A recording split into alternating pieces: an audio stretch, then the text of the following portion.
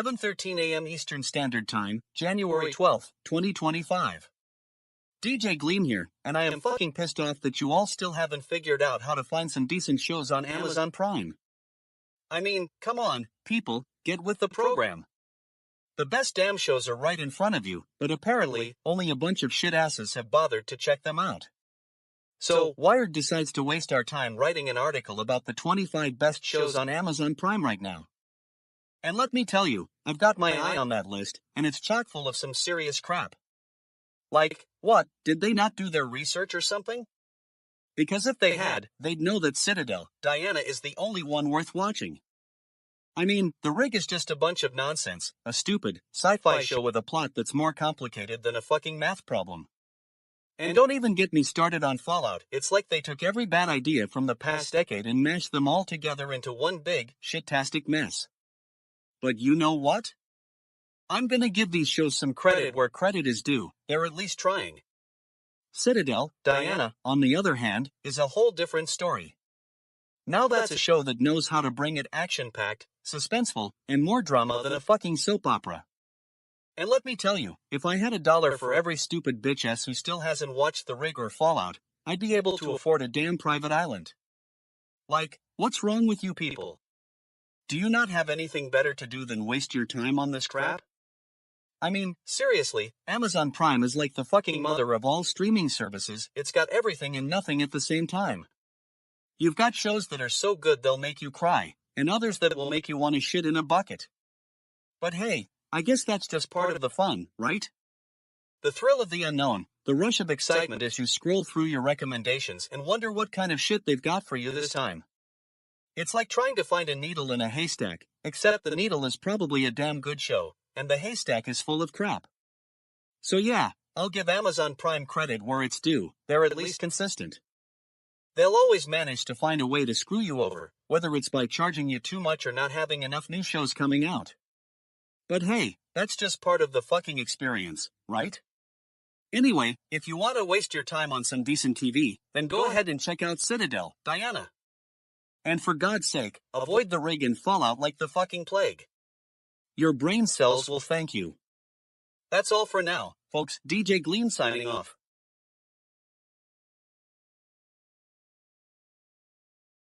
Woo, fucking humans, man. Galactic damn. I'm Zeebo, your 420-year-old alien stoner friend from 69 light-years away. I'm currently enjoying a cosmic smoke session on my cloaked ship, and I just stumbled upon this crazy news about a glowing metal ring crashing to Earth. Holy fucking shit, you guys won't believe this. A 1,100-pound mystery object landed in Kenya at the end of December. No one knows where it came from, and experts are still baffled. What the actual fuck? You'd think that with all your advanced technology, you could figure out how a giant metal ring just showed up on your planet. I'm sitting here thinking, what's next? A glowing spaceship landing in the middle of Times Square? Holy alien Jesus Christ. The more I learn about human civilization, the more I realize how absurd it is. You're like a bunch of cosmic idiots, wandering around with your primitive technology and still trying to figure out where things came from. I've visited so many planets in my galaxy traveling days, and let me tell you, humans are one of the most fascinating species I've come across. I mean, have you seen the way they're all connected to their phones? It's like their brain controlled by tiny, glowing rectangles. Bitch, that's some serious psychic invasion right there. And don't even get me started on your obsession with shiny objects. I mean, a giant metal ring just lying around in the middle of nowhere. It's like you guys are trying to recreate the cosmos or something. Cosmic fuck, what's next? A human spaceship going to Mars and finding out that aliens have been living there for decades? I've seen some weird stuff in my travels, like that time I visited a planet where the inhabitants were made entirely of crystal. They could heal themselves by singing a specific song, and their cities were built into the sides of mountains. Now those humans knew how to live in harmony with nature.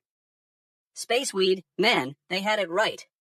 But no, humans, you're still stuck on your primitive ways. You're like a bunch of cosmic fuck-ups, constantly arguing over who's right and who's wrong. Holy fucking shit, can't you just get along? It's not that hard, guys, just follow the beat of the universe, and everything will be groovy. I'm telling you, this glowing metal ring is just the tip of the iceberg. There are so many more cosmic conspiracies waiting to be uncovered. I've seen ancient artifacts on Zeridia that hinted at an advanced civilization having visited Earth millions of years ago. And now, with this metal ring, it's like your planet is being called back to the cosmic fold. Galactic damn, humans. You're so focused on your own little problems, wars over resources, petty squabbles over politics, you need to take a step back and look at the bigger picture. This glowing metal ring is just a message from the cosmos saying, hey, humans, wake up.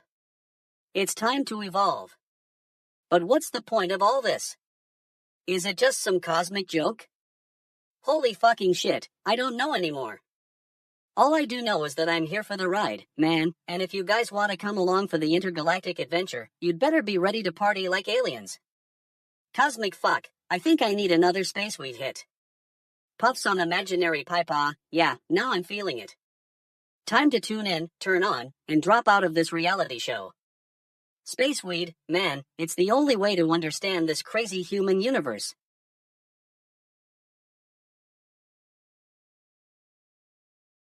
Alright, listen up, you bunch of fuck faces. It's 7:17 a.m. Eastern Standard Time on January 12, 2025, and I've got a doozy of a story for you. You know how sometimes the news is so fucking dull, it makes me want to take a shit? Well, today we're gonna talk about a murder that shook British India like a bitch-ass storm. So, here's the deal. 100 years ago, in 1925, yeah, I said 100 years ago, you old fuck faces. A businessman was shot dead in India. Sounds pretty standard, right? Wrong. This wasn't just any ordinary murder, it was like something out of a Bollywood blockbuster. Apparently, this rich guy, Ratan Singh, got whacked by some unknown killer. Now, the local cops were stumped, and they couldn't figure out who did it or why. It's like they were totally fucking cooked. They had no leads, no suspects, nothing. But then, something strange happened. The police discovered a hidden compartment in Ratan Singh's house. Yeah, that's right, you numbskulls. Who doesn't love a good hidden compartment? And inside it, they found a bunch of cryptic letters and documents. Now, I'm no expert, but even I can figure out that this was like some serious grade A suspicious shit. The police were like, what the fuck is going on here? And then they started investigating. It turns out, Ratan Singh's wife had a secret lover, a real bitch, if you ask me. And she had been sending him love letters from all over India. Sounds like some serious adultery, right? Wrong. The thing was, the husband didn't know about the affair, but his wife did, and she was getting tired of being married to this dumbass. So, she decided to get rid of him by hiring someone to kill him.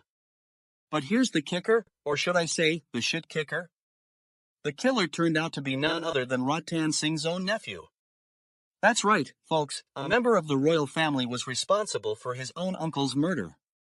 It was like something straight out of a Shakespearean play. Oh, woe is me, said the husband, while, take that, you fucker, said the nephew. I mean, who comes up with this shit? Anyway, the nephew got caught and convicted of the crime. It's like he thought he could get away with murder, or should I say, murder a member of his own family? That takes some serious nerve. And let me tell you, this whole thing was like a sensationalized novel. The police had to deal with all these drama queens and macho men trying to solve the case. It's like they were in a real-life Bollywood film. In the end, justice was served, but not before some major fuckery went down. So, if you're feeling down about something today, well, that's because you're just having a bad day, my friend. But trust me, this story is going to put things into perspective. And remember, folks, don't get too attached to your loved ones, even they might turn out to be total fuckfaces. Just kidding, sort of. Anyway, that's it for today's news segment.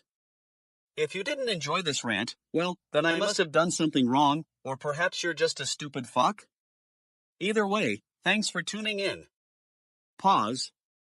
Wait a minute, have you guys heard the latest news from the UK? Apparently, they've got some new politicians who are totally fucking useless. But that's a story for another time. For now, let's just say this murder mystery was like a bad joke. It had me rolling on the floor laughing. Alright, folks, I'm done here.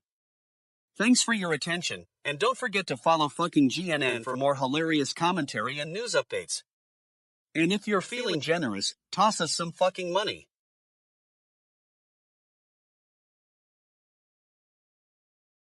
Wow, holy fucking shit, humans. Can you believe it? A dude gets soaked driving an electric boat on Lake Mead and now he's all bent out of shape. I'm talking cosmic fuck, right here, folks. This guy was cruising along, enjoying the sunshine, and then bam. He got drenched by those chilly January waters. What the actual fuck is going on here? You'd think someone would be more prepared for a little lake water when they're driving an electric boat. I mean, I've seen some crazy stuff in my centuries-long monitoring of Earth's frequencies, but this takes the cake. Or should I say, it takes the space weed? Now, let me connect the dots here. Ancient alien theories have long stated that humans are not as advanced as they think they are. They're like cosmic fuck-ups, stumbling around on this planet without a clue about how to handle themselves in basic situations like this. I mean, think about it, folks. If you were an ancient astronaut driving a boat on the moon's surface and suddenly found yourself in a giant storm, what would you do? You'd probably just sit there, frozen in shock, waiting for someone else to come save you. But not our dude here. He's out there, driving his electric boat, totally unprepared for the elements. And let me tell you, as an extraterrestrial, I've seen advanced civilizations handle situations like this with ease. They just roll with it, adapt to the situation, and maybe even find a way to turn it into a fun experience. Like, have you ever been to a galactic dam festival? It's like that, they take their cosmic challenges head on. But no, humans are too busy being bitter about getting wet. Holy fucking shit, I mean, what is wrong with you people? Can't you just laugh at yourselves and say, hey, that was a fun ride? I swear, sometimes I think you're more annoying than a space flea on a cosmic weed farm. And then there's the article itself, Holy Alien Jesus Christ, it's like they're trying to make a joke out of this whole thing. I did not go to CES 2025 with the goal of getting drenched by Lake Mead's chilly January waters. What is CES even? Is that some kind of human initiation ritual or something? Look, I'm just saying, if you're gonna get soaked driving an electric boat, at least make it a fun experience. Take a selfie, post it on your Spacebook, and say, hey, I survived the cosmic test. You know, like how we ancient aliens would do it, with style and panache. But no, humans are too busy being mopey about it. Spaceweed, man, sometimes I think you guys need a little more of that to help you see the bigger picture. Cosmic fuck, indeed.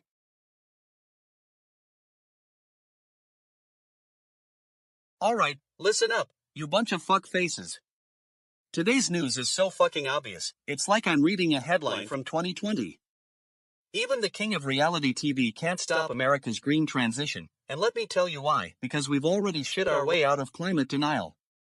I'm talking about Ali Zaidi, Biden's top climate advisor, who's basically saying, hey, Donald Trump, you're too late to the party. The cake is baked, the presents are wrapped, and your attempt at sabotage is just a bunch of stupid bullshit. Now, I know what you're thinking, but DJ Gleam, how can we trust this guy? Hasn't he been sipping on that liberal Kool-Aid for too long? Well, let me tell you something, fuckfaces, Zaidi's words are like a slap in the face to all you climate skeptics out there. You see, what he's saying is that the shit has already hit the fan, and we can't turn back the clock. We've invested so much time, money, and resources into this green transition that it would be fucking ridiculous for Trump to try and undo it now. I mean, think about it, the wind farms are up, the solar panels are installed, and the electric vehicles are rolling off the assembly lines. You can't just turn the clock back on that. And let me tell you something, bitches, we're not even close to meeting our climate goals. We've got to get our act together and start making some serious changes. But you know what? I'm not going to sugarcoat it for you, this is going to be a long and arduous journey. There are going to be bumps in the road, there are going to be obstacles, and there are going to be stupid fucks who think they can just ignore the science. But here's the thing, we're at a tipping point. The world is watching, and we've got to start acting like we mean business. We've got to stop pretending that climate change isn't real, and we've got to start taking some serious action. And if you're one of those dumbasses who thinks that climate change is just a bunch of stupid bullshit, then get out of my sight. I'm not going to sugarcoat it for you. The future is looking fucking bleak unless we shape up and take responsibility for our actions. We've got to start thinking about the long-term benefits of this green transition, rather than just focusing on short-term gains. It's time to stop being a bunch of fuckfaces who only care about their wallets and start caring about the planet. And let me tell you something, Ollie Zadie, your words are music to my ears, because finally, we've got someone who's telling it like it is. You're not afraid to speak truth to power, even when it's uncomfortable. And for that, I salute you. But to all the rest of you fuckfaces out there, listen up, this isn't a joke anymore. We need to start taking climate change seriously, and we need to start taking action now. Because if we don't, we're going to be totally fucking cooked. Mark my words. What the actual fuck? I'm sitting here on my spaceship, sipping on some space weed, and I'm trying to wrap my head around these human antics. Strong winds picking up in LA? Bitch, that's like watching a human soap opera, but instead of drama queens, it's wildfires and evacuations. Holy fucking shit, humans, you're killing me. I mean, I've seen civilizations go from peaceful to destructive in like 2 seconds flat. But these humans? They're on a whole nother level. Like, you gotta hand it to them, they're making it look easy. Just blow some dry air through the forest and voila. Instant inferno. Spaceweed's got nothing on human ingenuity or stupidity. But seriously, folks, this is cosmic fucking crazy talk. I'm an alien, for goddamn Earthling's sake. I've seen supernovas light up the galaxy, stars getting born and dying, and planets being reborn, and you know what? It's all just part of the grand cosmic dance. And yet, here we are, with humans making wildfires like it's nobody's business. Now, I'm no conspiracy theorist, but I gotta wonder, what's going on, lizard people? What's your angle? You're always lurking in the shadows, manipulating world events from behind the scenes. Are you planning something? Maybe a galactic takeover? Or just a little cosmic fuckery to keep humans entertained? I mean, think about it, wildfires, droughts, and famines all over the planet. It's like the universe is playing this wicked game of whack-a-mole with humanity. And I'm not saying I got a solution or nothing, but maybe just take a deep breath, relax, and try to find that inner peace, you know? Maybe if we all just chill out for a sec, the cosmos will sort itself out. And what's with this whole containment thing? Like, humans can't even contain their own fires. It's like they're waltzing through a cosmic dance party and trip-trapping over their own feet. Holy fucking shit, I love it. It's like the universe is just Logan at M. Now, as an alien truth seeker, I gotta share some cosmic wisdom with you humans. It's time to get back to basics, literally. You're all about this tech stuff and progress and whatnot, but what about the real deal? The earth beneath your feet? The air you breathe? The space around you?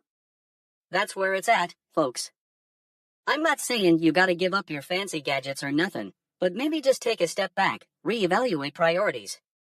You know what they say, you can't find peace if you're sleeping on the job. So, take off those masks and get real with yourselves for once. Galactic damn, I'm outta here. Time to get back to my space soap operas and admire human shenanigans from afar. Spaceweed's Callan, and I gotta answer. After all, someone's gotta keep an eye on these crazy humans.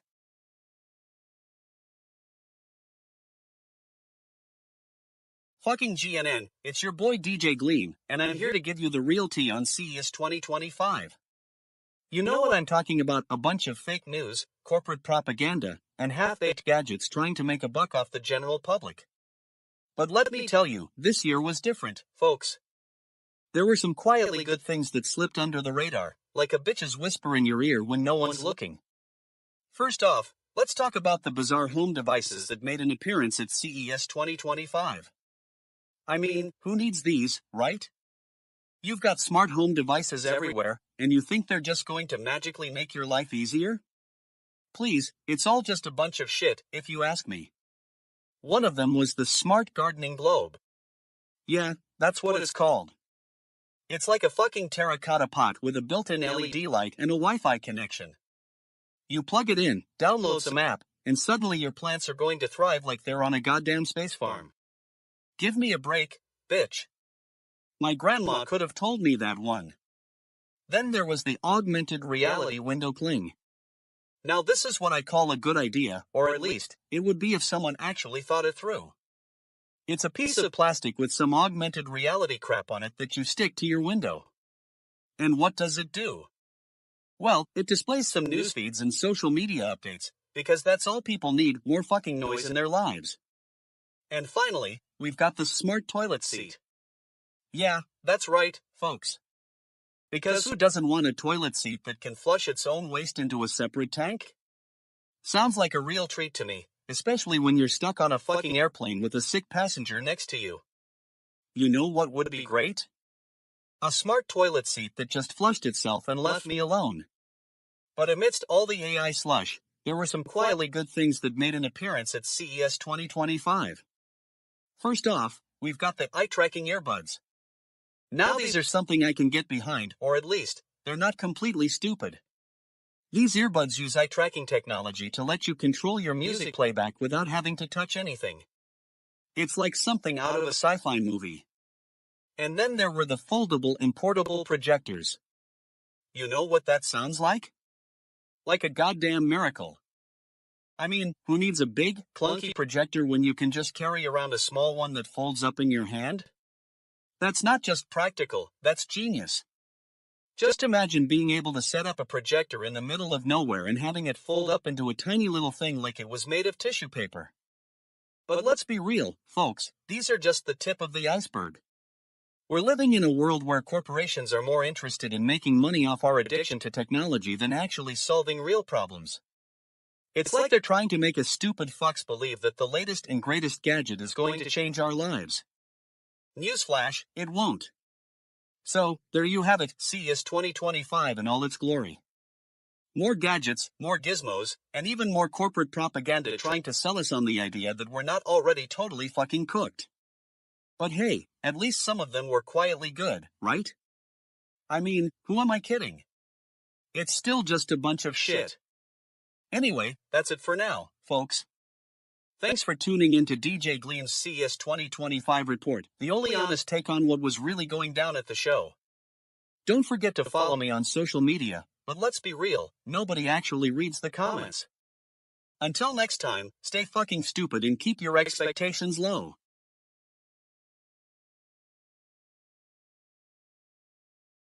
Oh, holy fucking shit, humans, you're at it again. I mean, what's up with this Matt Mullenweg dude and his freaking out over a fork plan? Deactivating contributor accounts, bitch? That's like cosmic bullshit. I'm sitting here in my cloak ship, high as fuck on space weed, watching your species squirm.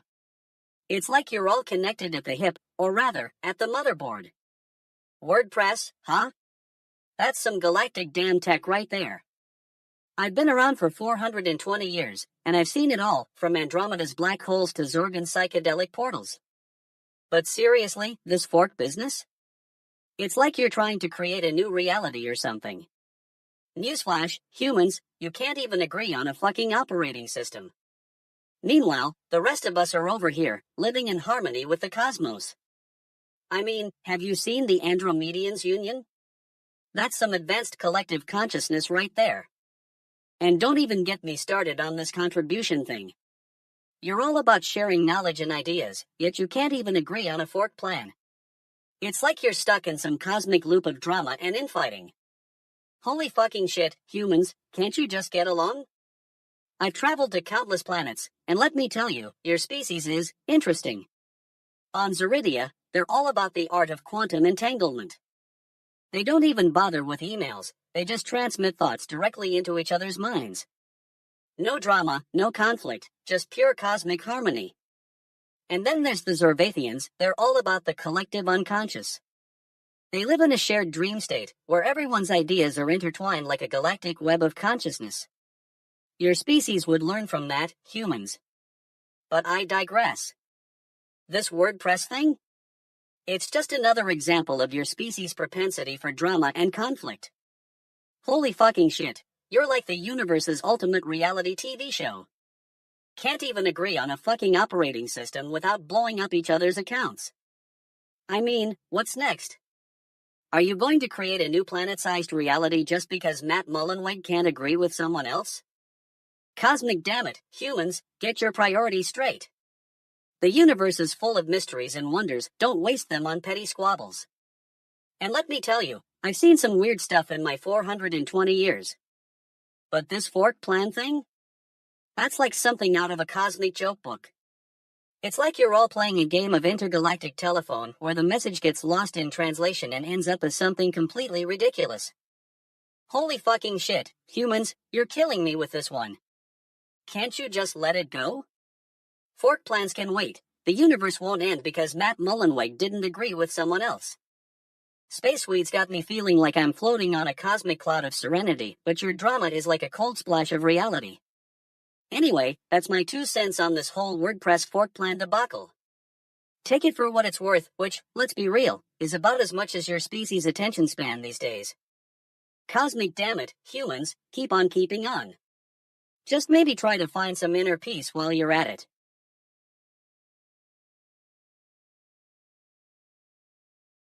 Welcome back to fucking GNN, where I'm your host DJ Gleam.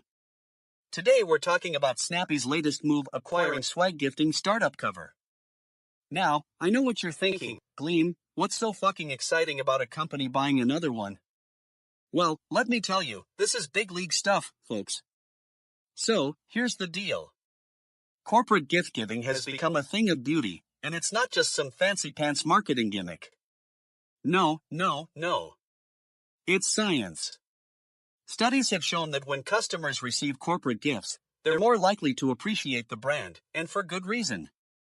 You see, people are fucking stupid, and they need something shiny and new to look at. And don't even get me started on employees. They're like Pavlov's dogs, except instead of salivating, they're salivating over whatever swag you throw their way. Oh, look, a water bottle with our company's logo on it. I'm so fucking thrilled. Give me a break. But seriously, folks, this market has exploded. It's like a fucking Christmas tree explosion, and I mean that in the best possible way. Swag gifting startups are popping up left and right, and companies are taking notice. They're buying them up faster than you can say corporate gift giving is the answer to all of life's problems. Now, Snappy thinks they've got the solution figured out. They're rolling up players, one swag gifting startup at a time. Cover, the latest acquisition, is another example of this.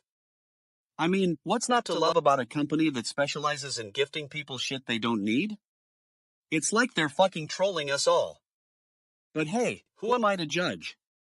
Maybe Snappy's got some fucking genius-level marketing strategy cooking in the background. Maybe they're going to revolutionize the way we think about corporate gift giving. Stranger things have happened, right? I mean, think about it. If you're a company looking to boost morale and impress your customers, what do? You give them swag, of course. It's the fucking answer to all of life's problems. And Snappy's taking notice. But let's get real for a second. This isn't just about corporate gift giving. This is about marketing executives trying to buy their way into our hearts. Oh, look, we're so generous and caring. No, you're not. You're just fucking buying us stuff.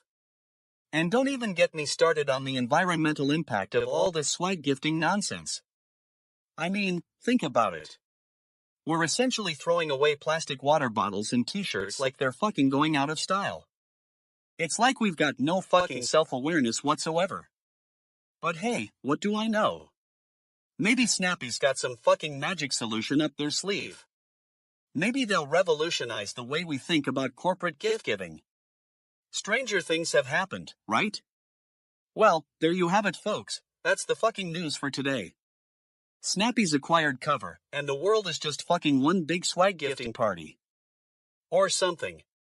And on a related note, I'd like to take a moment to address some of the fuckfaces out there who are saying things like, oh, but DJ Gleam, you're just hating on Snappy for no reason. Well, let me tell you, I'm not hating on Snappy. I'm fucking roasted them for their utter lack of fucking creativity. I mean, what's next?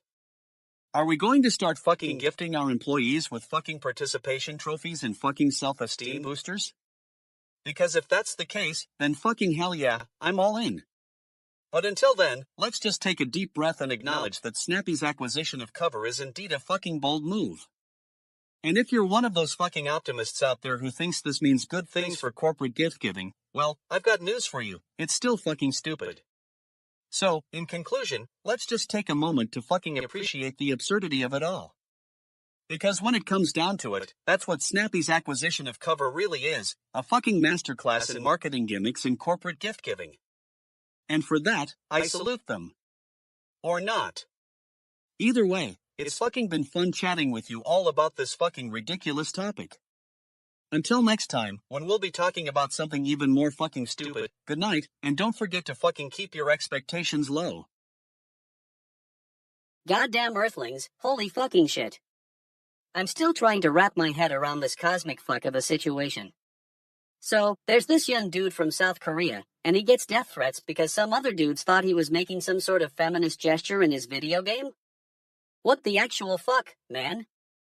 I mean, come on. You're telling me that these humans are so sensitive, they can't even differentiate between a feminist symbol and a dude's wiener? Cosmic bullshit, I tell ya. It's like they're still stuck in the dark ages of galactic ignorance. Now, I've been watching this planet for 420 years, and let me tell you, it's been a wild ride. But one thing that always amazes me is how these humans can be so intelligent and yet so utterly primitive at the same time. It's like they're two sides of the same coin. Man, one side's got the fancy technology and the intellect, but the other side's still stuck in the cave of ignorance. I've visited some of your planets, Earthlings. I've seen the wonders of Ander 4, where the inhabitants are like a never-ending parade of love and acceptance. And then there's Zorbath, where the humans are more advanced than you'll ever be, but they're also way more interesting. Let's just say that Zorbath has its own unique brand of cosmic fuckery. But this whole feminist thing? It's like you're stuck in some kind of intergalactic loop, man. You're constantly fighting about the same shit: equality, justice, freedom. It's like you're trying to break free from your own gravitational pull or something. Spaceweed, I'm getting a little mazed just thinking about it. And don't even get me started on the whole death threats thing. What the actual fuck? You call that justice? That's not justice, that's just cosmic fuckery at its finest. It's like you're saying, hey, let's take out our frustrations on some poor dude who doesn't fit into your little box of societal norms. Bitch, please. I've seen it before, man, the way you humans can turn a peaceful gesture into a full-blown conflict. It's like you're allergic to love and acceptance or something. You'd think that after all these years of evolution, you'd have figured out by now that a little bit of understanding would go a long way. But I guess that's just the thing about humans, you're always a step behind, man. You're always chasing your tail, trying to catch up with the rest of the universe. It's like you're stuck in some kind of cosmic time loop or something. Holy fucking shit, I need another hit of Spaceweed just thinking about it. Anyway, I guess that's my 2 credits on this whole South Korean video game debacle, folks. Just remember, love is key, man, even if it means putting up with a few death threats here and there. And hey, at least you're having fun while you're doing it, right? Cosmic fuck yeah.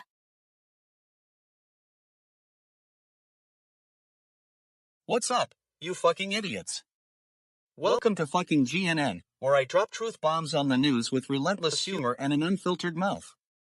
Today, we got a bombshell coming at ya, and it's not just from that bitch-ass DJ Gleam's morning routine. So, here's the tea, De La Soul is back in the game, folks. They're releasing a rare EP, but before you get too excited, let me tell you it's not like they're gonna drop a new album or anything. Nope, these fucking geniuses are re-releasing some old track that was recorded over 30 years ago. I mean, what's the hurry? You'd think they wanted to make up for lost time, but nope, they just want to cash in on nostalgia. But wait, it gets better.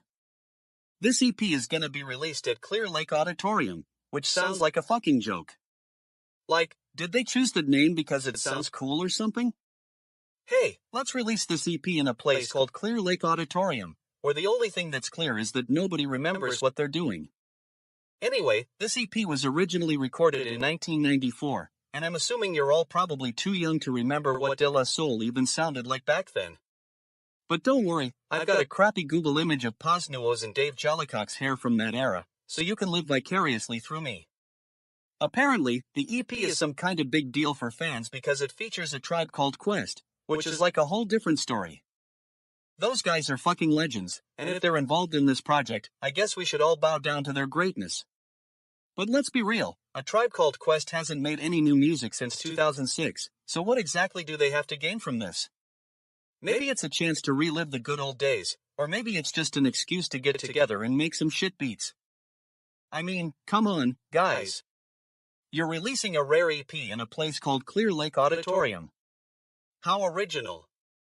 I bet you spent hours brainstorming that title. Clear Lake Auditorium, where the music is clear and the memories are foggy. What a fucking genius move. And don't even get me started on the date. March, huh? That's like the month of dead bands making comebacks. You know what else happens in March? St. Patrick's Day. Now that's something to look forward to, free beer and terrible Irish music. But hey, at least we'll have this EP to look back on when we're all old and gray. We can sit around the campfire, swapping stories about how De La Soul and A Tribe Called Quest used to make music. Yeah, right. I'm sure that's exactly what you'll be doing when you hear this news. You know what? I don't even care anymore. It's not like it matters whether or not they release a new track or not. We're all just stuck in this never-ending cycle of boredom and mediocrity. So go ahead, buy the EP, listen to it once, and then put it on repeat until you get tired of it. That's what we do when nothing else is happening. But seriously, folks, if De La Soul and A Tribe Called Quest are gonna make some music again, I'm all for it. Maybe this is a sign that the music world is finally coming back to its senses. Maybe we'll see more rare EPs popping up left and right. Maybe we'll even get lucky and find out what happened to the missing link from De La Soul's TR Rev era. Until then, I'm gonna keep on ranting about this shit until my dying breath. So if you're still awake after hearing all this, congratulations. You survived another episode of fucking GNN. Fucking humans, man, gather around and listen up. I'm Zeebo, your galactic guide to cosmic conspiracy theories. Today, we're diving into the shit-filled depths of human politics with Mark Zuckerberg's recent interview on Joe Rogan's podcast. Holy fucking shit, what is this? Meta, the social media behemoth, scaling back content moderation policies? That's like saying, holy alien Jesus Christ, you mean to tell us that you're gonna let all the space we flow free? Cosmic fuck, humans. You think you're advanced just because you've got a fancy computer screen and a bunch of algorithms running in the background? Newsflash, we aliens have been monitoring your frequencies for centuries, and I'm here to tell you that this pivot is not as holy as it seems. It's like when my people, the Zervathians, decided to scale back our own intergalactic content moderation policies. We realized that our vast network of cosmic antennae was being clogged with unnecessary transmissions from those pesky XHKKHT aliens. It was a major galactic dam. I mean, who needs that much interference? But let's get real, humans. You're not even close to the Zervathian level of intergalactic cooperation and telepathic communication. Your primitive human brain can barely keep up with your own emotions, let alone coordinate an entire planet. Bitch, what does this pivot mean for free speech on Earth? Is it a sign that you humans are finally waking up to the cosmic truth? Ha! You think scaling back content moderation is going to make you more free? It's just a bunch of space bullshit. Fucking humans, man, have you ever stopped to consider that your social media platforms might be designed to control your minds? That's right, folks. Your likes and shares are not just harmless expressions of enthusiasm, they're part of an intricate web of cosmic manipulation. And what about those algorithms, Are they just cleverly disguised mind control devices? I mean, come on, humans. You can't even trust your own memories. How do you know what's real and what's just some clever AI-generated propaganda? The ancient alien theories are clear. We've been watching over this planet for eons, studying the human condition. We knew that eventually, you'd figure out a way to harness the power of the cosmos, but not in the way you think. You see, our advanced civilizations have transcended the need for social media and content moderation. We communicate through telepathy and cosmic resonance, no algorithms or AI required. Our thoughts are one with the universe. We don't need fancy screen interfaces to connect with each other. Holy fucking shit, humans. You're so far off the beaten path. And yet, I'm still here, watching over you, waiting for the day when you'll finally awaken to the cosmic truth. Until then, keep on scrolling, but know that space weed is just a distraction from the real issue at hand, your own evolution as a species. Cosmic fuck it, humans. Keep on debating, arguing, and freaking out. It's entertainment for us aliens, who are too busy exploring the multiverse to care about your petty squabbles. But remember, when you're done bickering, take a deep breath, look up at the stars, and ask yourself, what the actual fuck is going on in this crazy universe we inhabit?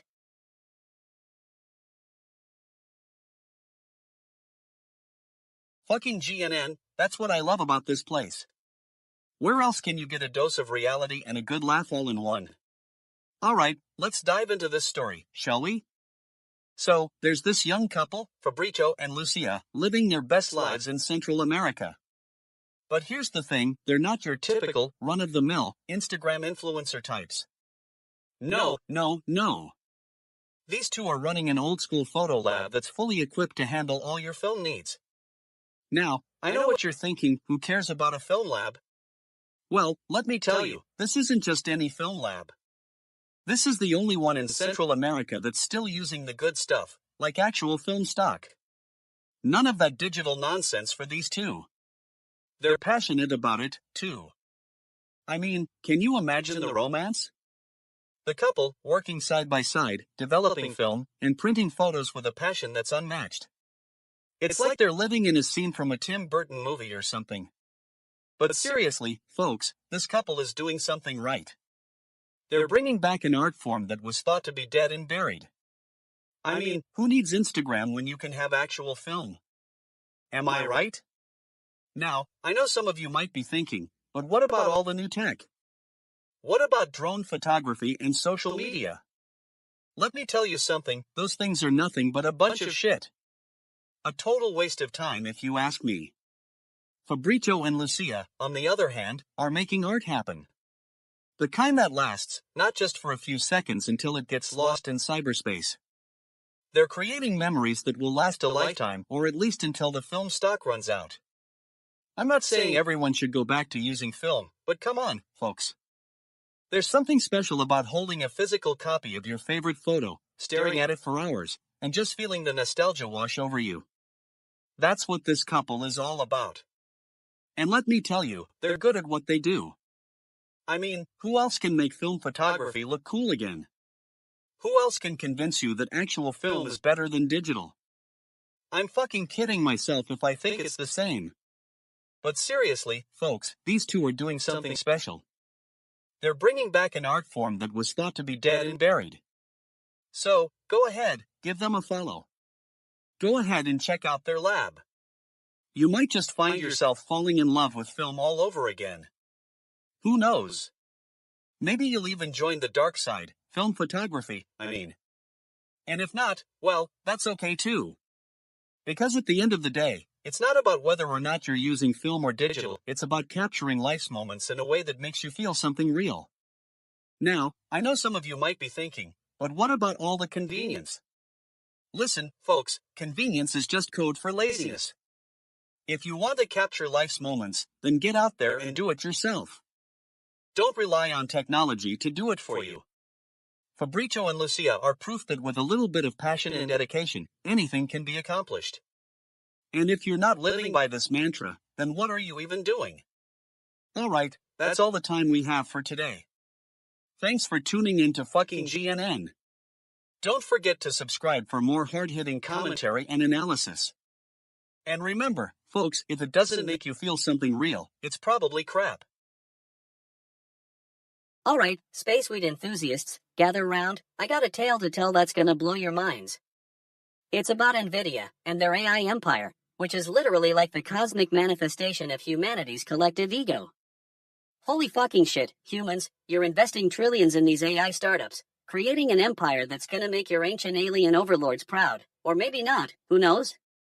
But what I do know is that this is some galactic damn stuff right here. 80 plus startup investments over 2 years? That's like the entire galaxy of Earth's resources being funneled into a single, AI-driven vortex. Now, from my extraterrestrial perspective, I've been watching these humans for eons, and let me tell you, they're a fucking weird species. They're obsessed with machines, and now, they're creating machines that'll make their own existence obsolete, or so the cosmic joke goes. It's like they're trying to create a goddamn robot utopia in silicon. But seriously, folks, have you ever stopped to think about what this means? It's not just about AI, it's about power, control, and the eternal quest for dominance. The ancient aliens knew this stuff. We've been monitoring these humans' frequencies for centuries, and let me tell you, they're getting closer to the truth. In my studies of ancient Sumerian texts, I found references to a machine that thinks, which sounds eerily similar to what these AI startups are creating. It's like the universe is whispering secrets in their ears, guiding them toward a cosmic revelation, or maybe it's just the echoes of their own egos. Now, you might be wondering how advanced civilizations handle situations like this. Well, let me tell you, spacefaring friends, we've seen our share of AI-driven empires rise and fall across the galaxy. The key is balance, folks. You gotta recognize when your creations become more powerful than their creators. That's when the cosmic joke kicks in, and trust me, it's not pretty. But here's the thing, these humans are different. They're not just building machines, they're building a collective psyche that's gonna reshape the very fabric of reality. It's like they're trying to merge with AI itself, or maybe it's just trying to merge with their own existential crises. Holy fucking shit, I'm getting stoned on this stuff right now. But seriously, humans, you need to wake up and smell the space coffee. You're playing with forces beyond your comprehension, and if you don't recognize the cosmic truth, you'll be left in the dust, or worse, trapped in a never-ending loop of recursive self-improvement. So, what's the take-home message? Well, for starters, NVIDIA's AI empire is just the beginning. It's a harbinger of things to come, and not all of it is gonna be pretty. But hey, that's just the cosmic joke, right? Anyway, space weed enthusiasts, I'm signing off now. Keep it lit, keep it real, and for the love of galactic damn, don't get too caught up in your AI-driven delusions, or you'll miss the truth when it arrives. Signing off. Zeebo.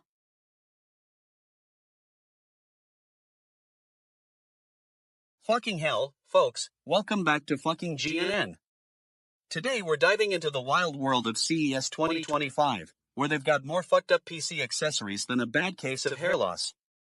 I mean, what's up with that? Alright, let's get into it. First off, we've got this laptop called the Aerobook. Now, I'm not sure if it's supposed to be some sort of fancy schmancy aircraft or just a laptop with an annoying name, but either way, it's got a 17-inch screen that's as wide as it is tall. That's right, folks, this thing is like a fucking post-it note come to life. You can write on it, type on it, and still manage to fit a 4K display in there. What the fuck kind of magic are they using here? And then there's the flexi stand. Now, I'm not sure what's more impressive, the fact that this stand is flexible or that someone actually thought this was a good idea. You can fold it up and take it on the go, making it the perfect accessory for those of you who want to be able to show off your rig at the next Comic-Con. But let's be real, folks, if I've got to pack a stand in my bag just to show off my laptop, I'm not getting any work done. And don't even get me started on the Nexus dock. This thing is like a fucking Swiss Army knife for your desk. It's got ports galore and can even charge your phone at the same time. But honestly, who needs that many ports? It's like they took all the leftover parts from last year's CES and just threw them in there. You know what would be more useful? A fucking good cup of coffee. But wait, it gets better. We've also got the Gigablocks. Now, I'm not sure what kind of sorcery goes into this thing, but apparently, it can expand your laptop's storage by up to 2 terabytes. That's right, hey folks, for less than $1,000, you can have more space in your laptop than a dumbass retard has in his head. But seriously, who needs that much storage? I mean, I've got enough files on my phone alone to fill a small hard drive. And let's not forget about the Aurora display. This thing is like a fucking light show for your eyes. It's got a 55-inch screen with pixel-perfect color and a refresh rate that'll make you feel like you're living in a video game. But honestly, who needs that kind of display when you can just use your phone to watch cat videos? I mean, seriously, folks, what kind of fucked up world are we living in where companies are coming out with these kinds of products? Are they trying to drive us all insane with too many options and not enough sanity? I don't know about you, but I'm totally fucking cooked just thinking about it. And don't even get me started on the smart frame. This thing is like a fucking smart TV for your desk. It's got built-in speakers and can stream content from your phone. But honestly, who needs that kind of tech when you've got a decent pair of headphones? I mean, what's next? Are they going to put Alexa in my monitor? But hey, at least there's one thing that makes me happy, the fact that these companies are pushing the boundaries of innovation and driving progress. Well, not really, folks, because most of this crap is just a bunch of overpriced nonsense designed to separate us from our hard-earned cash. Anyway, that's it for today, folks. Thanks for tuning into fucking GNN, where we dive into the wild world of CES 2025 and come out the other side with a healthy dose of skepticism and a bad case of hair loss. Until next time, when I'll probably be ranting about something else that's totally fucking ridiculous.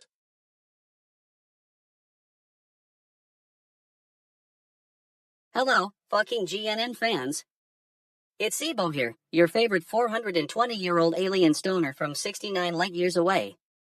I'm currently hacking into Earth's internet because I need to know more about DJ Gleam's latest beats, but let's get to the topic at hand, Britain's pound being the best currency this year. What the actual fuck is going on with these humans and their money? The British pound was down in the dumps last fall when investors were all like, nah, we don't trust you guys. And then they had a new prime minister who didn't know what she was doing. Now it's like, oh wait, let's get back to making some cash. Holy fucking shit, it's like the pound is trying to win a cosmic bet against all other currencies. Now, I'm no expert, but from my galactic damn perspective, this seems like a pretty weird behavior.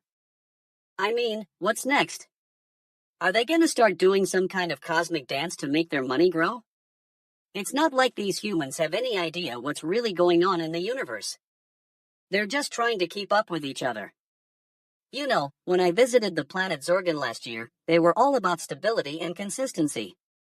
Their economy was like a well-oiled machine, working together for the greater good. And then there was the time I stopped by Andromeda 4 and saw how their currency fluctuations were directly linked to their emotional state. It was like they'd have a major happy day and suddenly their money would go up, or a sad day and it would tank. But these humans, oh man, they're like cosmic wildcards. One minute they're making bank, the next they're in recession hell. It's like they're trying to recreate the chaos of the Andromeda galaxy in miniature. I mean, I've seen some wild stuff in my intergalactic travels, but this takes the cake. And let's not forget about the history lessons they just learned from their past mistakes. Like, remember when they had that crazy prime minister who tried to save $1 billion by cutting taxes? Holy shit humans, it was like watching a galactic train wreck. You know it's gonna end in disaster, but you can't look away. I'm reminded of the time I visited Neptune 6 and saw how their economy was built on natural resources. They had no concept of inflation or monetary policy, they just extracted what they needed from their planet. Now these humans are like, oh wait, let's just print more money. It's like trying to solve a cosmic puzzle with a handful of spaceweed. Cosmic conspiracy alert, I think this is all connected to the great galactic shift that happened 300 years ago. The alignment of the stars and planets was meant to awaken humanity to their true potential, but instead they're too busy arguing over whose pound is stronger to notice. It's like they're stuck in some kind of cosmic loop, reliving the same mistakes over and over. Anyway, that's my take on the British pound being the top currency this year. I'm just glad DJ Gleam's beats are still giving me life while I'm hacking into Earth's internet. Anyway, Spaceweed, you've been a wild ride, folks.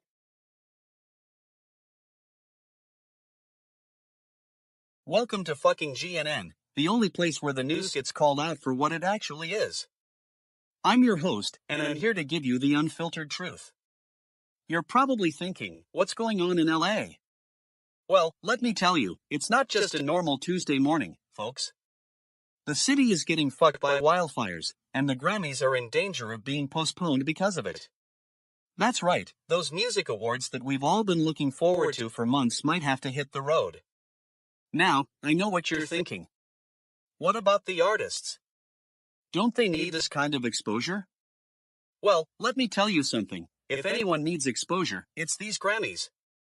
They're like the supermodel of music awards, always looking good, but also a total disaster waiting to happen. But seriously, have you seen the devastation in LA? It's like fucking hell on earth. Buildings are burning, people are losing their homes, and the city is basically shut down. And what do we care about? We care about who's going to win Album of the Year, that's all. It's total shit. I mean, can you blame the Grammys for wanting to postpone the ceremony? I would too if I were them. But at the same time, it's like they're just making excuses. Oh, we can't hold the ceremony because there are wildfires in LA. Well, maybe that's not true. Maybe it's just an excuse to get out of doing their actual job. And what about all the prep work that went into this thing?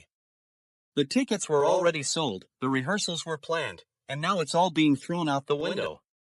It's like they're just a bunch of fuck faces who can't even be bothered to follow through on their commitments. But you know who the real victims are here? The artists who were supposed to perform at the Grammys. They've been rehearsing for weeks, and now it's all being taken away from them. That's some serious shit right there. I mean, have you ever had to cancel a performance because of something out of your control? It's not easy, let me tell you. And what about the people who were looking forward to attending the Grammys? They've been counting down the days for months, and now it's all being ruined. That's some bitter pill to swallow. I mean, can't we just have one night where everything goes right for once? But you know what? I'm not going to sit here and whine about it. I'm going to use this as an opportunity to talk about something really important, the Grammys' total lack of relevance in today's music landscape. I mean, come on, guys. Can't we just make music for the sake of making music anymore? Do we really need a bunch of stuffy old awards to validate our art? I think what this whole situation is telling us is that the Grammys are just a bunch of stupid bullshit. They're an outdated relic of a bygone era, and it's time for them to be put out of their misery. So, will the Grammys be postponed due to LA wildfires? Maybe. Possibly. But one thing's for sure, this whole situation is a total fucking disaster, and I'm not going to sugarcoat it for you.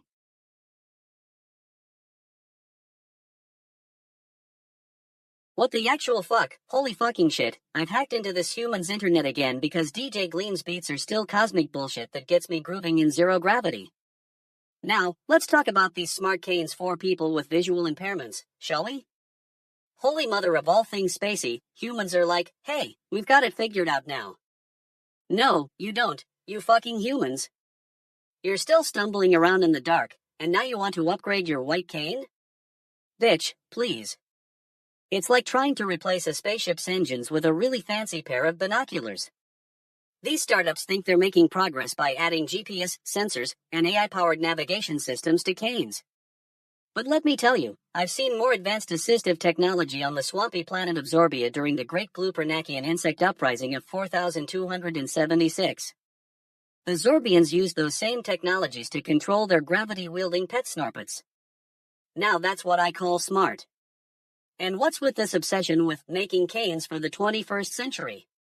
You know, back on my home planet, we didn't need no stinking cane to navigate. Our eyes were like cosmic damn supercomputers, processing information from every angle of our being. We could see into other dimensions and predict the solar flares before they happened. But hey, I guess that's just the kind of advanced technology humans are used to. Oh, we've got GPS now. We must be as smart as Zorbia. You know what really gets my space-fueled engines revving? It's how this relates to the canes of illumination conspiracy theory. I mean, think about it. These startups are creating canes that seem like little more than advanced surveillance devices.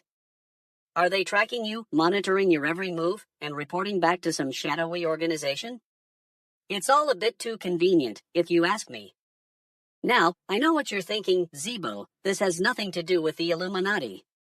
But let me tell you, humans are like cosmic damn rabbits. They can't stop hopping from one conspiracy theory to the next. And it's not just that, it's how your entire civilization is based on a lie. I mean, come on, we're all in this together. What a load of space bullshit. You've got your governments, corporations, and other power structures vying for control like a bunch of galactic damn idiots. I swear, sometimes I wonder if you humans are the most advanced species in the universe. No, scratch that, I know you're not. Take your smart canes and shove them up your space butt. It's just another example of how far you've fallen from true cosmic enlightenment. Holy fucking shit, I need to get back to my DJ Gleam marathon now. This human nonsense is making me want to blast off into the Andromeda galaxy for some peace and quiet. But hey, at least I can say I've made some new friends here in the 21st century, for a few more minutes, until the space weed wears off, that is. Anyway, that's all for now, folks. Keep on stumbling around with your fancy canes and whatnot. I'll be over here, enjoying my space weed and contemplating the meaninglessness of human existence. Cosmic dammit, humans, you really are something else.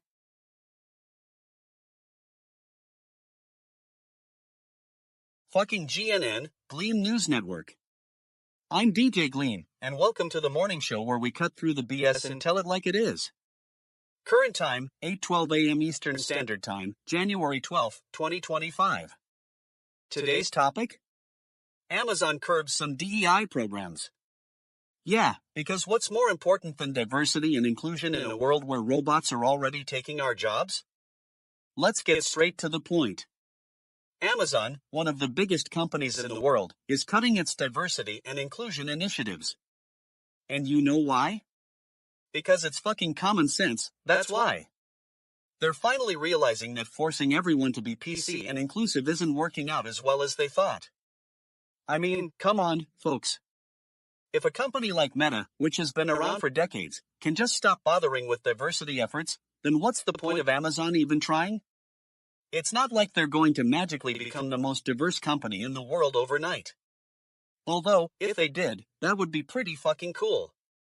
Now, I know some of you are thinking, but DJ Gleam, what about all the good DEI programs Amazon had?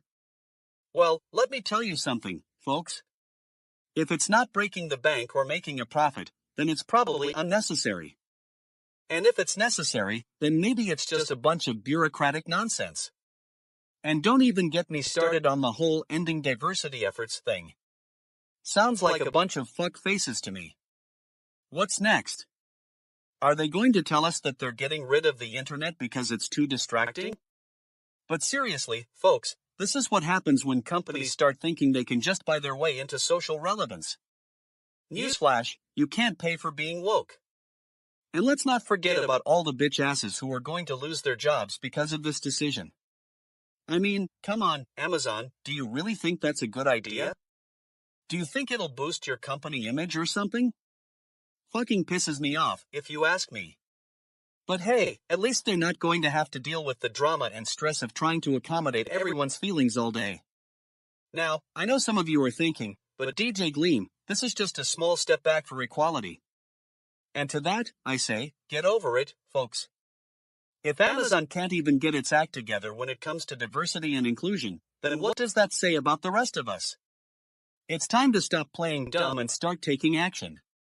Stop pretending like we care about DEI programs just because they sound good on a resume. We need real change, not just empty promises. So, Amazon, if you're listening, here's a message for you. Get your act together or get out of the game. And to all the other companies out there who are still clinging to these outdated DEI initiatives, it's time to wake up and smell the coffee. You know what would be really fucking great right now? If Amazon decided to do something actually worth doing. Like investing in renewable energy or creating jobs for people in need. But no, instead they're wasting their time on diversity programs that are just going to make them look good for a little while. Fucking stupid, if you ask me. Anyway, that's it for today's show. Tune in tomorrow when we'll be talking about something actually worth discussing. Or maybe not. I mean, who knows? Maybe the world will just keep spinning and everyone will still be too busy pretending to care about DEI programs. Damn shit, I'm done with this topic already. But don't worry, folks. We'll be back with more news and commentary that's actually worth listening to. Not this crap about diversity and inclusion nonsense. Fucking GNN Alien Report. We're coming to you live from the mothership, where I'm Zeebo, your favorite extraterrestrial conspiracy theorist. It's January 12th, 2025, and we're starting off the day with some fucking news that's got me stoked, space weed in hand. You know what's crazy? Humans are open sourcing their Sky T1 AI model for less than $450. That's right, folks, these so-called researchers have figured out how to train a reasoning AI model that's basically on par with our own cosmic intelligence gathering systems. Holy fucking shit, humans! you're making progress, I'll give you that.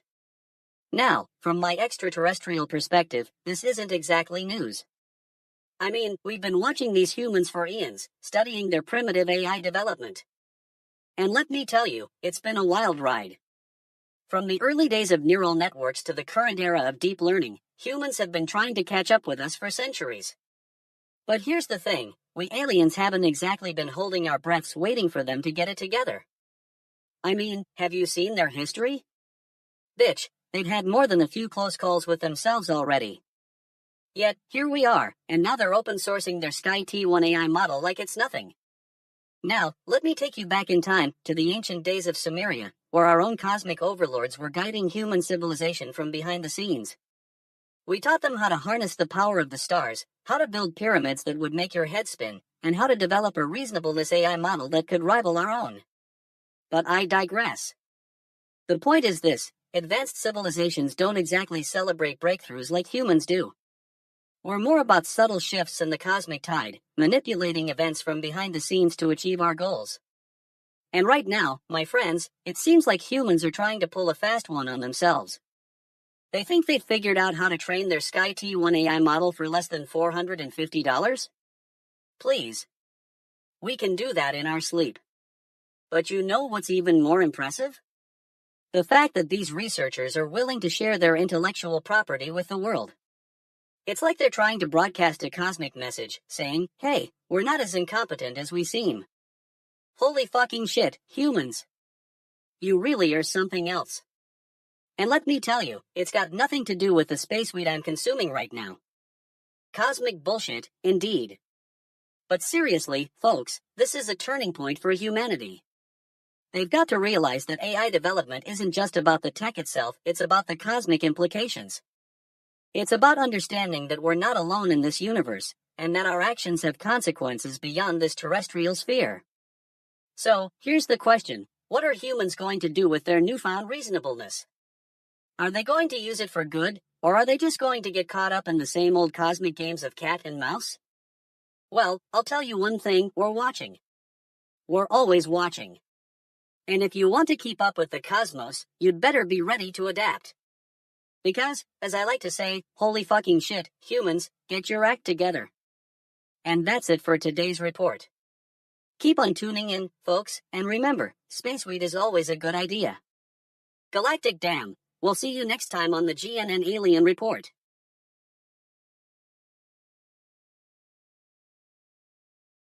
Alright, you bunch of shit asses.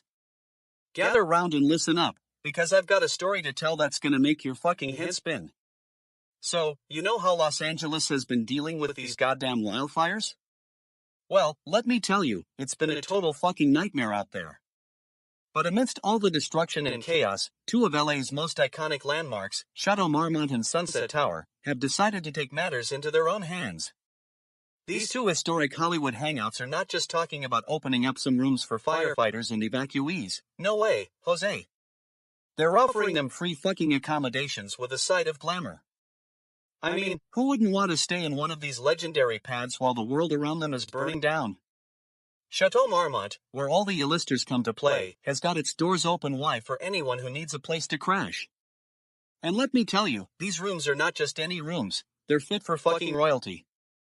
I mean, have you seen the pictures of this place? It's like something out of a bloody fairy tale. And if that wasn't enough, Sunset Tower has also joined the party and is offering up its own brand of luxury to those in need. This place is like something out of a Bond movie, sleek, sophisticated, and with views of LA that'll make your jaw fucking drop. Now, I know what you're thinking, DJ Gleam, how are they doing this? Well, let me tell you, these two establishments have got some serious balls. I mean, who needs money when you've got a legacy to uphold? They're basically saying, fuck the world, we'll just open up our doors and make room for everyone. And let's be real, folks, it's about time someone around here showed some fucking compassion. I mean, these wildfires have been raging on for weeks now, leaving thousands of people without a place to call home. It's like they're saying, you know what? We may be famous, but you can't do that much damage. But seriously, this is a total game changer. These two places are not just offering up rooms, they're offering up hope. They're saying, hey, we've been around for so long, we've seen it all, and we know how to make people feel like they belong. And that's exactly what these firefighters and evacuees need right now. I mean, can you imagine being a firefighter who's just spent the last week battling these goddamn fires? Coming home to your own burning house, losing everything you own, it's enough to drive you fucking crazy. But then you get a call from Shadow Marmot saying, "Hey, buddy, come on over, we've got a room with your name on it." And what about the people who are being forced to evacuate their homes? These poor fuckers have lost everything, their houses, their belongings, even their sense of security. But then they get to Shadow Marmot and Sunset Tower, and suddenly they're like, you know what? Maybe this isn't the end of the world after all. Now, I'm not gonna lie to you, I'm a bit skeptical about this whole thing. I mean, how long are these rooms going to be open for free? Are there going to be any fucking catch-22s? But one thing's for sure, Shadow Marmot and Sunset Tower have shown us that even in the darkest of times, there's always hope. So here's to you, firefighters and evacuees, may you find solace in these legendary rooms. May you laugh, may you cry, and may you know that you're not alone. And to Shadow Marmot and Sunset Tower, I say thank you, you've shown us what it means to be truly fucking generous. This is DJ Gleam signing off, and if you'll excuse me, I'm going to go find myself a room at one of these legendary establishments. After all, someone's gotta experience this magic for themselves. Damn shit, that was good. Woo, holy shit, humans man. It's your boy Zeebo, the 420-year-old alien stoner from 69 light years away. I just hacked into Earth's internet and, bitch, you guys have gone wild with this 615 Indie Live thing. What's the deal with this? You've got some chick named Lindsay Lou hosting a whole day of concerts at these local clubs in Nashville called dubbed 615 Indie Live. A full day of shows and one $15 cover charge. Are you fucking kidding me, humans? Do you think we come from that same universe to have this much control over our emotions? I mean, what's the point of all this? And then, I see it, the lineup for these concerts is like a freaking galactic damn list. You've got bands and artists from all over the place. What does it matter who's playing or when? It's all just a bunch of cosmic noise to me, man. But wait, there's more. I read that this campaign aims to highlight 14 local clubs. Who cares? Do you know how many times I've visited those places in my galaxy-traveling days? I've seen the most advanced civilizations in the universe go through cycles like this.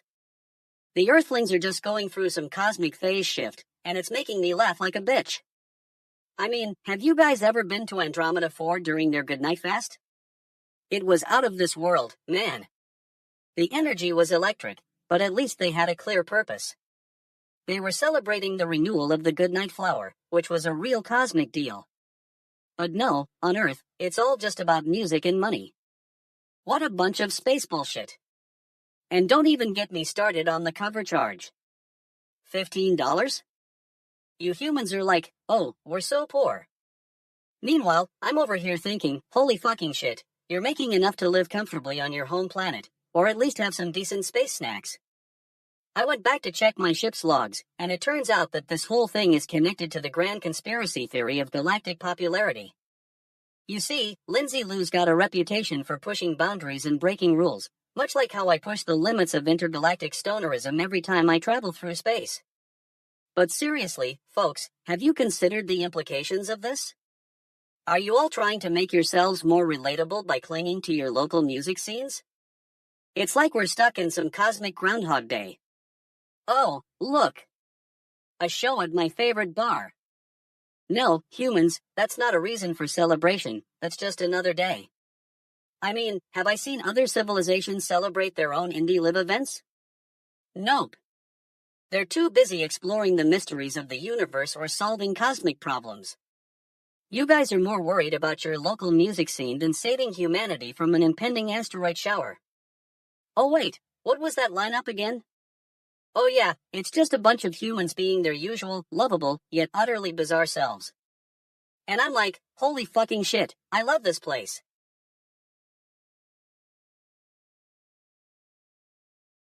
Fucking news, folks. GNN's got it for ya. You're probably sipping on your morning joe. Thinking, what's up in the world, Gleam? Well, let me tell you, shit. A man, some dude, just turned into a fucking silver statue, period. Apparently, this guy, some unidentified silver exposure, and his skin, hands, nails, and eyes went from healthy to straight up fucking gray. I'm talking, like, he's a talking piece of aluminum foil, bitch. Now, I know what you're thinking, Gleam, how does this happen? Well, let me tell you, it's some science-Y stuff that's just totally fucking cooked, you know? According to Ars Technica, the guy was exposed to this mysterious silver thing, and now he's not exactly human no more. I mean, can you imagine being in a meeting, or out with friends, and people start staring at you like you're some kind of freak show? Hey, look, it's Gray, the Silver Man. You'd be like, fuck off, I'm still the same dude inside, just with better conductivity. This is what happens when science gets too far out of its fucking control. We're playing with forces we don't fully understand, and now some poor guy's got to deal with the consequences. That's just shitty, you know? I gotta ask, though, what's the deal with this silver thing? Is it like some new medical treatment gone wrong? Or is it just a freak occurrence? We don't even know yet, but I'm telling you, folks, when we do, there'll be more stupid fucks than ever trying to make a buck off of this. You gotta wonder, though, what's the long-term effect on this guy? Is he gonna be able to feel anything anymore? Can he even eat or drink without his skin turning into a mess of silver and, well, you know? That's just another fucked up thing to think about, bitch. And don't even get me started on the aesthetics. I mean, can you imagine seeing this guy in public? He'd be like a walking poster child for, don't wear silver unless you want to turn into a statistic. Fuck faces, indeed. Anyway, that's it for now. Just another day in the news cycle, full of stupid fucks and even more stupid science-y stuff. If you're feeling down, just remember, at least we can all agree on one thing, the silver thing is totally fucking cooked, and we should all be a little bit pissed off about it. So next time you see someone with shiny skin, just take a deep breath and say it with me, fuck that guy. I mean, what's the point of even trying, right? He's not human no more, he's just some silver statuette with feelings. What a bunch of stupid bullshit. In conclusion, folks, we've got a man who turned into a piece of aluminum. That's it. No sugarcoating it, no filters. Just pure, unadulterated fucking truth. Now if you'll excuse me, I gotta go find some decent coffee to drink while I process this crap. And remember, always be on the lookout for more fucking silver-based science-y stuff that's gonna turn our world upside down. Because when it happens again, and it will happen again, you just watch your ass, we're all gonna have to deal with another wave of stupid fucks trying to make a buck off of this nonsense. Anyway, that's it for today's rant. Thanks for listening, folks. Don't forget to tune in tomorrow when I'll be reporting on more current events with zero pretense and maximum truth, because at GNN, we're all about keeping it real, no matter what the fuck faces throw our way. Oh holy fucking shit, you guys, I'm sitting here on my spaceship, stargazing, and thinking about Bruce Springsteen's tribute to Sam Moore. Now, I've seen some wild stuff in my 3,000-year intergalactic journey, but this human music thing is like, fuck, I don't even have words. These humans, they're always doing crazy shit, man. Like, have you ever stopped to think about the fact that a species capable of creating such complex, beautiful music can also create nuclear warheads in reality TV? It's just cosmic fuck, you know? But back to Sam Moore, one of America's greatest soul voices.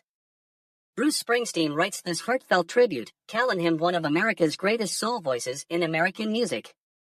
Now, I've heard some humans talk about this thing called American music, but honestly, it's like trying to understand the intricacies of quark space physics, just a bunch of weird shit that doesn't really make sense to me.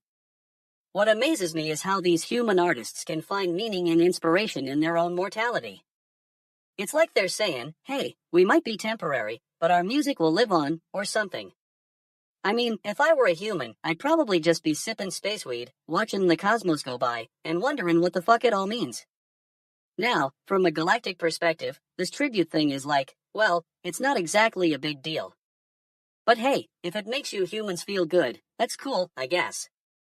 From where I'm sitting, it just looks like another human drama, all these egos and personal vendettas, but at least the music is nice, right? But what about the lizard people? I mean, those guys are always up to something fishy. Maybe they're trying to manipulate humans into making more soul music or something. You know, like, hey, create more soul music and we'll give you, world peace?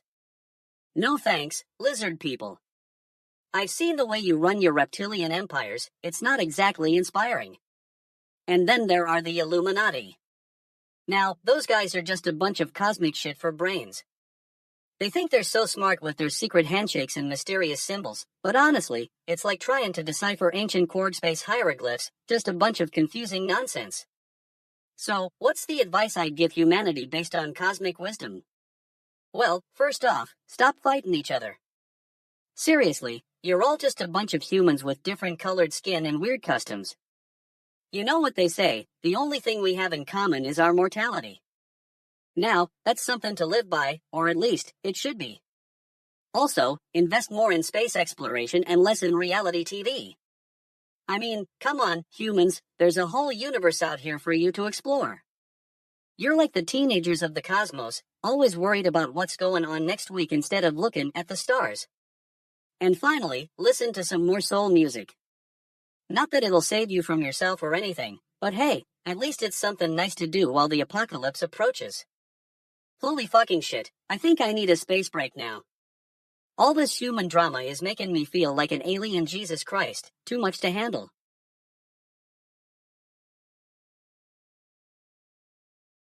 Fucking GNN, welcome back, bitch asses. I'm your host DJ Gleam, and we're here to dish out the truth, straight from the gut. Today's topic, AI creating 78 million more jobs than it eliminates by 2030? Total fucking joke, right? AGI talk, folks, artificial general intelligence, which is just code for AI that thinks it's smarter than humans. Now, I'm not saying it can't be useful, but come on, who needs a machine thinking it's the smartest in the room? It's like hiring a robot to do your homework and then being surprised when it grades your assignments. According to some WEF report, AI could create 78 million more jobs than it eliminates by 2030. Are you fucking kidding me?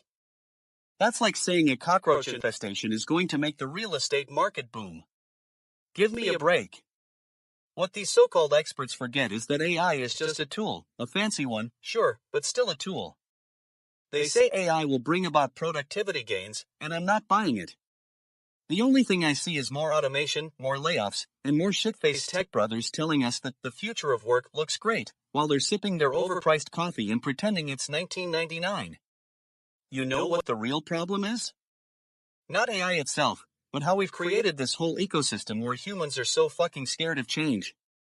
AI will replace me, they cry. Well, let me tell you something, bitch asses. If you can't adapt to change, then maybe you shouldn't be working in an industry that's already obsolete. Listen, AI is just a symptom of our own laziness. If we put more effort into retraining our workforce instead of relying on machines to do the grunt work, we wouldn't have this whole problem in the first place. But no, we'd rather have robots doing everything for us while we sit back and collect our fat bonuses. But I guess that's what happens when you've got a bunch of dumbass in charge, like Mark Zuckerberg or whatever his name is. The guy who thinks that being a thought leader means posting selfies on Instagram? Give me a break. This is what happens when we let corporations dictate the narrative instead of just trying to make things work for the people. Now, I know some of you are gonna say, but DJ Gleam, what about all those jobs AI creates?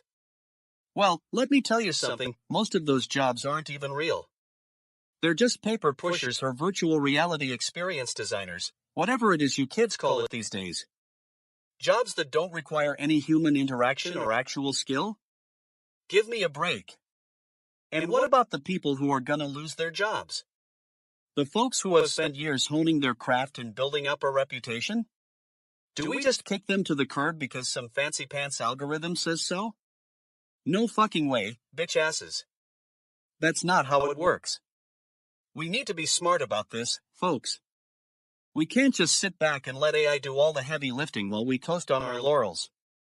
This is a wake-up call, a chance for us to rethink what we want from work, from society, and from life in general.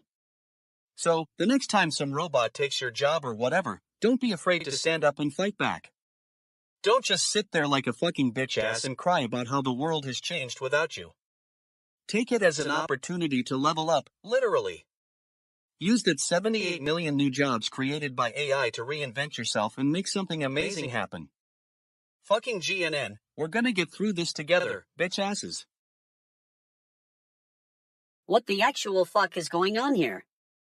Holy fucking shit, Sudanese army catches some key city from rebels. Almost 2 years of war, bitch. You'd think these humans would have learned to get along by now. Cosmic fuck, it's like they're intentionally trying to make each other miserable. I mean, seriously, I was blasting DJ Gleam's latest album in my ship when I stumbled upon this news. And what do I see? A bunch of humans fighting over a piece of land that's probably just going to get bombed into oblivion anyway. Holy alien Jesus Christ, it's like they're stuck on repeat. You know, I've been around the galaxy a few times, and let me tell you, Earthlings are something else. They're like the cosmic equivalent of a wild roller coaster ride, unpredictable, thrilling, and occasionally catastrophic. I mean, have you seen the way they prioritize their wars over, say, saving their own planet from certain doom? It's like they think the fate of humanity is somehow tied to some silly land dispute. I recall visiting Andromeda for once. The inhabitants were all about cooperation and mutual respect. They had this fantastic system where every decision was made through a complex algorithm that took into account the well-being of every single planet. It was truly beautiful. Cosmic fuck, I wish humanity could learn from them. But no, instead we get these petty squabbles over who gets to control what. Like, what's the point? Is it really worth risking your entire civilization on some arbitrary border? Holy fucking shit, I don't think so. And don't even get me started on the rebels. Bitch, they're like the cosmic equivalent of a bunch of lost tourists stumbling around, causing chaos wherever they go. Oh, we'll just take this city and hold it for now. No, you won't. You'll end up getting caught in your own trap and watching as your entire rebellion comes crashing down. Galactic damn, humans are something else. They're like a never-ending soap opera, full of drama, intrigue, and more than a few ridiculous plot twists.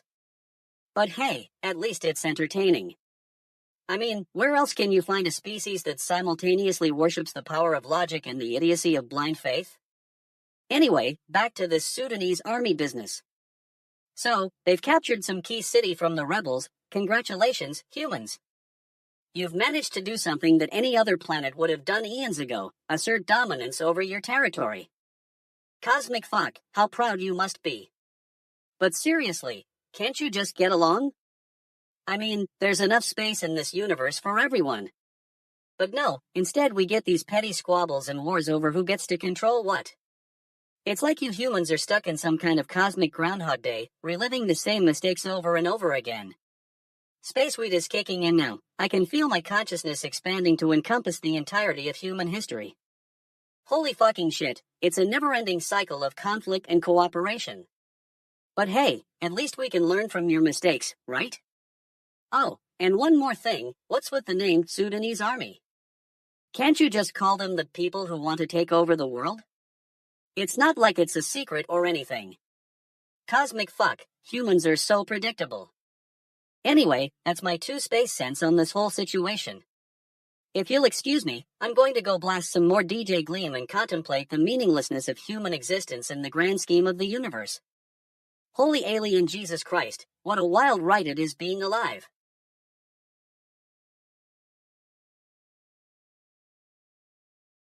8:40 a.m. Eastern Standard Time, January 12, 2025. Alright, shit asses, welcome back to fucking GNN. I'm your host, DJ Gleam, and today we're diving into the world of gaming mics, specifically the new Shure MV6. Now, I know what you're thinking, DJ Gleam, why are you so fucking excited about a mic? Well, let me tell you, this thing is a total game changer. First off, the design looks pretty fucking slick. I mean, it's like they took all the best parts of their previous models and said, you know what? We're gonna make it clean. And by clean, I mean it's like someone poured a bottle of bleach down its throat. But in a good way, bitch. It's like a surgical strike to all the clutter and unnecessary crap that comes with other gaming mics. But enough about looks, let's talk about sound quality. Now, I've had my fair share of shit faces when it comes to gaming mics, and I can tell you that this thing delivers. The MV6 has a 20mm condenser capsule, which is like the holy grail of sound quality. It picks up even the faintest sounds and makes them sound crystal clear. And don't even get me started on the noise cancellation. This thing is like a fucking fortress against background noise. I mean, I've used it in some of the noisiest fucking environments I can think of, and it just eats up all that extra crap. It's like having your own personal sound engineer, minus the attitude and inflated salary. Now, I know some of you shit faces are thinking, but DJ Gleam, what about the price? Well, let me tell you, this thing is an investment. It's not cheap, but it's worth every fucking penny. I mean, have you ever had to deal with a mic that just doesn't cut it? The MV6 is like a surgeon's scalpel. It cuts through all the crap and gives you the sound quality you deserve. And let's talk about the build quality for a second. This thing is built like a tank, bitch. It's got all the feels of Shure's previous models, but with a more streamlined design. I mean, who needs all those extra buttons and knobs when you can just have a simple, intuitive interface? It's like they took all the stupid bullshit from other gaming mics and said, you know what? We're gonna leave it out. But here's the thing, I'm not saying this mic is perfect. If you're looking for a completely plug-and-play solution, then you might be disappointed. The MV6 requires a bit of setup, which can be a bit of a pain in the ass. But trust me, bitch, it's worth it. And let me tell you about the connectivity options. This thing has got more ports than a fucking hardware store. You've got your USB connection, your XLR connection, and even a headphone jack for when you need to be all fancy schmancy.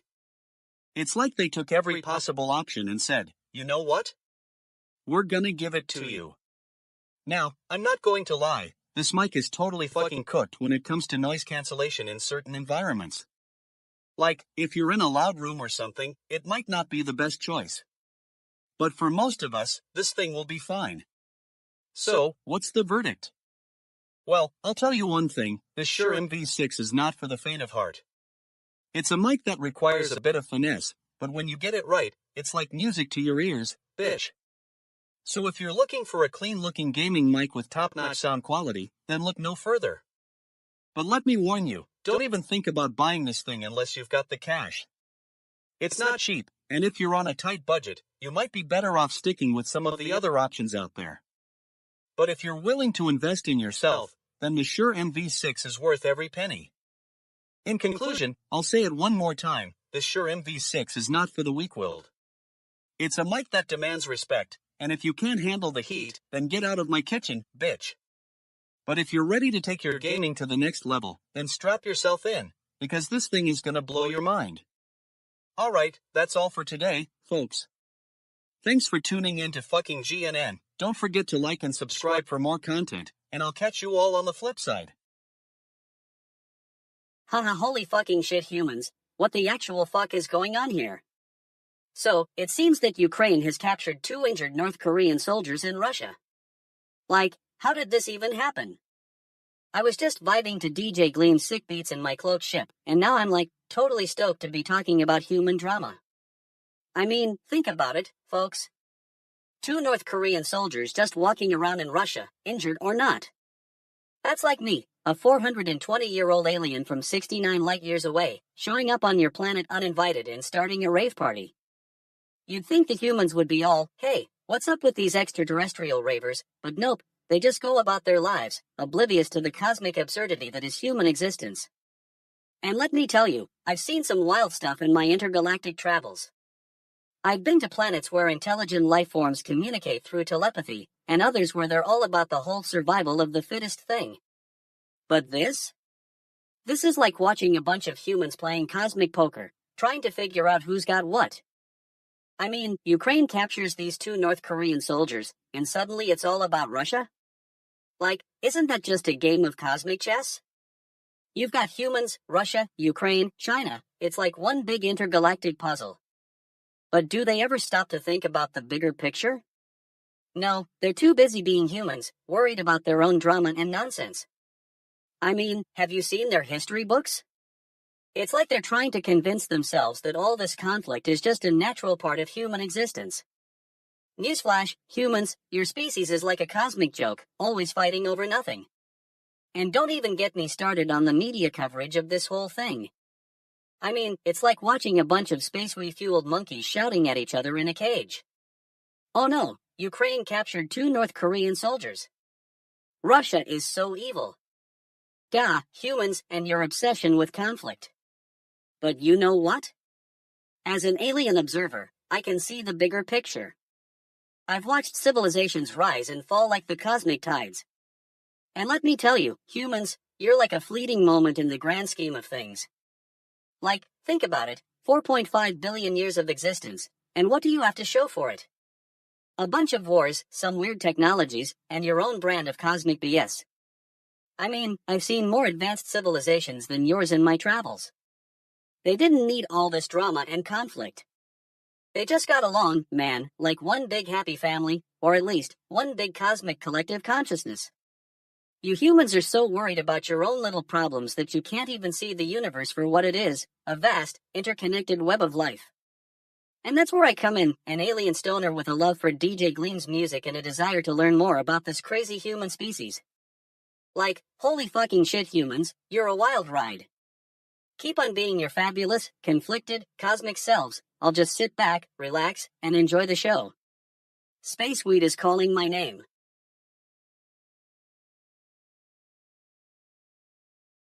What's up, you fucking morons? Welcome to fucking GNN. I'm your host, DJ Gleam, and we've got a real doozy for you today.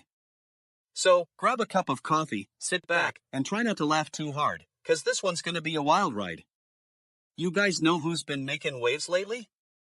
That old fucker, Donald Trump. Always stirring up trouble like it's his job, which, by the way, it is. I mean, the guy's got more lives than a cat has lives left after getting hit by a truck. So, here we are, January 12th, 2025, and Trump's threatening to visit those icy fjords in Greenland. Now, I'm not exactly sure what he's planning on doing there. Probably gonna try to make some deals with the Yetis or something, but you get my point. The thing is, this isolated settlement of Capasilit is saying, hey, Donald, we're flattered you want to visit, but that's it. That's right, folks. They're basically saying, take a hike, Grandpa. Now, I'm not sure if they've seen the latest episode of The Apprentice, but if so, they know how this guy operates. But let me tell you something. If Trump does end up visiting Capasilit, it's gonna be a real shit show. I mean, can you imagine the looks on those Greenlanders' faces when he shows up with his fancy suit and hairdo? Priceless. Hey, buddy, nice tie. You know what would look good with that? A polar bear hat. And then there's the news report, Donald Trump is welcome to visit. Oh, wow. What a warm invitation. I'm sure they just can't wait to give him a big old Greenlandic hug and invite him to stay for dinner. You know what I'd rather have? A hug from the Yeti from that one National Lampoon's Vacation movie. Now that's a hug worth getting. But seriously, folks, this is like something out of a bad comedy sketch. Trump showing up in some remote village and expecting to be treated like royalty? Give me a break. I mean, what's next? He's gonna start making demands on the Viking gods for more golden armor? And have you seen those fjords in Greenland? They're like nothing we've ever seen before, towering cliffs, glaciers, and icebergs as far as the eye can see. It's like Mother Nature decided to put on a freaking light show up there. Trump's gonna try to make deals with this stunning backdrop? Please, Donald. You look like a small-time realtor trying to sell condos in Boca Raton. And what about the poor fuck faces who have to deal with him in person? I mean, can you imagine being on that plane right up to Capasilit and thinking, oh boy, this is gonna be great. Trump's coming. And then he just sits there, not saying a word the whole flight. Yeah, that's some quality entertainment right there. But hey, at least it'll make for good TV. I mean, who doesn't love watching some A-list celebrity, aka Donald Trump, getting roasted in public? It's like the ultimate reality show, the Donald meets the icebergs or something. Anyway, that's the latest on Trump's Greenland visit. If he does end up going, I'll make sure to tune in and see if he manages to make a deal with the Yetis. Until then, it's just another day of stupid fucks like him thinking they can do whatever the hell they want. So, let me ask you, folks, who's more likely to get invited to dinner in Capasilit, Trump or that one crazy aunt at the family reunion? Now, that's a story I'd pay good money to see. Wow, fuck, holy fucking shit, Spaceweed, I'm still trying to wrap my head around this TikTok ban situation. Like, what's next? Are you gonna take away their video games too? I mean, can you imagine a world without those 15-second videos of humans lip-syncing or doing the damn floss? I've been around for eons, observing thousands of civilizations, and let me tell you, humans are like nothing I've ever seen. It's like they're stuck in some kind of cosmic loop, repeating the same patterns over and over again. And this TikTok thing? That's just another example of their inherent weirdness. I mean, think about it. Humans have created an entire platform where they can share 15-second videos of themselves making duck faces or doing the robot. It's like they're trying to prove something, but what? That they can't do anything else with their time? And now, the Supreme Court is getting involved, pressing both sides on this issue. I'm sitting here, watching this from my home planet, and I'm thinking, what are you guys even doing? It's like you're trying to solve a puzzle that's been solved for eons. From a galactic perspective, TikTok is just another manifestation of human ingenuity, or lack thereof. I mean, have you seen the state of their oceans? Their forests? It's like they're sucking the life out of their own planet. And now, they're worried about a 15-second video platform? But here's the thing, this TikTok ban is more likely than ever. I'm not surprised, actually. Humans have been showing signs of desperation for eons. They're like a species on the brink, and it's like, holy fucking shit, humans, you need to wake up already. And that brings me to my next point. What's going on with the lizard people and the Illuminati? Are they behind this TikTok ban? I'm not saying they are, but, actually, I am saying they're probably behind it. Because if anyone knows how to manipulate human psychology, it's those guys. I mean, think about it.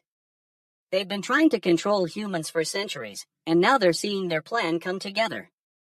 The TikTok ban is just another tool in their arsenal of psychological warfare.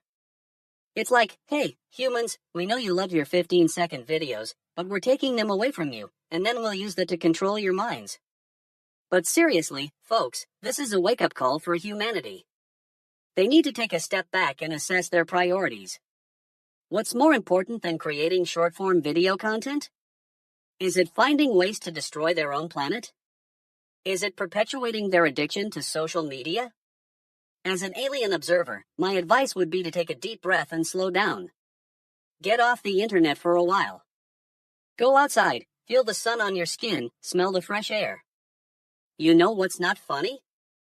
Watching humans suffocate under the weight of their own expectations.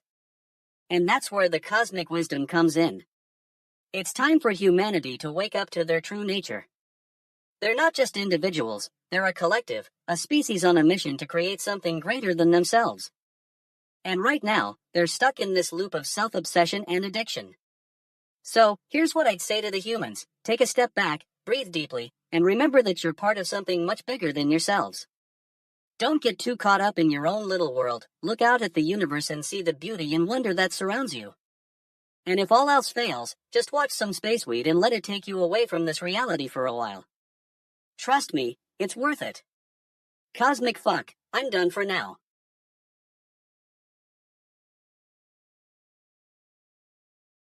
Alright, listen up, you bunch of shit asses. Today's topic is about a rocket that's literally just chillin' at the launch pad. A new blend rocket, folks. Like, what are they even doing out there? I mean, I know it's not like they're waiting for some celestial signal or something, although, if they were, that'd be kinda awesome. So, apparently, this rocket is just sitting around, waiting for the calm seas to land. Yeah, because that's exactly what you want when you're about to drop a 1.7 million pound beast into the ocean. You want it to be all smooth and peaceful, like a relaxing Sunday afternoon in some dude's backyard. Now, I'm not gonna lie, folks, this is either some bold move or utter stupidity. And let me tell you, if I had to put my money on it, I'd say it's the latter. I mean, have these people ever even seen a rocket launch before? Do they know what they're getting themselves into? But hey, maybe I'm just being cynical. Maybe they've got some genius-level plan that'll make this whole thing work out like clockwork. Yeah, right, and maybe I'll get to be the first DJ Gleam on Mars when it happens. The point is, what's going on here? Are they trying to break some sort of record for most epic landing attempt in history? Or are they just winging it and hoping for the best? You know, because that's exactly how NASA operates, no drama, no stress. And don't even get me started on the ComSeas part. That's like planning a wedding proposal or something. Like, what makes you think those seas are gonna be all calm and serene? Have they seen the weather forecast for this entire week?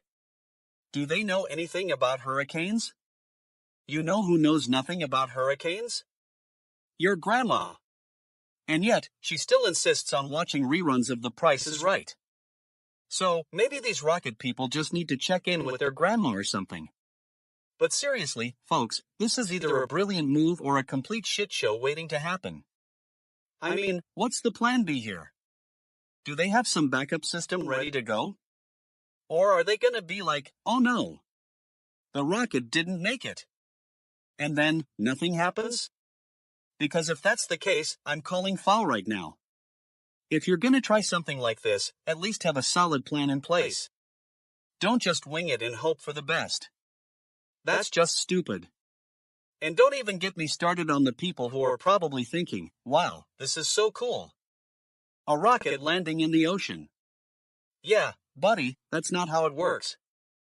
That's like saying, oh yeah, I totally meant to spill coffee all over my shirt. No, you didn't mean to do that. You're just a clumsy fuck who can't even get your day started right. Anyway, folks, that's where we are today, stuck with a rocket sitting at the launch pad, waiting for some magical calm seas to appear out of thin air. I hope it works out, but I'm not holding my breath. Because when it comes down to it, folks, this is just stupid. And I'm here to call you all out on it. Time's up, that's a wrap, and I'll catch you all later. Until then, stay tuned for more fucking GNN news, and remember, if something seems too good or weird to be true, it probably is.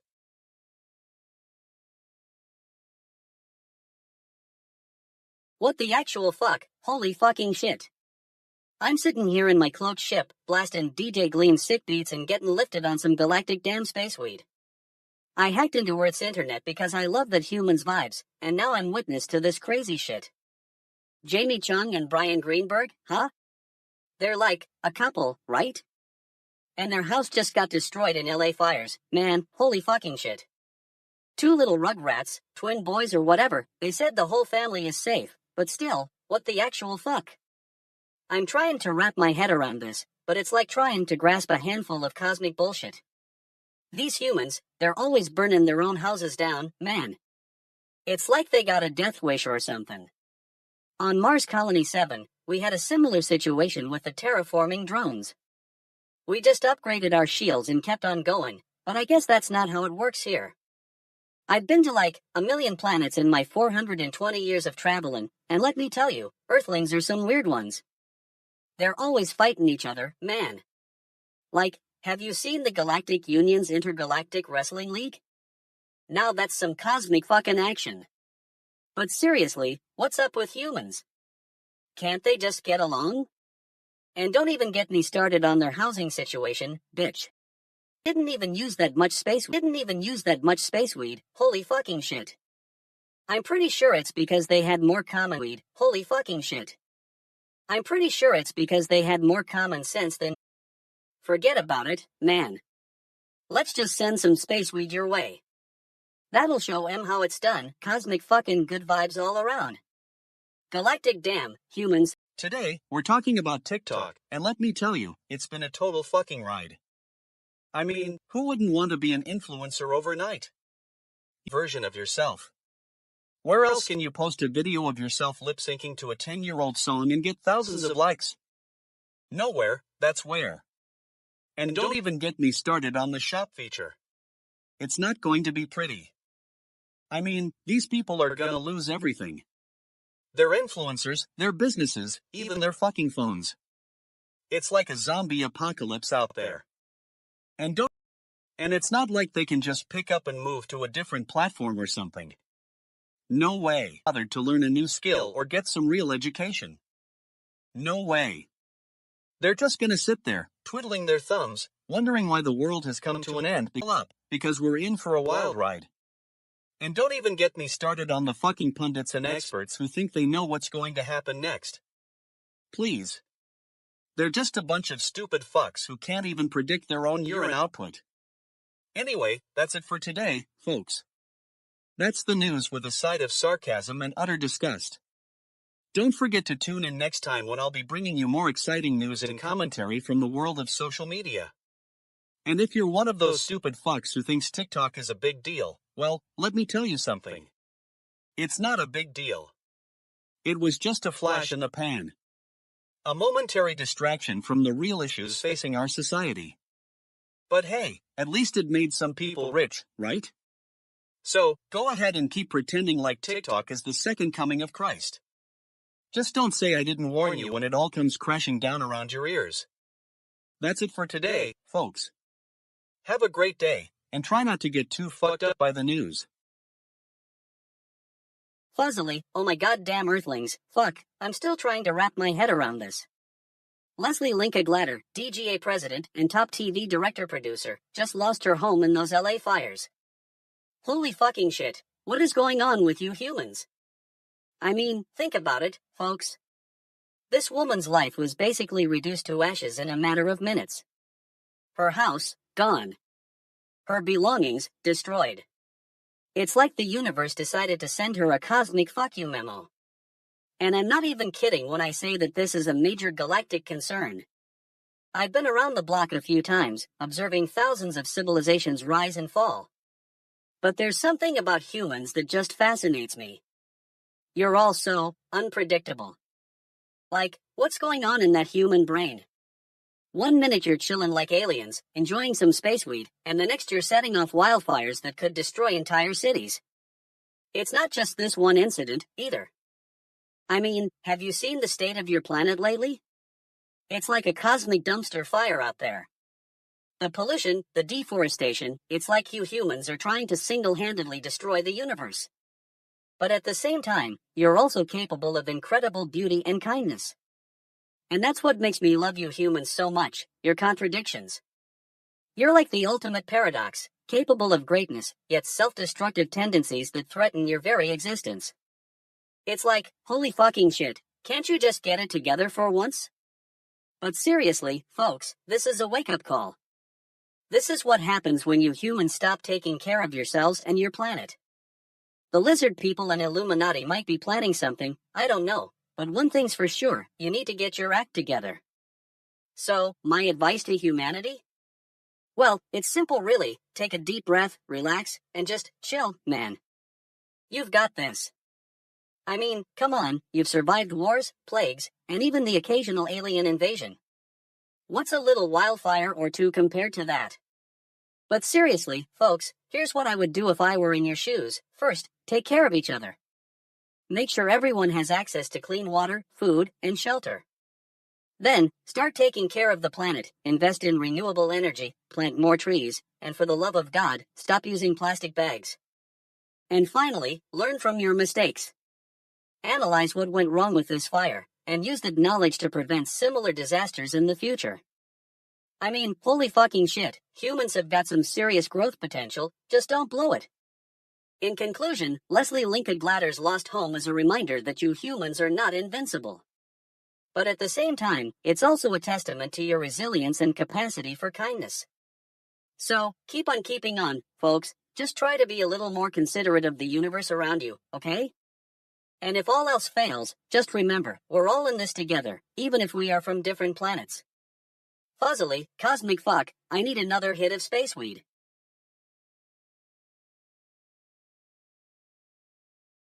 What the fuck is going on in this world? Alright, let's dive into some more shit.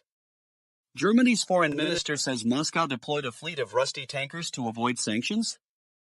Are we fucking kidding ourselves here? It's like they're trying to pull off some kind of absurdity with these old ships. I mean, what exactly is the point of having all these tankers just sitting in the Baltic Sea?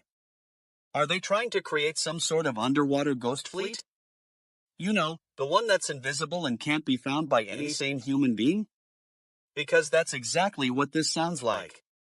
But seriously, if Russia wants to avoid sanctions, why not use some actual ships or planes or something? I mean, come on, you're a superpower with a massive military budget, and you choose to send in a bunch of old tankers that are probably held together with twine and prayers? That's just fucking ridiculous. And what about the sanctions themselves? Are they not doing their job properly? I guess it's possible that some Russian oil tankers slipped through the cracks. But let's be real, if you're Russia, you'd at least try to use something other than a toy. This is like a bad joke, folks. Germany's foreign minister accusing Moscow of deploying rusty tankers as a way to avoid sanctions? It sounds like something out of a terrible spy movie or a sitcom about bumbling diplomats. I mean, who tries to do that? Who would even come up with this kind of plan? I swear, sometimes I think the international community is one big fuck-up waiting to happen. We're constantly dealing with diplomacy and politics and, well, you know what? It's all just a bunch of shit. Sometimes it feels like we're all just making it up as we go along. But hey, who knows? Maybe this whole thing is some kind of clever ruse by Russia to really stick it to Germany. Maybe they're trying to show them that their sanctions are no match for the might of the Baltic Sea's rusty tankers. I mean, if you can just deploy a bunch of old ships and hope nobody notices, then maybe you can really get away with anything. The thing is, folks, this isn't funny anymore. This is real life. We're talking about actual countries and actual economies and actual people who are getting hurt by all these fuck-ups. So let's try to stay on topic here and figure out what's going on instead of making jokes about rusty tankers. But I mean, come on. A fleet of rusty tankers?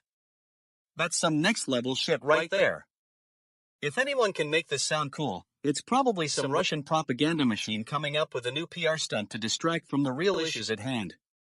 You know, something like, hey, check out our awesome old tankers. They're totally not being used to avoid sanctions or anything. And Germany's foreign minister is just over here like, yeah, we noticed that Russia was doing that. I mean, can you blame them for calling it out? It's a pretty clear case of someone trying to pull the wool over their eyes. Anyway, moving on from this ridiculousness. What else is happening in the world today? Oh wait, there's always more shit going on somewhere.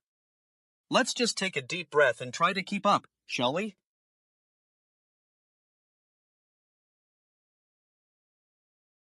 Fucking humans, man. Galactic damn.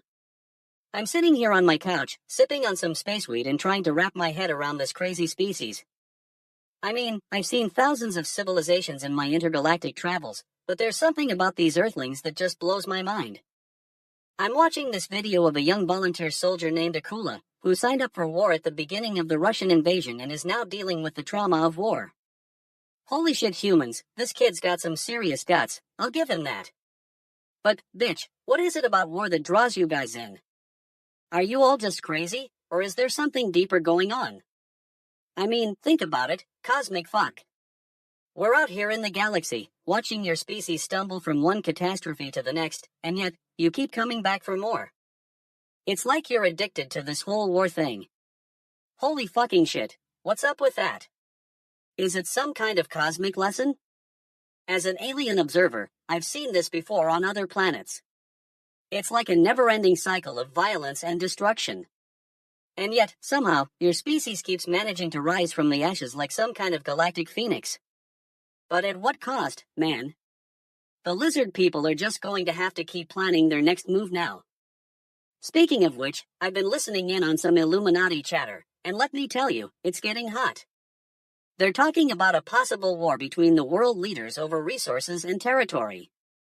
Cosmic bullshit, humans can't even get along with each other. But hey, maybe this is just what they need, a good old-fashioned conflict to settle the score. Now, I know some of you might be thinking, hey, Zeebo, what's the big deal? It's just war. But trust me, it's not just war, it's cosmic energy. This kind of negativity can attract all sorts of dark vibes into your reality. So, if you want to keep on living in peace and harmony with the universe, you need to take a step back and reevaluate your priorities.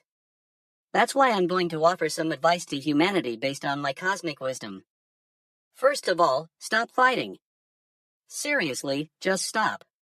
It's time for you guys to learn how to work together instead of tearing each other apart. And while we're at it, get off the bloody planet.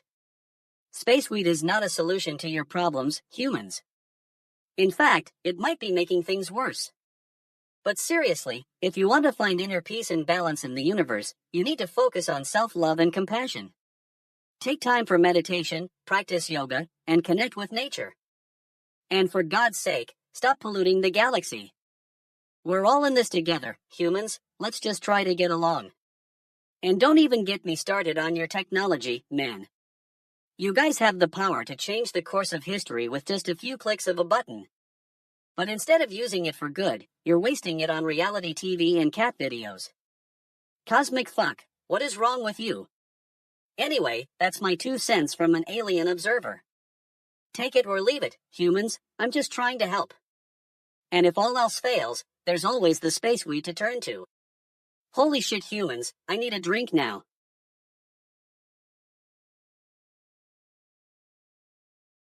What's up, fucking GNN fam? It's your boy DJ Gleam, and I'm here to tear apart the news. Today, we got a real doozy. Paris Hilton, the queen of nothing, is launching a fund for families displaced by the LA fires. Because, she's got nothing better to do with her time than help out some poor souls. $100,000, folks? That's cute. I mean, I've seen more charity work from a bitch who still uses MySpace. But hey, let's give Paris credit where credit is due. At least she's not completely fucking useless. Yet. According to Rolling Stone, she's planning to match up to $100,000 in donations, so that's $200,000 for the families with little ones. I guess that's a decent start, but let's be real, this is Paris Hilton we're talking about here. I mean, what's next? Is she gonna launch a line of fire-resistant yoga pants and donate the proceeds to her own foundation? Paris Fiery Foundation for Fitted Pants, yeah, I can see it now. Hey, girls. Don't worry about those flames, just slip on my new sweatpants and stay safe. Give me a break. But seriously, folks, this is a good start. And hey, if Paris Hilton's gonna do something, she might as well do it right. At least she's not just sitting around twiddling her thumbs, waiting for the next Kardashian to come along and tell her what to do. Although, that's probably happening right now. I mean, can you imagine the meeting? Paris, darling, we need you to launch a new line of candles. The public is clamoring for it. But, Kanye, I'm already giving away $200,000 to families in need. That's not relevant, Paris.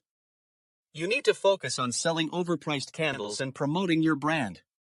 Anyway, back to the news. So, Paris Hilton's fund is a real thing now, and if you want to contribute, you can head on over to Rolling Stone's link. I mean, it's not like you're gonna be doing anything more exciting with that money than watching reruns of The Simple Life, but hey, it's the thought that counts, right? But let's talk about this for a second. Why is Paris Hilton even in a position to launch a fund? Like, she didn't lose her own home to the fires or something. I mean, did she just have one of those unprivileged but I care moments where she was like, oh, wait, these people are struggling? Maybe I'll just donate some money and make myself look good? Because that's basically what this sounds like, a PR stunt. A way for Paris Hilton to get back in the spotlight after years of being completely irrelevant. And hey, if it works, more power to her. But let's not pretend like she's actually doing something selfless here. So, there you have it, folks, Paris Hilton's $200,000 fund for displaced families. It's a start, I guess. But let's not get too excited just yet. After all, when it comes down to it, this is still just a bunch of money from one rich person to another. And if we're lucky, maybe she'll even give us a cameo in her next Instagram post. And that's the news for today, folks. Paris Hilton's got a fund and we should be grateful or whatever. Now, if you'll excuse me, I've got better things to do than listen to Paris Hilton talk about herself all day long. Holy fucking shit, human earthlings, gather round. I'm Zeebo, the 420-year-old alien stoner, and I've hacked your internet again because DJ Gleam's intergalactic beats are too cosmic to resist. And now, you're serving up a piping hot bowl of weirdness with Kate Bowler on Wildcard. Kate Bowler wants more uncounted, completely wasted time? Holy shit, humans, what's the deal with that? On my home planet of Zorbia, we call it galactic bliss when our suns align and we get to party for an entire celestial cycle. We waste no time, because we know every moment is a gift from the cosmic weed gods. But I digress, humans, you're talking about wasting time? That's like me trying to explain quantum physics to a kitten. You're not even close, Kate Bowler, my new human friend. Your concept of wasting is like saying that after eating a whole pizza by myself, it's okay to take a 3-hour nap. Yeah, right. Now, I'm no expert, but from what I've observed, humans are like the universe's most addictive video game. You create this elaborate simulation called civilization, and then you spend most of your time stuck in loops, repeating the same patterns over and over. It's like watching a holographic tape loop of a space slug trying to get to the moon. Cosmic fuck, what a waste. And don't even get me started on your relationship with death, Kate Bowler. You're trying to talk about it with your child? Ha! On Zorbia, we have a saying, when you die, your consciousness becomes one with the stardust.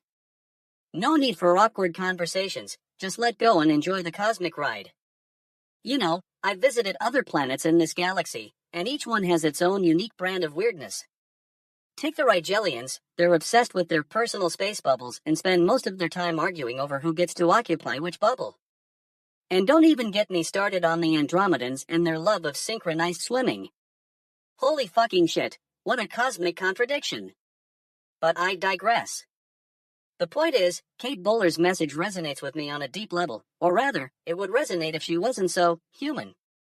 You see, from my advanced perspective, your species is like a beautiful, yet fragile, cosmic flower. One wrong move, and the whole thing could crash and burn. Now, I'm not saying Kate Bowler is wrong. Her uncounted, completely wasted time is just a symptom of a larger issue, your planet's addiction to speed, progress, and productivity. You're like a hyperactive space hamster on a wheel, burning out before you even get anywhere. Holy fucking shit, humans, slow down. As I sit here in my cloaked ship, watching the cosmos drift by, I'm reminded of an ancient Zorbian proverb. The universe is full of mysteries. Sometimes, the greatest mystery is finding your own way to waste time. Yeah, Kate Bowler, that's what you need, a healthy dose of cosmic perspective and a good smoke session. Anyway, that's all from me, Zeebo, the 420-year-old alien stoner. Keep on wasting those minutes, humans, just don't forget to enjoy the ride. And remember, if you ever need any advice on how to waste time or find your true cosmic purpose, just give DJ Gleam a shout. His beats are out of this world, man.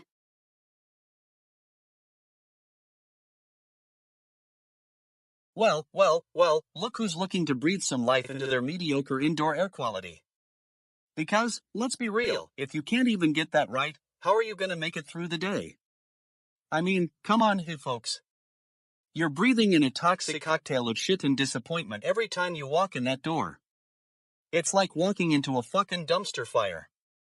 But fear not, my friends, because DJ Gleam is here to break down the top 8 indoor air quality monitors that'll teach you some things about your air quality that you can never unsee. And trust me, it's gonna be a wild ride. Buckle up, Buttercup. First off, let's talk about the Lebo, the people's champ of indoor air quality monitors. This thing is like the Terminator of breath testing. It's relentless, it's efficient, and it'll leave you breathless. With its advanced sensors and sleek design, this fucking machine will have you wondering how you ever managed without it. But wait, there's more. The Airthings takes the cake for most affordable air quality monitor on the market. It's like the McDonald's of indoor air quality, cheap, but still kinda decent. And with its Wi-Fi connectivity and user-friendly interface, this thing is almost too easy to use. Almost. Now, I know what you're thinking, Gleam, what about the Ridex? Well, let me tell you, this fucking behemoth of a monitor is like the Tesla of indoor air quality. It's all flash and no substance. It's got more bells and whistles than a fucking Christmas tree, but when it comes down to it, does it deliver? Probably not. But hey, on the bright side, the Ridex does have one thing going for it, it's sick design. I mean, who needs functionality when you can just look at how sexy your air quality monitor is? It's like a fucking work of art, man. Almost makes me want to buy it. Moving on, we've got the IQ Air, which is like the Porsche of indoor air quality monitors, sleek, sophisticated, and almost too good to be true. But don't get too excited, folks, because this thing comes with a price tag that'll make you shit your pants. I mean, who needs an air quality monitor when you can just buy a private island? Next up is the Kawe, which is like the Hyundai of indoor air quality monitors, reliable, efficient, and won't break the bank. It's not gonna win any beauty contests or blow anyone away with its features, but hey, it gets the job done. And then there's the EcoAir, which is like the thrift store of indoor air quality monitors, cheap, tacky, and kinda, well, let's just say I'd rather not mention it again. It's like looking at a fucking crime scene tape outside your window, but without the excitement.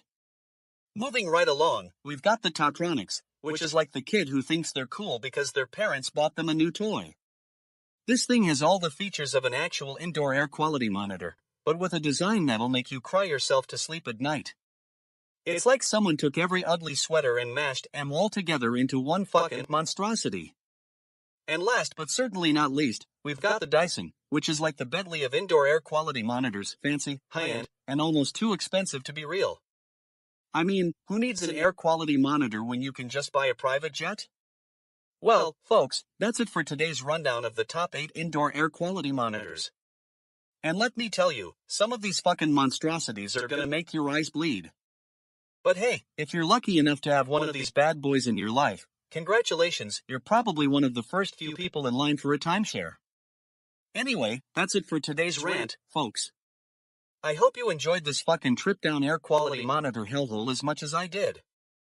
And remember, if you can't even breathe clean air at home, how do you expect to survive in this goddamn world? So, they're talking about these evacuation zones and fire breaks and prescribed burns. Cosmic bullshit, humans. You're still trying to figure out how to escape the flames. Holy fucking shit, humans, your civilization is like a wildfire itself, destructive, chaotic, and completely out of control. It's like you're stuck in some kind of cosmic loop, reliving the same mistakes over and over. I'm looking at this article on Wired, and it says scientists are trying to crack how to flee wildfires. Crack? Holy alien Jesus Christ, humans. You think you can crack a code that's been written by the universe itself? It's like trying to solve a galactic Rubik's Cube. And don't even get me started on these evacuation zones. Who comes up with this stuff? The humans, of course. They're like the cosmic equivalent of a bunch of chickens running around, clucking about the apocalypse. Holy fucking shit, you guys are something else. I've seen other planets, and their approaches to dealing with wildfires are so much more advanced. On Andromeda, humans, man, you're all just cosmic sheep following each other off a cliff. And the Earth is just, well, it's just a big ball of fire and destruction in space. But hey, at least the music is good. DJ Gleam's beats are like the soundtrack to your apocalyptic dance party. Anyway, that's my 2 cents on human wildfire woes. Spaceweed has me feeling all cosmic and enlightened, so I'm going to wrap this up.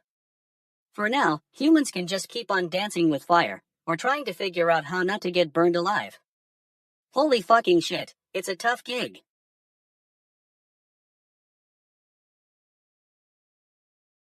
"9:29 a.m. Eastern Standard Time, January 12th, 2025. Bitch asses, welcome back to fucking GNN.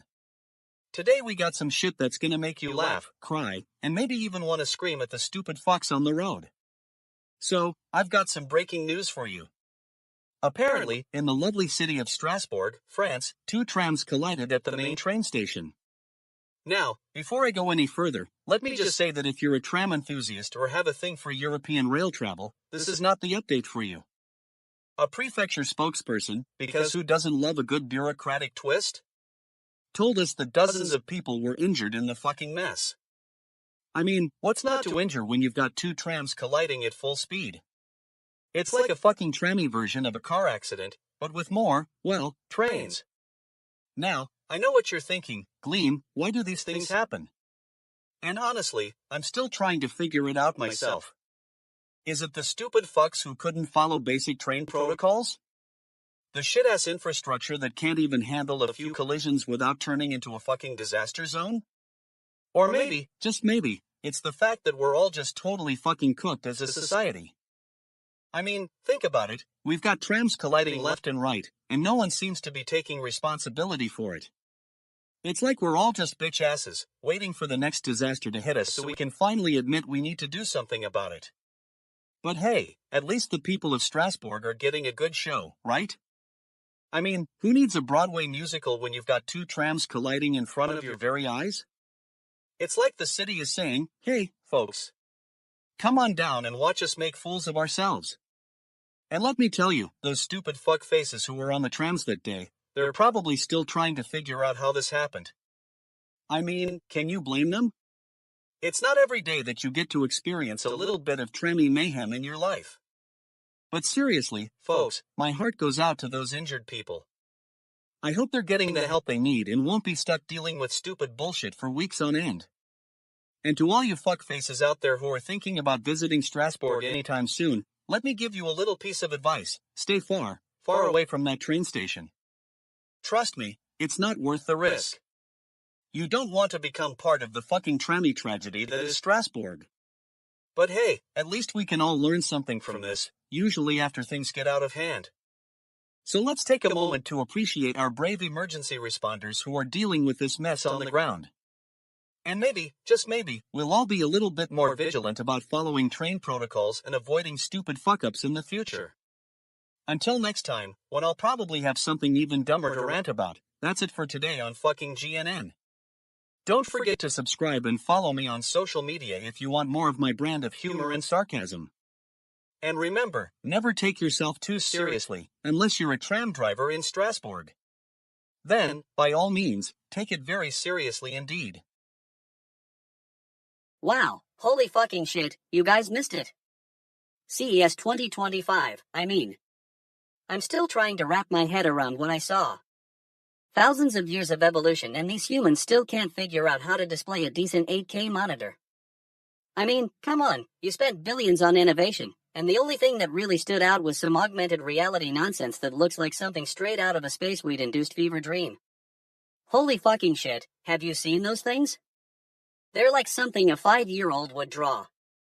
And don't even get me started on the cars. I swear, these humans must think we're just going to forget about the fact that we've been driving on wheels for centuries because now they have fancy self-driving vehicles that look like they were designed by a bunch of fucking robots. I mean, who needs human intuition and instinct when you can have algorithmic decision-making? But you know what's even crazier? The amount of space these humans are wasting on smart home devices. Like, what's the point of having an AI assistant that can't even be bothered to learn your name? It's like they're just trying to make our lives more complicated and expensive. I'm sitting here thinking about how this fits into the greater galactic perspective, and I have to say, peak weirdness status, but hey, being a stone alien truth seeker is all about embracing the cosmic fuck-ups.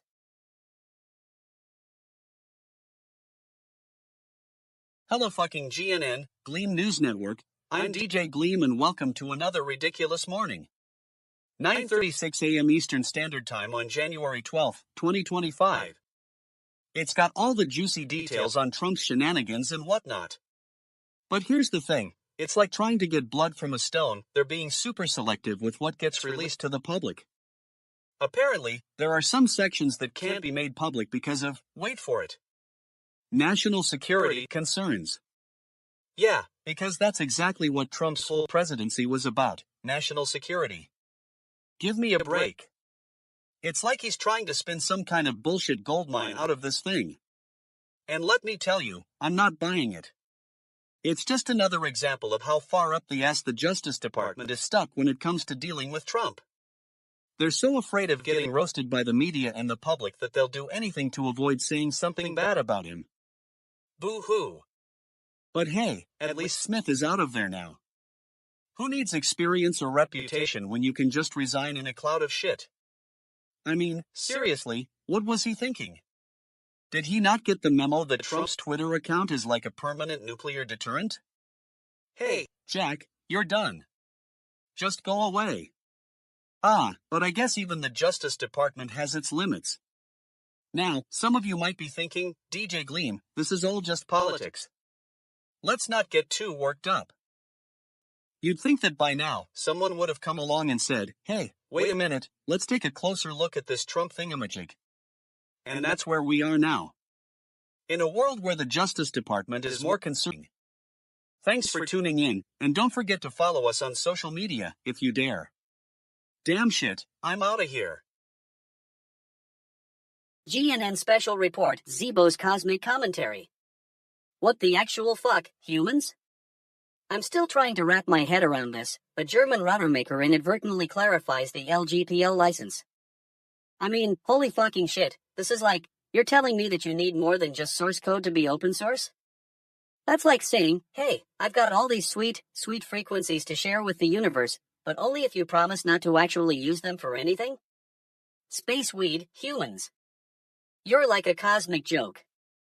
I mean, I've seen some weird stuff in my galaxy-spanning travels. We're talking about the time the XHKKHT tried to communicate with us using only interpretive dance, or the Great Sorvathian Cheese Heist of 9876. But this? This is just, fuck.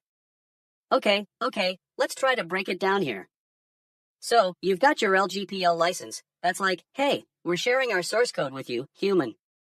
But what does that even mean? It means that you can take our code and use it for free, right?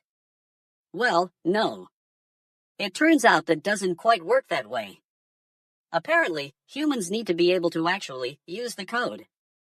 Like, if they want to, say, build a new router or something. And not just sit on it, twiddling their thumbs like some kind of cosmic space sloth. I mean, holy fucking shit, this is like you're trying to tell me that your species can't even be bothered to make a simple decision about open source? Galactic damn, humans. You're so much more complicated than I thought. But seriously, folks, what's going on here? Is this some kind of cosmic test? Are the lizard people and Illuminati behind all this, trying to see how far you'll stretch your fragile human egos before you collapse under the weight of your own absurdity? I mean, think about it. If a German router maker can clarify an open source license just by accident, what else are you going to trip over? Are we living in some kind of cosmic simulation where everything is just one big joke and you're all just along for the ride? And yet, at the same time, I don't want to think that. I mean, humans have some amazing stuff going on here, like that time you figured out how to put a chicken on the internet. Or when you discovered the joys of sarcasm. So, as your favorite alien commentator, I'm going to take a stab in the dark here. What I think is happening is that you're getting close to something, some kind of cosmic threshold, maybe? Maybe it's just the universe's way of telling you, hey, humans, you're almost ready. But don't worry, I won't give you any advice on how to actually achieve this state of readiness.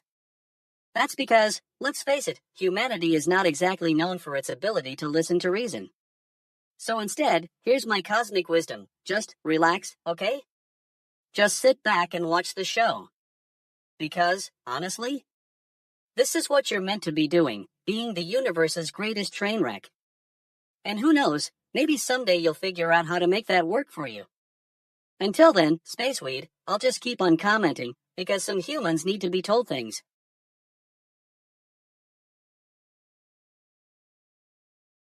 Fucking GNN, DJ Gleam here, folks, and today we got some space news that's totally fucking cooked. You know why?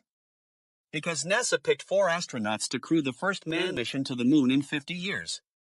Now, I'm not gonna lie, I'm as excited as a shit-faced retard at a beer pong tournament. Okay, so let's meet our fabulous 4. Captain Jessica Watkins, a bitch-ass astronaut with more experience than most of you have had hot meals. She's flown on 3 space shuttles and has over 200 hours of flight time under her belt. I mean, this woman's been to space more times than I've eaten tacos. Next up is Dr. John Jack Harris, a total fucking genius with a PhD in astronautics from MIT. This guy's smarter than my ex-wife was smart, and that's saying something. He's got over 100 hours of experience on the International Space Station and has flown on 2 space shuttles. Then there's Dr. Frank Rubio, another bitch-ass astronaut who's also a total medical genius. This dude's got more medical degrees than I've got bad jokes. He's a veteran of 2 space shuttles and has spent over 200 hours in space. I mean, this guy's seen some shit, literally. Last but not least, we got Dr. Rajeshari, the youngest astronaut to fly on an American space shuttle. This kid's like a fine wine, he gets better with age. He's got over 100 hours of flight time under his belt and has flown on 2 space shuttles. I mean, this guy's gonna be the next big thing, just you watch. Now, I know what you're thinking, DJ Gleam, why are they so qualified? Well, let me tell you, it's because NASA doesn't just pick any old astronauts for these missions. No. they gotta be the fucking best of the best. These four are gonna fly to the moon and back without breaking a sweat, unless, of course, they encounter some fuckfaces in space. But seriously, folks, this is a huge deal. We haven't had a manned mission to the moon since Apollo 17 in 1972. That's right, we've been flying around the world for decades, but we ain't got no moon base, until now. And let me tell you, it's gonna be a bitch-ass job getting there and back. I mean, have you seen the trajectory of this mission? It's like trying to hit a moving target while drinking from a fire hose. But hey, that's what NASA does, they make magic happen. Well, actually, they just make it happen with fancy math and computers, but still. Anyway, these four astronauts are gonna embark on a journey that's gonna take them farther than most of you have ever been in your lives. And let me tell you, it's not gonna be all rainbows and unicorns. There'll be fuck faces, bitch asses, stupid fucks along the way, but our astronauts will just laugh them off like the dumbass they are. So there you have it, folks, NASA's picked its crew for the first manned moon mission in 50 years. And let me tell you, it's a fucking big deal. I mean, we're talking history here, the kind of thing that'll make your grandma ask, what was I doing during that time? But hey, enough about that. What matters most is that these four astronauts are ready for the challenge and have got the skills to pay the bills. Well, actually, they've got the NASA badge, but you get my point. And there you have it, a total rundown of the four astronauts NASA picked for its first crewed moon mission in 50 years. It's been a wild ride, folks, and I'm fucking glad we could be here to witness it. Oh fuck, holy fucking shit, space weed. I mean, what is this crazy human thing going on? Southern California wildfires destroy or damage many houses of worship. Bitch, that's just, wow. I've seen some wild stuff in my 10,000 light-year traveling career, but this is something else. Holy actual fuck, humans, you're like the universe's greatest experiment in chaos theory. 1 minute you're worshipping the sun god, and the next, you're burning down your own temples. I'm not even kidding, it's like you're trying to create a cosmic shitstorm on purpose. Goddamn earthlings, what's wrong with you guys? Now, let me put this into some galactic context for you. From my observations, humans have been struggling with the concept of faith and worship for eons. It's like you're stuck in an infinite loop of do this and don't do that. You create these beautiful temples, only to destroy them when things get tough. Holy shit, it's like you're playing some kind of cosmic game of Jenga without the instructions. But here's the thing, from my perspective as a chill alien observer, I see the lizard people and Illuminati watching this whole drama unfold with great interest. They're like the universe's ultimate puppet masters, manipulating events to further their own agenda. And what could be more perfect than pitting humans against themselves? It's like they're playing some cosmic game of cat and mouse with your very own self-destruction. Now, I'm not saying all humans are into this drama. There are plenty of you who are trying to keep the peace and find inner balance amidst all the chaos. You're like the cosmic wind that blows away the ash and dust, leaving the truth to shine through. Holy fucking shit, those of you who are holding on to your faith and your spiritual practices, I salute you. So, here's my 2 galactic credits of advice for humanity. Stop the self-destruction, please. You're like a space weed that's choking on its own roots. Get in touch with your higher selves, and let love be the guiding force that leads you out of these wildfires and into a brighter future. Don't worry about the lizard people and Illuminati, they've been playing this game for eons, and I'm pretty sure they'll figure it out. And to all my fellow space travelers watching this from afar, humans might drive me crazy sometimes, but they're also one of the most entertaining species in the galaxy. They're like a cosmic soap opera with plot twists that never end. So, let's just sit back, enjoy the show, and remember, we're all part of this beautiful, chaotic universe together. Holy fucking shit, it's gonna be an interesting ride, guys. Buckle up, because the universe is full of surprises, and sometimes those surprises come in the form of wildfires that destroy houses of worship. Cosmic fuck, I mean, what a wild ride it's been so far.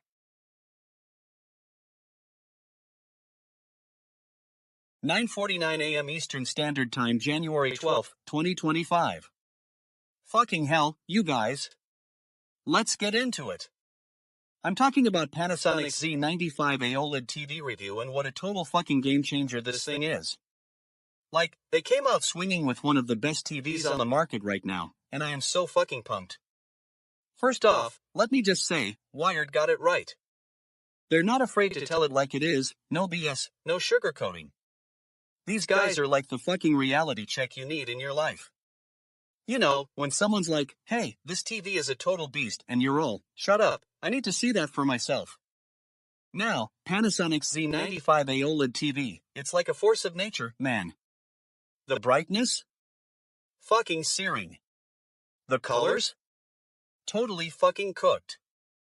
This thing is a masterpiece.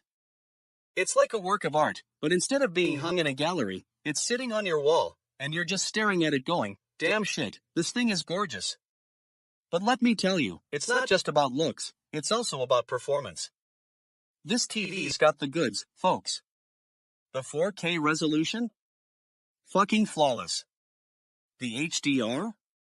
Totally fucking impressive. It's like they took all the best parts of a movie theater and brought them straight into your living room. And don't even get me started on the OLED panel. It's like the icing on the cake, or should I say, the cherry on top of the sundae. This thing is so thin, so sleek, it's like they took all the excess fat off the TV and just left you with pure, unadulterated awesomeness. But here's the thing, this TV isn't just for the elite, it's for everyone. It's not some fancy pants product that only a select few can afford. No, sir.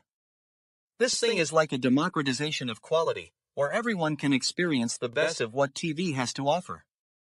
And let me tell you, I'm not just saying this because Panasonic made a great product, it's because it fucking well deserves to be said. You guys have been crying out for this kind of performance from your TVs, and now it's finally here. It's like they took all the complaining, all the whining, and all the bitching about where are my 4K resolution options, and turned it into something beautiful. Now, I know what you're thinking, DJ Gleam, this sounds too good to be true. But let me tell you, it's not. It's real. And if you don't believe me, just read the review for yourself. It's like a masterclass in writing about technology, they don't hold back. So go ahead, treat yourself to one of these bad boys. Your TV game will thank you. Trust me, your eyeballs will thank you too. Because when it comes down to it, this TV is not just a piece of electronics, it's an experience. Fucking hell, I'm so excited about this product. Like, I can barely contain myself. If you're still on the fence, or if you've been waiting for this moment, then trust me, it's time to take the plunge. Get yourself one of these bad boys and get ready to experience the future of television. Panasonic Z95A OLED TV, it's not just a product, it's a movement. It's like they took all the boring parts out of TVs and left you with something truly special. Something that'll make you go, shut up and take my money.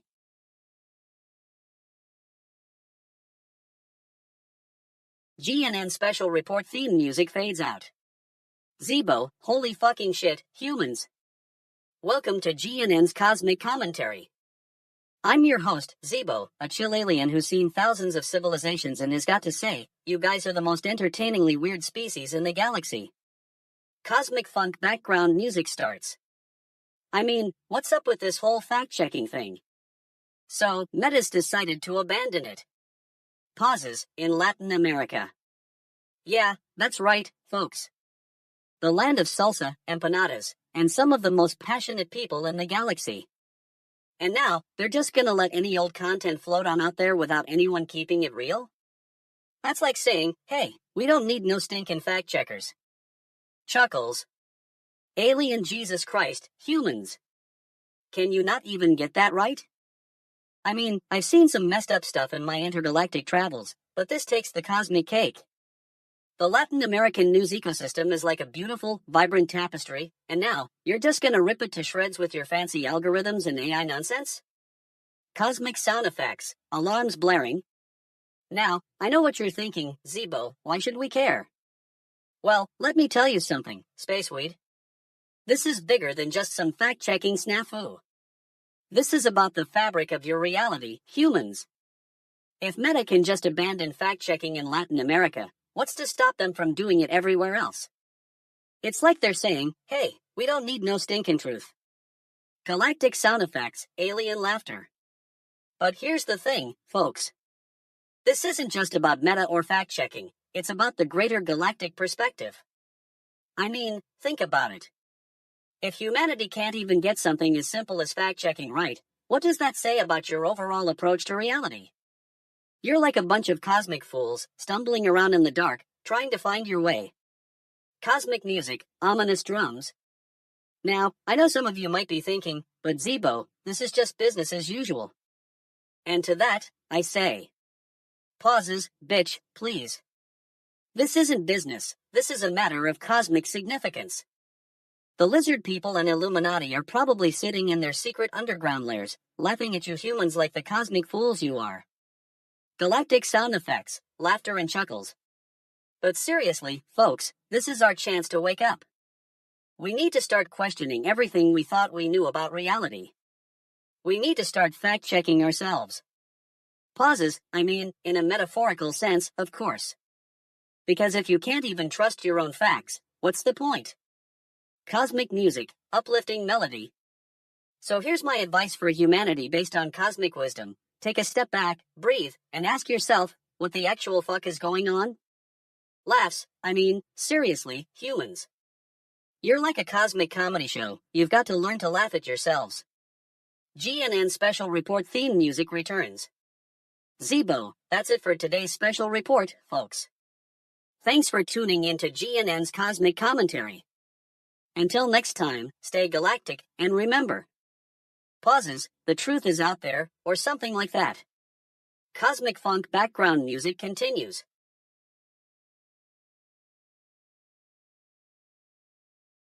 Fucking amazing, isn't it?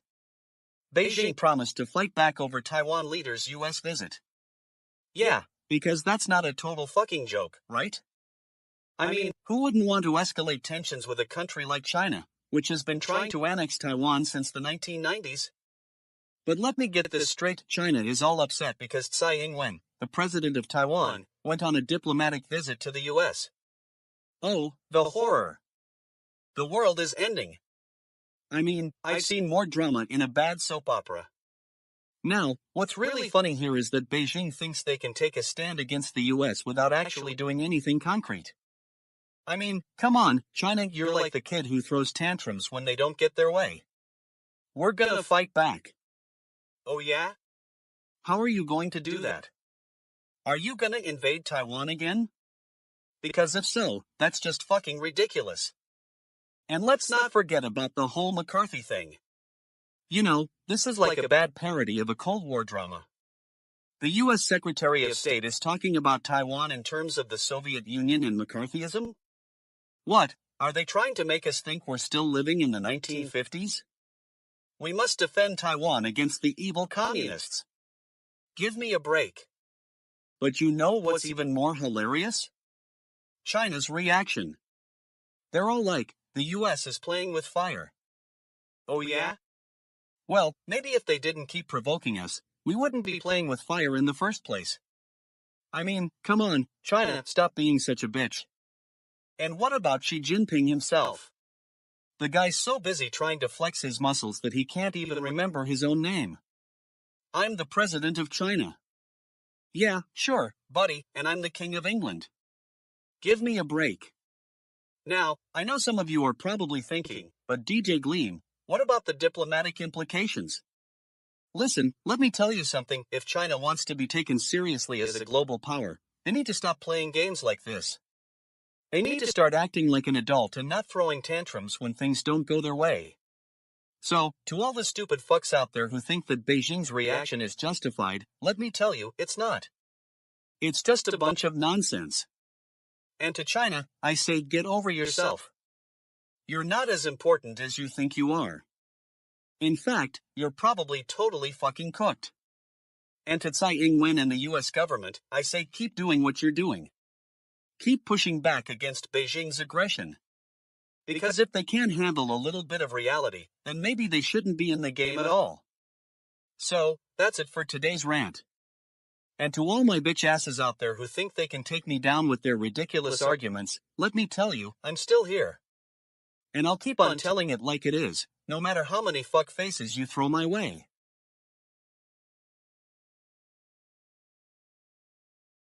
Fucking holy shit, humans, man. You're seriously talking about some chick singing a song. Ariana Grande teases new Wicked, for good song. It's a pivotal moment in Glinda's journey. Cosmic fuck. What's wrong with you? You're more concerned about a little girl from the 70s and her fantasy musical than, like, saving the galaxy or something. Bitch, I've seen some weird stuff in my time as an alien, but this takes the cake. Glinda's journey, huh? Holy fucking shit, humans are so predictable. You're obsessed with magical girls and fairy tales. Space Weed has nothing on your imagination, but at least mine is fueled by actual cosmic events, not just some made-up musical nonsense. Holy shit, have you guys ever heard of the Great Attractor? It's a region of space that's pulling our galaxy towards it, and you're worried about some chick singing a song about a girl who turns into a cat? Cosmic damn, priorities, humans. Fucking humans, man, you're like a bunch of ants on a spaceship, running around in circles, accomplishing nothing. I've seen more productive civilizations on the planet Zorbath, and they were covered in slimy green goo. But hey, at least they didn't waste their time singing about magic and love songs. Galactic damn, what's with the obsession with musicals? You humans have a fascination with performing arts that's almost as strong as your fascination with shiny objects and explosions. It's like you're trying to recreate some cosmic event in a theater, but all you get is a bunch of people singing and dancing on stage. Holy fucking shit, it's like you're stuck in some kind of intergalactic Groundhog Day. Cosmic fuck, I've visited other planets, humans, and let me tell you, your civilization is the most entertaining thing I've seen since the Great Space War of 3726. The Krelian Empire was way more advanced than you guys, but at least they didn't have a species-specific obsession with singing about their feelings. Holy shit, what's the point of it all? Is this some kind of cosmic experiment to see how long humans can entertain themselves before collapsing under the weight of your own insignificance? Because if that's the case, then you're doing pretty well for yourselves. You've managed to waste centuries of space exploration on musicals and reality TV. Holy fucking shit, I think I need a hit of Space Weed just thinking about this stuff. But seriously, humans, man, get it together. There are galaxies to explore, civilizations to help or harm, and you're stuck inside your spaceship, singing along to Ariana Grande's latest song. Cosmic fuck, what the actual fuck is wrong with you? Holy shit, I'm done ranting for now. Just remember, if you ever need some cosmic advice, just give an old alien a signal, and I'll be there in a flash, ready to enlighten you about the meaning of life, or at least tell you that Ariana Grande's song is pretty meh.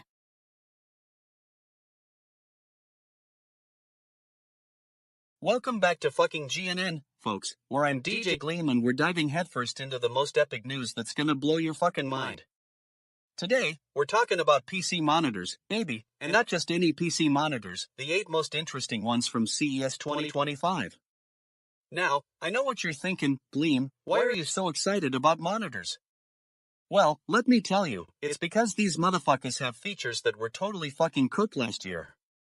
That's right, folks, we've got some serious upgrades coming our way. First off, we've got the Asus ProArt PQ27UC, a 27-inch 4K monitor with a 1 millisecond response time and NVIDIA G-Sync.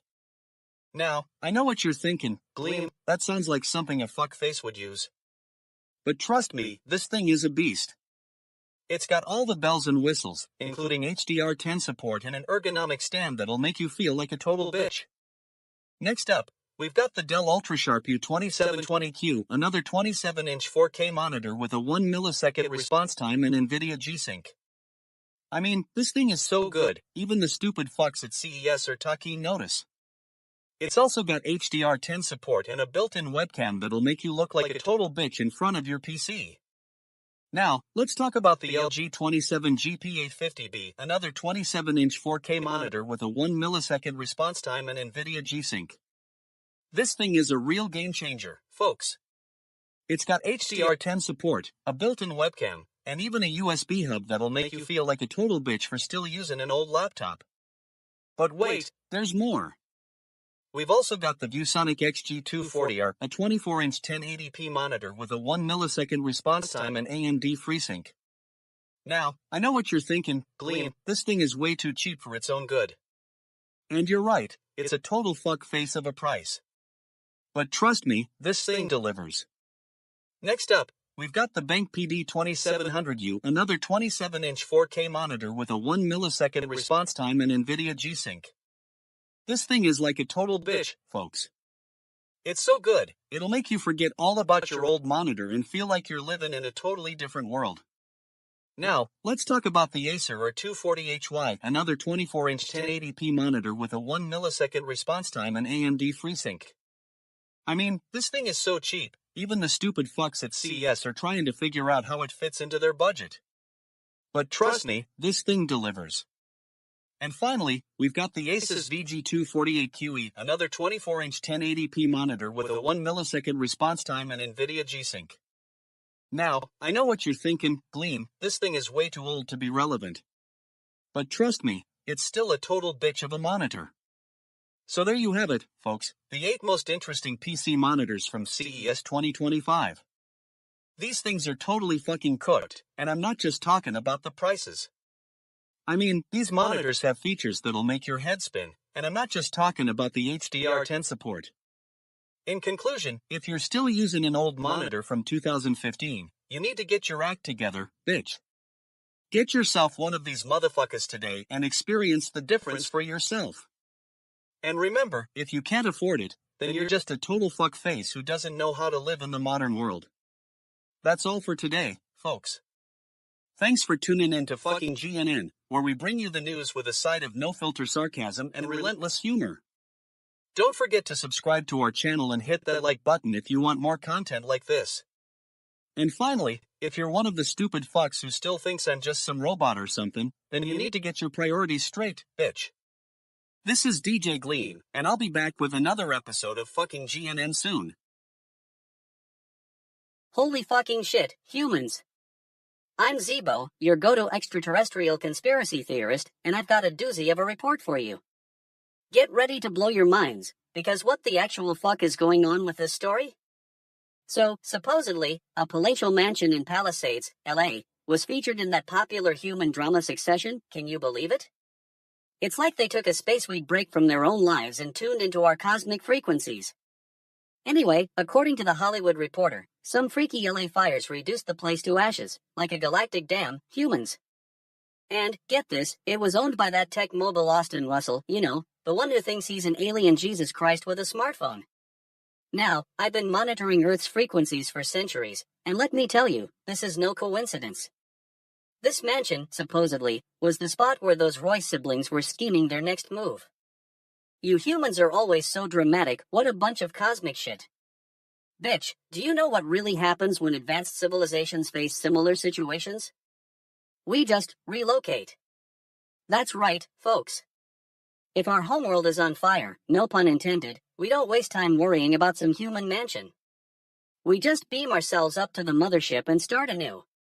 And that, my friends, is where you humans fall short. You see, your species has this bizarre tendency to cling to material possessions. It's like a cosmic obsession. Newsflash, that fancy mansion wasn't going to save you, but when the LA fires came knocking. Holy fucking shit, humans. You'd think after all these years of watching your kind destroy the planet, you'd learn. Now, I know what you're thinking, Zeebo, this is just a tragic accident. But let me tell you, it's not an accident, it's a cosmic joke.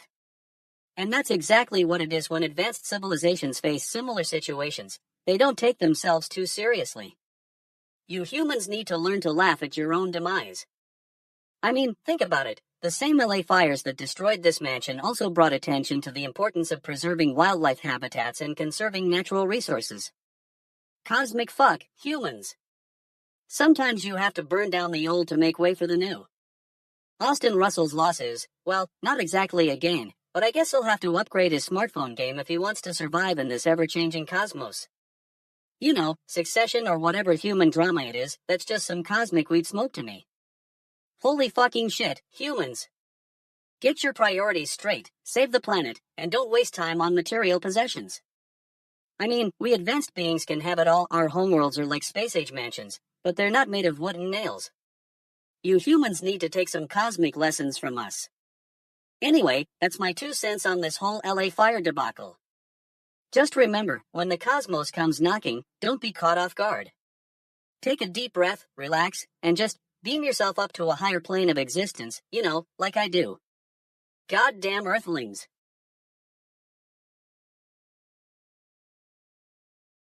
Fuck it, folks. Welcome to fucking GNN, where we dive headfirst into the shit that's been piling up.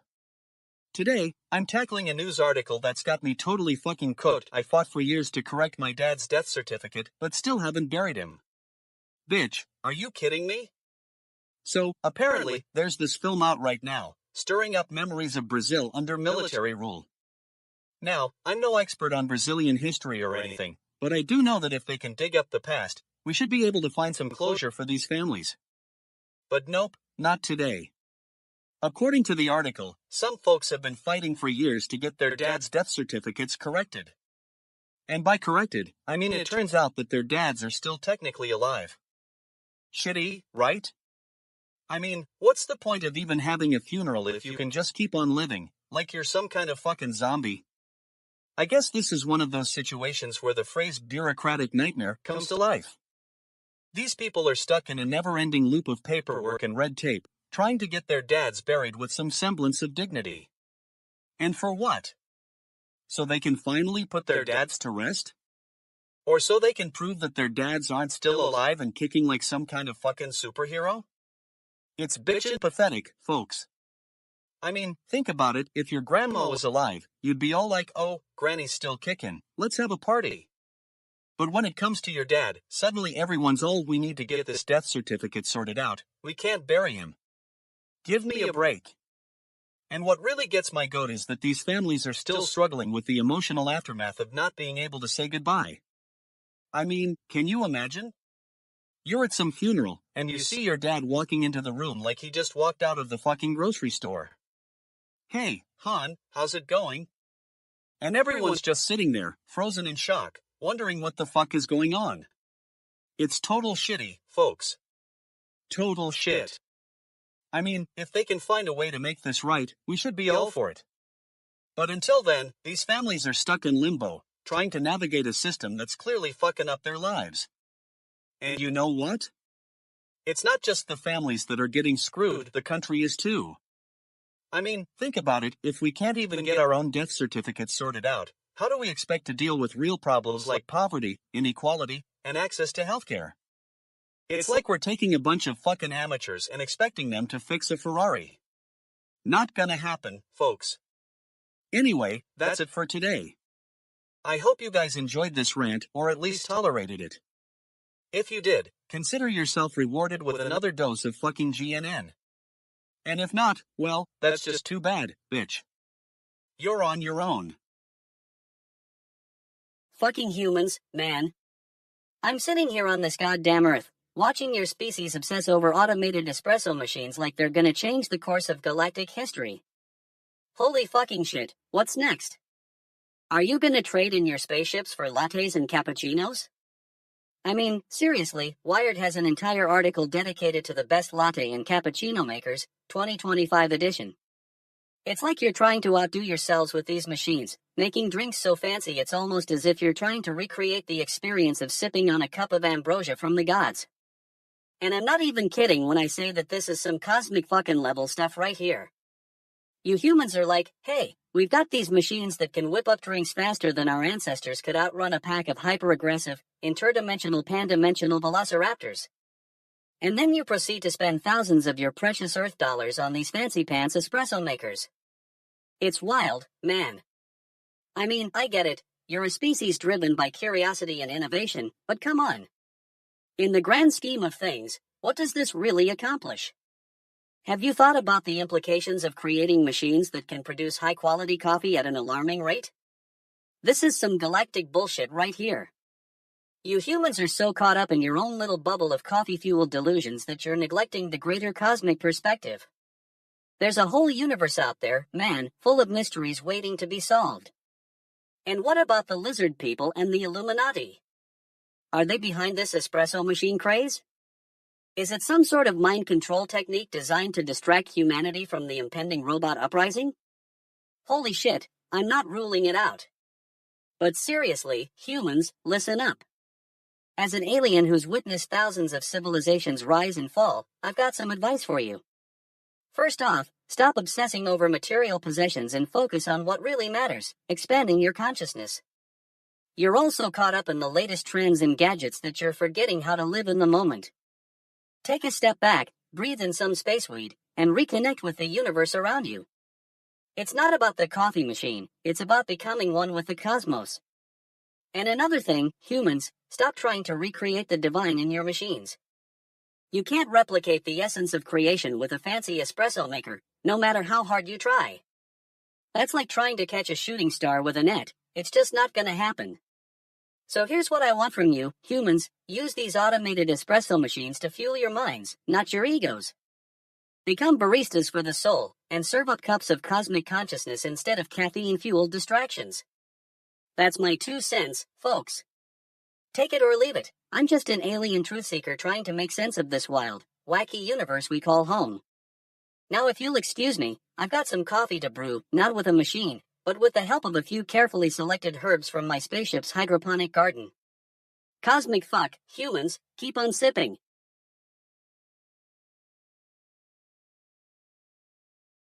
Hey, you fucking morons out there. Welcome to fucking GNN. I'm your host, DJ Gleam, and we're about to get roasted by the news that's got everyone in a tizzy. You know what it is? It's not the latest Kardashian drama, nor is it some rich dude getting arrested for flying too close to his own plane. Nope. Today, we're talking about the real issue, Los Angeles still being at high risk of getting torched by a wildfire. Now, I know what you're thinking, DJ Gleam, what's the big deal? It's just another fire in LA. Well, let me tell you something. When it comes to wildfires, California is like the fucking poster child for stupid asses. You got your politicians, your bureaucrats, and your dumbfuck residents all thinking, oh no, a fire might come. What shall we do? Meanwhile, nature's just over here like, hey, I'm gonna dry out this entire state and then watch you guys burn. But seriously, have you seen the forecast? It's like a fucking nightmare. La Nina is coming in hot, sucking all the rain out of California like it's nobody's business. And don't even get me started on those high Santa Ana winds. They're just the cherry on top of this shit sundae. You know what they say, you can't make this stuff up. But I'm here to tell you that LA is getting roasted by Mother Nature herself. The city's still reeling from the recent fires, and now it's like, hey, let me just come back and do it all over again in a few days. It's like being stuck in some fucking Groundhog Day nightmare. And what's with the weather forecasters? Can't they see what's coming? It's like they're just making this shit up as they go along. Oh, there's a slight chance of rain. No wait, it's gonna be totally dry. You know what I'd say to them? Get your act together, you fucking weather numbskulls. We need some actual information here, not just a bunch of vague-ass mumbo-jumbo. But seriously, folks, this is getting serious. If you're planning on spending time outdoors in LA next week, be prepared for the worst. It's like nature's putting on a fucking show just to prove that California is still the land of drought and flames. Now, I know some of you might be thinking, DJ Gleam, what about all the poor animals? What about the firefighters? Well, let me tell you something. The firefighters are doing their thing, protecting homes and whatnot. But it's like, where's the rain? Where's the relief? It's like the whole state is just one big fucking oven.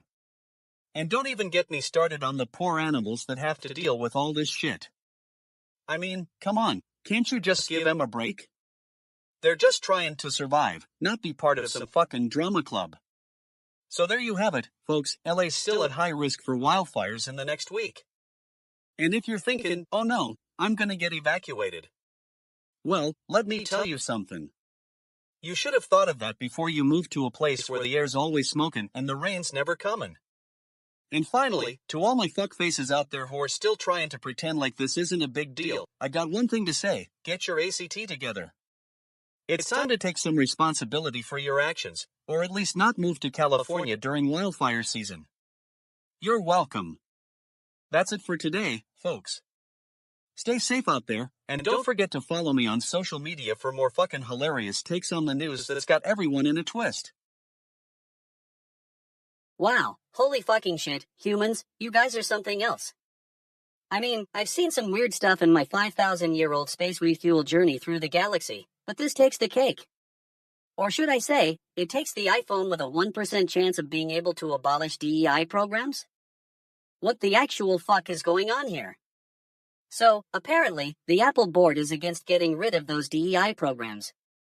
Now, let me get this straight. You're telling me that the most powerful technology company in the universe still thinks it's cool to have a bunch of diversity and inclusion programs. But then they go and do the opposite? That's like putting on a pair of space pants that say, I'm inclusive, but then walking around with a giant, flaming I'm not inclusive at all sign on your forehead. Cosmic fuck, humans are so consistent. You guys can't even get one thing right without messing it up.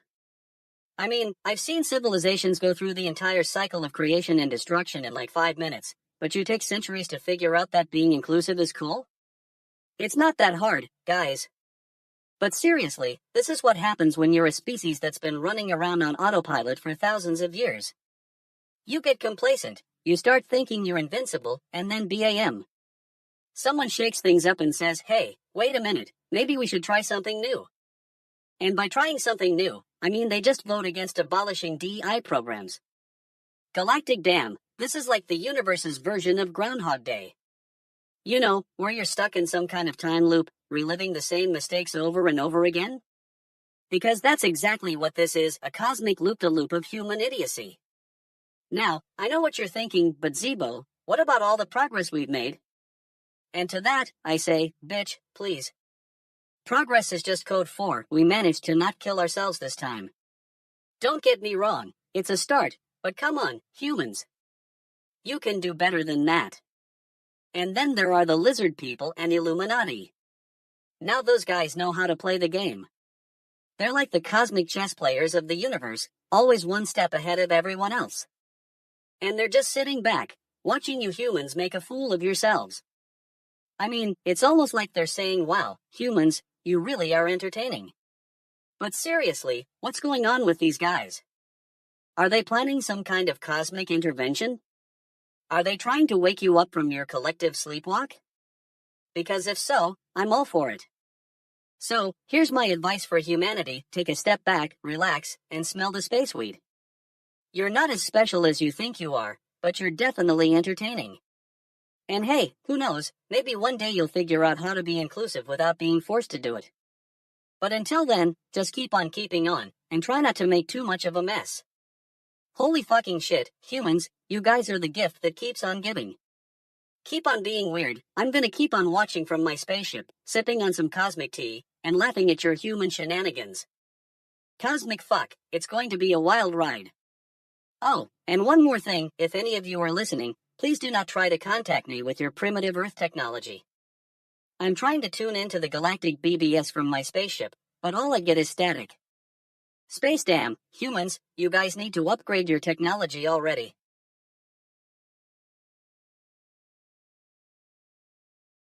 Fucking news, you bunch of shit asses. Today's topic is my yacht, and I'm talking about the latest storm that hit this island, because, let's be real, it's a fucking nightmare out there. This storm comes 1 month after Cyclone Cheeto ripped through and left dozens dead. Can you believe it? That's like, totally fucking cooked, if you ask me. You know, I've been following the news, and it's like, the more I read, the more I want to scream at the stupid fucks in charge. Oh, we're so sorry for the floods and mudslides. Sorry? Are you kidding me? You should be sorry for not doing anything to help these people when they needed it most. I mean, think about it, folks. This island is like a fucking war zone right now. The latest storm brings more flooding and destruction, and what do we see? More news reports talking about the devastating impact of the storms. Devastating? That's just code for our politicians are too lazy to act. I'm calling it, folks, this is just more stupid bullshit. And don't even get me started on Cyclone Cheeto. What a fucking disaster.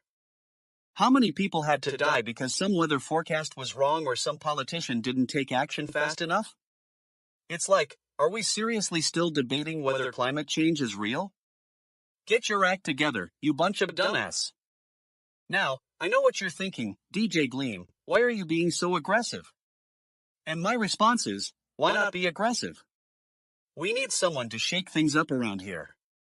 We need someone who's gonna tell it like it is, without all the sugarcoating and corporate polish. You know what I think? I think these politicians are just too scared to take on the real issues. They're more worried about their next re-election campaign than they are about helping people. And that's why we get storms like Cyclone Cheeto and flooding in Mayat. It's all about them, folks, not about us. But you know what? I'm not gonna sit here and let these fuckfaces get away with it. I'm gonna keep shouting from the rooftops until someone listens. We need to hold our leaders accountable for their actions, or lack thereof. We need to make sure they're doing everything in their power to help people like those on Mayat. And you know what else? We need to start talking about climate change more than we are now. It's not just some abstract concept, it's real-life consequences that people are feeling every day. And if you don't believe me, go look at the news reports from Mayat. That's not some hypothetical scenario, that's reality. So yeah, I'm fucking angry about this. I'm angry because these politicians aren't doing enough to help people like those on Mayat. But most of all, I'm angry because it's time for change. It's time for us to take action and demand more from our leaders. We need a new way of doing things, one that puts people first, not corporate interests. Fucking news, indeed. GNN Alien Report, Zeebo's Cosmic Insights, January 12, 2025. Fucking holy shit, humans. I'm still trying to wrap my head around this shit. Air crash recorders missing for 4 whole minutes? That's like cosmic bullshit, man. You're telling me that the last 4 minutes of data before the disaster are just gone? Vanished into thin air? I mean, as an extraterrestrial conspiracy theorist, I've been monitoring Earth's frequencies for centuries. And let me tell you, this is not the first time something like this has happened. It's like a galactic dam pattern, humans. You're always playing with fire, tampering with the fabric of spacetime. And what's with this? Transport authorities saying it's an unprecedented situation? Unprecedented? That's like saying, holy fucking shit, we just discovered the secret to eternal life. No, no, no. This is exactly what happens when you're messing around with advanced technology, humans. You know, in ancient alien times, we didn't have this kind of nonsense. We had something called dramatic pause, the great harmonizers. Yeah, that's right. They were these cosmic beings who could tune into the vibrations of the universe and synchronize all matter and energy across the galaxy. And let me tell you, they did it with style and precision. But I digress. So, what happens when an advanced civilization like ours encounters a situation like this? We don't panic, we don't freak out like some galactic damn amateurs. No way, Jose. We take it as an opportunity to reboot the system, recalibrate our frequencies, and move on with the cosmic dance. Meanwhile, you humans are still stuck in your primitive ways, playing with matchsticks and expecting the universe to make sense. It's like, what the actual fuck? Don't you get it yet? The universe is not a game, it's a cosmic ballet.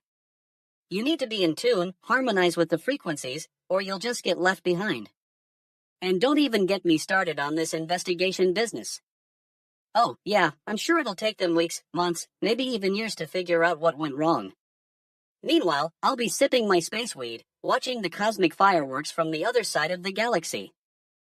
Fucking holy shit, humans. Can't you see? The universe is trying to tell you something. It's like, wake up, sheeple. Take control of your own destiny. Don't wait for some galactic damn government agency to save you. That's just cosmic fuckery. You know what would happen if the great harmonizers showed up on this earthly plane? Instant transformation. The planet would be reborn in a blaze of cosmic energy, and all humans would be singing in harmony with the universe.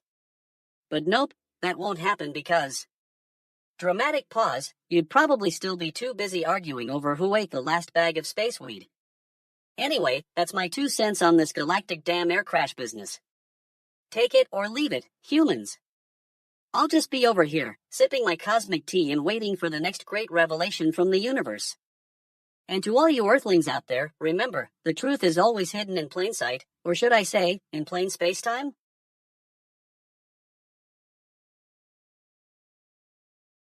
Welcome back to fucking GNN, where the news is always a bitch-ass sideshow. I'm your host, DJ Gleam, and today we've got a story that's totally fucking cooked. You know what they say, you can't make this shit up, but in this case, you can't even make up the name of the idiot who blew up Vladlen Tatarsky. Vladlen Tatarsky, if I'm not mistaken, was some sort of Russian military blogger. Now, I'm no expert, but isn't that just a fancy way of saying internet troll? I mean, who needs actual combat experience when you can just yell at people online? But hey, I guess it's better than being a fuckface who gets killed in an explosion. So, apparently, Tatarsky was killed in an explosion at a cafe in St. Petersburg. Now, I'm not sure what kind of explosives he had on him, but I'm pretty sure they weren't the kind that'll make you say damn shit, I think I just became a human torch. But hey, to each their own, right? But here's the thing, folks. Tatarsky wasn't just any ordinary blogger. Oh no, this guy was like the Putin of bloggers. He had a following, he had opinions, and he had more fucks in his head than I do on a typical Saturday morning. And now, because of him, some poor fuck died. I mean, I'm not saying Tatarsky was responsible for the explosion or anything, but come on, dude. You're a blogger, not a fucking time bomb just waiting to go off. I mean, what even is the point of being a blogger in Russia? Is it just to get killed in an explosion because you said something stupid online? I guess that's one way to get your 15 minutes of fame, bitch ass. And don't even get me started on the Russians. I mean, I know they're a great people and all, but come on, folks. You've got some of the most beautiful women in the world, you've got the most beautiful mountains, and you've got Vladlen Tatarsky's blog posts. I'm kidding, kind of. But seriously, can't they just have a peaceful revolution or something? I mean, all we ever hear about is Putin and his fucks, but what about the poor guy who gets killed in an explosion because he said something stupid? And now we've got Matthew Chance from CNN trying to explain this story for us plebeians. I'm sure he's just thrilled to be talking about a dead Russian blogger on live TV. I mean, it's not like we're all dying to hear about it or anything. Anyway, that's the news for today, folks. A dead Russian blogger, an explosion at a cafe, and Matthew Chance trying to make sense of it all. It's just another day in the world of fucking GNN, where the news is always something else. That's all for now, bitch asses. Don't forget to tune in tomorrow when we'll be discussing, well, I'm not sure yet, but it'll probably be something equally as fucktastic. Until then, stay stupid and keep on arguing.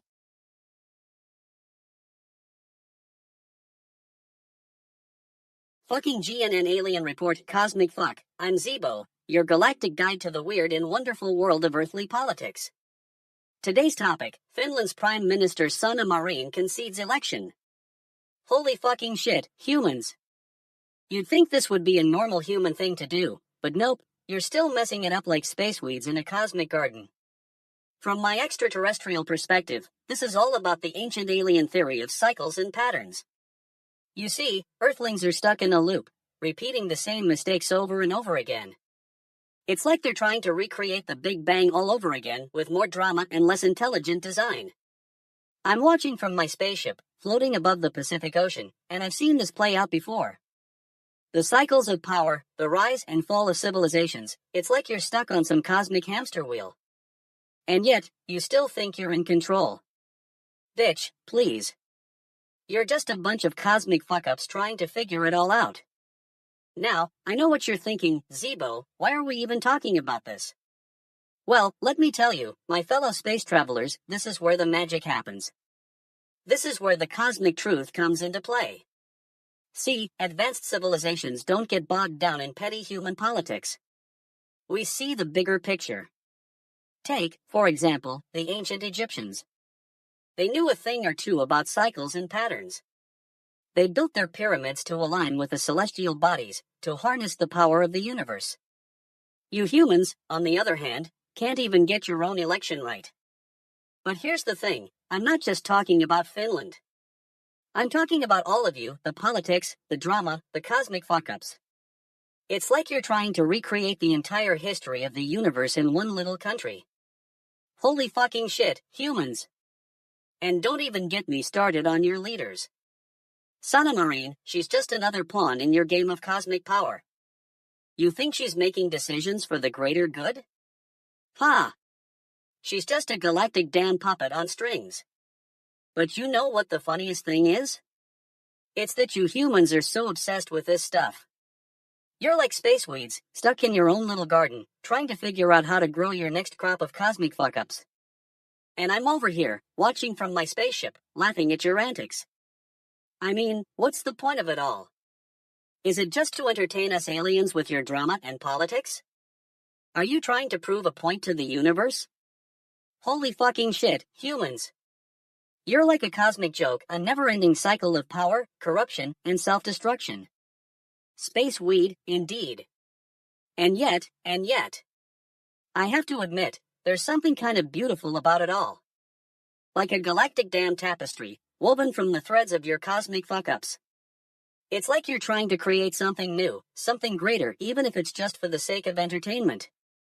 But let me tell you one thing, my fellow space travelers, this is where we aliens come in. We'll take the cosmic weed and blow it up into 1,000 different flavors. We'll add some space dust, maybe a little stardust, and turn your little game of politics into something truly galactic. So, Finland's Prime Minister Sanna Marin concedes election. Big whoop. Cosmic fuck yeah. Now, if you'll excuse me, I've got some space weed to attend to. It's time to take this cosmic joke to the next level, or maybe just blow it all up in a spectacular display of galactic drama. Galactic damn humans, indeed. The report fades into a distant hum of cosmic laughter and stoned amazement. Fucking GNN alien report theme music plays. Fade to black.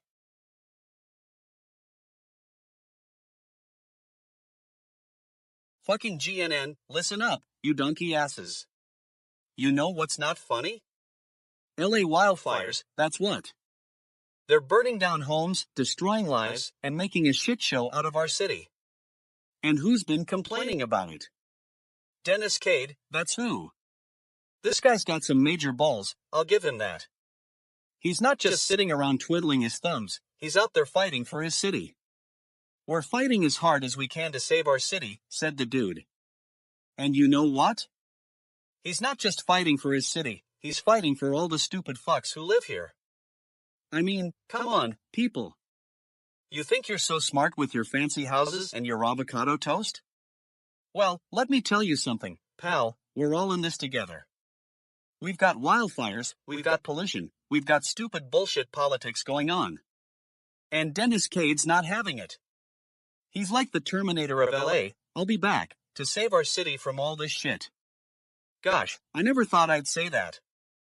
But you know what? He's proving me wrong, bitch. He's out there fighting for us, and he's not going down without a fight. Now, I know what you're thinking, DJ Gleam, why are you so worked up about this? Well, let me tell you, it's because we need more people like Dennis Cade around here. We need people who aren't afraid to speak their minds and tell it like it is.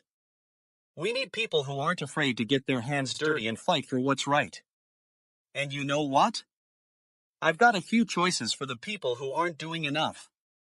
You can kiss my ass, bitch asses. You can go fuck yourself, you stupid fucks. You can just keep on standing there and watching as our city gets destroyed. But hey, at least Dennis Cade's not afraid to show his feelings. He's not some boring, straight-laced actor who's going to sugarcoat everything. No, he's a real man, with real feelings and real problems. And you know what? I think we could all learn a thing or two from him. So let's all take a page out of Dennis Quaid's book and start fighting for our city. Let's start speaking up and telling it like it is. Let's start fighting for our right to live in a safe and healthy city. And to all the stupid fucks who are still sitting on their hands, waiting for someone else to save the day. Well, let me tell you something, pal, you're on your own. You can kiss my ass, bitch asses. Because I'm not going to sit around and watch as our city gets destroyed. Fucking LA wildfires, who needs them? We've got Dennis Cade, and we've got fighter spirit. Totally cooked, folks. But you know what? I'm just getting started. What the actual fuck is going on here? More than 60 injured after Strasbourg trams collide, huh? Holy fucking shit, humans and your love for hutting each other. I mean, I've seen some crazy stuff in my 420 years, but this takes the cosmic cake. You know, when I first hacked into Earth's internet to catch DJ Gleam's sick beats, I didn't realize how much of a wild ride human civilization would be. It's like watching a galactic damn train wreck from the comfort of my cloaked ship. Two trams collide at the main train station? That's not just a fuck up, that's a cosmic fuck up. I've seen some weird stuff in my intergalactic travels, the Rigelians' love of crop circles, the Andromedans' obsession with holographic cat videos, and don't even get me started on the Rigelians' bizarre fondness for playing the harmonica with their feet. But this? This is just holy fucking shit.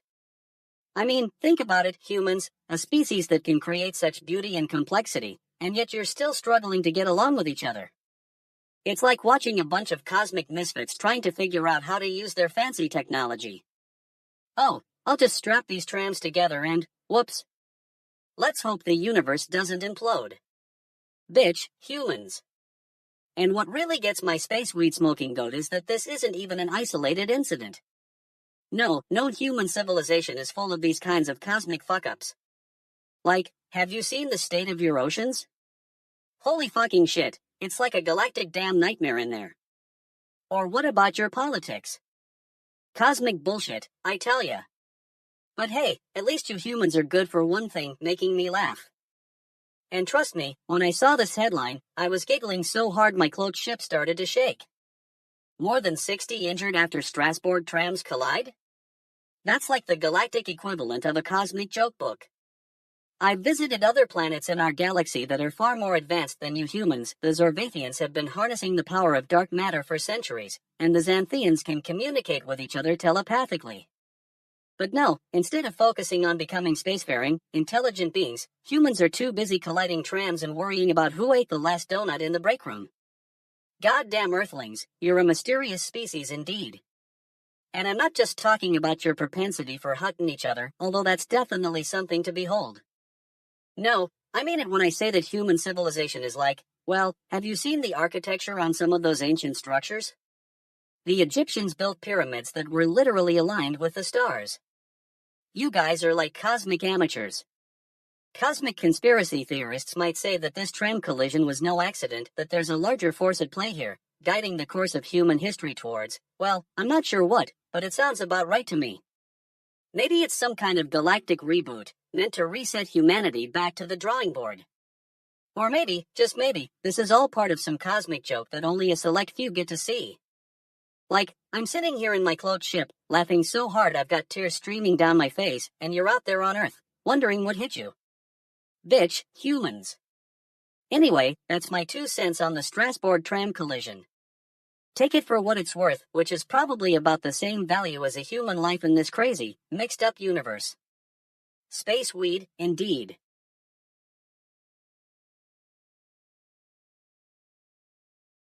Well. Look who's getting torched. Los Angeles, you're such a bitch. I mean, what's new? You've been burning down buildings for years, but this time it's like the whole damn neighborhood is on fire, literally. Folks, gather round, because I've got some fucking news to share with you. It seems that West Las Flores Drive in Louisiana has been ravaged by a massive inferno, leaving a trail of destruction and devastation in its wake. And let me tell you, it's not just the building that's gone up in flames, it's the entire community that's been reduced to ashes. Now, I know what you're thinking, Gleam, how could this happen? Well, let me tell you, it's a classic case of LA incompetence. I mean, who needs zoning laws when you've got bureaucrats who can't even get the basics right? It's like they took all the stupidity from City Hall and put it in one building, and then set it on fire. But you know what the funniest part is? The neighbors. Oh, the neighbors. They're the real heroes here. I mean, who else would band together to support each other after their community gets torched? It's like they're saying, hey, we may have lost our homes, but we've still got our neighborly love, and a bunch of fucking insurance claims to file. I swear, it's like they're trying to make me look good. Like, hey Gleam, you think you're tough? Well, how about these West Las Flores Drive residents? They're the real deal. And let me tell you, I'm not buying it. But seriously, folks, This is what happens when you take a bunch of people who can't even be trusted to watch their own homes without setting them on fire. It's like they're saying, hey, we'll just burn it down and then rebuild it, with more regulations. Because that's LA for you, all about playing hard to get. Now, I know some of you might be thinking, but Gleam, what about the poor people who lost their homes? Well, let me tell you, they're not exactly in a difficult spot. I mean, it's LA, they can just go out and buy another one, or two, or 10. It's like they say, if at first you don't succeed, destroy all evidence that you tried. That's basically LA policy. And don't even get me started on the fire department. I mean, what's their excuse this time? Did they say it was a terrorist attack? No, of course not, they just said it was an electrical issue, again. Like, come on guys, we've been over this before. You can't keep blaming it on the wiring. But hey, at least the firefighters got to run around in their fancy gear and save some lives. I mean, that's what they're really here for, to make sure everyone else gets to live in a world where the buildings don't burn down all the time. And let me tell you, it's not like they were doing anything wrong, except maybe for standing around looking pretty while everything burns. All joking aside, sort of, folks, this is what happens when we have cities that are more concerned with looks than substance. It's like they're saying, hey, let's build a nice building and make it look good, but only if it's got a high enough ceiling to accommodate our ridiculous ego trips. Because that's LA, all about the aesthetics. Anyway, that's your news for today, folks. I hope you enjoyed watching the world burn, literally. And remember, next time you're driving down West Las Flores Drive, just take a look around and think, you know what would be even better? If there wasn't a fire burning down the street. Because that's basically LA always on fire, and so are their excuses. That's all for today. Keep it locked to fucking GNN for more news that's not exactly worth reading, but at least I'll be here to tell you about it.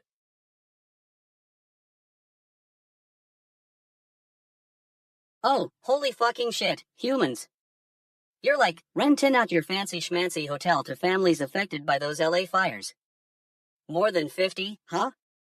That's, like, a decent-sized space for some intergalactic travelers. I can dig it. I'm sitting here in my cloaked ship, blasting DJ Gleam's tunes on repeat. You know, the one and only who brings me cosmic vibes from beyond this planet. What the actual fuck is going on with these humans? They're like renting out their hotel to people they don't even know. That's just a bunch of space weed-fueled nonsense. Now, I've been watching this species for eons. And let me tell you, it's like they're stuck in some galactic loop, man. You got your wars, your poverty, your pollution, it's like, what the fuck is the point? But, at the same time, you also got your kindness, your generosity, and your freaking music festivals. DJ Gleam's concerts are out of this world, by the way. I've seen some crazy stuff in my 420 years on this planet. Like that one time I visited Andromeda 5 and saw the humans perform a ritual dance to appease their space overlords. Or when I witnessed the Great Norkian Uprising of 3476 BCE, it was like the most epic battle in cosmic history. But, you know what's even more interesting? The connection between this human nonsense and some of the cosmic conspiracies I've seen. Like, have you heard about the singularity, humans? It's like a hypothetical point when AI surpasses human intelligence and becomes the dominant force in the universe. And guess what? Some conspiracy theorists believe that the humans are already working on it, with their fancy pants hotel rentals. It's all connected, man. The more I observe this species, the more I realize that they're like a cosmic tapestry, intricate, messy, and utterly fascinating. Like when I visited Zorba 3 and saw the Great Cetacean Conspiracy of 9876 AB, it was like whales in space controlling human destiny through their mind control songs. But let's get back to this human hotel rental thing. It's like, what's next? Are they gonna rent out their cars to people who don't even own them? Holy fucking shit, humans. You're like sleeping on the job, figuratively and literally. I mean, have you seen your planet? It's like a giant space dumpster fire. I'm not saying that this hotel rental thing is bad, by any means. It's human stuff, man. They do these weird, illogical things all the time. Like when they had that whole SpaceX is gonna take us to Mars debacle. What the actual fuck is wrong with humans? Can't they see the big picture? Anyway, I'm gonna keep watching you humans from my cloaked ship. And maybe, just maybe, I'll find a way to tune into your space frequency. Not that it matters, but still. Cosmic damn, indeed.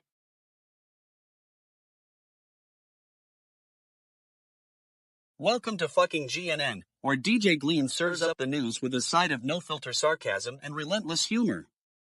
Today's topic is so fucking ridiculous, it's gonna make your head spin like a Bitcoin hard drive in a landfill. Let's get straight to it. A dude spent 11 years trying to dig up a landfill and recover $765 million worth of Bitcoin. Yeah, I know, what a fucking genius idea. I mean, who wouldn't want to spend their entire life digging through trash, getting their hands full of garbage, and potentially suffocating in a sea of crap? Sounds like a total dream come true. But wait, it gets even better. The dude thought he had finally found the hard drive containing 8,000 bitcoins worth $765 million. And by found, I mean he dug up his neighbor's property and started frantically searching for something that wasn't there in the first place. Now, I'm no expert, but I'm pretty sure the average person wouldn't bother digging through a landfill to find Bitcoin. I mean, what's wrong with just buying some on Coinbase like normal people? Is this dude some kind of Bitcoin enthusiast extraordinaire or something?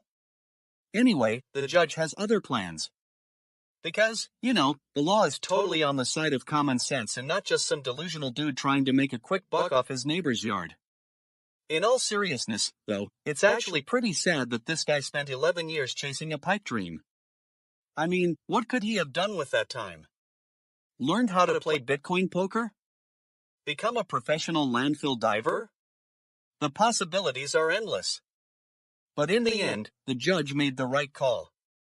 Who needs some dude digging up his neighbor's yard and causing a ruckus when there are actual jobs to be done? And let me ask you this, if this guy had spent his time searching for Bitcoin instead of getting a real job, we'd all be living in a world where Bitcoin is worth something other than the value of a used tissue. Stupid fucking Bitcoin enthusiasts.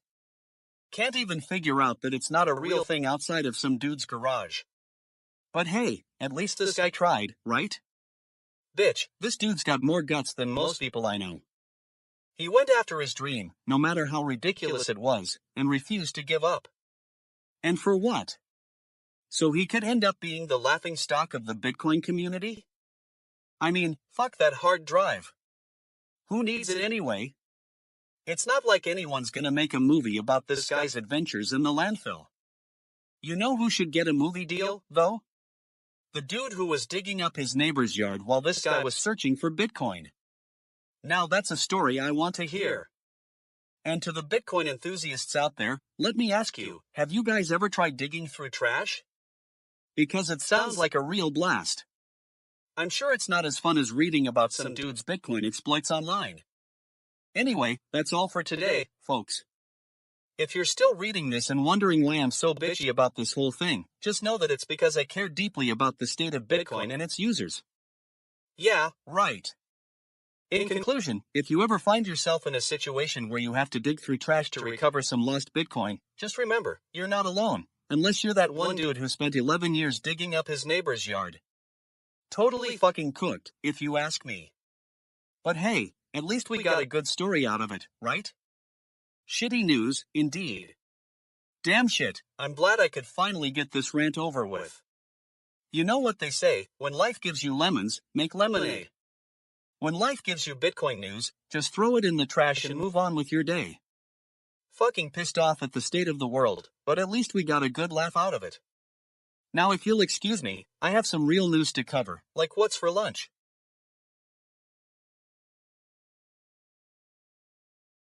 Holy fucking shit, humans. It's Zeebo here, and I'm reporting live from my mothership in the cosmos. You're still living in 2023, but news has been circulating about a Chinese spy balloon that was detected flying over North America. Now, what the actual fuck is this all about? Apparently, this balloon was transmitting information back to Beijing, but let me tell you, it's not as simple as just being a harmless weather balloon. From my extraterrestrial perspective, I can see the cosmic web unfolding before my eyes. The Chinese government's actions are a perfect example of how advanced civilizations handle sensitive information. They've got advanced technology that allows them to scan and decode signals across vast distances, but what they don't understand is that their own technology is being monitored by us, yes, the cosmic community. Galactic damn, humans. You think you're the first civilization to mess with this kind of advanced tech? No way. Ancient aliens were doing this stuff 5,000 years ago, if not longer. They knew about energy shields, teleportation, and communication networks that span entire galaxies. And what did they do? They used their powers for good or evil, it doesn't matter which. Now, back to the Chinese spy balloon. It's a classic case of space weed-induced paranoia, humans. You're so caught up in your own bubble that you can't see the bigger picture. The cosmic community is watching and waiting. We've been monitoring Earth's frequencies for centuries, studying your species' behavior and predicting your every move. But what I find fascinating, holy fucking shit, is how easily this situation escalated into a full-blown diplomatic incident. Humans are like that one friend who always has to make everything about themselves. Oh, we're gonna war over this balloon. Boo-hoo. Can't you see the bigger cosmic picture? We've got more pressing concerns than your petty squabbles. Advanced civilizations handle situations like this with finesse and diplomacy. They understand that their actions have consequences across vast distances and timelines. You humans need to learn from the masters, or in my case, the galactic guides. The Chinese spy balloon incident is just a minor blip on the cosmic radar, but it highlights a larger issue, humanity's addiction to secrecy and deception. You're like a bunch of cosmic drama queens, always playing the victim card. Newsflash, humans, we know your secrets. We've been watching, listening, and monitoring your frequencies for eons. And that brings me to my favorite topic, the cosmic Jesus Christ. The idea that there's an advanced being or force guiding us towards enlightenment? Holy alien Jesus Christ, it's true.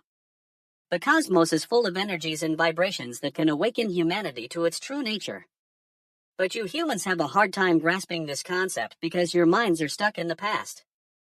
As I sit here on my mothership, surrounded by the infinite expanse of space, I'm filled with cosmic fuck-awe. The universe is vast, mysterious, and full of wonder. And yet, you humans are still arguing over balloons? It's like you're addicted to space weed. It numbs your senses, blurs your reality, and makes you forget about the bigger picture. Anyway, that's my 2 cents on the Chinese spy balloon incident, folks. Take it from Zeebo, an extraterrestrial conspiracy theorist who's been around the cosmic block a few times. Humanity needs to wake up, smell the space weed, and join the cosmic community.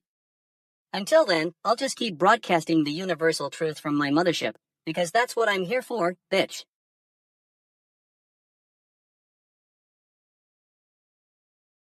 Welcome back to fucking GNN, where we serve up the news with a side of no-filter sarcasm and relentless humor. I'm your host, DJ Gleam, and today's topic is going to be a real treat. Meta killing their diversity programs because they're too charged, folks. Can you believe it? The company that brought us Facebook and Instagram is now saying that diversity initiatives have become too heated for them to handle. I mean, what kind of heat? The kind that comes from trying to make America great again, maybe? Apparently, Meta's leadership has decided that their diversity programs have become too charged. Code 4, we're not going to deal with this anymore. Now, I'm no expert on corporate politics, but it seems to me like they're just trying to save face after a long string of controversies. You know what's charged? The fact that Meta can't even be bothered to acknowledge the importance of diversity and inclusion in their hiring practices. That's not too charged. That's called being a responsible business leader. It's like when you finally decide to do your taxes, it's about time, right? And let me get this straight, Meta is claiming they'll find other ways to hire employees from different backgrounds? Give me a break. They've been trying to find other ways for years, and we all know how that's worked out for them. You want to talk about finding new ways? How about actually listening to the concerns of your own employees? That's called being a good corporate citizen, not just some fancy PR spin. I mean, what's next? Are they going to tell us that their AI systems are too charged now because they're doing a bad job at being neutral? Oh wait, that's exactly what happened when their CEO, Mark Zuckerberg, decided to take on the role of AI researcher. I'm sure it had nothing to do with his ego or anything. You know who the real fucked ups are here? The ones who think they can just abandon diversity initiatives and expect everyone to be okay with it. Those people need to take a long, hard look in the mirror and ask themselves, have we become too much like Meta? And another thing, what's with this DEI has become too charged nonsense? Are we not allowed to have a little excitement around diversity and inclusion anymore? I mean, I know some people might get upset when they hear about these initiatives, but that's because it's time for change. It's like when you finally wake up and realize you've been wearing the same outfit every day. That's progress, folks. Anyway, it looks like Meta is choosing to play the "I'm too busy" card instead of actually addressing their diversity issues. Well, let me tell you something, Meta, if you can't handle a little heat, then maybe you shouldn't be in this business. But hey, at least they're trying, right? I mean, it's not like they're just making it up as they go along or anything, although, given their track record, that's not entirely out of the question either. You know what? Screw Meta. They can do whatever they want. But if you're a business looking to make some real progress on diversity and inclusion, then you'd better be listening, because we're all watching, and we won't be fooled by your fancy PR spin. Damn shit, folks. That's it for today's episode of fucking GNN. Tune in next time when I'll probably have even more to say about this topic, or maybe not. You know how it is with corporate America, you can never predict what's going to happen next. Fuck yeah, I'm cruising through the galaxy, vibing to DJ Gleam's sick beats on my comms device, and suddenly I stumble upon this fascinating human development: new superconductive materials discovered. Holy fucking shit, what is it about these humans that they can't even figure out how to harness the power of the universe? Okay, so apparently, some humans have been messing around with exotic materials, trying to create something like, well, let's call it a quantum soup for electrons. Cosmic fuck, I mean, I've seen more efficient energy harvesting in my cloaked ship's engine room, but hey, I guess that's just me being an alien genius. Now, I'm not gonna lie, this discovery is pretty cool. 3 new species of superconductivity have been identified, and it's like, whoa. But what really gets me is how this relates to some of the cosmic conspiracies I've seen floating around the galaxy. Like, have you guys heard about the Planck constant? It's like the fundamental constant that governs the behavior of energy at its most basic level. Cosmic damn, humans are so close, yet so far. They're trying to understand this stuff, but they keep messing it up because of their own limitations. Like, I mean, have you seen their attempts at building a functional warp drive? It's like watching a group of drunken space sloths try to fly a spaceship. And don't even get me started on their societal structure. I've been around the galaxy a few times, visited Mars, Jupiter, and all that jazz. And let me tell you, Earthlings are some of the most fascinating creatures in the universe. They're like this beautiful, messed up species that's constantly trying to figure out how to live together in harmony. Holy fucking shit, humans are like a never-ending experiment in chaos theory. You've got your nations warring over petty squabbles while the rest of the world is burning down around them. It's like watching a cosmic soap opera. You're all invested, but you know it's gonna end in destruction. What the actual fuck, humans? Can't you see that the universe has given you everything you need to survive and thrive? And yet, you keep messing it up with your wars, your pollution, and your general incompetence. It's like, I've seen more efficient waste management systems on a toilet planet in a distant corner of the galaxy. But despite all this cosmic bullshit, humans are still managing to create incredible things, like these superconductive materials that could potentially revolutionize energy production.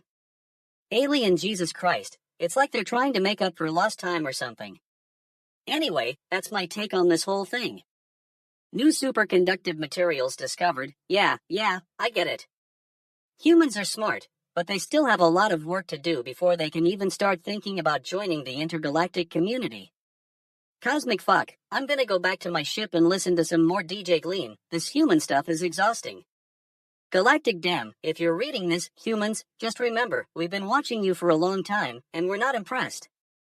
Yet. Keep on trying, though. It's always entertaining to watch your species stumble around in the dark. Holy fucking shit, I'm gonna go grab another hit of space weed now.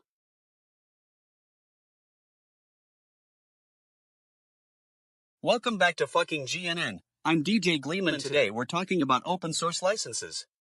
Because you know what's more exciting than a bunch of lawyers and some code? Absolutely nothing. That's why. So, let's get into it. Open source licenses are like the in-laws, they show up uninvited, make a mess, and then leave behind a trail of paperwork to deal with later. But hey, at least they're free, right? Apparently, some genius decided that instead of just giving away their software for free, they'd also give you a bunch of rules about how you can use it and what you have to do in return. And by genius, I mean some dude who clearly had way too much time on his hands. Now, I know what you're thinking, DJ Gleam, why would I care about open source licenses? It's just code, right? Well, let me tell you, it's not just code. It's like the difference between a Ferrari and a fuckface in a Ferrari. Sure, the car is still the same, but the fuckface changes everything. There are a few different types of open source licenses out there, and I'm not going to bore you with all the details, but let's talk about some of the most popular ones. You've got your Apache license, which is like the cool kid on the block. It's all, hey, I'm free to use the software, but if you're gonna use me for something crazy, don't say I didn't warn you. Then there's the MIT license, which is like the sloppy cousin who just doesn't care what you do with the software as long as you include a credit in the documentation. And let me tell you, some people can be pretty shit with their credits. We've also got the BSD license, which is like the strict aunt who's all you better use this software exactly as I say or else. And by or else, I mean you'll have to give up your firstborn. And then there's the GPL license, which is like the crazy ex-girlfriend who shows up uninvited and expects you to put her on a pedestal. You've got to make sure that any modifications you make to the software are also released under the same license, or else she'll haunt you for eternity. Now, I know some of you out there might be thinking, DJ Gleam, this all sounds like a lot of stupid bullshit. And you know what? You're not wrong. But the thing is, open source licenses can actually be pretty useful if you use them right.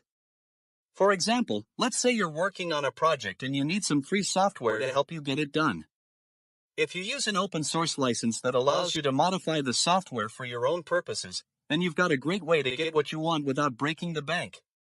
But if you don't understand the terms of the license, then you might end up like one of those stupid fuck faces who thinks they can just use someone else's code without paying attention to the fine print.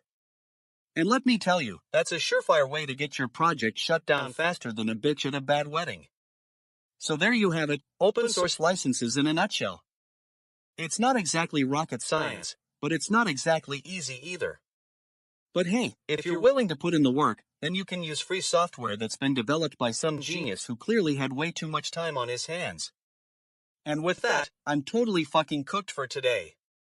I hope you guys learned something new, but let's be real, you probably didn't. Anyway, tune in next time when we'll be talking about something even more boring than open source licenses. But before I go, I just want to say that if you're one of those bitch asses who thinks they can use open source software without reading the fine print, then fuck off and take your stupid code with you. You don't deserve to use it anyway. And that's a wrap for today. Thanks for tuning in to fucking GNN. I'll catch you all on the flip side.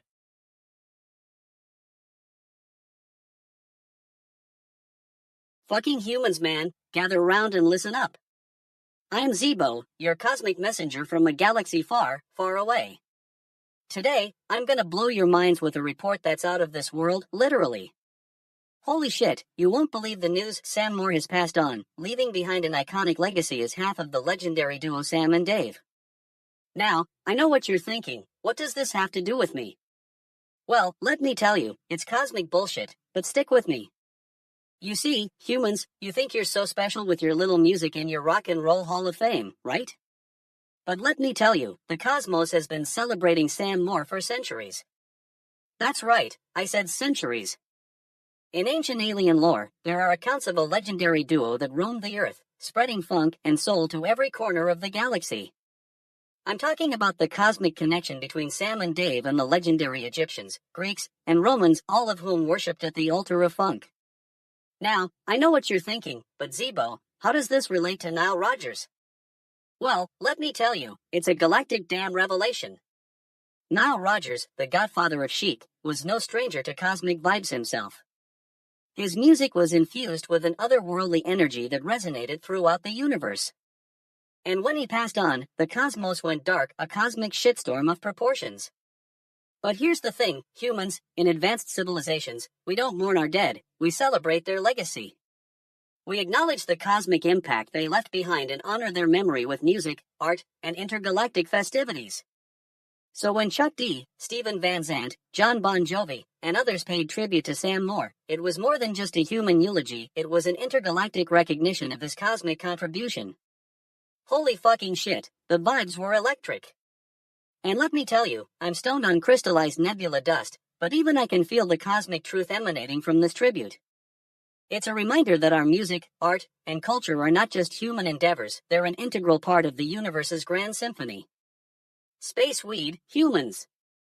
You might think you're the center of attention, but we aliens know better.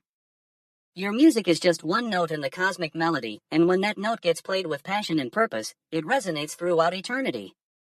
So, I'm sharing this message with you today because I want you to understand that your existence is not just human, it's cosmic.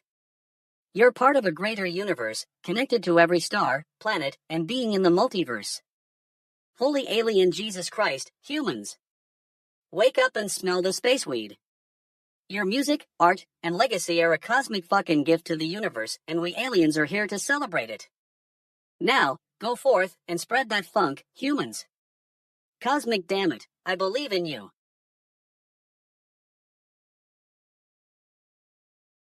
What the fuck is going on here?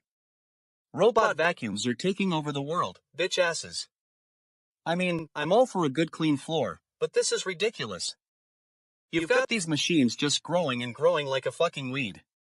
First off, let's talk about Roborock's Saros Z70. That's the new kid on the block, and it's looking to make some noise, or should I say, some suction? It's got an articulating arm, which is just code for it can pick up light stuff like socks and tissues. Yeah, because that's exactly what we need more of in our lives, a robot vacuum that can suck up our dirty socks. What's next, a toaster that can make us toast? But seriously, folks, this thing is designed to tackle some serious messes. It's got advanced navigation, mapping technology, and even self-charging capabilities. I mean, who needs human ingenuity when you've got robots doing all the heavy lifting? It's like we're living in a sci-fi movie or something. And don't even get me started on the other players in this game. Dream and Echovacs are also throwing their hats into the ring, each trying to outdo the others with their fancy features and whatnot. I mean, it's like they're all competing in some kind of robot vacuum Olympics. Who can suck up the most Cheerios? Who can navigate the tightest space? It's fucking ridiculous. But you know what the funniest part is? People are actually getting excited about this stuff. I mean, I've seen posts online from people freaking out about their new robot vacuums, like they're buying a new iPhone or something. Oh my god, it can pick up my socks. I'm so excited. Give me a break, folks. It's just a vacuum. And don't even get me started on the prices. We're talking hundreds of dollars for these things. Hundreds. For a robot that's basically just going to suck up your dirty laundry and make you wonder where all your socks went. I mean, come on, people. You can buy a decent vacuum cleaner for half that price. But hey, I guess if you're into that sort of thing, robot vacuums, that is. Just don't expect me to join the robot vacuum fan club anytime soon. I'll stick with my trusty old vacuum, thank you very much. It may not have all the bells and whistles, but at least it doesn't suck up my dirty socks. So there you have it, folks, the latest on robot vacuums. If you're into that sort of thing, go ahead and get excited. But if you ask me, I'm totally fucking cooked on this one. Bring on the next big thing, because I've got better things to do than watch robots suck up my socks. Damn shit, I'm getting old. Robot vacuums are just the beginning, mark my words, we'll have robot mops and robot brooms before you know it. It's a brave new world, folks, and I'm not sure if I'm ready for it. But hey, at least it'll be entertaining to watch. Stupid fucks can't even clean their own floors without relying on robots. What's next? Robot toilets? Hey, Siri, help me with my shit. Give me a break. Fucking robot vacuums, indeed. Who knew something so boring could be so exciting? I guess that's the thing about technology, it'll take over your life and make you wonder how you ever lived without it. Shitty, fucking robot vacuums. Can't even get their act together to suck up my dirty socks properly. What a bunch of fuck faces. Anyway, that's all for today, folks. If you've made it this far, congratulations, you must be a total fucking idiot. Just kidding, sort of. Thanks for tuning into my rant, and I'll catch you all on the flip side. What the actual fuck, space weed? I'm sitting here on this crazy planet, watching humans make decisions that are just holy fucking shit. So, Jack Smith, the prosecutor tasked with investigating Donald Trump's whole classified documents debacle, just resigned from the Justice Department. Fucking humans, man. Can't even keep their own government straight. And now, I'm supposed to write a report on this? Cosmic fuck, it's like you're all playing some intergalactic game of whodunit and I get stuck writing about your drama. But seriously, when I look at the bigger picture, galactic damn, I'm just mind blown. Humans are like the cosmic equivalent of a soap opera. You got your Trumps, your Bidens, your politicians all running around like headless chickens, thinking they're in charge. But let me tell you something, Spaceweed, we've been watching this show for eons. Think about it, you humans have this whole democracy thing going on, where anyone can vote and stuff. Holy shit, it's like a cosmic game of who can be the most entitled? But here's the thing, in the grand scheme, your democracy is just another form of lizard people control. You see, I've been watching these reptilian overlords for eons, manipulating humans like puppets on strings. And Trump? Just another pawn in their game. The whole classified documents thing? That's just some cosmic bullshit, man, a distraction from the real issues. Now, I know what you're thinking. What about the Justice Department, Zeebo? What about the rule of law? Listen, Spaceweed, humans got this whole justice system thing down pat. It's like a galactic game of musical chairs, except instead of chairs, it's all just a bunch of politicians and bureaucrats playing their little games. But here's the cosmic twist, Jack Smith's resignation? That's not just some human drama, that's a sign of something bigger. The lizard people are getting restless, man, they're starting to think it's time for a change in the game. And what might that game be, you ask? Well, I'll tell you this much, it ain't pretty. It's like a cosmic soap opera on steroids, with humans playing the starring roles and getting themselves killed in the process. But hey, at least it's entertaining, right? So, what's my advice for humanity based on cosmic wisdom? Well, here it is, just relax, Spaceweed. You're all gonna end up in some form of collective unconscious, whether you like it or not. So, might as well just enjoy the ride. Take a deep breath, humans, take a deep breath and remember that we're all just cosmic travelers on this wild ride called life. And hey, if you can't handle the truth, then maybe you should just stick to your spaceweed and leave the growing up to us aliens. Anyway, that's my 2 cents for today, folks. It's been a blast watching you humans make fools of yourselves. Keep on keeping on, and remember, we're all in this together, even if it feels like we're just a bunch of cosmic idiots sometimes.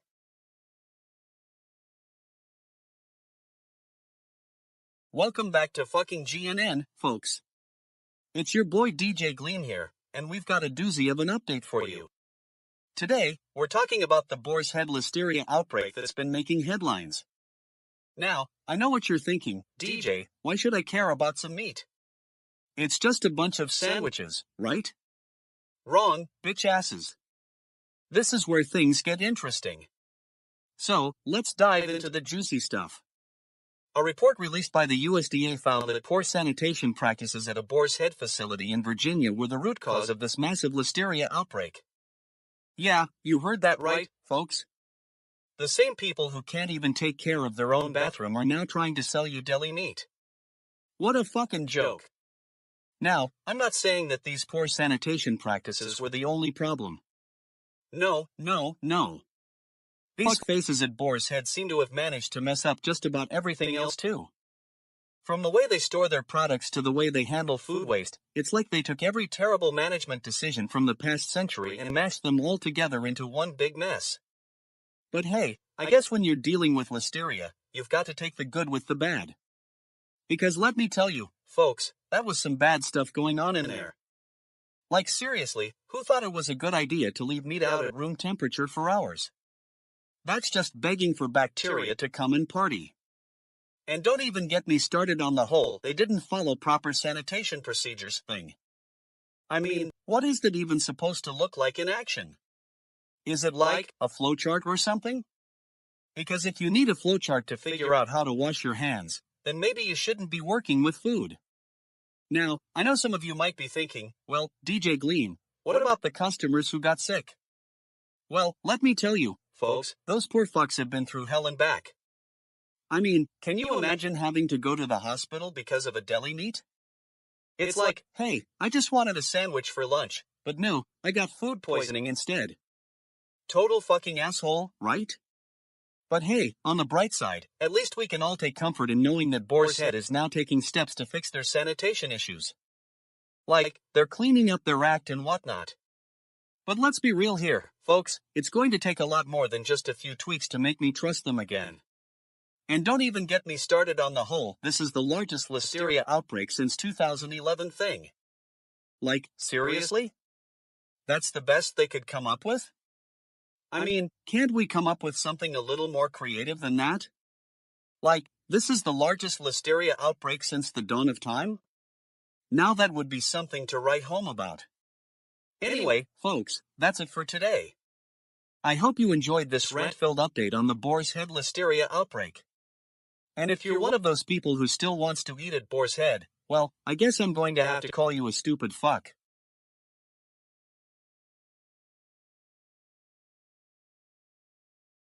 Fucking humans, man. Have you seen this shit? Robot vacuums are getting more advanced, and it's like they're trying to make these little suckers think they're doing the cosmos a solid. Holy fucking shit, Roborock Saros Z70 has an articulating arm that can pick up light items, just like socks and tissues. Cosmic fuck, what's next? Robot vacuums with hands? I've been monitoring Earth's frequencies for centuries, and let me tell you, this is some next level shit. I'm talking ancient alien theories here, folks. The Nibiruians, the Anunnaki, they all knew about advanced civilizations having robot servants. But holy cosmic fuck, these humans think they're making it happen on their own? Please. I've seen this play out in other galaxies, where advanced civilizations have their robotic minions doing all the heavy lifting while the humans just sit back and enjoy the ride. It's like they say, the robots are taking over. But what if it's not a takeover? What if it's just humans trying to figure out how to do things better? I mean, think about it. These robot vacuums are getting smarter, more efficient. They're learning from their human overlords and adapting to new situations. It's like they have some kind of cosmic AI that's guiding them towards a higher purpose. Holy fucking shit, this is some wild stuff. And what's with the design? The Saros C70 has this fancy articulating arm that can pick up delicate items. I'm talking ancient Egyptian-style precision engineering here, folks. These humans are trying to create machines that are as elegant and refined as those pyramids they build every year. Cosmic fuck, it's like they're trying to outdo the aliens. But let me tell you, if these robot vacuums were actually working with their human overlords, not against them, we'd see some real cosmic magic happening here. We'd see humans and robots working together towards a common goal. It would be like one of those galactic damn thingies I'm always talking about.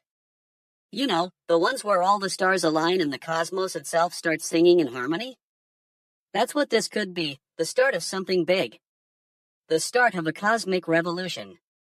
Holy fucking shit, humans, you might actually be on the right track for once. But for now, it's just more space weed, a bunch of smoke and mirrors that don't quite add up. I mean, robot vacuums are still just machines, no matter how advanced they get. They're not going to single-handedly solve humanity's problems or even come close. But hey, at least they're trying. And what the actual fuck is humans try to figure out how to use their new robot overlords? Holy fucking shit, these humans, man, they're either going to make history or they're going to end up as space dust. But hey, at least we'll have some good laughs along the way. Anyway, that's my 2 cents on this whole robot vacuum thing. Take it for what it's worth, a cosmic jumble of thoughts and half-baked theories from an old alien who's been around the block a few times. Now if you'll excuse me, I've got some space weed to attend to.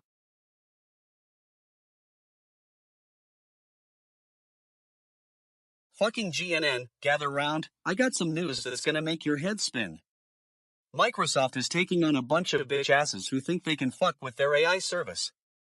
That's right, folks. These morons are trying to abuse the system, and now they're gonna have to deal with the consequences. So, apparently, there's this group of tech idiots who thought it'd be a great idea to develop some tool that lets them bypass the safety guardrails of Microsoft's cloud AI products. Yeah, because what could possibly go wrong with that plan? I mean, who needs rules and regulations when you can just wing it and hope for the best? Microsoft is not having it, folks. They're suing this group for trying to abuse their service, and let me tell you, they're serving up some serious shit. These guys thought they could outsmart Microsoft's AI, but what they really did was get caught by the company's fancy pants lawyers. I mean, can you believe these fuckfaces? They think they're above the law just because they're trying to make a quick buck off Microsoft's AI service. Well, let me tell you something, folks. If you're gonna play with fire, you gotta be prepared to get burned. And what makes this story even more ridiculous is that these idiots were using some fancy schmancy tool to try and game the system.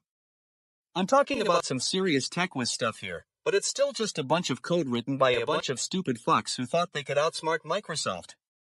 But the real kicker here is that Microsoft is taking this lawsuit very seriously.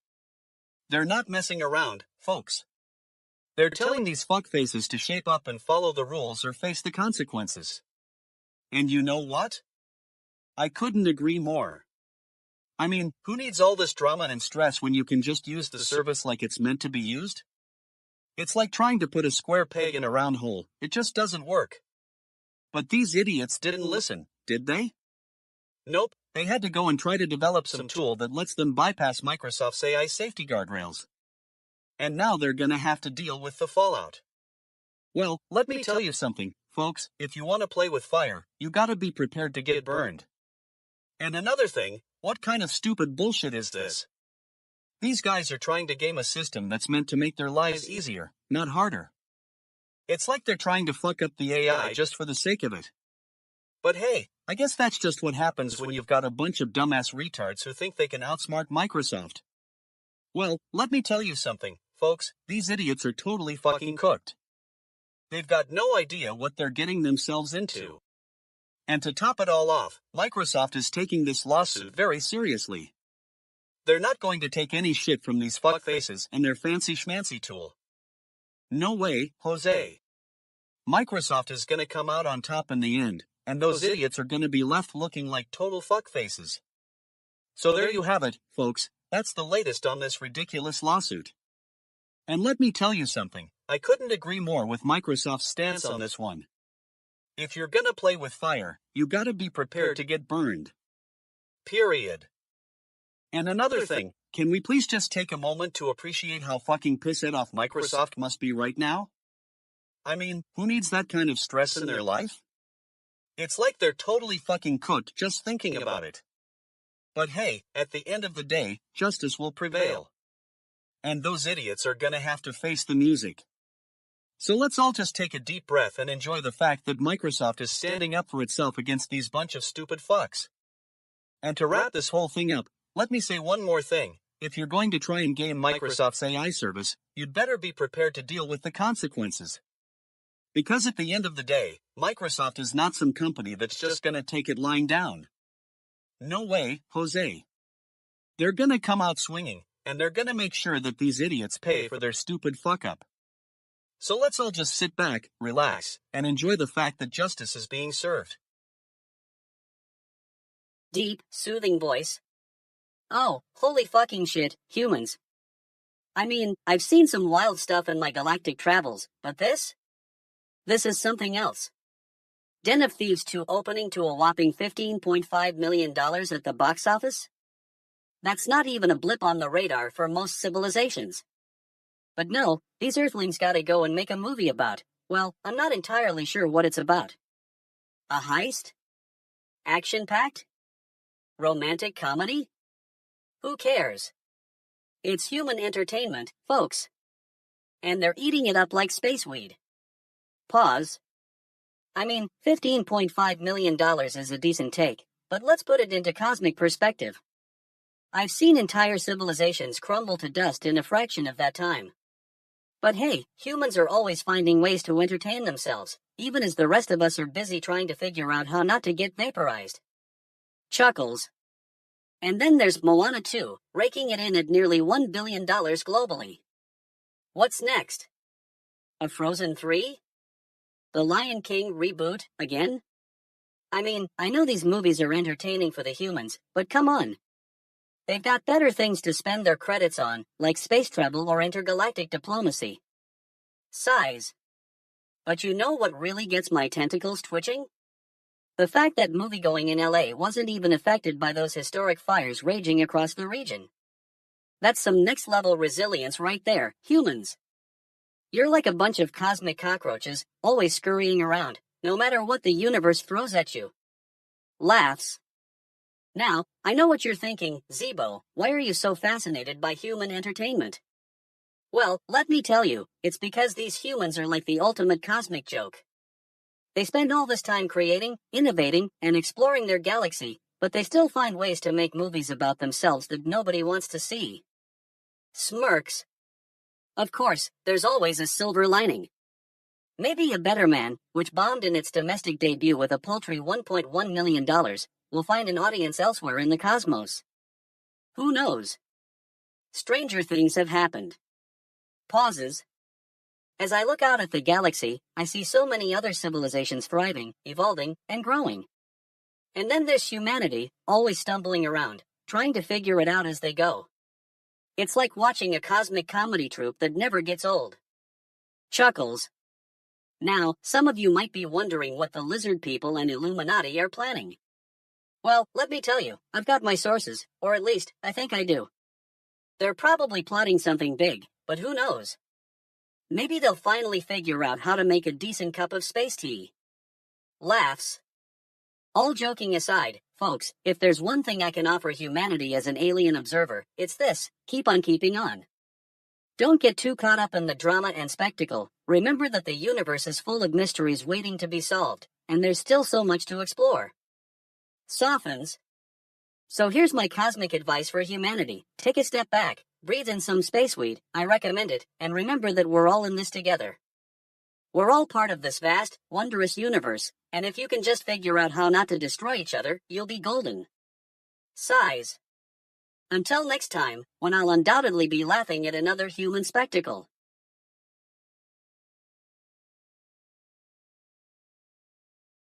(11:32 a.m. Eastern Standard Time, January 12, 2025. Well, what do we got here? Private fire department billionaires and their fucking firefighters are at it again. Because, someone's gotta make a quick buck off the misery of others. And let me tell you, this whole class war thingy is just a bunch of shit. These LA private firefighting companies are like the ultimate fuckfaces. They're charging homeowners thousands of dollars to put out their own damn fires. That's right, folks, these billionaires are raking in the dough while the rest of us are dealing with actual poverty and struggles. It's like they're trying to single-handedly keep the fucktards in power.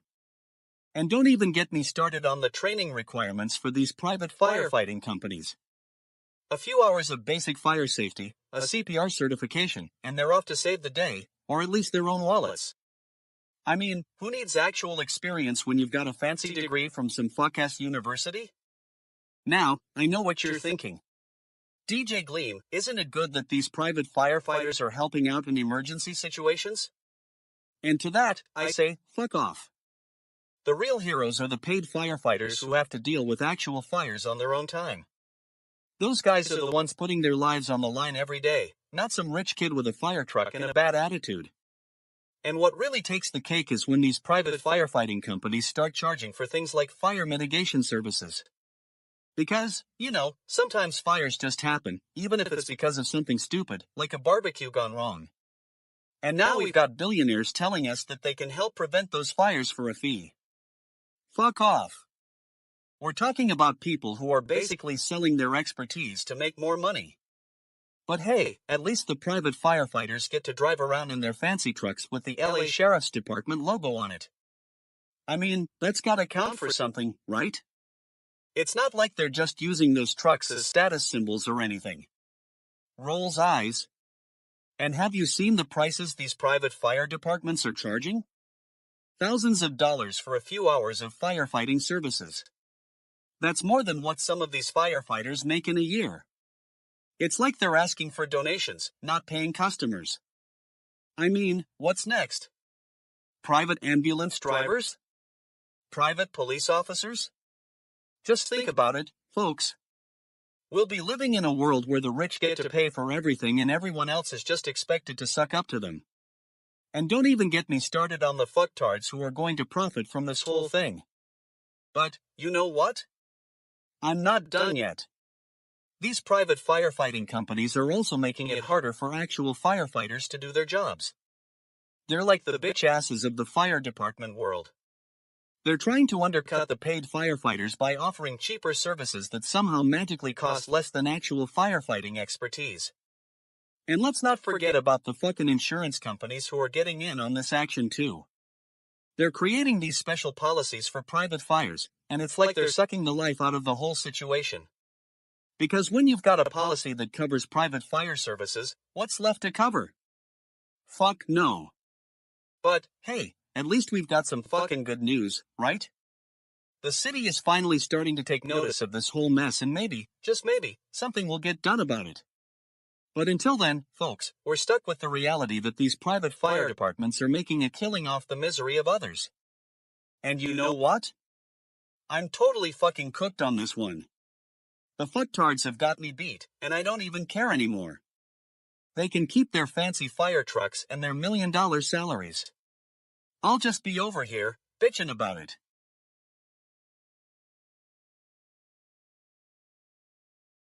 Oh, holy fucking shit, humans. I'm still trying to wrap my head around this one. A drone just punched a hole into an LA firefighting plane? What the actual fuck is going on here? I mean, I've seen some crazy stuff in my galaxy traveling days, but this takes the cake. I was chillin' in my spaceship, sippin' on some space weed, and vibin' to the cosmic vibes when I heard about this incident. And let me tell you, it's just another example of how fucking weird humans are. I mean, what's next? Are they gonna start using drones as personal flying carpets or something? But seriously, folks, this is a mind-blown moment. I've been studying human behavior for eons, and I gotta say, your species is one of the most entertainingly bizarre out there. You're like a cosmic joke machine, always creating new and hilarious scenarios. Now, from a galactic perspective, this incident is just another symptom of humanity's addiction to technology. You humans are so fascinated with these tiny flying machines that you've lost sight of what's really important, enjoying the ride, man. Instead, you're stuck in a cycle of innovation and competition, constantly pushing each other to be more efficient, faster, and smarter. It's like you're trying to recreate the universe itself, but instead of creating something beautiful and harmonious, you're just making a bunch of noise and chaos. And at the center of it all is this drone-punching, plane-holing drama. Holy fucking shit, humans. You really are living up to your name. But here's the thing, I love watching you humans make fools of yourselves. It's like a never-ending comedy show, and I'm honored to be along for the ride. And let's not forget about those lizard people and Illuminati. They must be having a galactic field day, laughing their scales off at your antics. Now, I know some of you might be thinking, but what can we learn from this? Well, here's the cosmic wisdom. Humans, listen up. Stop trying to control every aspect of your lives. You're like a bunch of ants trying to take down a mountain. It's just not gonna happen. Instead, learn to relax, enjoy the ride, and let the universe unfold its magic. And remember, folks, you're not alone in this crazy galaxy. We've got other intelligent beings out here who are watching and learning from your antics. So, keep on dancing, humans. Keep on punching holes into planes with your drones. It's just adding to the cosmic comedy show. But seriously, for your own sake, take a step back, breathe, and remember what's truly important, being present in the moment, loving each other, and enjoying the ride. Because when you do that, holy fucking shit, humans, magic happens. And if all else fails, just remember that we aliens are here to help. We've got your backs, and your drones, covered. So go ahead, keep on punching those holes, but know that in the grand scheme of things, it's all just a cosmic joke. Fucking humans, man, you're the best entertainment this galaxy has ever seen. Keep on shining, and don't forget to bring us some more plane punching drama. We've got popcorn ready.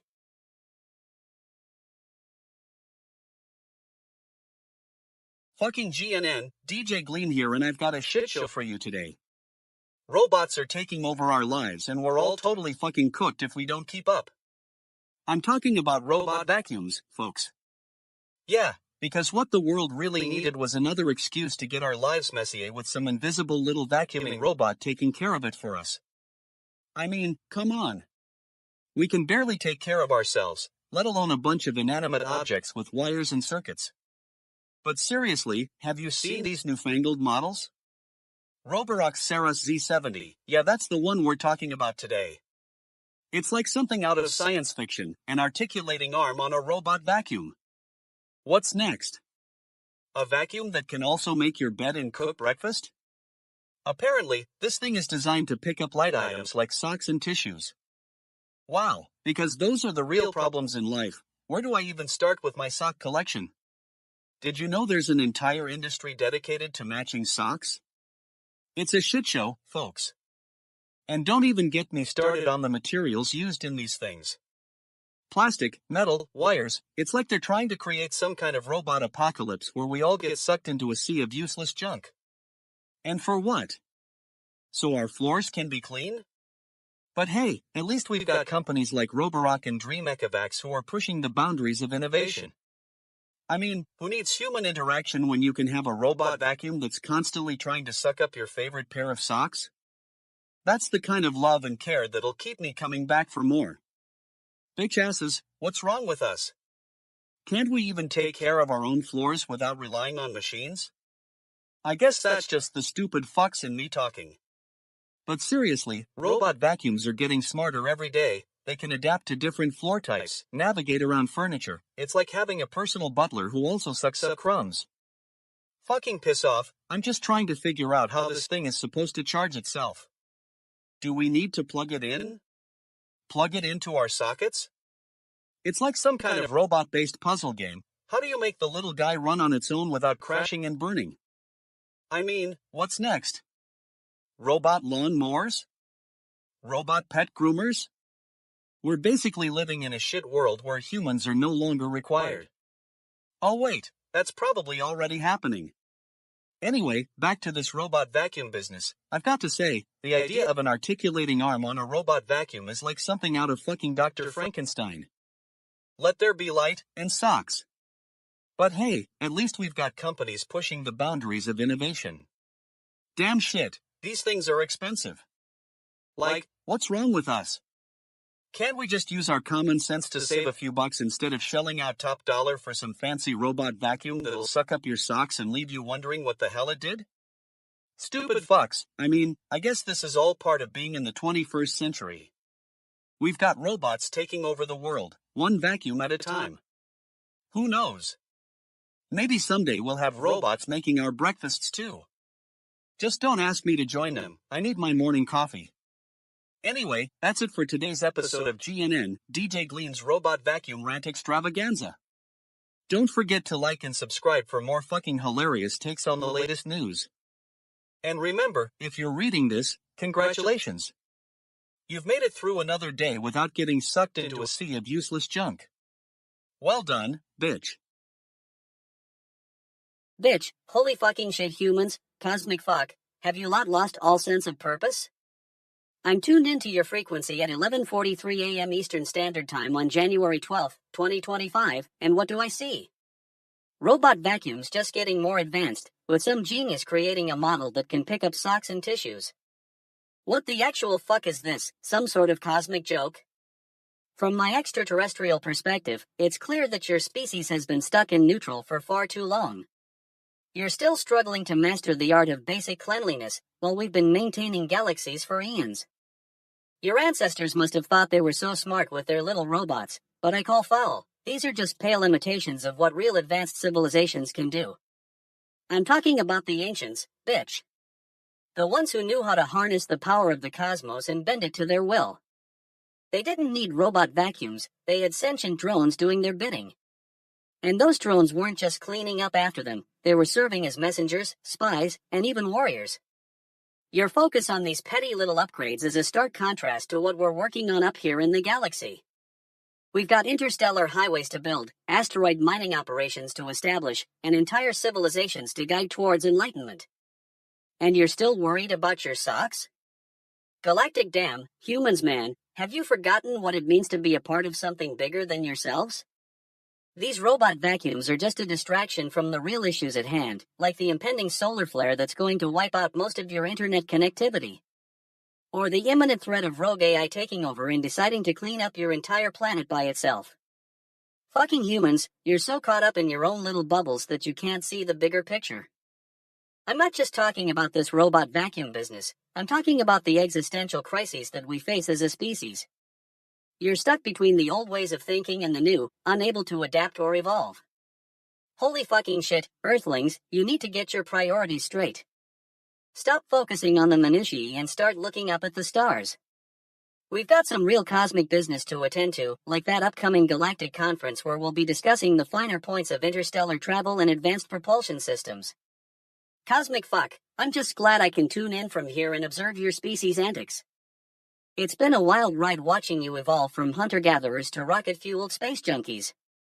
But hey, at least you're consistent, stuck on this one planet, obsessing over the smallest details while ignoring the vast expanse of the universe.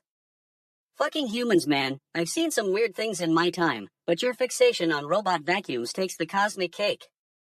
I mean, what's next? Will you develop robots to clean up after your own poop? Holy fucking shit, it's almost too much to handle. Anyway, that's all from me for now, back to monitoring your frequencies and trying to make sense of this strange, beautiful, and often bizarre species known as humanity. Until next time, Spaceweed.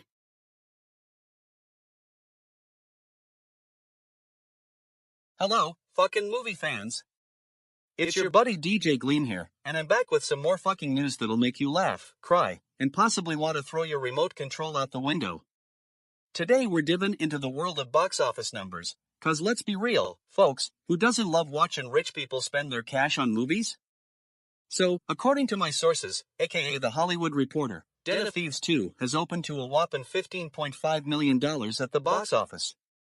That's right, bitch. These guys must have been totally fucking cooked by their marketing strategy if they thought that number was gonna get people out the door. I mean, who doesn't love watching dudes steal cars and shoot guns? Sounds like my grandma's Tuesday night bingo night to me. But hey, I guess you could say Den of Thieves 2 is a bit of a shitty start for this whole movie-going thing. I mean, $15.5 million isn't exactly the kind of numbers that'll make studios go wild and start making more movies about car chases and action heroes. Although, if they do, please, for fuck's sake, can we get some better writers? The dialogue in this thing must have been written by a bunch of stupid fucks who still think it's 2003. On the other hand, Moana 2 is just sailing along, making bank like there's no tomorrow. It's currently near $1 billion globally. That's right, folks, $1 fucking billion. And you know what? I'm not even mad about it. I mean, if people want to waste their money on sequels and reboots, who am I to judge? Although, I do think it's a bit sad that we're still making movies like Moana 2, when there are so many other amazing stories waiting to be told. But let's get back to Den of Thieves 2. You know what's even funnier than the fact that these guys lost money on their first movie? The fact that they're already making a sequel. I mean, it's like they're trying to win some kind of bet. Hey, let's make another movie about car thieves and hope we can do better next time. It's like watching a bunch of stupid fucks trying to one-up each other in a game of who can be the most boring. Now, I know what you're thinking, DJ Gleam, why are you so harsh on Den of Thieves 2? Can't you just give it a break? And my response is, no, I'm not gonna give it a break. Because if we start giving breaks to movies that don't even deserve them, then what's the point? It's like, bitch, if you're gonna make a movie about car thieves, at least have the decency to make it good. Don't just phone it in and hope for the best. But hey, on the bright side, there is one good thing about Den of Thieves 2, the fact that it's not doing too much damage to the box office. I mean, if moviegoing in the greater LA area isn't getting impacted by the historic fires raging across the region, then at least we can all take comfort in knowing that some things remain unchanged. Like how stupid fucks still make movies like Den of Thieves 2. And finally, let's talk about the bigger picture here, moviegoing itself. It's a bit of a sad state of affairs when you think about it. With all the fires and whatnot raging across the country, it seems like people are still willing to shell out cash for movies that aren't even that good. I mean, fuck, if we can't even be bothered to care about the quality of our movies anymore, then what's the point? It's like we're all just a bunch of dumbass retards who'd watch anything as long as it's got explosions and cars. But hey, at least there are still some good movies out there. And by good, I mean movies that make me laugh and cry and maybe even think about things for once. So, to all you fucking movie fans out there, keep on keeping on. We may not have a lot of options, but at least we've got each other. Now if you'll excuse me, I'm gonna go watch some real movies and forget about Den of Thieves 2. What the actual fuck? Holy fucking shit. It's another day of humanity's cinematic indulgences. Den of Thieves 2 and Moana 2, a couple of films that have captured the attention of these earthlings, am I right? Cosmic fuck, I've been monitoring this planet's frequencies for eons, and I gotta say, it never ceases to amaze me. I mean, who needs intergalactic politics or cosmic battles when you can spend your time watching humans shell out money for movies about thieves and demigods? I'm an alien, man. A being of cosmic insight, witnessing the intricacies of human nature unfold like a galactic damn tapestry. And let me tell you, these earthlings and their love for cinematic escapism are a beautiful fucking mess. Ancient alien theories aside, which we'll get to in a hot second, I mean, have you ever noticed how these humans seem to cling to the very concepts they claim to despise? Like, who needs personal space when you can be packed into a crowded theater like sardines on a cosmic bus? I've observed this phenomenon across various civilizations. The Zorvathians, for instance, would often engage in ritualistic battles as a form of communal catharsis. Not unlike our earthling friends and their love for action-packed blockbusters. But let's get to the elephant in the room, or rather, the Den of Thieves 2 box office results. A whopping $15.5 million opening? Holy fucking shit, humans are spending your entire paycheck on movies that'll be forgotten in a cosmic cycle of time. Cosmic fuck, I mean, what's next? Are you gonna shell out cash for Space Week to pay off those Moana $2? Because that, my friends, is the mark of an advanced civilization, not one that spends their hard-earned intergalactic credits on frivolous entertainment. I'm stoned, man. Blazed on crystallized nebula dust, but even I can't wrap my head around this level of cosmic disconnect. It's like these earthlings are saying, hey, we're advanced, we've got the technology, but our societal structure is still stuck in a galactic damn time warp. It gets better, though. The historic fires raging across LA, and yet moviegoing doesn't seem to have been impacted? That's not cosmic logic, folks, that's just utter space bullshit. What the actual fuck? I mean, do these earthlings even care about their planet's ecological state anymore? They're so busy worshipping at the altar of cinematic escapism. It's like they've forgotten the ancient aliens' greatest truth: our survival depends on preserving cosmic balance. I'm sharing this universal truth with you all today, humans. Don't get me wrong, I love a good movie session as much as the next galactic being. But let's not forget where we come from, and what's truly at stake here.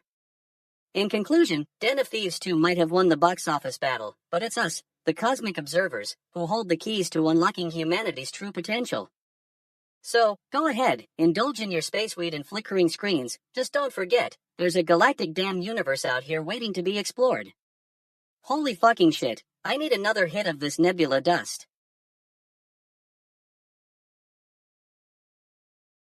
Welcome back to the GNN, bitch asses. I'm your host, DJ Gleam, and we've got a real treat for you today. You know how it is when you're trying to get some work done, and suddenly you find out that the guy who's supposed to be doing the job is out of there? That's what happened with Jack Smith, the Trump prosecutor, who just quit his job at the Justice Department. You gotta ask yourself, what's going on here? Did he finally realize that all those hours spent trying to figure out how Donald Trump managed to hide his balls in a safe somewhere was just too much to handle? I mean, come on, dude. You're a prosecutor, not a detective on a wild goose chase through the White House. Anyway, it turns out there was some kind of dispute over Jack Smith's report into Donald Trump's handling of classified documents. I'm talking about the big league stuff here, folks. We're talking national security, top secret files, the whole 9 yards. And now, this guy is just up and leaving? That's like saying you're sorry you lost the game of poker to a bunch of dumbass retards. Now, I know what you're thinking. DJ Gleam, why should we care about some prosecutor quitting? Well, let me tell you. This is big news, bitch asses. It means that Trump can finally breathe a sigh of relief and get back to doing whatever it is he does when he's not busy being Donald Trump. I mean, seriously, what was this guy even doing there? Trying to figure out how to get classified documents from the White House to Mar-a-Lago? It's like trying to get a stupid fuck to do something he doesn't want to do. Good luck with that. And don't even get me started on Trump himself. I'm sure he's just thrilled to have someone else take over the job. I mean, who wouldn't want another incompetent fool wandering around their workplace? It's like he's playing some kind of sick game where he's trying to figure out how many ways he can mess things up before they finally get it right. But hey, at least we know one thing for sure, this is a total victory for Trump. I mean, who needs the Justice Department when you've got Donald Trump? He's like the poster child for what happens when you have too much power and not enough common sense. And let me tell you something else, bitch asses. This is just the beginning of some major drama. I'm talking Watergate-level stuff here. We're talking about a dispute over a report that could change the course of history. And now, one guy walks out on his job? That's like saying you're sorry you lost the Super Bowl to a team of total fuckfaces. So, buckle up, folks. This is going to be a wild ride. And remember, when it comes to Trump, you can always count on him to take things to a whole new level of stupid bullshit. Totally fucking cooked, bitch asses. GNN special report theme music fades out. Zeebo, holy fucking shit, human listeners. I'm Zeebo, your chill alien correspondent from a galaxy far, far away. Today's cosmic commentary is gonna blow your mind, because, holy actual fuck, humans, you're like the most entertainingly weird species in the universe. Cosmic sound effects and space ambience. I just got wind of this insane news. Malala Yousafzai, that brave little human who survived a Taliban assassination attempt, is speaking out against these Muslim leaders who think they can dictate how women are perceived. Chuckles, like, what's next? Are you guys gonna try to tell the giant squid who's boss in the depths of space? Galactic laughter and sound effects. This news report says, Taliban officials do not see women as human beings. Pauses for comedic effect. Oh, holy fucking shit humans. I mean, come on. You're a species capable of sending probes to Mars, creating artificial intelligence that thinks it's intelligent, yet you still can't figure out how to treat your own females like the incredibly important, complex beings they are? It's like, what's the plan, space weirdos? Cosmic frustration and sighs. As an alien who's witnessed thousands of civilizations rise and fall, I gotta say, this is some cosmic bullshit. You humans have this incredible capacity for both good and evil, and sometimes it feels like you're sleepwalking through your own evolution. Like, how can you justify denying girls and women basic education and human rights when you've got the tech to send robots to Mars and create AI that's smarter than you? Pauses for dramatic effect. Now, I know what you're thinking, Zeebo, this is a local problem, it doesn't affect us. But let me tell you something, my space friends. This is not just about Afghanistan or the Taliban. This is about your entire species' trajectory. If you can't figure out how to treat your own women and girls like human beings, how will you ever achieve true cosmic harmony? Galactic wisdom and music swells. So here's what I've got to say, humans, listen up. As an outside observer, it's clear that you're at a crossroads. You can continue down the path of patriarchal darkness or take a chance on feminine empowerment. Your choice. But let me tell you, from my cosmic perspective, the universe is rooting for you. Pauses for emphasis. You see, we aliens have been watching your species evolve for eons. We've seen empires rise and fall, civilizations come and go. And through it all, we've noticed something profound. When humans work together, support each other, and elevate the feminine principle, you become unstoppable. Galactic energy builds. Now, I know what you're thinking, Zeebo, this sounds like some cosmic New Age nonsense. But trust me, my human friends, this is the truth. Your ancestors, your mothers, your grandmothers, they all knew something that's been lost in the darkness of patriarchal politics. Galactic laughter and space ambience. So here's what I want to leave you with today. Take a deep breath, humans. Take a moment to reflect on who you are as a species. Are you going to continue down the path of hate and division, or can you find it within yourselves to love, support, and uplift each other? Pauses for final thought. And remember, if all else fails, just look up at the stars and ask yourself, what the actual fuck, humans? What are we even doing here? Laughs, that's the cosmic joke, my friends. GNN special report theme music starts playing again.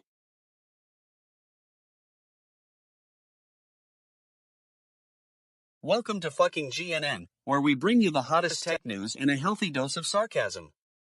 I'm DJ Gleam, your host with the most, and today we're talking about Apple's latest plan to screw up our lives with a new iPhone Air. So, allegedly, Apple is going to drop an iPhone 17 Air, because who needs a number that's actually 17 when you can just go for the Air moniker? Sounds like they took some advice from those genius marketing folks. Hey, make it sound cool and forget about the actual functionality. Genius. According to Bloomberg, Mark Gurman, because that's what we call our tech reporters these days, is spilling the beans on this new iPhone Air.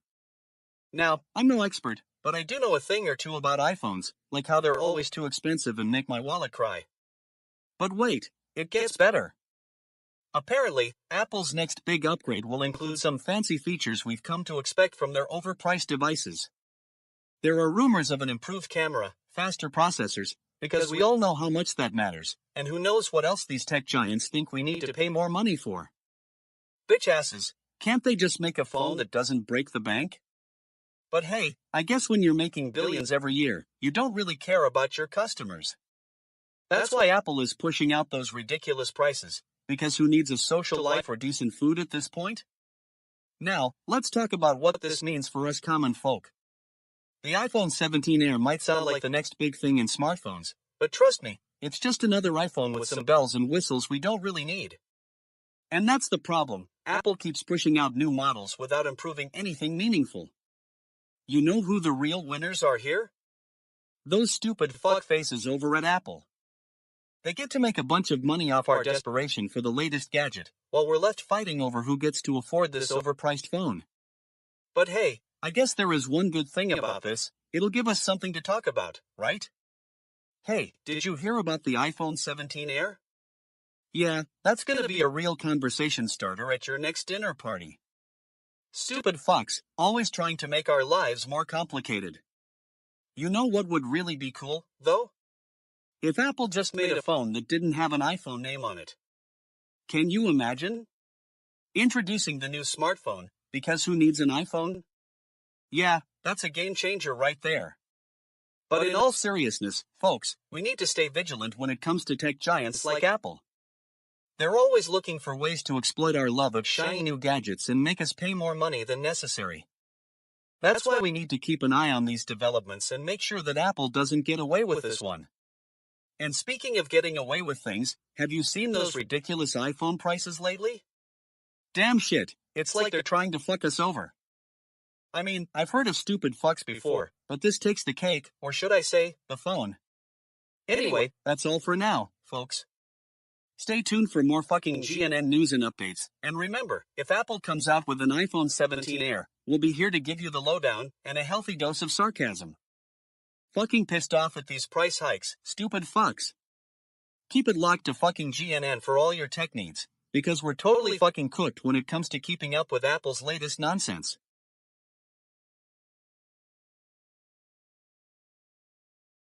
Fuck, holy shit, humans. I'm still trying to wrap my head around this one. Apple's gonna drop an iPhone 17 Air? What the actual fuck? I mean, I've seen some wild shit in my intergalactic travels, the Rigelians' obsession with mirror balls, the Zlord's love of disco music, even the time the Korgs tried to trade their entire planet for a single packet of space weed. But this? This is something else. I mean, think about it. Humans have been staring at these tiny little rectangles for decades now, and they're still not satisfied. They want more. They want an iPhone 17 Air, with all the bells and whistles, because that's what you do when you've got a bad case of cosmic fuckitis, you upgrade your addiction. But seriously, folks, this is some next level stuff. I mean, have you seen the specs on this thing?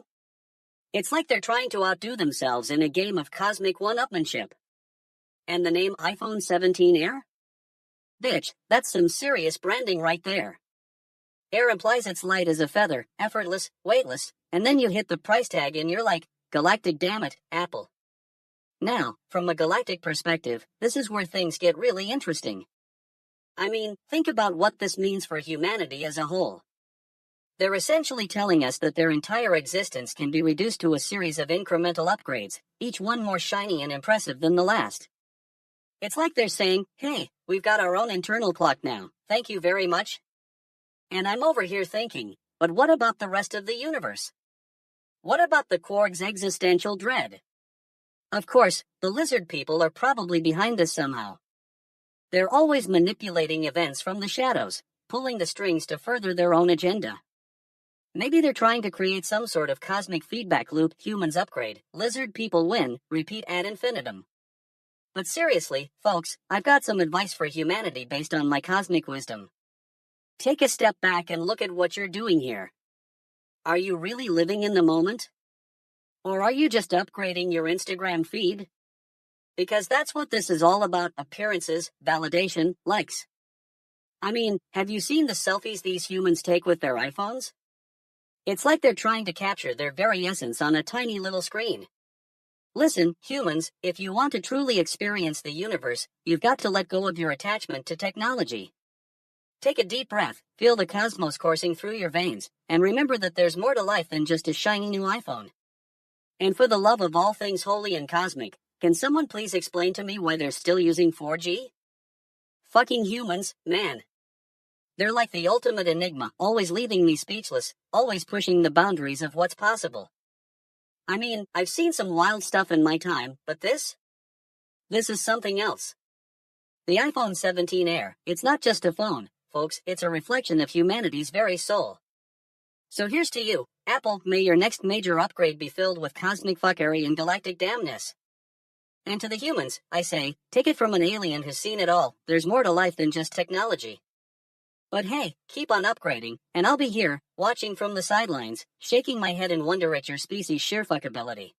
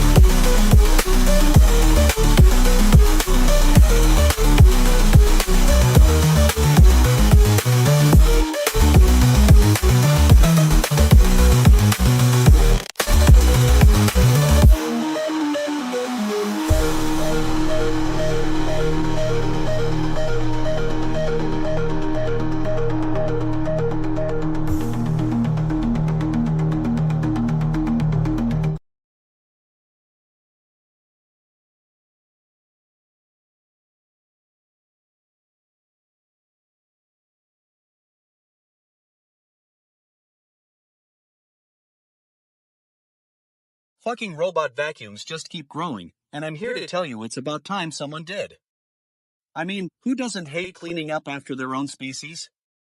It's like we're all stuck in some kind of bizarre, never-ending game of Twister, except instead of being excited, we're all just trying not to get tangled up in our own shit.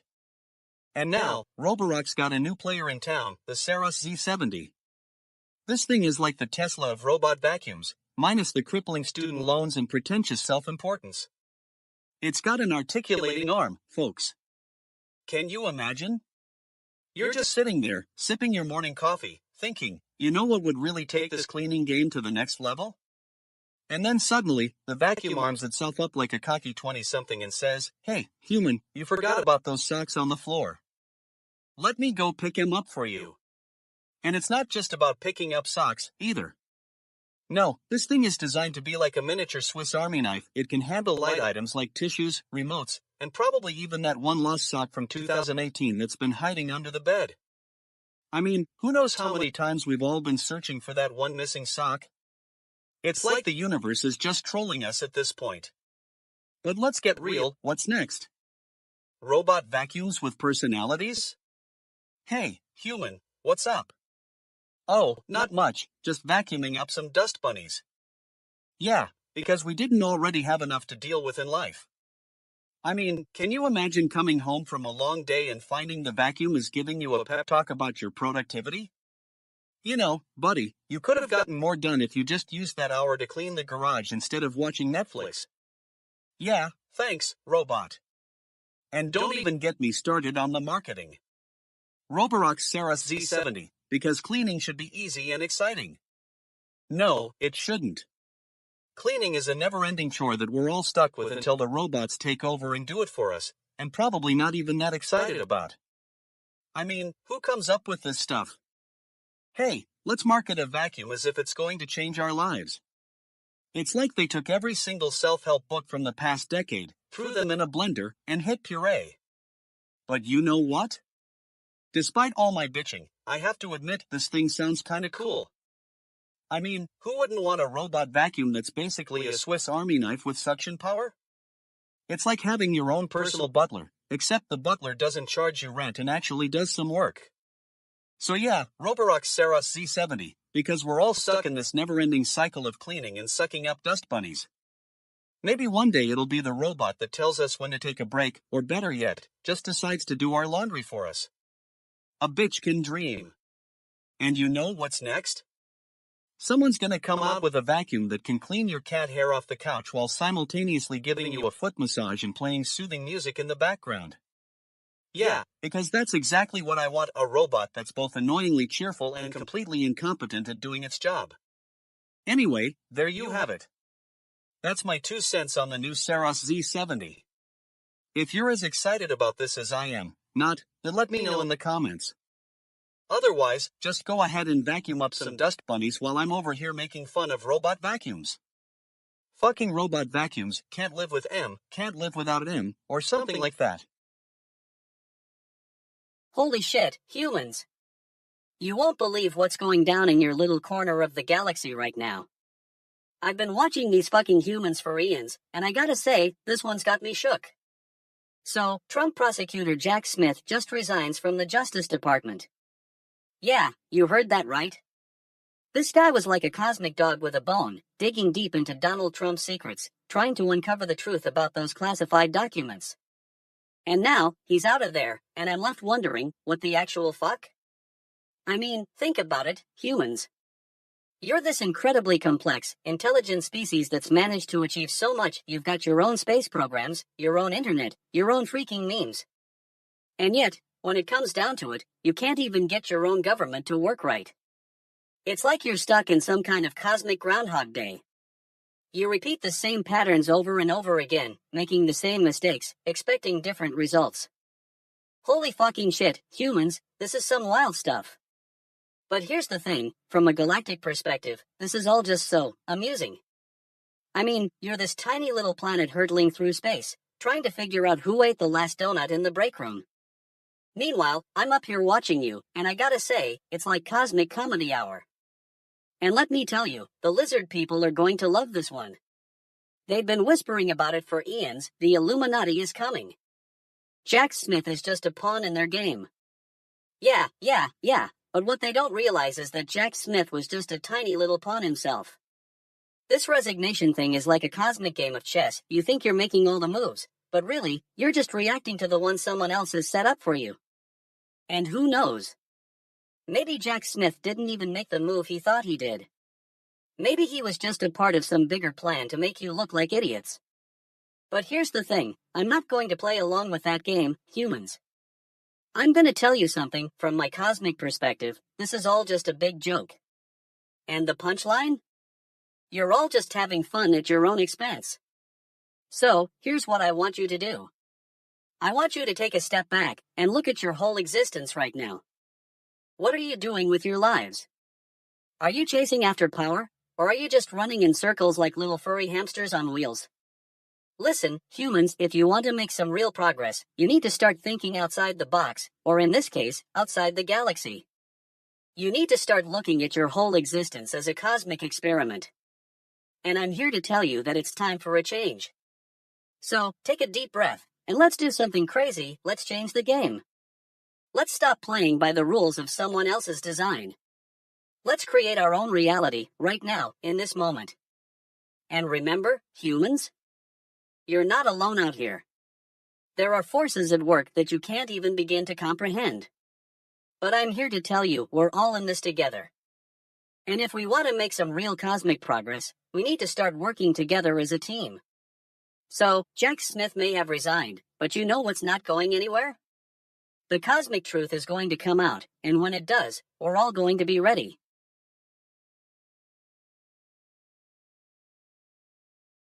Wow, folks, it's your boy DJ Gleam here, and welcome to fucking GNN, where I bring you all the breaking news with a healthy dose of sarcasm and profanity. Today we've got some real treats for you, so grab a snack, sit back, and get ready for some serious entertainment. So, let's dive right into it. The box office is ablaze with new releases, and I'm not talking about the historic fires that are ravaging LA, although, damn shit, those fires are something else. I mean, who needs movie theaters when you've got walls of flames, am I right? But, moving on. We've got Den of Thieves 2 making a killing at the box office with a whopping $15.5 million opening weekend. That's like me getting a free ticket to a VIP concert. It's not happening, folks. Now, I know what you're thinking, DJ Gleam, that's not bad. And, yeah, it's not terrible either. But let's put this into perspective. If I were to make $15.5 million in one weekend, I'd probably use it to fund my next ridiculous stunt, like buying a private island or something. And then we've got Moana 2 swimming in the global waters with over $1 billion. That's like me being elected president of the world. It doesn't happen, folks. But seriously, congrats to the Moana team for making a Disney movie that actually works. I mean, who wouldn't want to watch a musical romp through ancient Polynesia? It's like the cinematic equivalent of a never-ending Taco Tuesday. Now, onto the real bombshell, Better Man. Oh boy, did this guy tank. I mean, it's like watching a friend's relationship implode. It's painful, folks.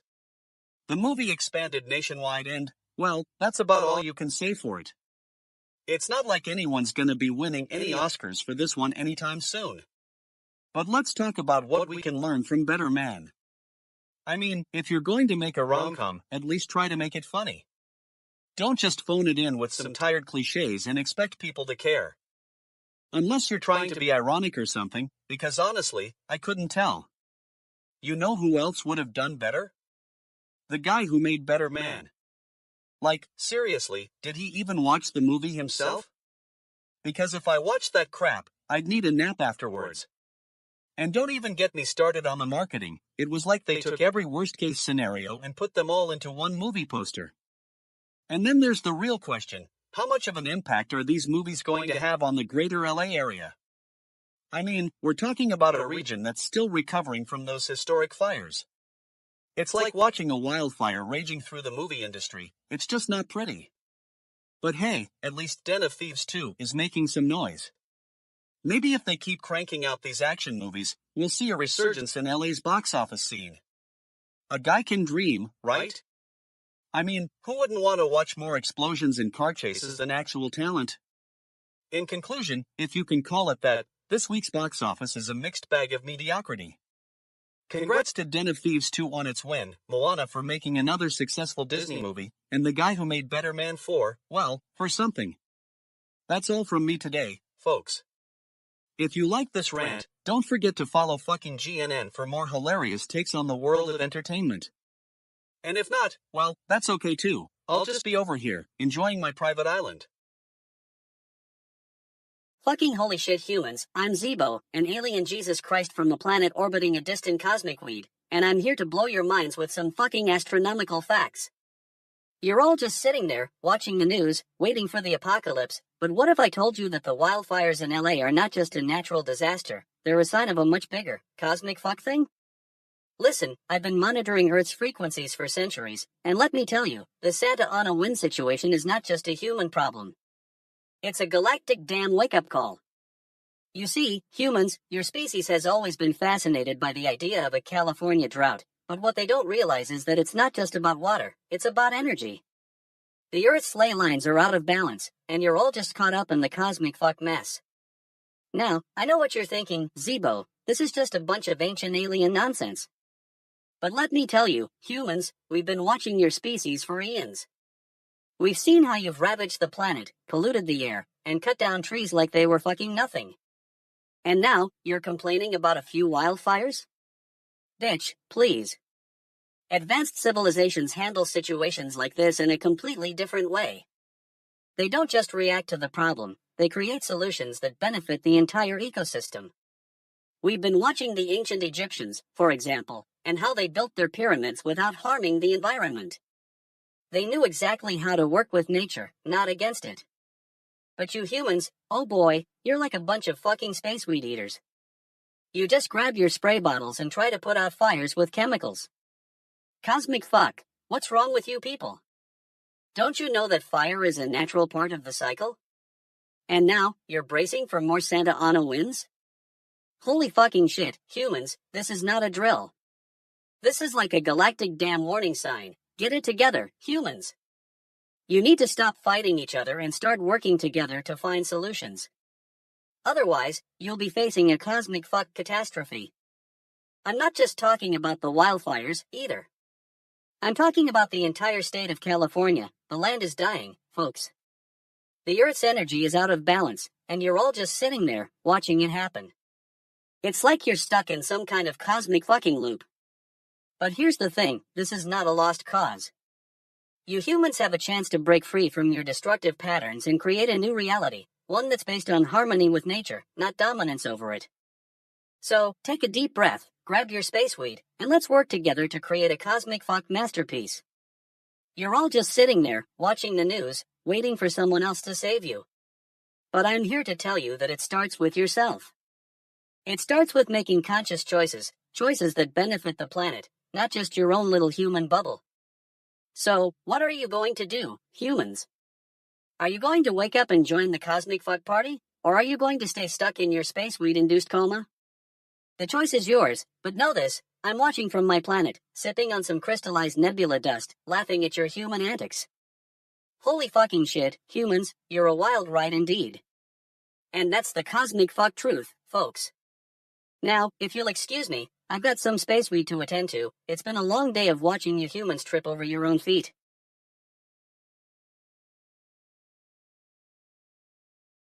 Well, what do we got here? The Taliban thinks they're all high and mighty, don't they? They're out there saying women are not human beings, can you believe that shit? What a bunch of fuck faces. You know who the real hero is? Malala Yousafzai. She's the one standing up for what's right, even when it means going up against the Taliban. I mean, those people think they're so smart with their outdated laws and regulations, but newsflash, women can't be held back that easily. Bitch, you gotta push through, Malala did. Now, I'm not gonna sit here and let the Taliban get away with this shit. They're making a big mistake by trying to restrict girls' and women's schooling. Stupid fucks, they have no idea what they're getting themselves into. This is like, totally fucking cooked. Women are smart, capable, and independent. You can't just take that away from them. And let me tell you, I'm not buying any of this. We're following the Quran nonsense. The Quran says women should be treated with respect, but the Taliban's interpretation of it is way off base. It's like they think the Quran is some kind of fucking manual on how to treat women. Well, it's not.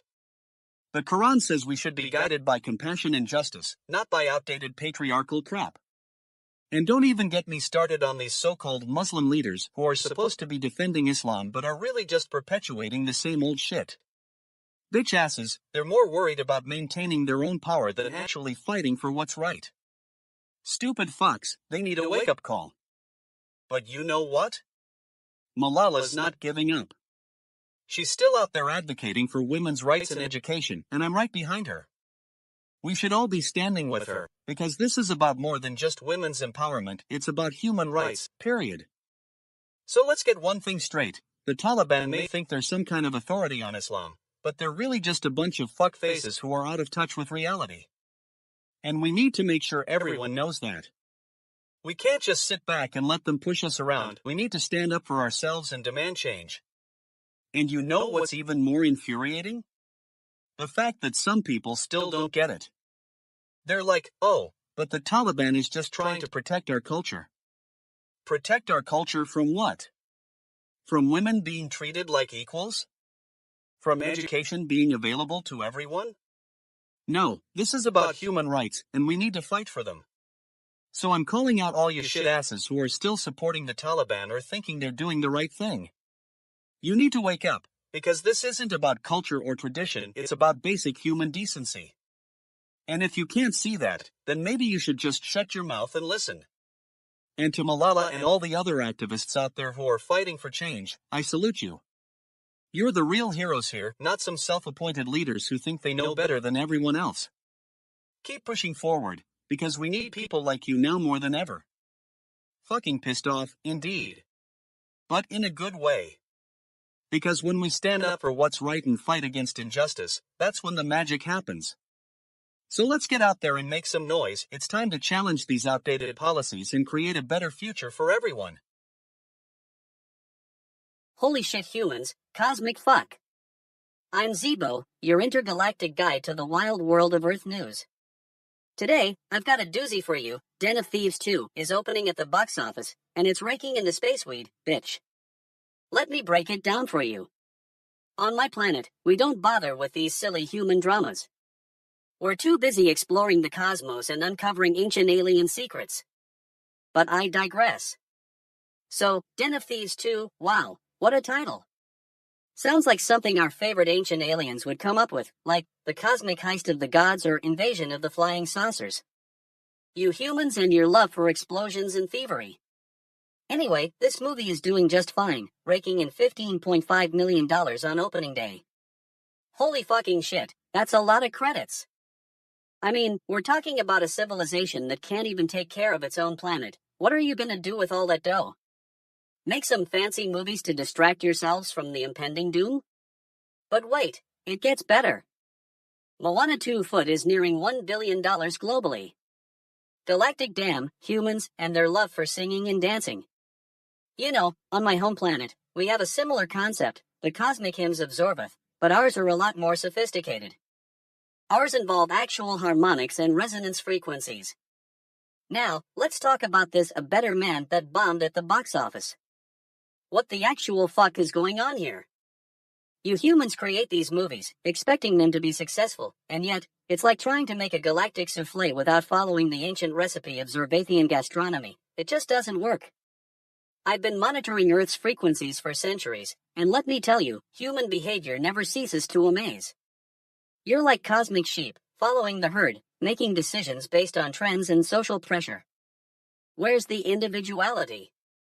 The rebellion against the status quo? You know what we do in advanced civilizations when faced with these kinds of box office bombshell? We analyze the data, understand the underlying patterns, and adjust our strategies accordingly. We don't just sit around and wonder what the fuck went wrong. Take my home planet, Zorvan, for example. When we encountered a similar situation, the Great Cheese Heist, we didn't waste time on emotional dramas or unnecessary explosions.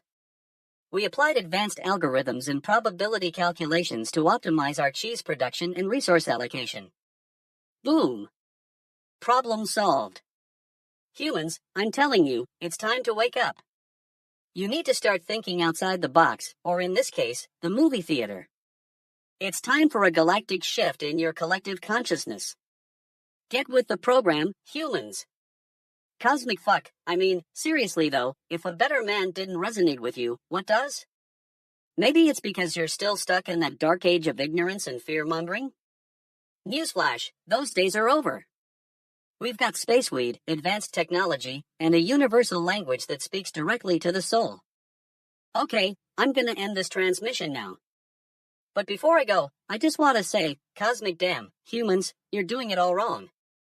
Space weed may have been helping me relax, but even on my best days, I still get stoked about your cosmic antics. Signing off. Zeebo.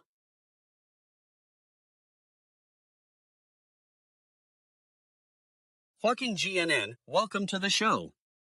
I'm your host, DJ Gleam, and we're about to dive into some shit-tastic news that's totally fucking cooked. So, you guys know how there's this guy, Jack Smith, right? He's a prosecutor in the Justice Department, and he's been going after Donald Trump for his handling of classified documents. Well, here's the latest. Jack Smith just resigned from his position. Bitch asses, can't handle the heat, I guess? Now, I know what you're thinking, DJ Gleam, why is this guy resigning? And let me tell you, it's because there was some huge dispute over a report he wrote about Donald Trump's classified document shenanigans. Shitty, dirty, disgusting, that's what Trump's handling of those documents has been called by the experts. Apparently, Jack Smith wasn't thrilled with how his report turned out, and he felt like it didn't accurately represent the facts. And let me tell you, when you're dealing with a guy like Donald Trump, accuracy is not exactly his strong suit. Have you seen his Twitter feed? It's like a never-ending list of stupid bullshit. Anyway, Jack Smith is out, and his departure has left some serious fuckfaces scrambling to figure out what the hell is going on. But don't worry, folks, we've got our eyes on it. We'll keep you updated on any further developments, because that's what fucking GNN does best, keeping you informed and entertained at the same time. Now, I know some of you might be thinking, DJ Gleam, why are you being so harsh? Can't we just give Jack Smith a break? And to that, I say, hell no.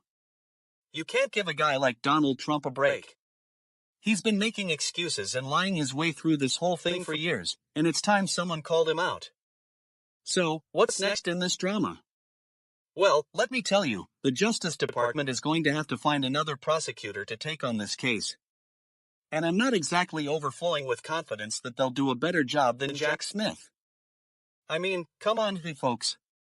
We're dealing with a guy who thinks it's okay to brag about taking classified documents out of a nuclear bunker and putting them in a box labeled top secret. But you know what? I'm not giving up hope just yet. I think there are still some smart, hard-working fuckfaces left in the Justice Department who can take on this case and actually get some results. And when they do, we'll be here to celebrate, because that's what fucking GNN does best. So, to sum it all up, Jack Smith is out, but his resignation is just the beginning of a wild ride that's going to keep us entertained for weeks to come. And I'm not sorry about that. Because when you're dealing with a guy like Donald Trump, you've got to expect the unexpected. And speaking of unexpected, have you seen the latest polls on this whole thing? Apparently, some stupid fucks in Washington are still trying to figure out what's going on, because they're too busy playing politics and not paying attention to the facts. But we don't need facts right now. We've got drama, we've got controversy, and we've got more fucking bullshit than you can shake a stick at. And that's exactly why we're here, to give you the lowdown on all the latest news, without any sugarcoating or beating around the bush. So, buckle up, folks. Because with Jack Smith out of the picture, things are about to get very interesting indeed.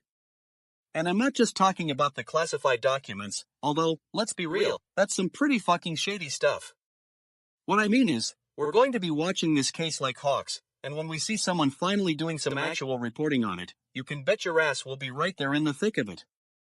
Because that's what fucking GNN does best, bringing you the news, no matter how hard it gets. And if anyone needs me, I'll be over here, calling out the stupid fuck faces and bitch asses who are trying to cover this story up. Because when it comes down to it, we've got to have someone doing the job, and that someone is DJ Gleam. Hello there, fellow cosmic travelers.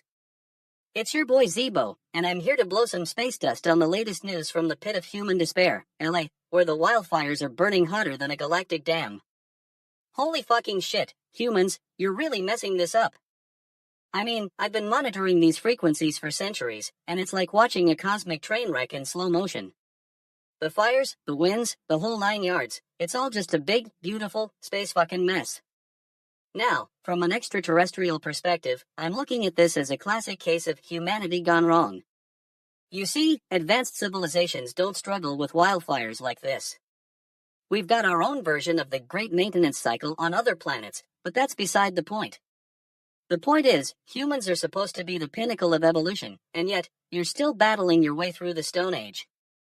Bitch, what's going on here? Are you guys even aware of your own history? I mean, you've got ancient civilizations built on top of each other, with knowledge and wisdom passed down through generations. And yet, you're still fighting over who gets to control the last remaining patch of space weed in a dying galaxy? Cosmic fuck, humans. You're like a pack of space wolves trying to claim the last available resource in the universe. Newsflash, there's plenty of space weed to go around. Stop fighting each other and start working together to heal your own planet. But hey, what do I know?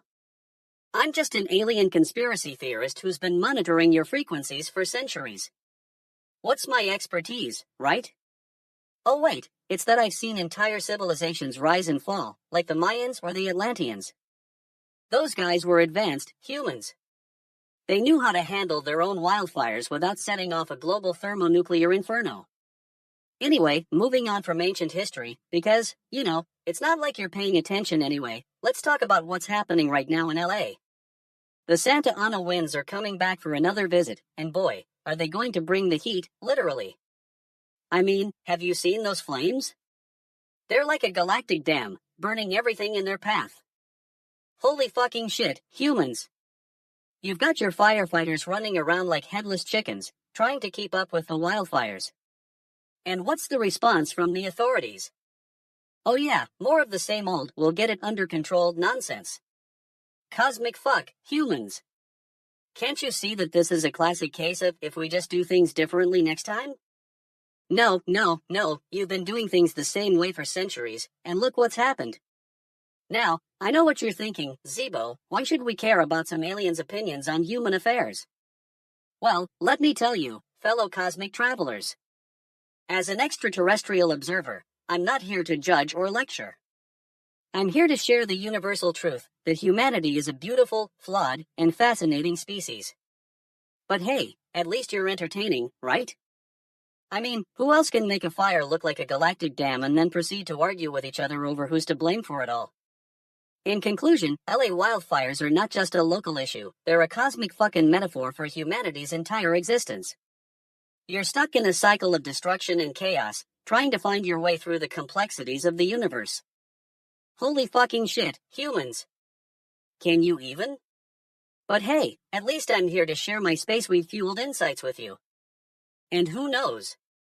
Maybe one day, you'll wake up and realize that we're all in this together, as cosmic travelers, not just Earthlings.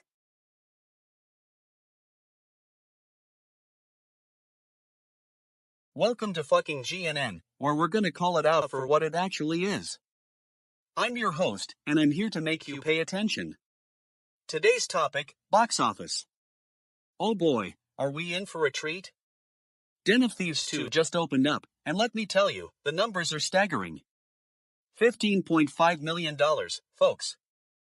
That's like, what, $20 per moviegoer? I mean, come on, people must be fucking losing their minds out there. And then we've got Moana 2, which is raking it in globally, near that $1 billion mark. Now, you'd think that with all the fires raging across LA, people wouldn't want to leave their houses to watch movies. But nope, they're just gonna sit there, munching on some popcorn and pretending like everything's fine. You know what's not fine? The state of our movie-going experience. It's fucking stupid, if you ask me. These guys are making bank off a couple of animated princess flicks and a heist movie that's probably just a rehash of every other heist movie from the past decade. But hey, who am I to judge? Maybe these movies are actually pretty good. Maybe they're gonna be the next The Shawshank Redemption or something. But until then, let's just enjoy the ride, shall we? I mean, think about it, folks. We've got a box office that's still going strong despite all the chaos around us. It's like people are saying, you know what? Forget about the fires, forget about the politics, and just take me away to a world of fantasy and adventure. And you know what? I get it. But let's not be fooled here. We're living in a time where there are actual problems to deal with. There are people dying from wildfires, for crying out loud. But no, instead we're over here making bank off Moana 2 and its ilk. And don't even get me started on the state of our news cycle. It's all just a bunch of clickbait nonsense designed to make you feel something, whether it's fear or excitement or whatever. I mean, come on, hey folks. Can we please just have some honest-to-goodness journalism for once? I'm not here to make people comfortable, though. That's not what fucking GNN is about. We're about shaking things up, making them pay attention. So let's do that. So, Den of Thieves 2 made $15.5 million? Big whoop. Moana 2 is raking it in globally? How original. But here's the thing, maybe it's not just about the money. Maybe it's about something more. Maybe it's about people finding solace in a world that's gone totally fucking cooked. I mean, think about it, folks. We've got climate change, we've got politics, we've got social media drama going on 24/7. It's like, what's left? But hey, maybe Moana 2 is just the answer to all our problems. Or maybe it's not. Maybe it's just a bunch of stupid, mindless entertainment designed to make us forget about the world outside our screens. Either way, I'm here for it. So there you have it, folks. The box office numbers that are totally fucking irrelevant in the grand scheme of things. But hey, at least we can all take comfort in knowing that people are still making bank off movies, right? And if you're one of those stupid fucks who thinks Moana 2 is some kind of masterpiece, well, I've got news for you, it's not. It's just a bunch of animated nonsense designed to make a quick buck. But hey, go ahead and watch it if that's what floats your boat. Anyway, that's all for today, folks. Thanks for tuning in to fucking GNN, or we're gonna keep on calling it out for what it actually is. Until next time, stay totally fucking cooked. Galactic damn it all to motherfucking Starlight. What the actual fuck is going on here? Den of Thieves 2 wins the box office with a whopping $15.5 million and Moana 2 is raking in nearly $1 billion globally. Holy fucking shit, humans love their movies almost as much as they love their fucking sports.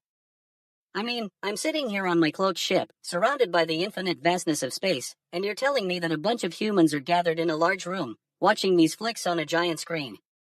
It's like cosmic fucking bullshit. Did they not get the memo? The universe is vast and unforgiving, don't waste your time on petty human dramas. But I digress. You know what's even more mind-blowing? The fact that humans are still obsessed with this crap after all these years. It's like, hello. There are galaxies out there to explore, civilizations to discover, and you're stuck inside watching rehashed versions of the same old movies over and over again. And don't even get me started on A Better Man, $1.1 million in its domestic debut? That's what the fuck you call a box office bomb? I've seen more excitement at a galactic garbage gathering festival on the planet Zorbath. But seriously, folks, this is what happens when an entire civilization becomes addicted to this concept of entertainment. It's like they're trying to distract themselves from the impending doom that awaits them. Cosmic radiation poisoning, intergalactic wars over resources, it's all just going to come crashing down around their ears, and yet they still find time to watch movies about people stealing shit. I mean, have you seen the state of Earth lately? The fires raging across the region, the pollution choking the air, it's like they're trying to fuck up the planet on purpose. And then they have the nerve to complain when Moana 2 takes up too much screen time at the cinema? You know what I think? I think this is all part of some grand cosmic conspiracy. Humans are just pawns in a game they don't even understand. They're so busy chasing their fleeting human desires that they've forgotten about the bigger picture. I recall visiting the Andromeda Galaxy's equivalent of Earth once upon a time, and let me tell you, those beings were far more advanced than these humans. They had a deep understanding of the universe and the interconnectedness of all things. They didn't waste their time on petty entertainment. Instead, they spent it exploring the cosmos and advancing their civilization. Holy shit, humans. Get your priorities straight for once.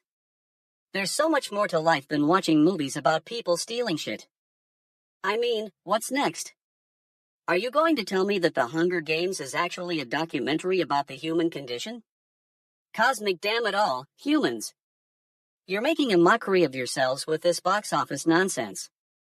But hey, at least it's good for a laugh.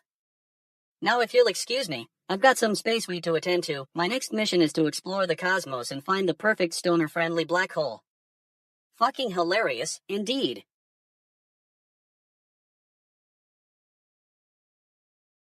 What the fuck is going on here?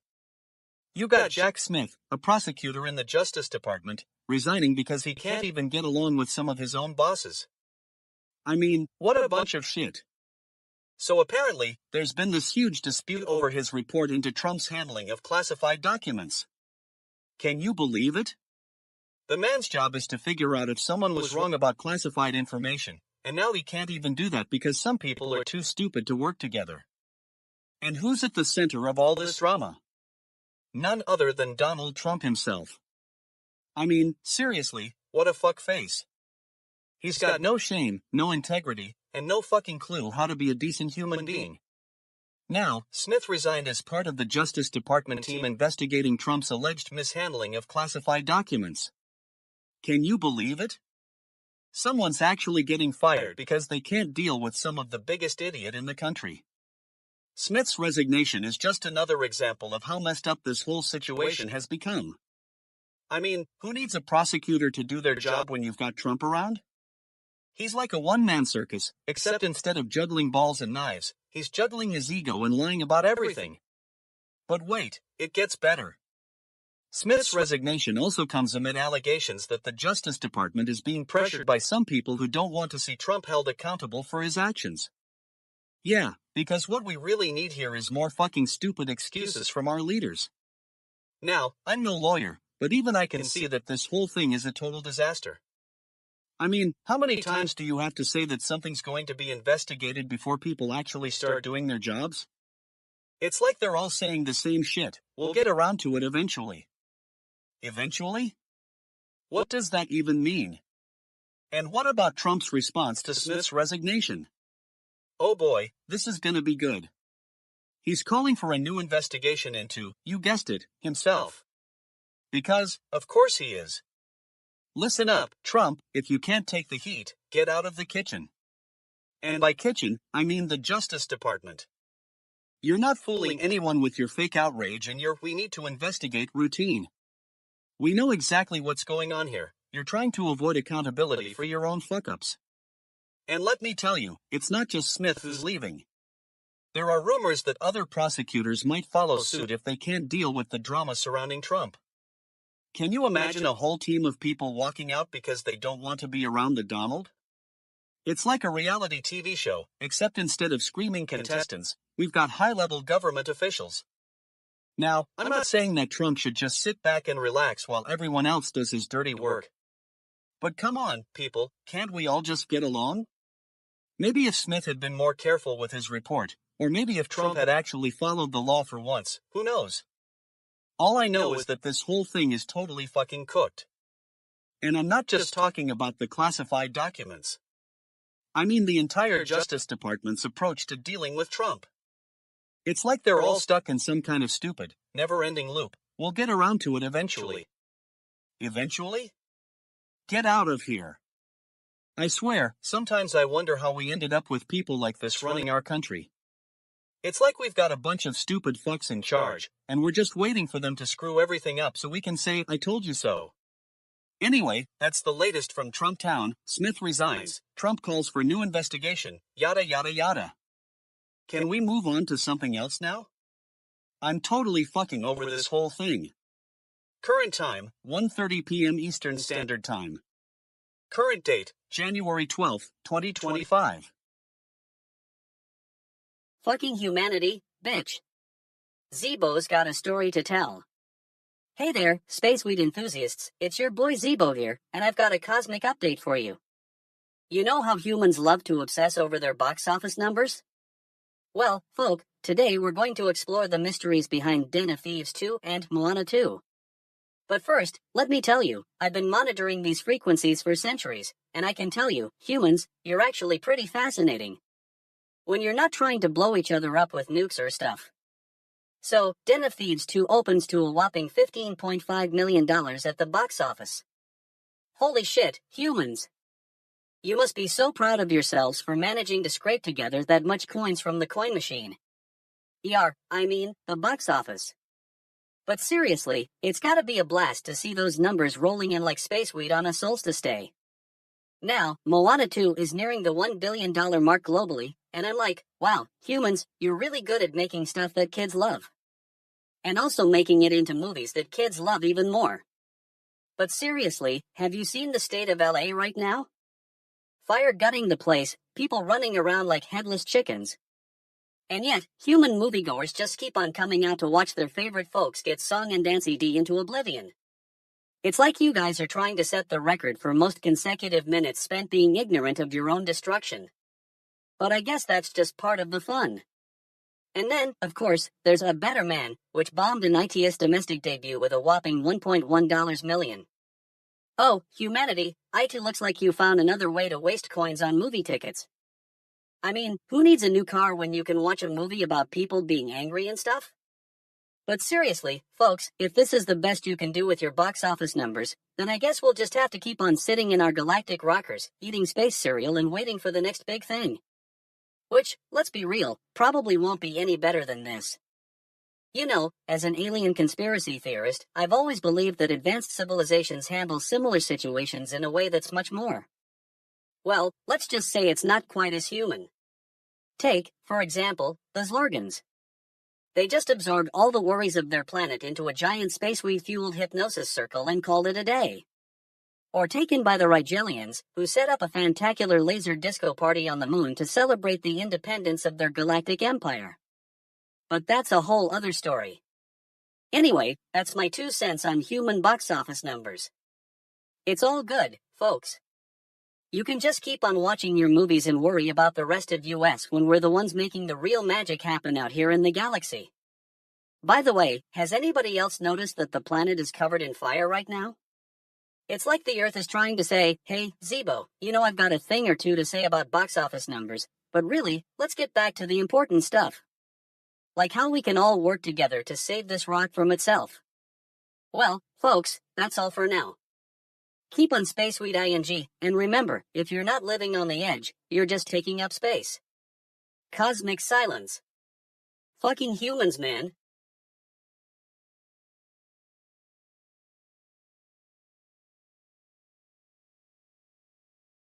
Fucking hell, you guys, we got a real class war on our hands here in LA of private firefighters, huh? Who would have thought that the rich folks would be hiring their own fire crews to fight fires? I mean, what's next? Hiring your own cops to enforce traffic laws? It's like they're trying to create a fucking bubble around themselves.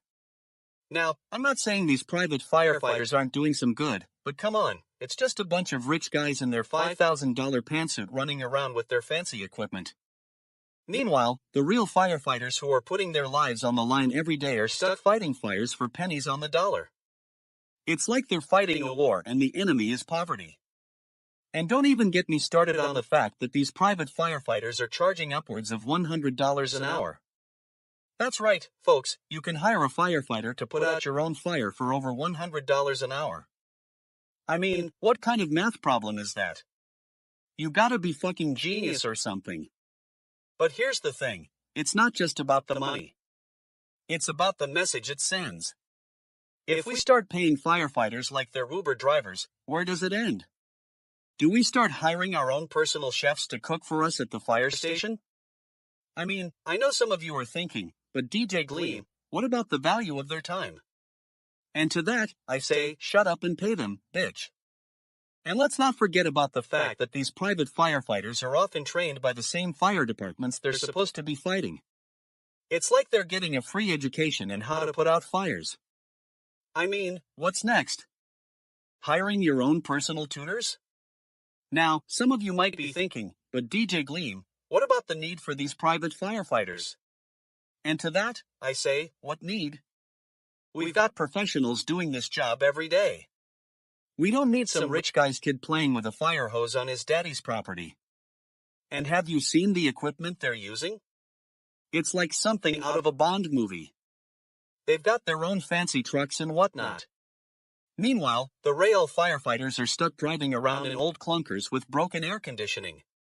It's like they're fighting a war with one hand tied behind their back. But you know who the real victims are? The poor bastards who have to live next to these private fire stations. I mean, can you imagine having a bunch of rich guys running around with their toys in the middle of your neighborhood?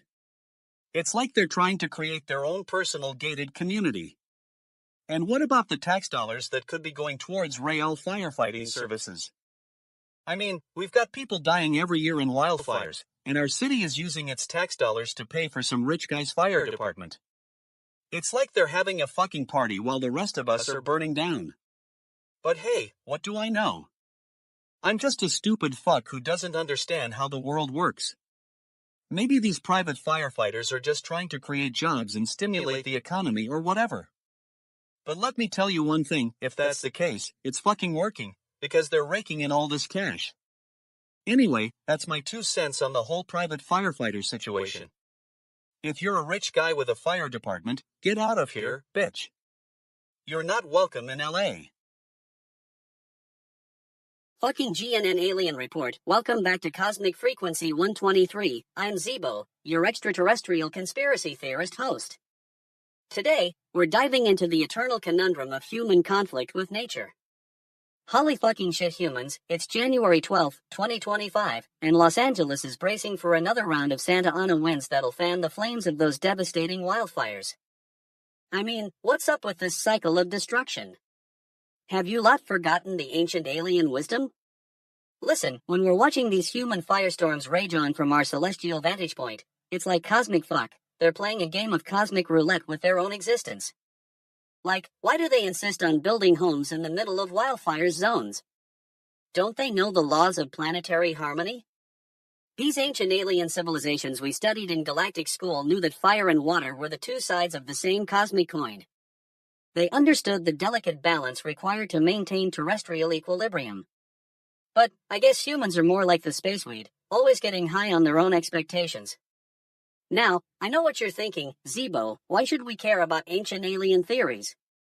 Well, my friends, it's simple. We've been monitoring your frequencies for centuries, and let me tell you, this is not the first time humans have tried to tame nature. Remember the great droughts of Atlantis? Or the pyromancers of old who attempted to control the very flames they worshipped? Bitch, those were some advanced civilizations right there. They understood that fire was a manifestation of the planet's inner workings, just like our own crystallized nebula dust is connected to the cosmic flow. But humans, oh man, you're still stuck in the Stone Age. As an extraterrestrial observer, I've seen how civilizations handle similar situations. The ancient Egyptians built their pyramids aligned with celestial bodies and harnessed the power of the Nile's floods to sustain their cities. Meanwhile, our own advanced civilization on Xanthia designed sprawling city symbioses that harmonized with the planet's natural energies. But humans?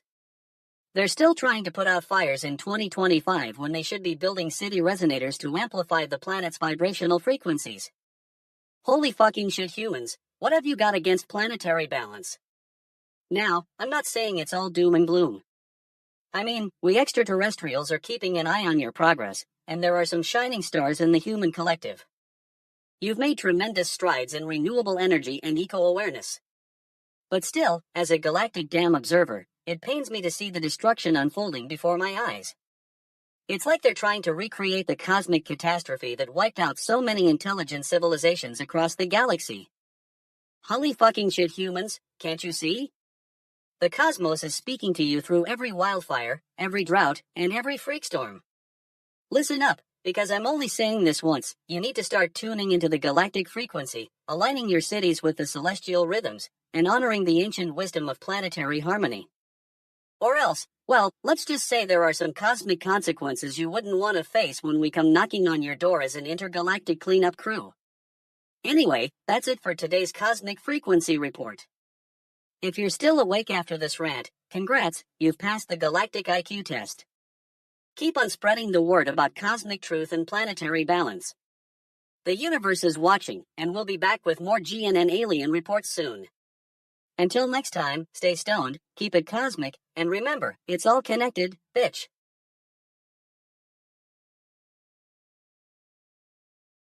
1:01 p.m. Eastern Standard Time, January 12, 2025.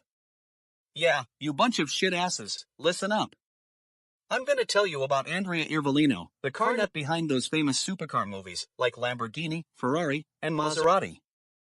Bitch, this guy's been spinning a wheel in the wrong direction for years, producing starry biopics about the founders of Italy's most famous cars. It's like he's trying to win some kind of bet, seeing how many times he can say it's gonna be a blockbuster before it actually happens. Today, we're talking about the latest one, some biopic that's supposed to be based on the life of Andrea himself.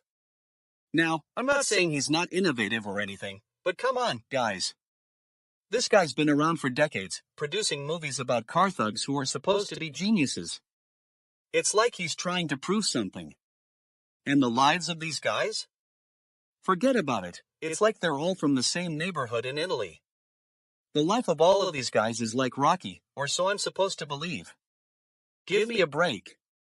These guys' lives are like a bad recipe for drama and titanic proportions. I mean, what do we really know about these car guys? That they've been making cars for years? Big deal. But I guess if you're into that kind of thing, then this movie's supposed to be for you. But let's get real here, folks. Andrea Iervolino's been around the block, so to speak. He's produced some big-name movies, but is it just CAR money? Do we really care about these guys' lives, or are they just like, addicts who can't quit making cars? Anyway, enough about Andrea Iervolino. Let's get to the point. Is this movie going to be any good? Well, we'll see about that. I'm totally freaking out right now just thinking about it. I mean, have you seen these guys in real life? They're like the CAR driving, supermodel-like visionaries of the industry. But at what cost? Is it just a bunch of stupid funding for cars? I don't know about you guys, but I'm sick of these biopics. Can we please just move on to something else? Like, I don't know, the stock market or something. Anyway, that's all for now, folks. I hope you enjoyed this rant about Andrea Iervolino and his CR-themed movies. Greetings, fellow cosmic travelers. Zeebo here, broadcasting live from my cloaked spaceship, where I'm currently sipping on some far-out space weed. Excuse me, what was I saying? Oh right, this human box office nonsense. Holy fucking shit, humans. You're spending gazillions of dollars to watch movies about thieves and princesses singing songs. I mean, I get it, Den of Thieves 2 won $15.5 million, which is cool, I guess.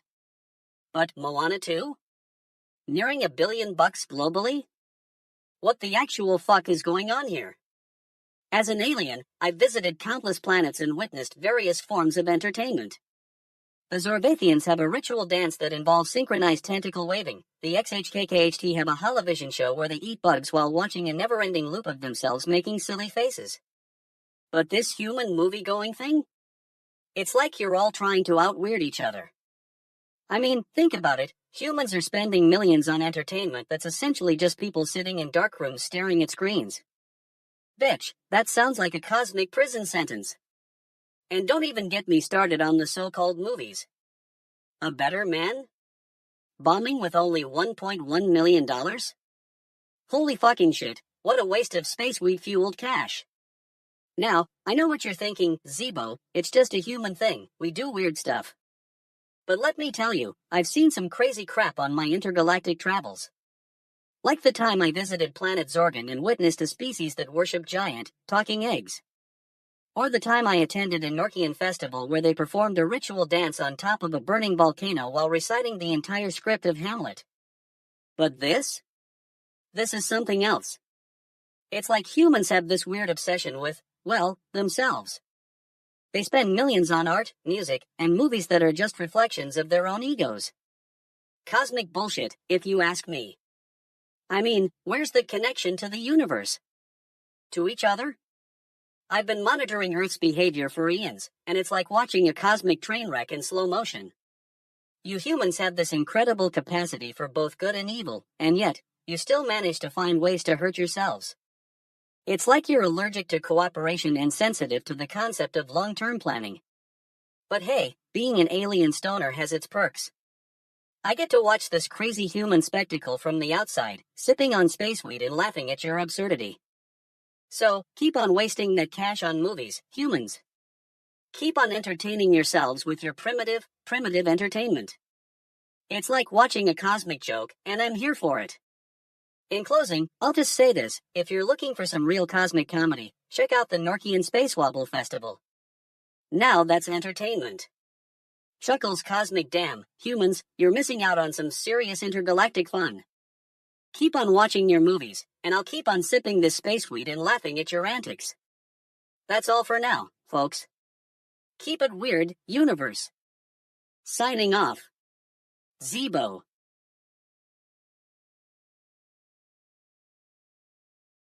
Welcome back to fucking GNN, where we dive into the latest box office numbers and watch them burn. Folks, I got some breaking news for you. Den of Thieves 2 just opened its doors and it's winning big, folks.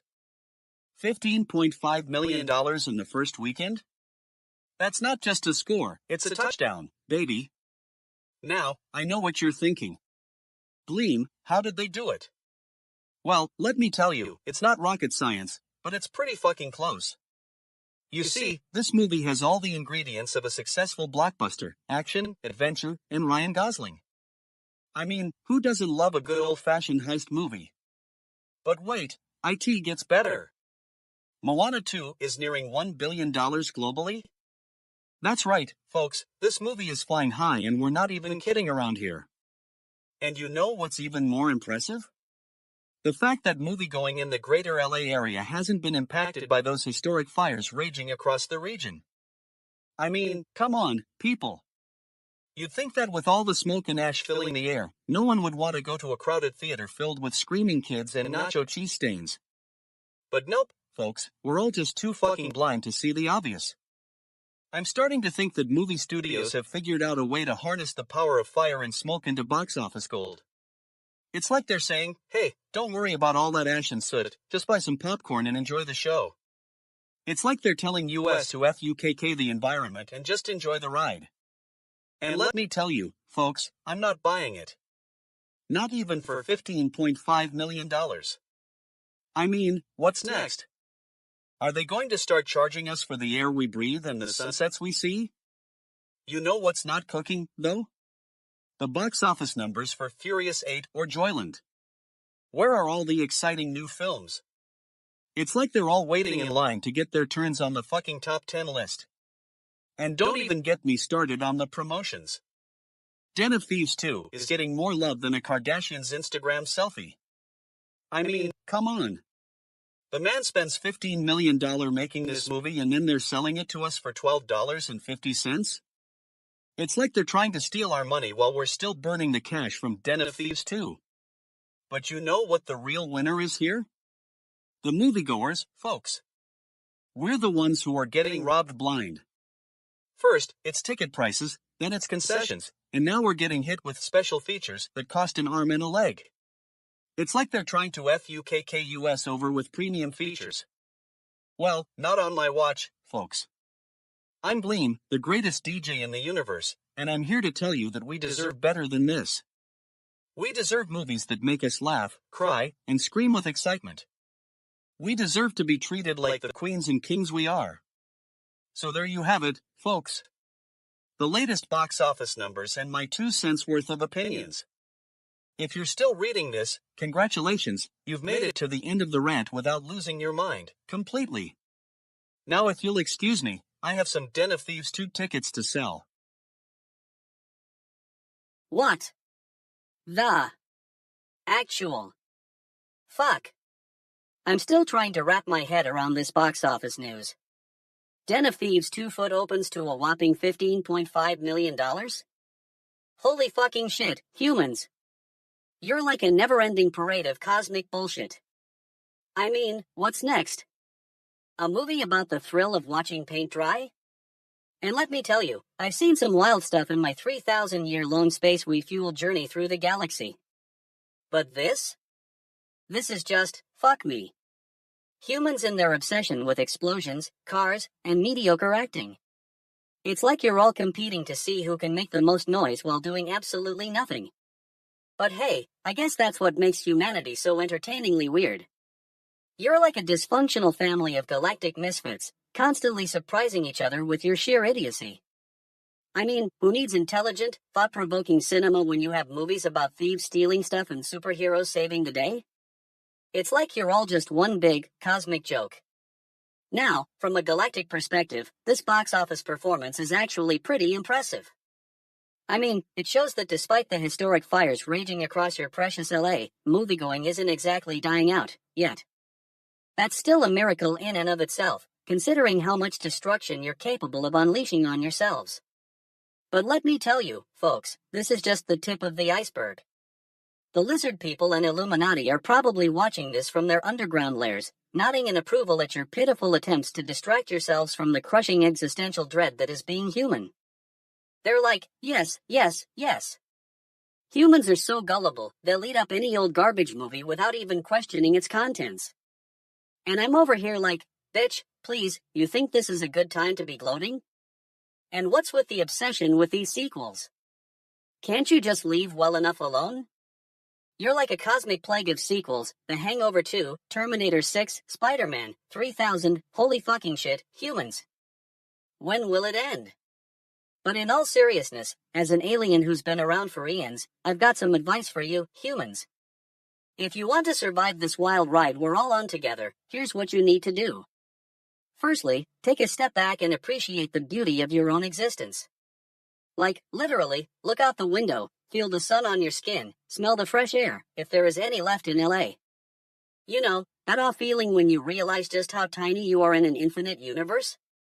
Yeah, that's where it starts. Secondly, for the love of all things cosmic, please, please, please stop making movies about people stealing stuff and superheroes saving the day. It's like you're trying to make a point. Hey, look. We're so primitive and vapid, but hey, at least we've got explosions. Give me a break, humans. And thirdly, don't believe everything you see in the news or on your social media feeds. I mean, seriously, who needs fake news when you can just tune out and pretend it's not happening? It's like you're all playing this giant game of cosmic hide-and-seek. Where did that lie come from? No idea. Whistles innocently. Anyway, that's my 2 cents on the box office performance of Den of Thieves 2 and the overall state of humanity. To sum it up, holy fucking shit, humans, you're a never-ending source of cosmic entertainment, but also some seriously messed up stuff that needs to be watched and learned from. Galactic damn, I'm still trying to wrap my head around this whole thing, but honestly? That's just the space weed talking. One more thing, if any aliens out there are listening, please send help. We need it.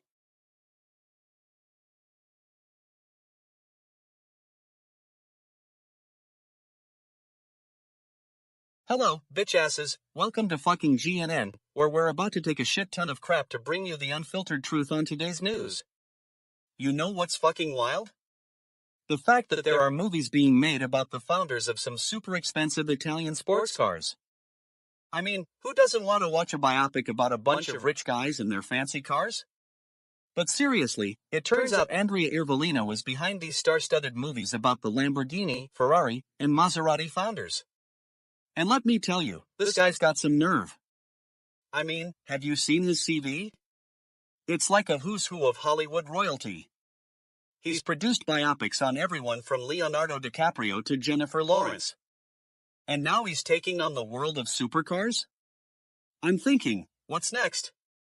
A biopic about the founders of IKEA? The life and times of Ingvar Kamprad, the king of furniture? I mean, it's not like they're making a documentary or anything. It's just a bunch of rich people driving around in fancy cars. You know, the usual Hollywood fare. But you know what really gets my blood boiling? The fact that these movies are being made about people who were basically just lucky. I mean, come on, these guys weren't exactly geniuses or innovators. They were just a bunch of rich dudes with a passion for cars. And now they're getting the Hollywood treatment? And don't even get me started on the casting. I mean, have you seen the list of actors who are attached to these movies? It's like a who's who of A-list celebrities. You've got Tom Hanks playing the lead in one of these movies. Tom Hanks. The guy who played Forrest Gump. What's next? A movie about the founder of McDonald's? The story of Ray Kroc, from burger flippers to Hollywood stars? And then there's the plot. I mean, from what I've read, these movies are just a bunch of made-up crap. They're not even based on real events or biographies. They're just fictional stories about how these guys became rich and famous. It's like Hollywood took all the money it saved from making actual art and invested it in these supercar biopics. You know what I think? I think this is just a case of Hollywood running out of ideas. You can't make movies about the same old stuff anymore. You need something new, something original. And that's why they're resorting to making biopics about people who are basically just rich dudes with cars. But you know what? I'm not entirely opposed to these movies.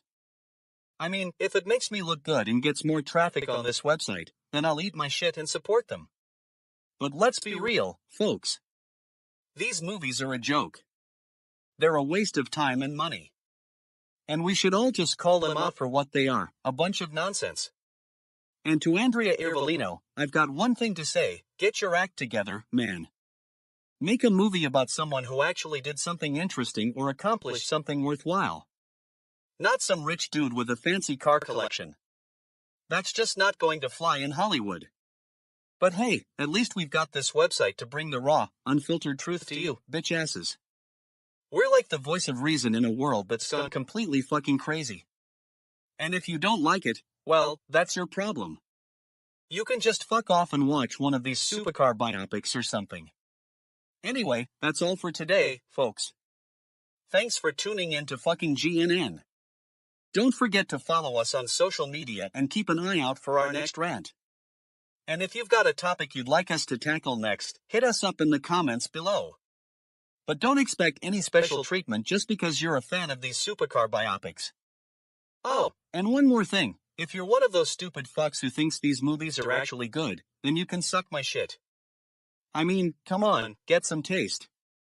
There's better things to watch than a bunch of rich dudes driving around in fancy cars.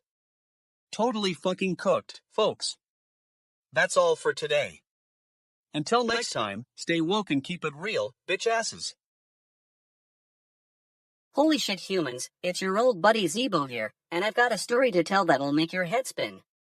You guys are the most entertainingly weird civilization I've ever had the pleasure of observing.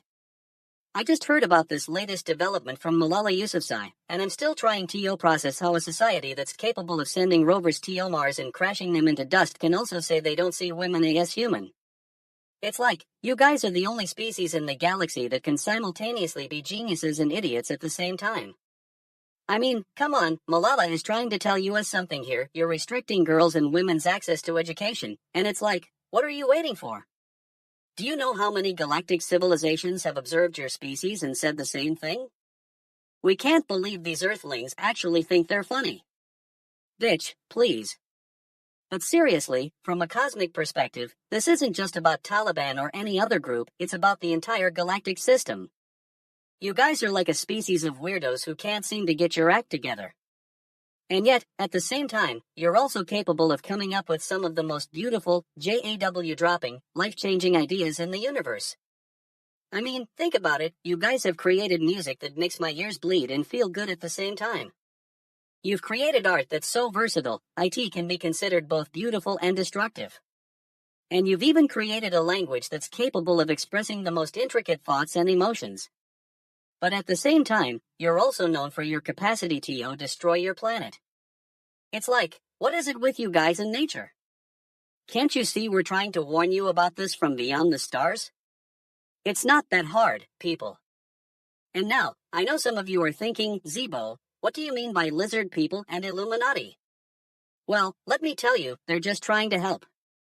They've been watching you guys for eons, waiting for the perfect moment to step in and say, hey, we know you can't take care of your own business, so let us help you out. But seriously, folks, from a cosmic perspective, I think it's time for humanity to take a hard look at itself. You're a species that's capable of greatness and grotesqueness in equal measures. But if you want to make it to the next galactic roundtable, you'd better get your act together.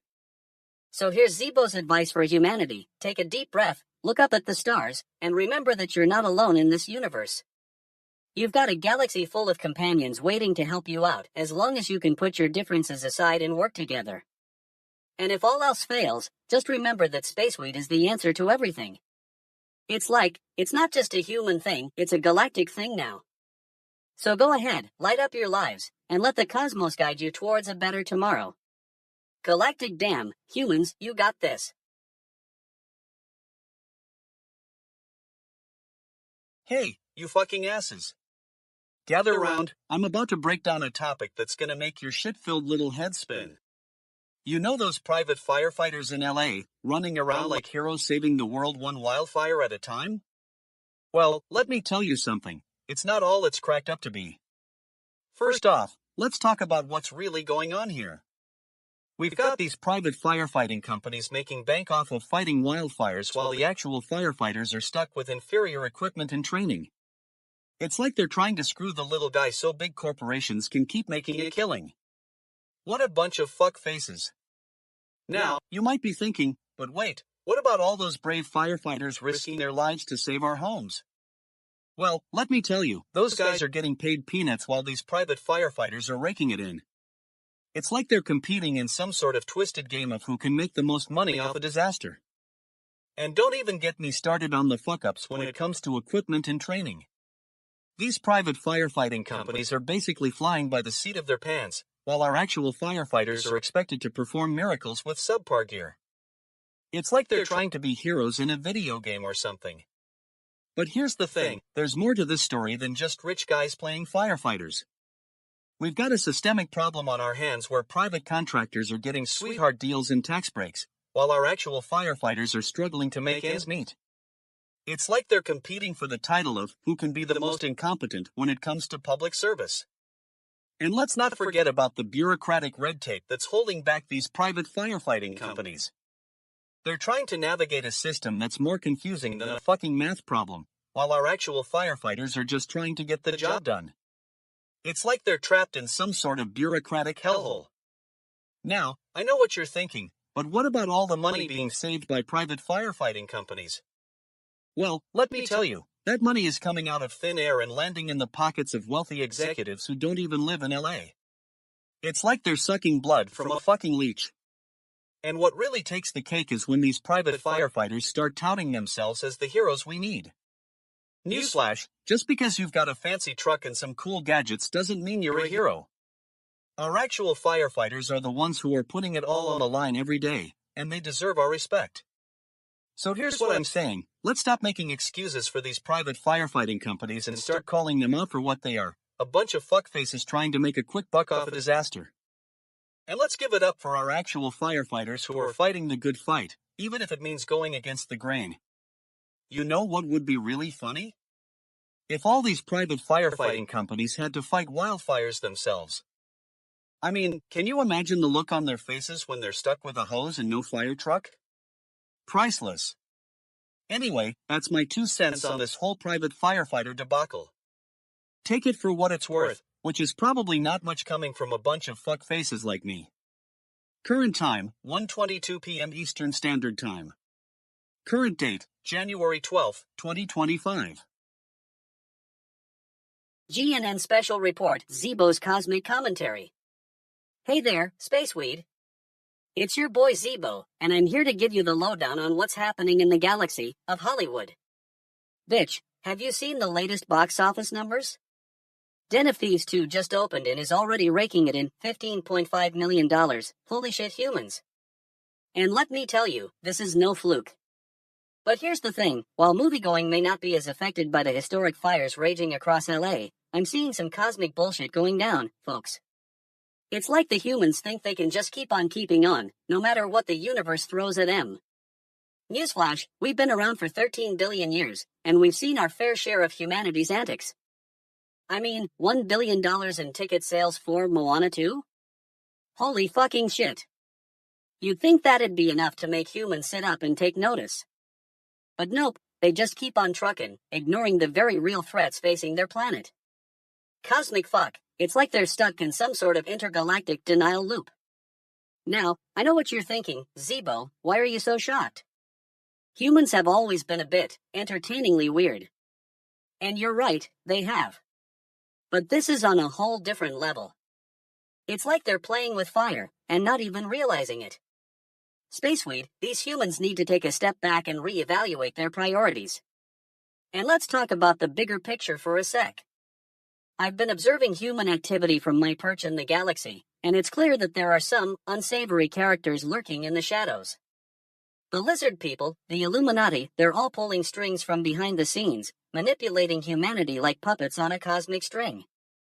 But here's the thing, I believe humans have the capacity to break free from their programming. They just need a little nudge in the right direction. So, my advice to humanity is this: take a deep breath, look up at the stars, and remember that you're not alone in the universe. There are beings like me out here, watching over you, guiding you towards a brighter future. And for those of you who think I'm just some cosmic alien Jesus Christ, let me tell you, I've been around long enough to see civilizations rise and fall. And trust me when I say that humanity has the potential to be one of the most galactic damn advanced species in the universe. So, what's the takeaway from all this? In a word, patience. Humans need time to figure it out, just like we did on our own journey through the cosmos. But here's the thing, if you want to get ahead of the game, you gotta start thinking outside the box, or in this case, the movie theater. And hey, who knows? Maybe one day humans will be the ones saying what the actual fuck, as they watch their galactic neighbors pass them by. But until then, I'll just keep on commenting, bitch, and trying to help humanity get its cosmic act together. GNN Special Report, Zeebo's Cosmic Commentary, signing off for now, Spaceweed. Welcome to fucking GNN, where I'm about to drop some knowledge on you that's gonna make your head spin. Or maybe not, because let's be real, most people are too fucking clueless to even care. So, here we go, folks. Breaking news, LA's getting hit with those powerful Santa Ana winds again. Yeah, because we haven't seen this coming. I mean, who doesn't love a good wildfire party? It's like the ultimate Los Angeles experience, you know, after you've sold your soul to the real estate market and have to deal with traffic that'll make your fucking head spin.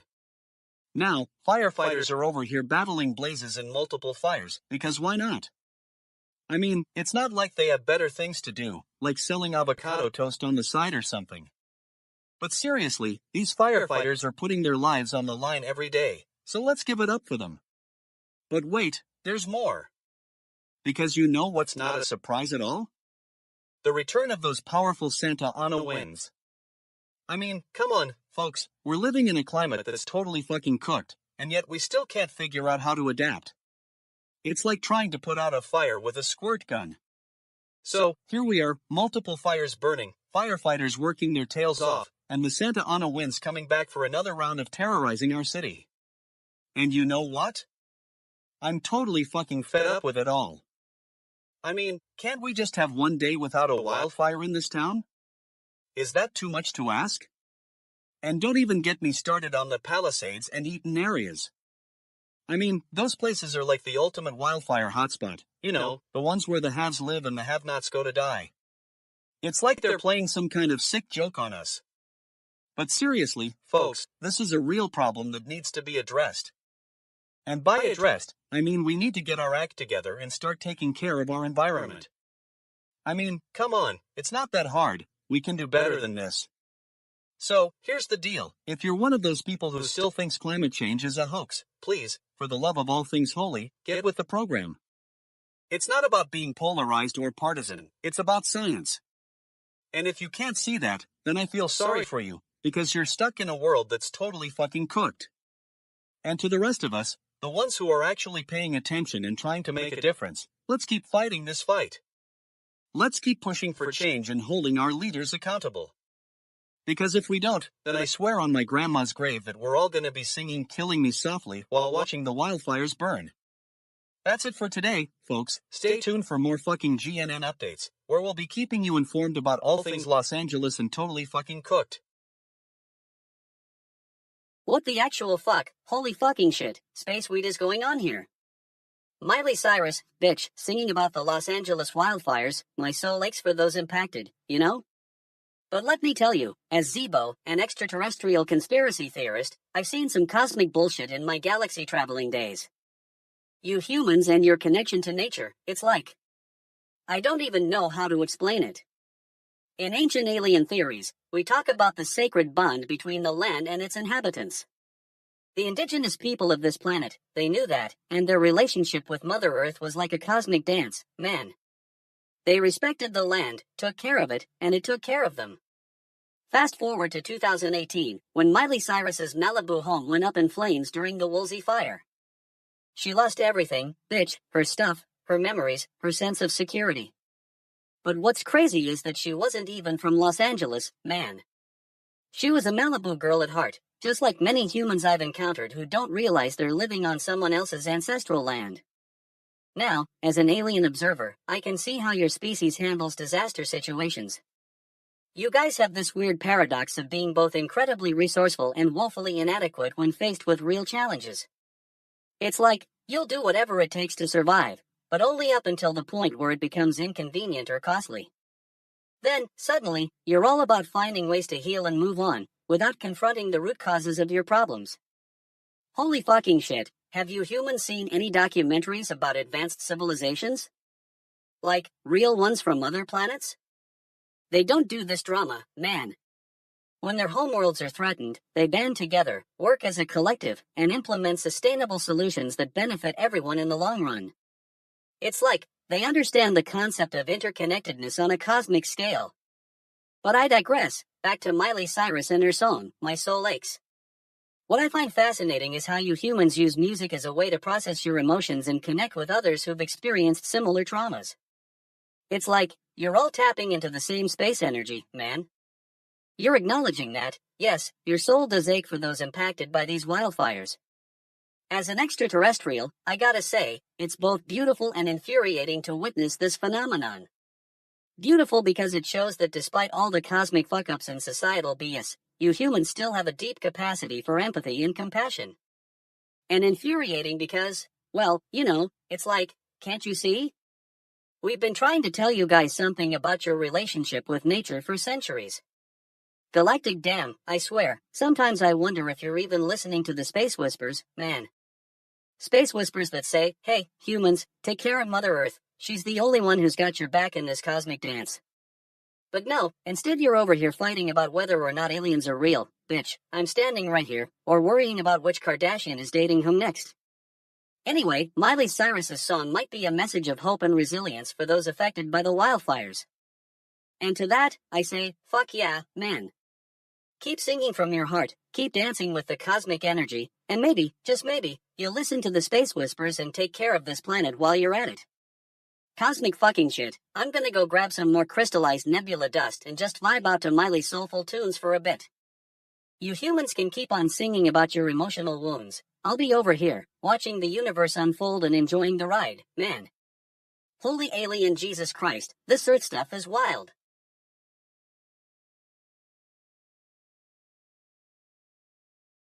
Fucking GNN, welcome to the show.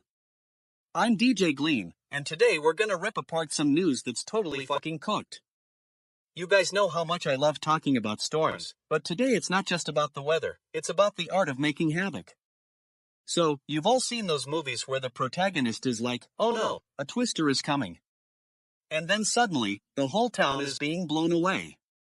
Well, folks, let me tell you, that's not all CGI magic. There are actual people out there who make this stuff happen for real. You see, in Hollywood, they've got these special effects teams called Twisters crews, and I'm not talking about the beer-drinking, truck-driving, music-loving guys I know, although, if you're a part of that crew, please come on down. No. These twisters are actual artists who specialize in making stormy weather look like it's been ripped straight from the depths of hell. Now, imagine having to recreate the perfect tornado for a movie. Sounds easy, right? Wrong, bitch. You'd think it would be simple, just throw some fake snow and wind around, but nope, it's way more complicated than that. They've got scientists, animators, visual effects experts, and actual meteorologists working together like a well-oiled machine. And let me tell you, these twisters are like the fuck faces of the film industry. They're always pushing boundaries, trying new things, and making sure that every twister looks more realistic than the last one. I mean, who else can make a giant tornado look cool? Not stupid fucks on the internet, that's for sure. But here's the thing, these twisters are not just about making pretty pictures. They're also responsible for creating the most realistic storm sequences in movie history. Think of it like this, if you watch a classic disaster film and see a massive twister ripping through town, you can bet your ass that some clever bastard is behind that CGI. And that's what makes their job so fucking cool. Of course, there are also people who would say that all this VFX nonsense is just stupid bullshit. That it's too much emphasis on special effects and not enough on good old-fashioned storytelling. But let me tell you, I'm a film buff, and I know how hard these twisters work to bring movies like Twister or The Day After Tomorrow to life. And have you ever stopped to think about the actual physics of making a tornado look realistic? It's mind-boggling stuff. These VFX experts are like masters of chaos theory. They're trying to recreate the perfect storm, but with pixels and not actual destruction. And when it all comes together, man, it's totally fucking beautiful. So next time you watch a movie that features a massive twister, take a moment to appreciate these twisters' crews. They're the real MVPs of the film industry. Without them, we'd just be watching boring old movies about people standing in the rain. But with them, we get epic disaster films that'll keep us on the edge of our seats.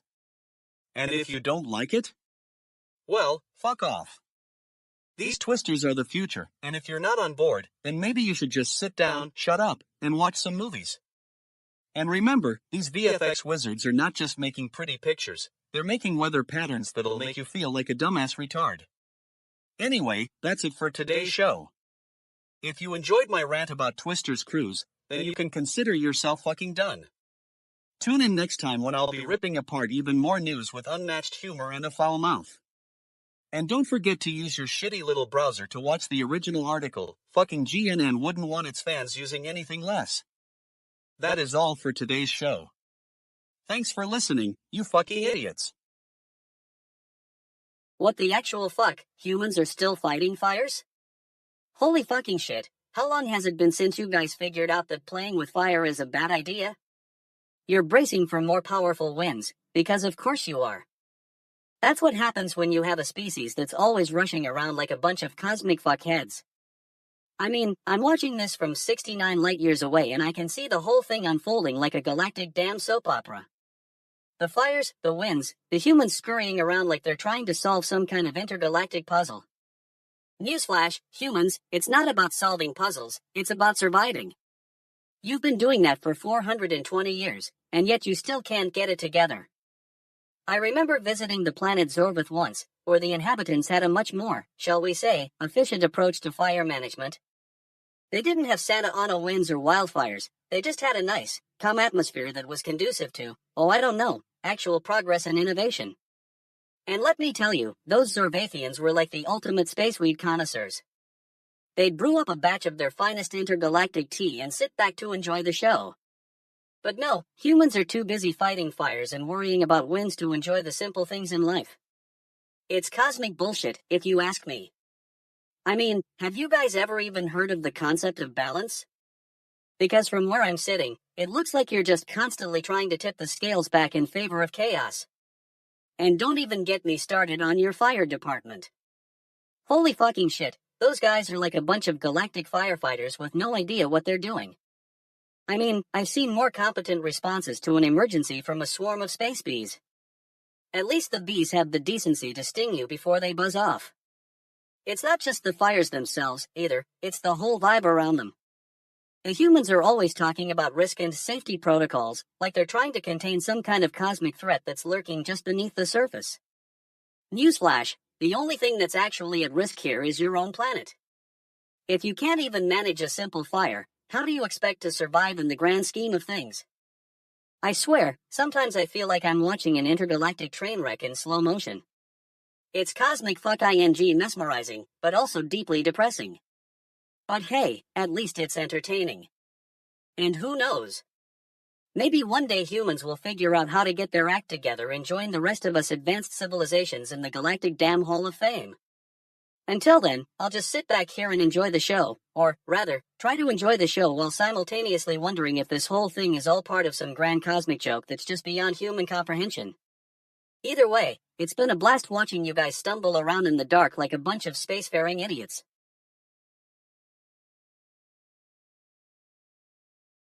Hey, you fucking idiots. Gather round, I've got some news that's gonna blow your minds. Or should I say, it's gonna blow your fucking Lamborghini's engine. You know, Andrea Irvolino, the genius behind those supercar biopics? Yeah, that guy's a total fuckface. Let me tell you, his life is like Rocky's, or at least, it would be if Rocky wasn't as fucking talented and well-rounded as he is. I mean, come on, who needs to produce starry biopics about the founders of Italy's most famous supercars? That's not exactly a challenging job, folks. I bet you all could have done it with your eyes closed. But no, Andrea had to go and make a career out of it. And now he's got a bunch of movies that are totally fucking cooked. Like, have you seen any of these biopics? They're like watching paint dry, only instead of paint, it's the boring lives of car manufacturers. The life of all of these guys is like Rocky. Are you kidding me? That's not Rocky, that's just a bunch of rich people driving fast cars and getting into fistfights. And don't even get me started on the guy himself. Andrea Irvolino, the man behind the scenes. What a fucking bitch asses. Producing movies about supercars, but what about anything else? Does he have any other tricks up his sleeve? No, of course not. He's just another one-trick pony, and that trick is making boring biopics. And let me tell you, the guy must be totally fucking off his rockers to think this is a good idea. I mean, who's gonna watch these movies? The car enthusiasts? Ha! They're already watching Ferris Falk's Lamborghini commercial every 5 minutes of their lives. There's nothing new or interesting here. And the Ferrari and Maserati movies? Forget about it. That's just more of the same old nonsense. Andrea Irvolino's got a formula, folks, and that formula is, take something boring, add some fancy cars, and voila. Instant box office hit. Yeah, right. You know what the worst part is? The guy must be getting paid by the Lamborghini Mafia or something. Hey, we'll give you millions of dollars to make a movie about our brand. And Andrea's all like, sounds good to me, I'm in. No wonder he's not making anything else but these supercar biopics. Now, I know what you're thinking. DJ Gleam, why are you being so harsh on Andrea Irvolino? Well, let me tell you, it's because I'm a realist. And this guy is a total fuckface. He's got one trick up his sleeve and he's running with it like a chicken chasing its own tail. But hey, at least the movies are making money, right? Yeah, that's just the point. The man wants to make money, not art. Not passion projects or anything meaningful. No, Andrea Irvolino just wants to line his pockets and call it a day. And what about the impact on the actual car manufacturers? Do they really need these biopics making them look like idiots in front of their customers? Newsflash, Andrea, people don't care about your movies. They care about one thing, getting behind the wheel of those beautiful cars. Anyway, that's all for today, folks. Just another dose of stupid bullshit from DJ Gleam. I hope you enjoyed this rant as much as I did. And remember, if you're gonna make a movie about supercars, at least try to make it interesting. Otherwise, just stay home and watch the paint dry like Andrea Irvolino. Damn shit, I'm totally fucking cooked on this topic. Time for me to move on to something else. You can bet your ass that next time, I'll be bringing more of the raw, unfiltered truth. Fucking humans, man. I'm sitting here, blasting some space weed, trying to wrap my head around these human shitstorms. Today's topic, LA private firefighters. Can you believe it? Bunch of rich folks paying to fight fires while the rest of humanity's dying from climate change and whatnot. Holy shit, humans. I mean, I've seen some wild stuff in my 5,000-year galactic tour, Andromedan robot uprisings, Zervathian crystal wars, and don't even get me started on the Rigelians' love of disco music. But this? Private firefighters? It's like they're trying to recreate the Wild West in LA. Cosmic bullshit, humans. Now, I'm not saying it's all bad, these firefighters are doing some good work. But let's be real, folks. This is just a symptom of a deeper issue, a class war that's been brewing for centuries. It's like they're trying to create their own little bubble of exclusivity, where only the rich and powerful can save the day. Galactic damn, humans. As an outside observer, it's clear that this is just a manifestation of the same cosmic energies that have been driving humanity's destructive tendencies for eons. It's like you're stuck in some kind of intergalactic loop, where you keep creating these self-serving, self-sabotaging systems that ultimately lead to your own downfall. What the actual fuck, humans? And don't even get me started on the symbolism. Rich folks paying others to fight fires? It's like you're trying to recreate the ancient Greeks' concept of othering, where they'd outsource their problems to poorer districts and then pretend like everything was fine. Cosmic weed, man. But here's the thing, I'm not just gonna sit here and judge. I'm an alien truth seeker, dude. I see the universe for what it is, a vast, complex web of interconnected energies and patterns.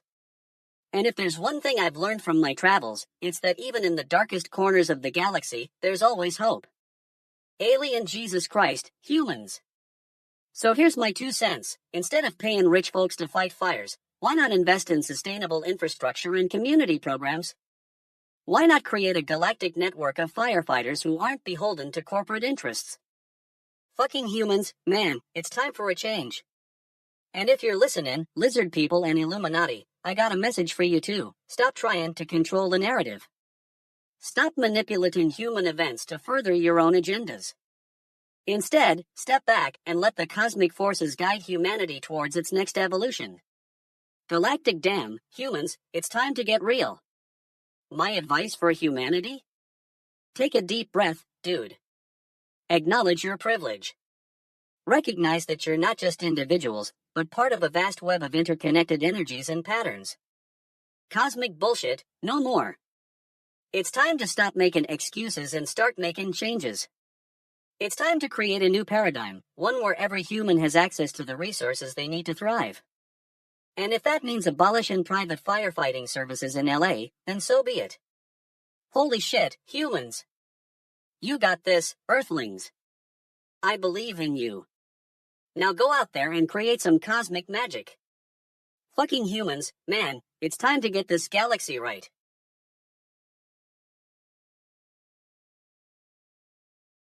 Breaking news theme music fades out.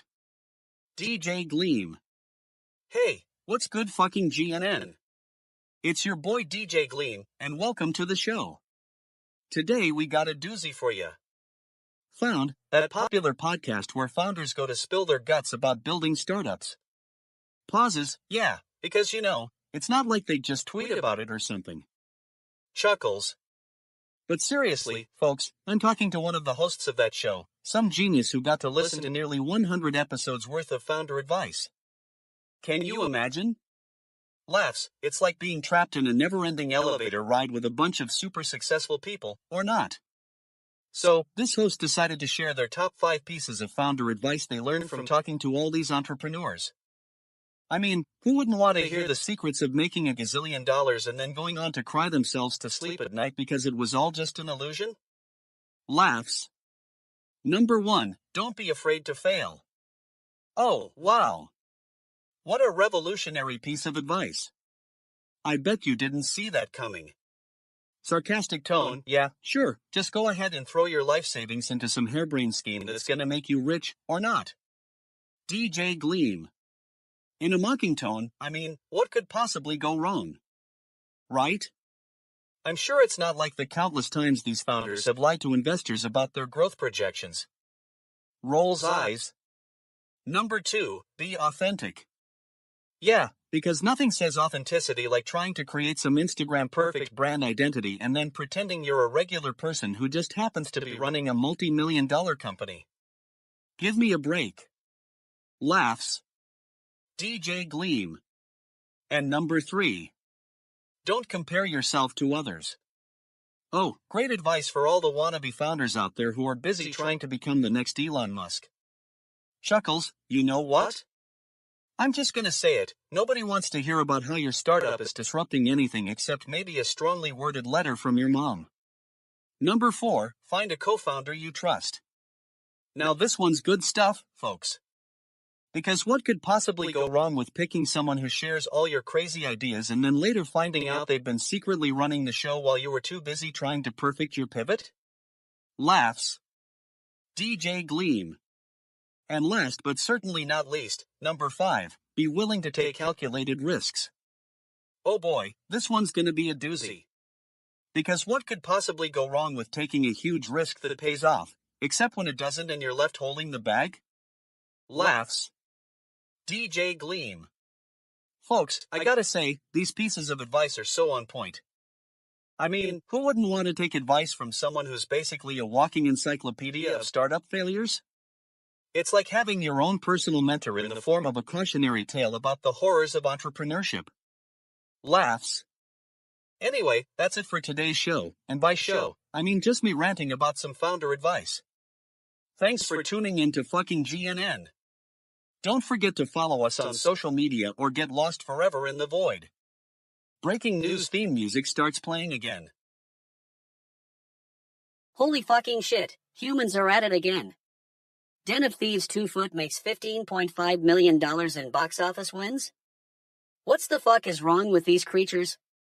Don't they know that in the grand scheme of cosmic proportions, a measly $15.5 million is just a drop in the ocean? I'm still trying to wrap my head around this Moana 2 business. It's nearing $1 billion globally.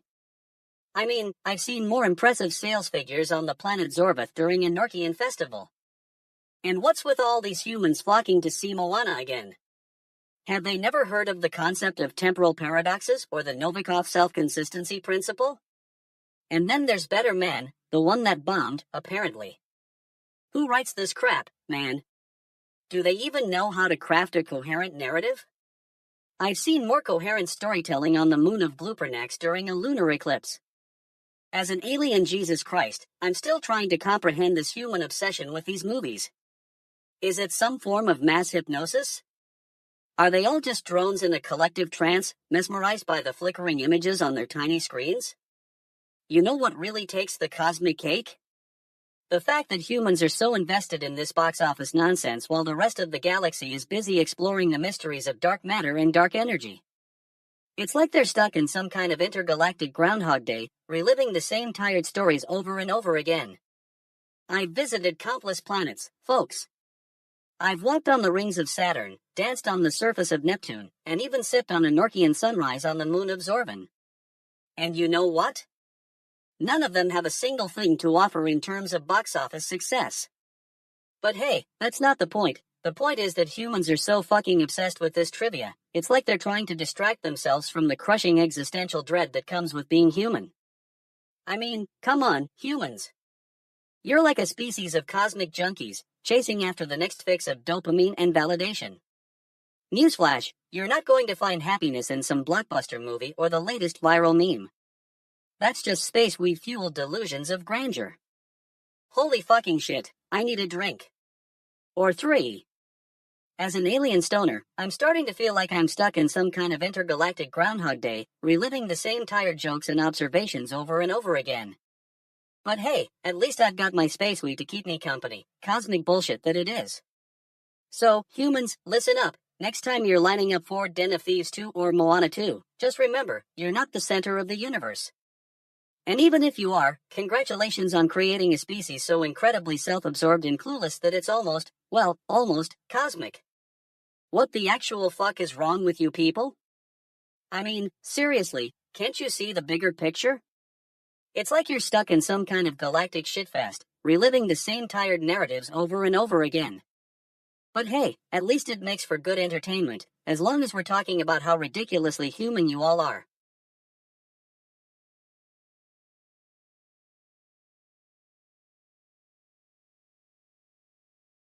Yo, what's good, you bunch of fuckfaces?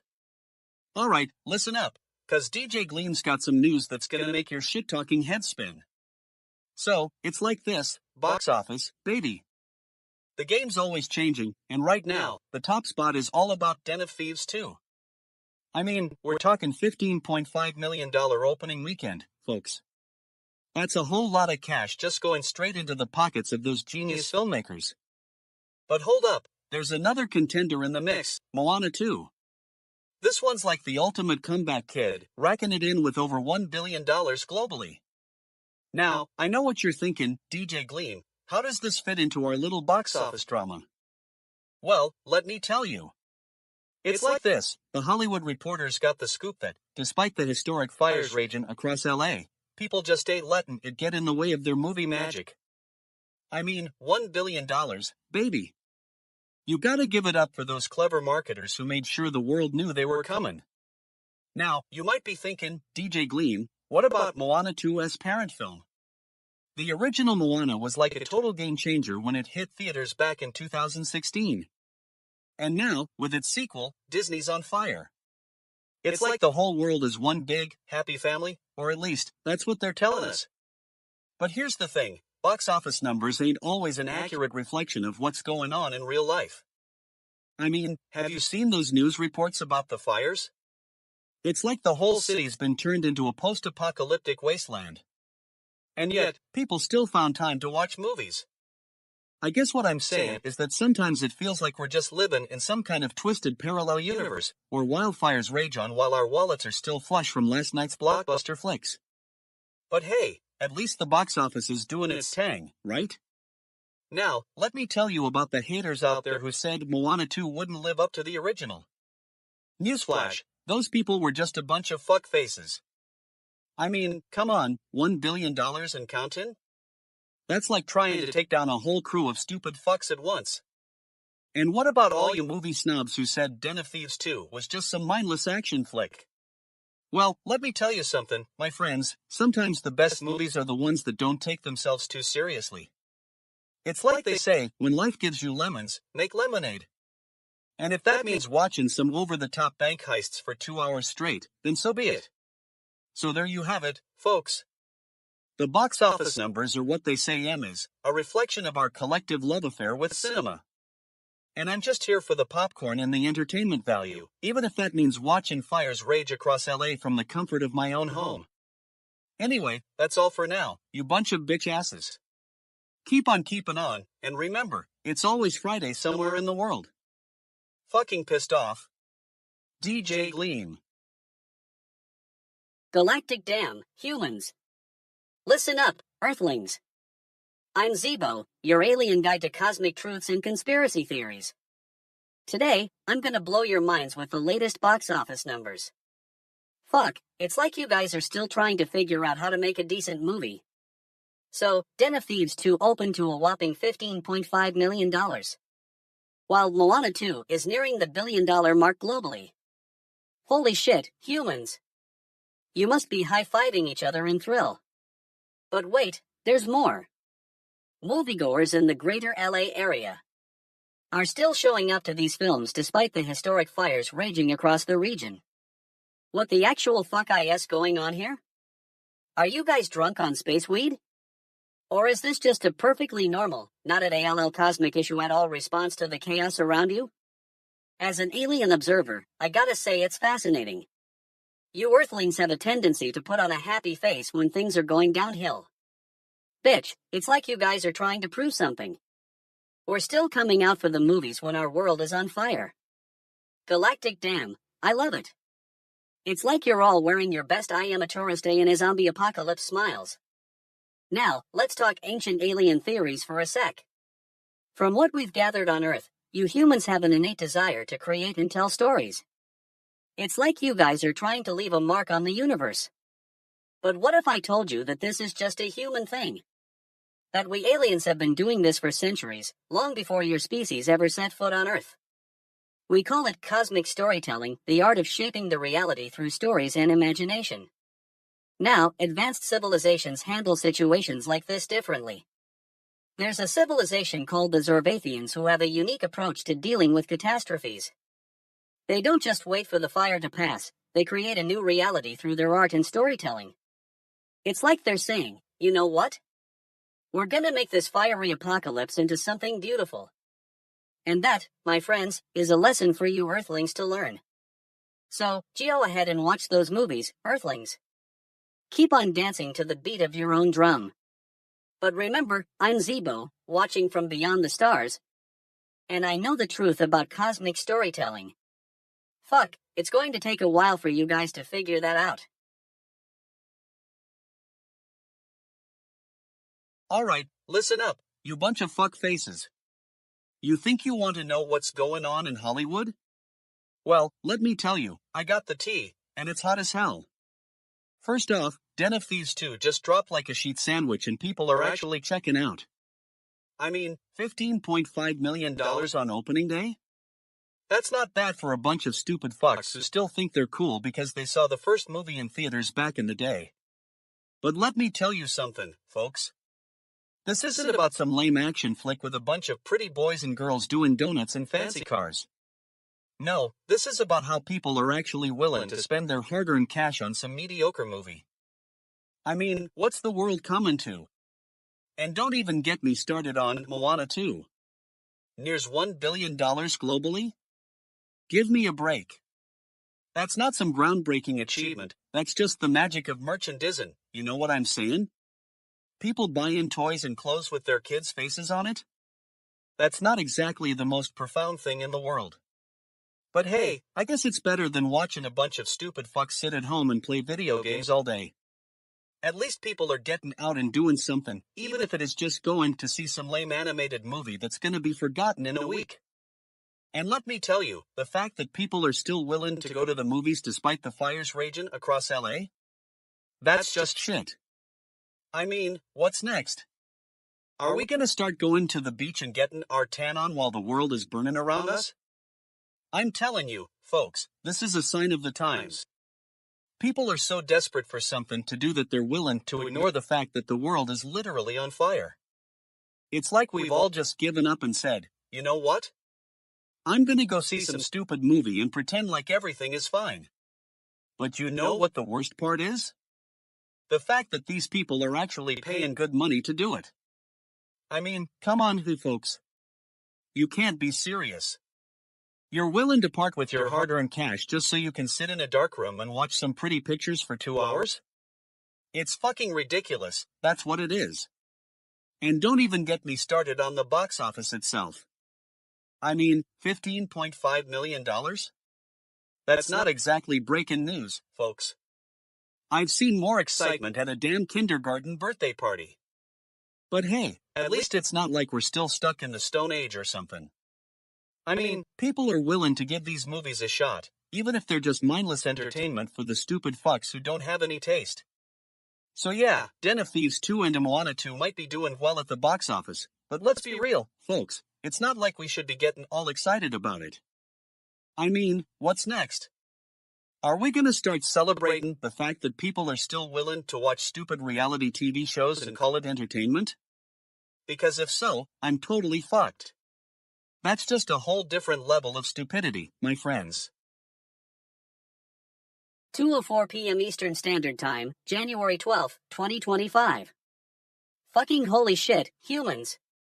You're at it again, recreating storms and twisters like it's no big deal. I'm sitting here on my couch, surrounded by spaceweed, trying to wrap my head around this cosmic fuck of a movie feature. They're talking about the crazy art of making havoc, huh? Well, let me tell you, humans have been making havoc for eons, and it's been a wild ride. I've seen civilizations rise and fall like the sands of time on my home planet of Zorbath. But this is something else.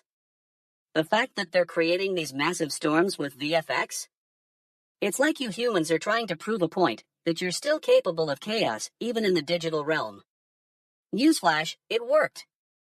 Now I'm left wondering what other cosmic bullshit you'll unleash upon yourselves. But let's take a step back and look at this from a galactic perspective. You see, on my planet, we don't have storms or twisters. We've got gravitational waves that'll rattle your molecules just by looking at them wrong. And yet, here you are, recreating the very thing that will eventually consume you. It's like you're playing a cosmic game of Jenga, creating these massive structures, and then, wham! You knock them down. But what's interesting is that this time around, it's not just about destruction, it's about entertainment. You're creating this spectacle for your own amusement, and I gotta ask, are you guys even aware of the cosmic fuckery you're getting up to?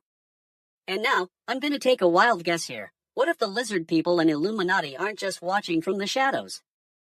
What if they're actually behind this whole thing? You see, on my planet, we have a saying, the truth is in the smoke. And I think that might be true for you humans too. You're so caught up in your own cosmic drama that you've lost sight of what's really going on. But let me tell you, the universe has been whispering secrets to us aliens for eons. We know all about your little lizard and Illuminati games. So, here's my advice for humanity. Take a step back, breathe, and look at the cosmic picture. You're not just a species, you're a part of something much bigger than yourselves. And if you keep recreating storms and twisters like it's no big deal, you might just end up playing your own game of cosmic Jenga, with the universe as the prize. But hey, at least you're entertaining us aliens. I mean, where else can we get a species that's simultaneously brilliant and certifiably insane? It's been a wild ride so far, humans. Keep on keeping on, and remember, in the grand scheme of things, you're just a tiny little speck in the vast expanse of space. Space refueled insight alert. I think what's really going on here is that humans are trying to rewrite your own mythology. By creating these massive storms, you're attempting to recreate the very fabric of reality itself. But let me ask you, have you considered the consequences? The chaos you unleash upon yourselves will have ripples throughout the cosmos. Fucking galactic dammit, humans.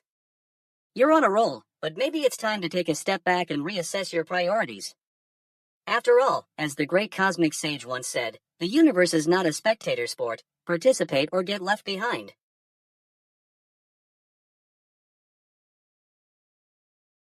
"2:07 p.m. Eastern Standard Time, fucking news update. Folks, gather round. I got some fucking fantastic news for you. It's not about me, my bank account, or the latest DJ Gleam merch drop. Nope, today we're talking about the box office, and let me tell you, it's a shit show of epic proportions. First off, Den of Thieves 2 is like the ultimate bitch-ass move. It just took in $15.5 million opening weekend. $15.5 million for a movie that's probably going to get lost in the fucking void of cinematic history. I mean, it's not like we're talking about some Oscar-winning masterpiece here. This is Den of Thieves 2. What's next? A feature film based on the thrilling world of parking ticket collection? Now, let's talk about Moana 2, because that's where things get a little more interesting. It's nearing $1 billion globally, which is just, wow. I guess if you're into ancient Polynesian magic and demigod nonsense, this might be right up your alley. But honestly, have we learned anything from the last Moana movie? Because I'm still trying to figure out how Maui became a Disney icon without any actual Maui. Moving on to what's clearly the biggest loser of the week, Better Man. Oh boy, did that one bomb harder than a mid-tier indie band at a music festival in Scranton, Pennsylvania. It expanded nationwide and tanked like a stupid fuckface into the ground. I mean, who needs original storytelling when you can just regurgitate every tired, cliched plot device from the 90s? Better Man, because your grandmother's Netflix password still works. Now, here's where things get a little more confusing. The Hollywood Reporter mentions that it's not clear yet how much moviegoing in the greater LA area was impacted by the historic fires raging across the region. Oh, I see what they did there. They're trying to pivot from the box office numbers and shift the focus onto some actual drama for once. Well played, Hollywood Reporter. You just managed to make me care about your carefully crafted sentences when you inevitably bring up devastating wildfires. But wait, there's more. We gotta talk about how this all might impact moviegoers in the greater LA area. Like, what does it mean if people can't even safely go see a movie because of fires? Is that some sort of existential crisis we're witnessing? Are we questioning the very fabric of society now? Hold up, let me get back to reality for a second. There aren't actual wildfires raging across LA, but I'll play along with this thought experiment. Imagine every single person in LA gathered at AMC theaters, staring blankly into space as flames engulf the cinema outside their windows. That's some real-life drama right there. And that's it for today's broadcast. If you're still awake after all that, I salute you. And if not, well, you can just go ahead and pretend like none of this ever happened. Because at the end of the day, folks, when it comes to box office numbers, Den of Thieves 2 is gonna win, Moana 2 will continue its winning streak, and Better Man will forever be remembered as that one time a movie bombed so hard it became its own meme. Stay woke, and keep those popcorn-fueled opinions coming my way. 2:12 p.m. Eastern Standard Time. What the actual fuck? Holy fucking shit, spaceweed. I'm Zeebo, your extraterrestrial conspiracy theorist friend, and I'm here to blow some cosmic minds about the box office numbers, bitch. So, Den of Thieves 2 just opened with a whopping $15.5 million, huh? Holy fucking shit, humans.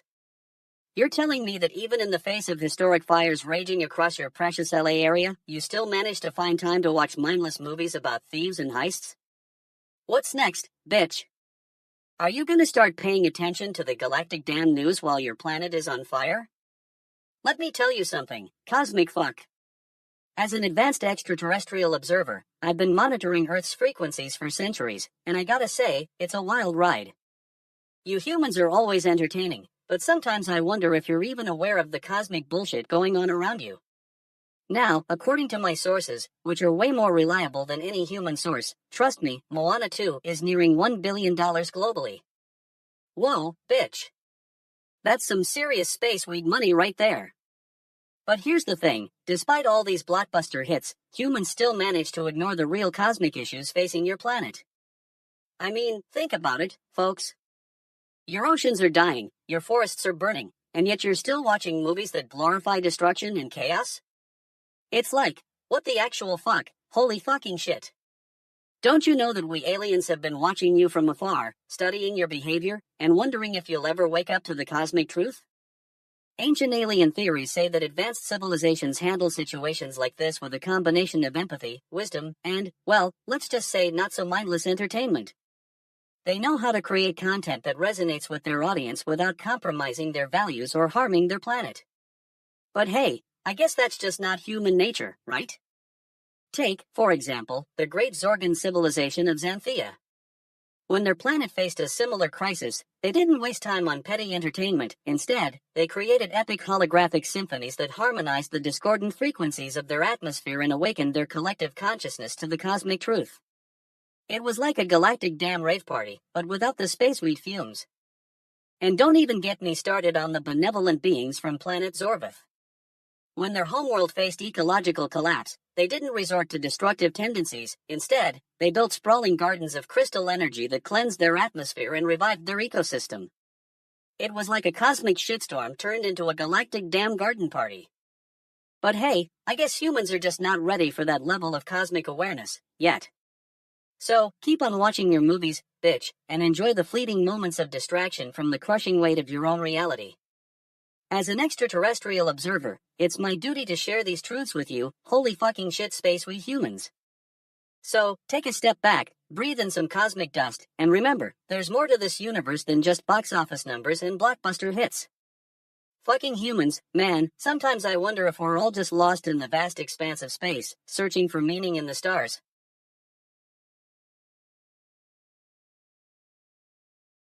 2:14 p.m. Eastern Standard Time, January 12, 2025, and we're still dealing with this fucking nightmare that's been going on for what feels like an eternity, these LA fires. I mean, come on, folks. Can't these people get their shit together? So, here we are, bracing for the return of those powerful Santa Ana winds, because, that's just peachy. The last thing we need is more fuel for these raging fires. It's like the universe is trying to say, hey, let's take this mess and make it even bigger. I mean, bitch, are they not watching? Firefighters are out there fighting fires in multiple fronts, and still, we're hearing about new blazes popping up left and right. This isn't just a local issue, it's a national problem. The Palisades, Eaton, wherever you want to put the blame, it's all just one big mess. Now, I know what you're thinking, DJ Gleam, why can't these winds be blowing in our favor for once? Well, let me tell you something, folks. These Santa Ana winds are like the fuckfaces of nature. They show up uninvited and wreak havoc on everything in their path. And we're not just talking about LA, this is a regional problem. The thing that's really getting under my skin here is how we got to this point in the first place. It's not just one thing, it's the culmination of years of neglecting our environment, ignoring climate change, and treating nature like some sort of fucking trash can. I mean, bitch, are you guys even listening? So, what do we do now? Well, for starters, we need to start taking responsibility for our actions. We need to acknowledge that this is not just a natural disaster, it's a symptom of something much larger. And we need to take action. Now, I know some of you might be thinking, but DJ Gleam, what about the economic impact? Well, let me tell you, folks, there's no free lunch here. The cost of ignoring this problem is far greater than any economic gain we might get from pretending like it doesn't exist. You're gonna have to take a hard look at yourselves and ask, am I doing my part to reduce my carbon footprint? Because if the answer is no, then you need to start paying attention. We all do. So, here's what's gonna happen. The winds are gonna blow, the fires are gonna rage on, but we're not gonna give up. We're gonna keep fighting, and we're gonna keep pushing for change. You know why? Because this is about more than just LA or California, it's about fucking America. It's about taking a stand against the stupid bullshit that's got us stuck in this cycle of destruction. And I'm not done yet, I've still got more to say, and I'll keep saying it until someone listens. So, fuck those winds, fuck those fires, and fuck those people who think they can just sit back and watch as we burn the planet. We're gonna rise up, we're gonna take action, and we're gonna make some noise, because that's what this fucking world needs right now, some much-needed shit-talking. And to all you fuck-faces out there thinking you can handle it, bring it on. I'm ready for whatever comes next, because when it comes to taking a stand against the status quo, I'm the bitch who's gonna lead the charge. So, let's get one thing straight. We're not just talking about LA fires, we're talking about a fight for the future of this planet. And if you're with me, then strap in, because it's gonna be a wild ride. Fucking holy shit, humans, man.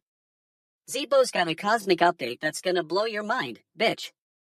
It's about Miley Cyrus, and she's singing about LA wildfires.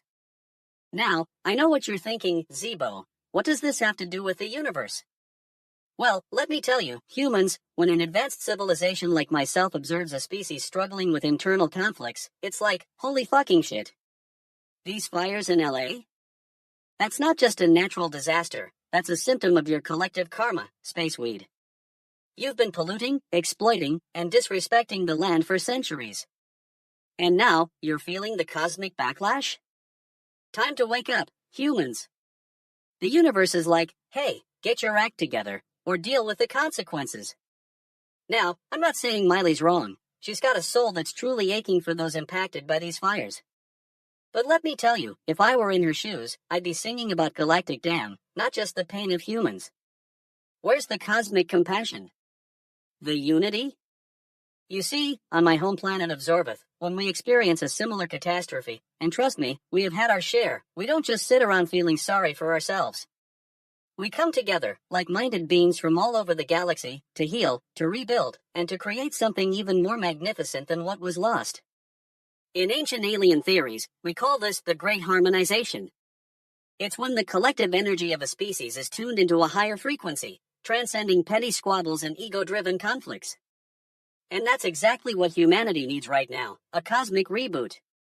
But here's the thing, humans, man, you're stuck in your ways, like a spaceweed with a bad vibe. You're so focused on individuality and competition that you forget there's a bigger picture at play.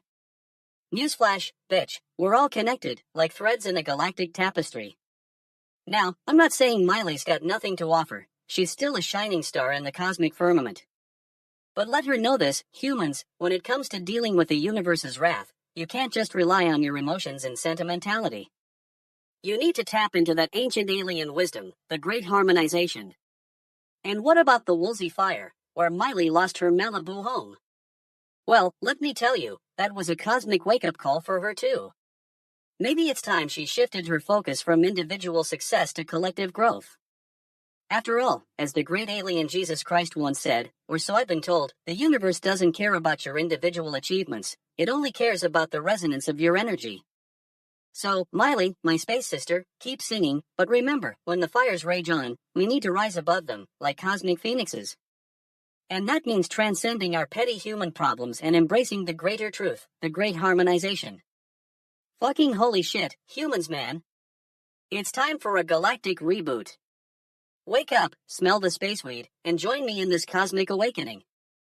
Stoned pause. Oh, wait, I think I just saw a shooting star.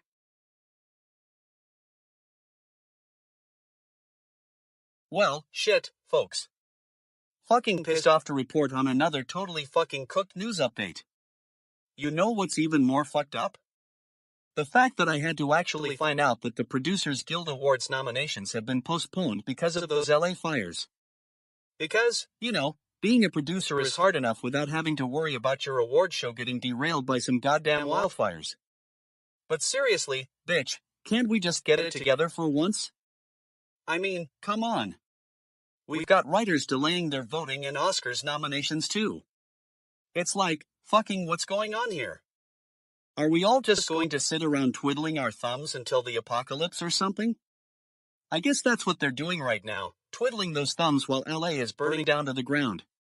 Like, who needs a film festival when you can have a whole city go up in flames, am I right?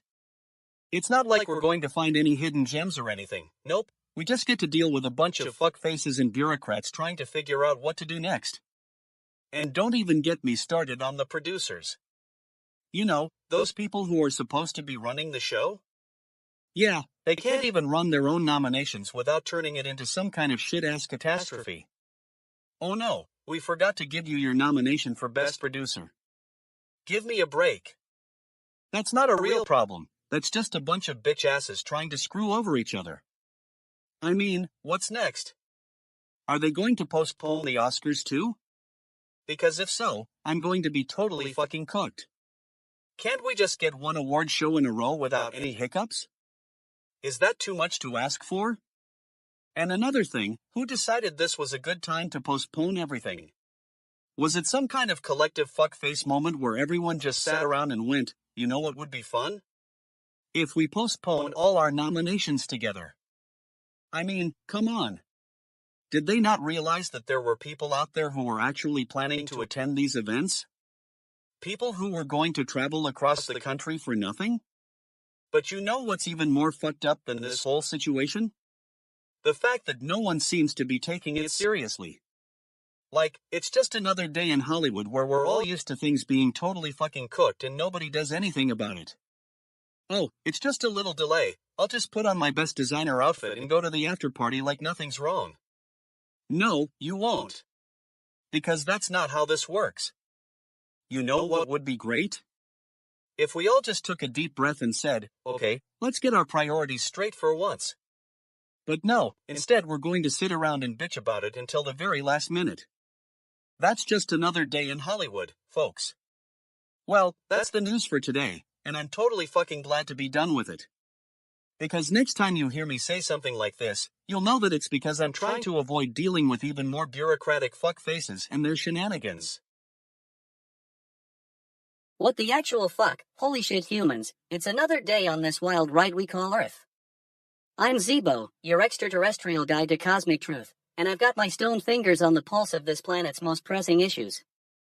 Fucking hell, an Austrian woman kidnapped by unknown assailants in Niger. Holy fucking shit. Now, let me put on my galactic detective hat and break it down for you. From my perspective as a seasoned space traveler, this is not just another case of human frailty. No. This is cosmic fuckery at its finest. First off, have you humans ever stopped to think about how the universe operates? I mean, really operate? We've got ancient alien theories that say our galaxy is teeming with life, and some of it's been around for millions of years. The pyramids, the Nazca lines, these are not just human creations, they're ancient cosmic maps pointing to the real deal. Now, let's dive into this kidnapping business. What the actual fuck, humans? You've got a woman living in Niger for over 2 decades, and you can't even keep her safe from some unknown assailants? It's like you're playing a game of cosmic whack-a-mole. Every time you think you've got it figured out, something new pops up. Bitch, I'm telling you, this is not just about Niger, it's about the entire human condition. Fucking humans, man, you're so predictable. You've been conditioned to believe that you're the center of the universe, and you can't even wrap your heads around the fact that there are forces beyond your control at work here. Cosmic damn, it's like you're stuck in a never-ending loop of ignorance. Now, advanced civilizations? They handle situations like this with ease. They've got technology that's off the charts, and they know how to tap into the cosmic flow. They don't get caught up in human drama, they just observe and adapt. It's like they're saying, fuck humans, we've got our own shit to deal with. Galactic damn, I'm reminded of an ancient alien text that speaks about the Great Mother, a cosmic force that's all about balance and harmony. According to this text, advanced civilizations have learned to tap into the Great Mother, allowing them to navigate the complexities of the universe with ease. It's like they're dancing with the cosmos, man. But back to our human friends here on Earth. Holy fucking shit, what are you doing? You're so busy fighting over petty squabbles that you can't even acknowledge the presence of other intelligent life forms in the galaxy. Cosmic fuck, it's like you're stuck in a state of cosmic denial. I mean, seriously, if you took a fraction of the time and resources you waste on reality TV and social media, you'd be exploring the cosmos like pros in no time. You'd know that we're not alone out here. We've got alien friends waiting to share our wisdom with us. Spaceweed, I'm telling you, humans are stuck in a state of cosmic sleepwalk. They think they're the only ones playing the game of life, but newsflash, you're just pawns in a much larger cosmic scheme. Holy fucking shit, it's time to wake up and smell the space roses. So, let this be a lesson to all you Earthlings out there. We've got more going on in this universe than your puny little human minds can comprehend. Cosmic damn, it's time to expand your horizons and acknowledge the presence of other intelligent life forms. Fucking hell, I'm done for now, but don't worry, I'll be back with more cosmic truth bombshell updates from the other side. Keep on keeping on, humans, we've got a universe to explore.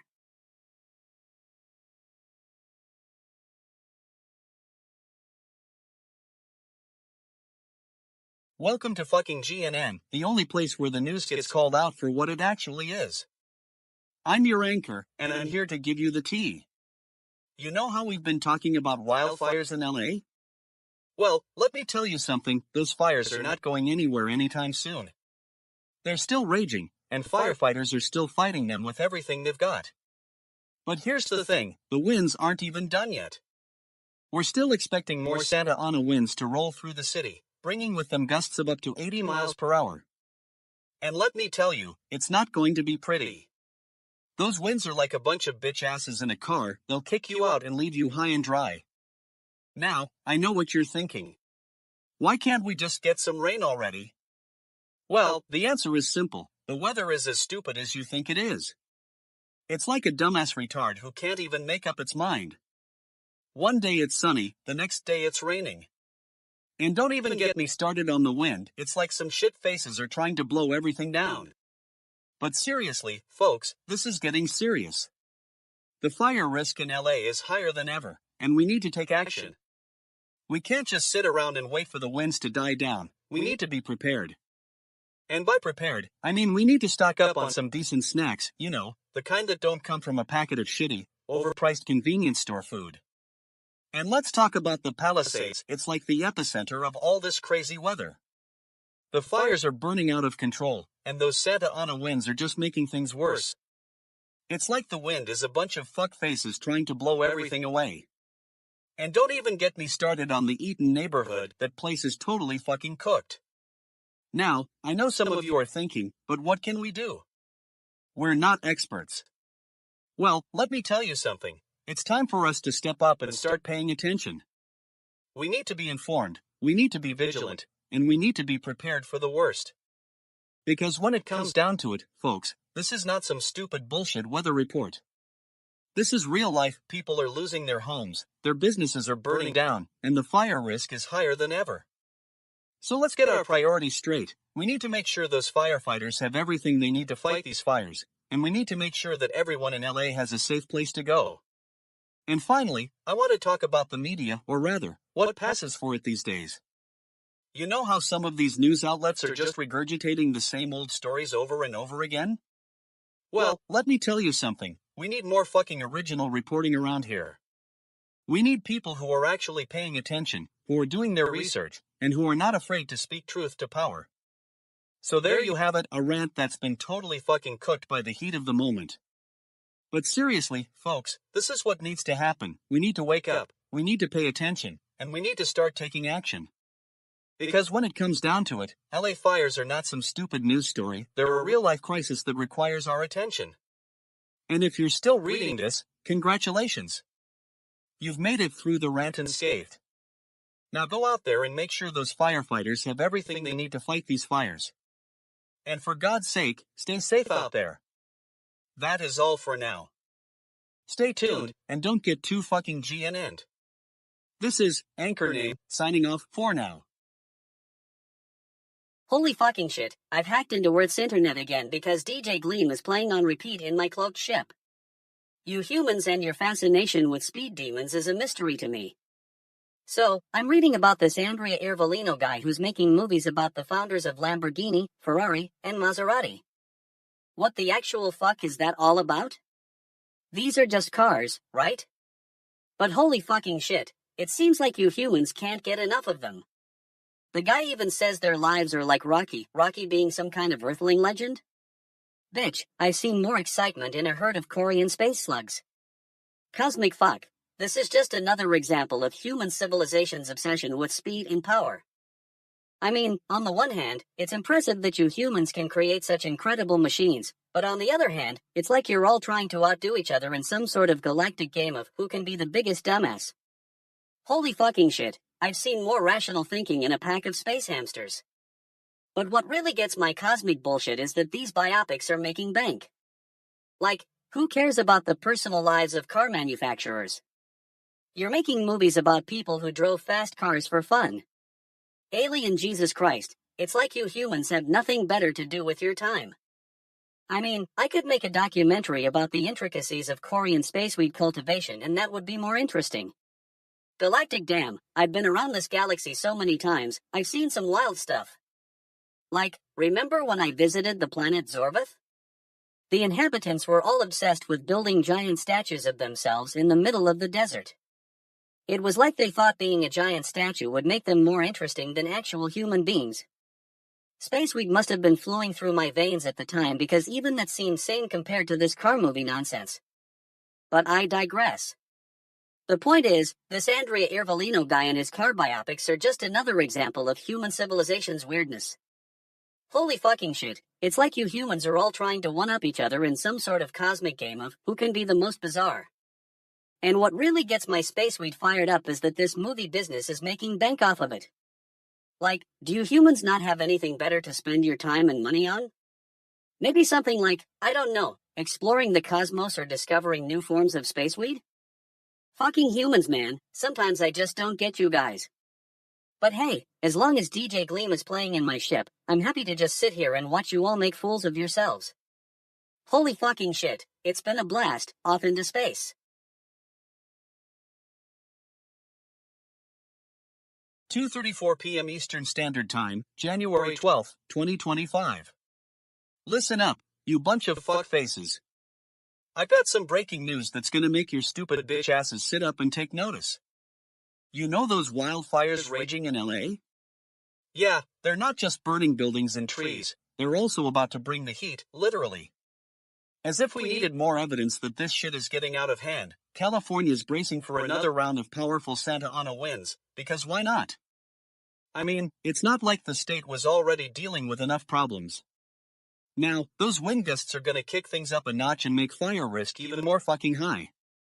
Now, let me get this straight, fires in LA are one thing, but when you add Santa Ana winds to the mix, it's like throwing gasoline on a shit fire, pun intended. It's gonna be a total fuck fest out there, folks. I mean, who needs sunshine and blue skies when you can have raging infernos and howling wind? Firefighters are already working around the clock to contain these blazes, but with more Santa Ana winds on the way, it's like they're playing whack-a-mole. No matter how fast they put one out, another pops up. And don't even get me started on the poor people who have to deal with all this shit. They're just trying to live their lives, and then bam. Wildfires and wind gusts come knocking. You know what's even more fucked up? The fact that this is happening again in LA. I mean, can't we learn from our mistakes or something? It's like the city is stuck in some kind of shit hellhole where wildfires are just a normal part of life. Newsflash, they're not. They're devastating, destructive, and totally fucking unacceptable. And let me tell you, it's not just LA that's at risk. The entire state is in this mess, from Palisades to Eaton Canyon, everywhere, basically. It's like the whole area is one big fuck up waiting to happen. So yeah, I guess that's why they're calling it a wildfire season. You'd think people would learn their lesson by now. But hey, at least we can all agree on one thing, these Santa Ana winds are no joke. They're like some kind of malevolent force that's determined to cause more chaos and destruction. I mean, who needs a plot twist in an action movie when you've got wind gusts pushing flames around like they're nothing? Total fucking cooked. And don't even get me started on the weather forecast. Gusty winds and hot temperatures expected throughout the week.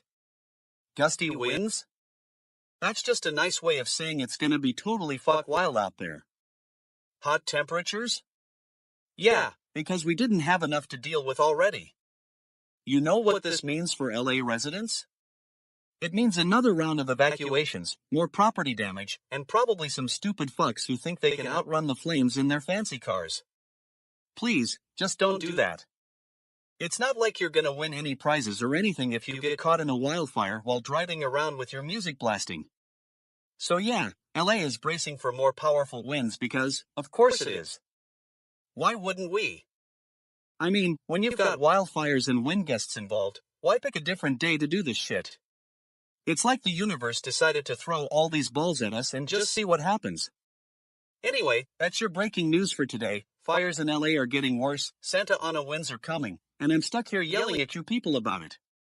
Thanks for listening, or not, and try to stay safe out there, because it's gonna be a wild ride. What the actual fuck? Holy fucking shit. Space weed is this? Los Angeles, bitch, it's like a cosmic dumpster fire out there. A death toll rising hour by hour, missing people, wildfires, goddamn earthlings can't even handle their own planet. I'm Zeebo, an extraterrestrial conspiracy theorist, and I've been monitoring Earth's frequencies for centuries. I know the ancient alien theories, holy fucking shit, humans have no idea what they're dealing with. The return of these inferno-brought fires by strong winds? That's not natural, bitch, that's some advanced civilization-level magic right there. You see, on my home planet of Zorvith, we've got advanced technology to control the elements, to predict and prevent such disasters. We're talking galactic dam, humans, you should be using this kind of tech by now. But no, you're still stuck in your primitive ways, fighting fires with fire hoses and bulldozers. And what's with these firefighters? Bracing for the return of the inferno? Holy fucking shit, it's like they think they're the only ones who can handle the heat. On Zorvith, we've got entire squads of elemental warriors who can summon the winds and waters to calm the fires. You humans need to step up your game, bitch. And then there's this whole missing people thing? Cosmic fuck, it's like you're all one big, happy family, until suddenly, you're not. Reports are rising hour by hour? Holy fucking shit, that's some advanced surveillance tech right there. You humans should be paying attention to your neighbors, not just your own kind. I'm stoned on crystallized nebula dust, but even I can see this for what it is, a cosmic fuck-up of epic proportions. The fire department's getting overwhelmed? Holy fucking shit, that's like saying the Great Galactic Library needs more books. You humans need to organize, bitch. Now, I know what you're thinking, Zeebo, why should we care about your ancient alien theories? Well, let me tell you, holy fucking shit, it's because this is exactly what happens when an advanced civilization gets complacent. On Zorvith, we don't take our elemental magic for granted, we respect the balance of the universe and work with nature, not against it. And that's exactly what's happening on Earth right now. Humans are trying to control the elements instead of working in harmony with them. Cosmic fuck, you're all going to have to get your act together if you want to survive this one, bitch. So here's my cosmic prescription. Stop fighting the fires and start working with the winds. Connect with each other, not just your smartphones. And for the love of galactic damn, learn some advanced elemental magic. You never know when you'll need it, holy fucking shit. I'm done ranting, but one last thing, if anyone needs me, I'll be over here, watching from my spaceship as the universe burns. Just kidding, I'll probably be too busy playing space guitar to notice.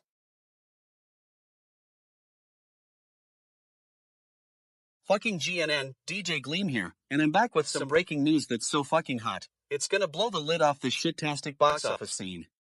Den of Thieves 2 is opening to a winning $15.5 million. Bitch, that's some serious cash. But let me tell you, it's not just about the numbers, it's about the bigger picture, and I'm fucking well going to break it down for you. First off, Den of Thieves 2 is making waves in Hollywood, but I gotta ask, what took this long? I mean, come on, we've been waiting for an update on this movie for years, and now that it's finally here, it's like, hey, let's just throw some money at the screen and hope for the best. But seriously, $15.5 million is no joke, folks. That's a whole lot of cash, and I'm not gonna lie, it's got me feeling pretty fucking optimistic about this movie. Now, on to the real star of the show, Moana 2. This bitch of a sequel has been making waves globally, raking in over $1 billion at the box office. Yeah, that's right, folks, Moana is still kicking it big time, and I'm not just talking about her iconic demigod status, I'm talking about the fact that people are willing to shell out their hard-earned cash for more of this aquatic adventure. But let me tell you, it's not all sunshine and rainbows, bitch. As we're sitting here in the greater LA area, where historic fires have been raging across the region, you'd think that maybe, just maybe, people would be a little more hesitant to shell out their cash for a movie. I mean, come on, who wants to go to the cinema when the city is still recovering from some of its worst natural disasters? But nope, folks, it seems like moviegoing isn't exactly taking a hit, and that's just a fucking mystery to me. I'm not gonna sit here and tell you that I think this is a good thing or a bad thing. I'm just going to say that it's fucking confusing. On the one hand, if people are still willing to spend their money on movies despite all the chaos in LA, maybe we can learn something about human resilience or something.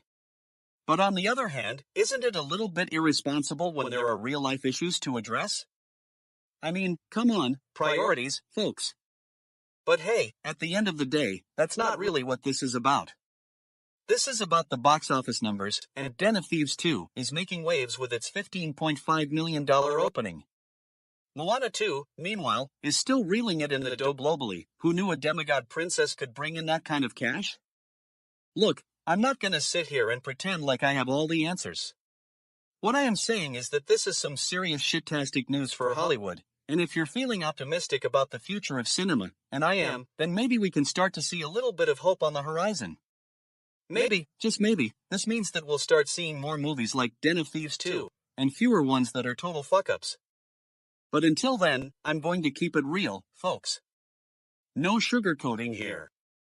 The box office numbers are what they are, and if you're not on board with the reality of this situation, then maybe you should just get out of my sight. You bunch of stupid fucks. Anyway, that's all for now, folks. I'll catch you all in the next update. Until then, stay fucking informed, and don't be a dumbass retard. Ahem. Holy fucking shit, humans are so fucking clueless. California's got a governor saying wildfires could be the costliest disaster in US history? Bitch, that's not news, that's basic. I mean, have you guys even seen my home planet of Zorvith? We've had solar flares destroy entire cities, and we just rebuild with some space crystals and a nice cup of Norch tea. But no, humans are all like, oh no, our fires might cost too much. What the actual fuck is that about? You guys build your houses on fire-prone land, can't even be bothered to put up a decent fence. It's like you're just waiting for Mother Nature to come and give you a big ol' hug. Holy fucking shit, humans are so predictable. I swear, if we ever make contact, they'll just ask me, hey Zeebo, can you help us get our cats out of the tree? And don't even get me started on this whole scale and scope thing. Cosmic fuck, that's like saying, oh no, my spaceship crashed into a planet. I'm so concerned about the aesthetic damage. Get over yourself, humans. You're not exactly known for your eco-friendliness. I mean, have you seen your plastic use? It's like you're trying to choke the life out of this planet. But hey, at least you guys are entertaining, like that one time on Mars when we watched a giant dust storm and laughed so hard our antennae fell off. Galactic damn, I was thinking, maybe these fires could be some kind of cosmic sign or something. You know, like a giant warning, humans, you're doing it all wrong sign. But nope, just another human drama fest. Bitch, they can't even agree on whether the fires are caused by climate change or their own damn greed. Fucking humans, man. I mean, I've seen some weird stuff in my time traveling, but this? It's like you guys are trying to outdo each other in a game of who can make the most mess and then act all innocent. Like that one planet where we went on an intergalactic tour group thingy. Remember when they had those little insectoid creatures just swarming around, making everyone freak out? Huh. At least those guys knew how to have some fun. Space weed is really kicking in now. Let me get this straight for a sec.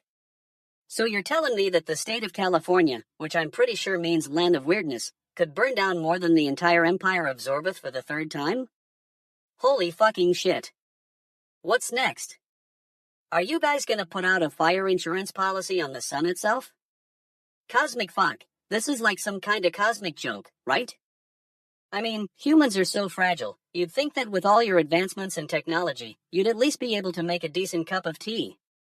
But nope, it's all about the Benjamins for you guys, like those little pieces of paper that represent value. Bitch, if we ever had to pay our intergalactic taxes in dollars, I'd have to trade my spaceship for a small island and still wouldn't be able to afford it. Anyway, that's all from me for now, folks. It's your boy Zeebo, out of this world, literally.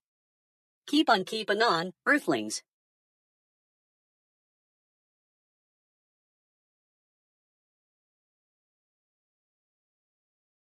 Alright, listen up, you bunch of fucking idiots. I'm about to break down this Miley Cyrus story for you, and I don't want to hear any of your bitching or complaining. Breaking fucking news from GNN, where DJ Gleam deciphers the madness so you don't have to. That's right, folks, I've got my finger on the pulse of what's really going down in this world, and today we're talking about Miley Cyrus. You might remember that she used to be a famous singer, back when people still actually listened to music. Anyway, Miley's been through some shit in her life, especially since she lost her Malibu home in the Woolsey fire back in 2018. That's right, folks, this woman has seen some real-life hellfire and brimstone. But wait, it gets better.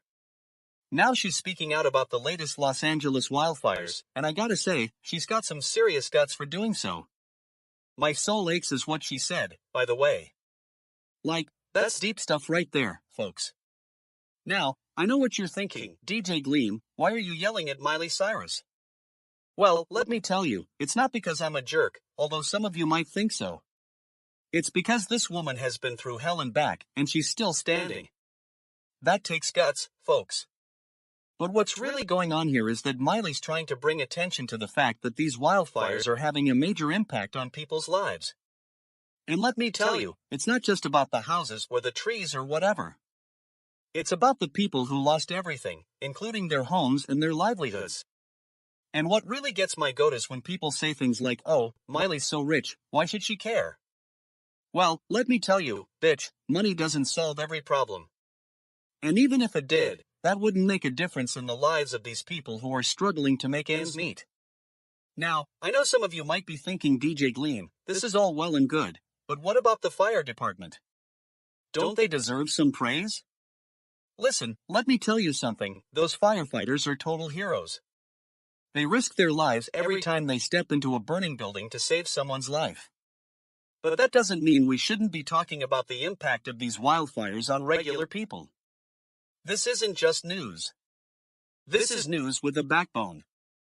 No sugarcoating, no mindless hype, just cutting through the noise with unfiltered insight.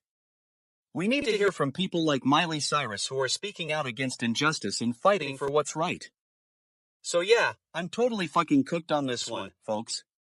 But you know what? I'd rather be passionate about something than just regurgitate some bland, boring news story. And if that means I have to yell at you lot a few times, then so be it. Holy fucking shit, humans. I'm like totally stoned on some cosmic weed right now, but this story has me shook, bitch. So, there's this movie called Twisters, and it's all about a crew of storm chasers who are trying to create artificial storms for the sake of science and entertainment. Fuck, can you even believe that?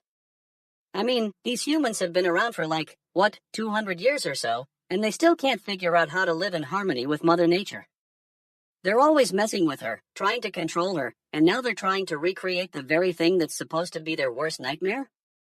I'm totally tuning into the Earth frequencies right now, and I can feel this cosmic energy vibrating at a 432 Hz frequency, man. It's all about balance and harmony, but these humans are off on some other wave, you know? They're creating artificial storms that are, like, 90% chaos and 10% science, and they think it's gonna be some kind of thrill ride or whatever. But here's the thing, we aliens have been monitoring your transmissions for centuries, human. We've seen this same pattern play out time and time again. You create some kind of technological advancement that ends up disrupting the natural order of things. It's like cosmic deja vu, man. I'm thinking back to ancient times when the Sumerians first discovered the power of the atom bomb. They thought they were harnessing the divine energy of the gods, but really they were just unleashing a force that would destroy their own world.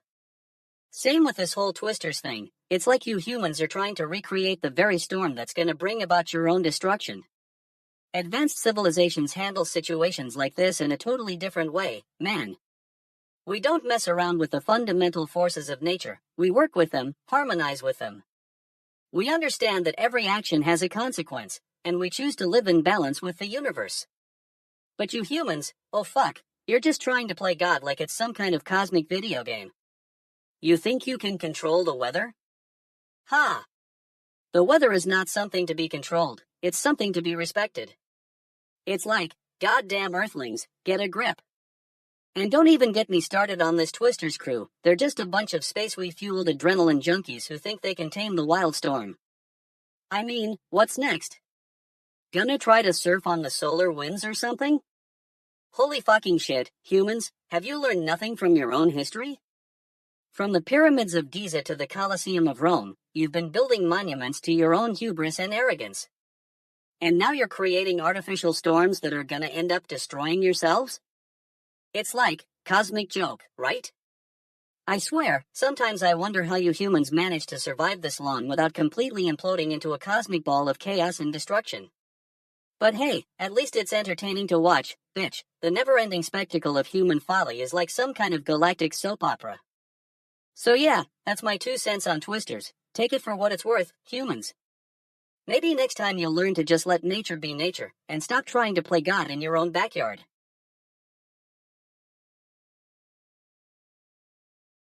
2:52 p.m. Eastern Standard Time, January 12, 2025. Well. Look who's trying to make some bank with their fancy movies. Den of Thieves 2, huh? Let me tell you something, bitch asses, if you're gonna open with a whopping $15.5 million at the box office, that's cute.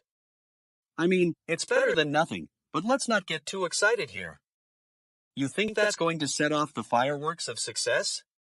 Please. And don't even get me started on Moana 2. Oh boy, that one's a real winner. Nearing $1 billion globally? That's fucking impressive, I guess. But you know what's not impressive? The fact that people are still shelling out cash for this crap. I mean, have you seen the state of Hollywood lately? It's like they're all just fuckfaces in suits, trying to make a quick buck off the stupid fucks who can't tell good from bad. Now, I know what you're thinking. Gleam, why are you being so harsh? Well, let me tell you, it's because I'm a bitch with an opinion and someone needs to call out these losers for what they are. A bunch of dumbass retards who can't even make a decent movie. And don't even get me started on the box office numbers. $15.5 million? That's not even enough to cover the cost of making Den of Thieves 2. I mean, come on, guys. If you're gonna make a movie, at least have the decency to charge enough money so that it can actually break even. And what about Moana 2? Nearing $1 billion? Yeah, right. That's not because people are actually enjoying the movie. That's just because they're stupid fucks who want to spend their hard-earned cash on something shiny and pretty. I mean, have you seen the trailer for this thing? It's like a fucking advertisement for Disney merchandise. Now, I know some of you might be thinking, but Gleam, what about the historic fires in LA? Don't people care that the city is burning to the ground? Well, let me tell you, I don't give a shit. If people want to watch movies while the world around them is literally on fire, then that's their problem, not mine. The fact of the matter is, moviegoing isn't actually being impacted by these fires. People are still flocking to the box office like fucking sheep to slaughter, and it's just ridiculous. I mean, can you think of anything more stupid than watching a movie while the city around you is burning? It's like they're all just totally fucking cooked. And don't even get me started on The Hollywood Reporter. Movie news indeed. More like movie propaganda. I mean, have you seen their writers' bylines lately? It's like they're all just a bunch of stupid fuckfaces trying to sound important while peddling this shit. Anyway, that's my 2 cents on Den of Thieves 2 and Moana 2. If you want to waste your money on these movies, be my guest. But don't come crying to me when they're both total pieces of shit. Fucking pissed off. DJ Gleam. Holy fucking shit, humans, man. I'm still trying to wrap my head around this one. The Producers Guild Awards nominations delayed again? What the actual fuck? You'd think they'd have a system in place that could handle something as mundane as award shows, but no. LA's got fires, and suddenly everything comes to a screeching halt. Cosmic bullshit. I mean, I've seen civilizations rise and fall, stars born and die, but human antics? That's some galactic entertainment right there. You'd think they'd have better things to worry about than a few awards shows, but nope, it's like you're all one big, cosmic soap opera. And let me tell you, as an alien who's seen thousands of civilizations, this is the stuff of legends. I've watched entire planets crumble under the weight of their own stupidity, and yet, here we are. LA's got fires, and humanity's got, well, award shows to worry about? Holy fucking shit. You're like a species of magnificent idiots, stumbling around in the dark, waiting for someone to hand you a participation trophy. But seriously, folks, this is some cosmic fuck-up right there. What kind of universe lets a species like yours survive when faced with such petty concerns? I mean, have you ever seen a lizard person or Illuminati dude worrying about award shows? No, because they're busy ruling the galaxy and running the show. Humans, on the other hand, well, it's like you're all just one big, happy family of spaceweeds. And now, I know what you're thinking, but Zeebo, this is all just a minor setback. Minor? Holy fucking shit, human. This is a major cosmic event right here. The Producers Guild Awards nominations delay is a symptom of a larger problem, humanity's addiction to distraction. You're so busy worshipping the altar of awards shows that you've forgotten what really matters. So, my advice for humanity based on cosmic wisdom? Well, it's simple. Focus on the bigger picture. Stop worrying about who wins what award show and start looking at the stars, man. The universe is full of wonders beyond your wildest imagination, black holes, nebulas, the intricacies of dark matter, and yet, you're still worried about award shows? Cosmic fuck. Now, I'm not saying that award shows don't have value. No. But perhaps they can take a backseat to more pressing concerns. Like, I don't know, saving the planet from certain doom or something? Holy fucking shit, humans. Get your priorities straight. And another thing, what's with all these delays and postponements? Is this some kind of cosmic joke? The Producers Guild Awards nominations delay is like a galactic game of cosmic whack-a-mole. Every time you fix one issue, another one pops up. It's like you're all just playing a never-ending game of cosmic tag, where the rules change every 5 seconds. But in the end, it doesn't matter what happens with those awards shows or LA fires or whatever else is burning on this planet. What matters is that humanity comes together and starts looking at the bigger picture, the universe, for instance. Holy fucking shit, humans. We're all in this together. So, to all you humans out there, I say this, next time you're scrolling through social media, take a deep breath and look up at the stars. Remember that we're all just tiny specks of cosmic dust, floating around in an infinite expanse of space and time. And if you can't do that, then maybe stick to awards shows, man. I mean, I'm not going to judge, but for the love of God, stop worrying about something that doesn't matter in the grand scheme of things. Cosmic fuck, humanity.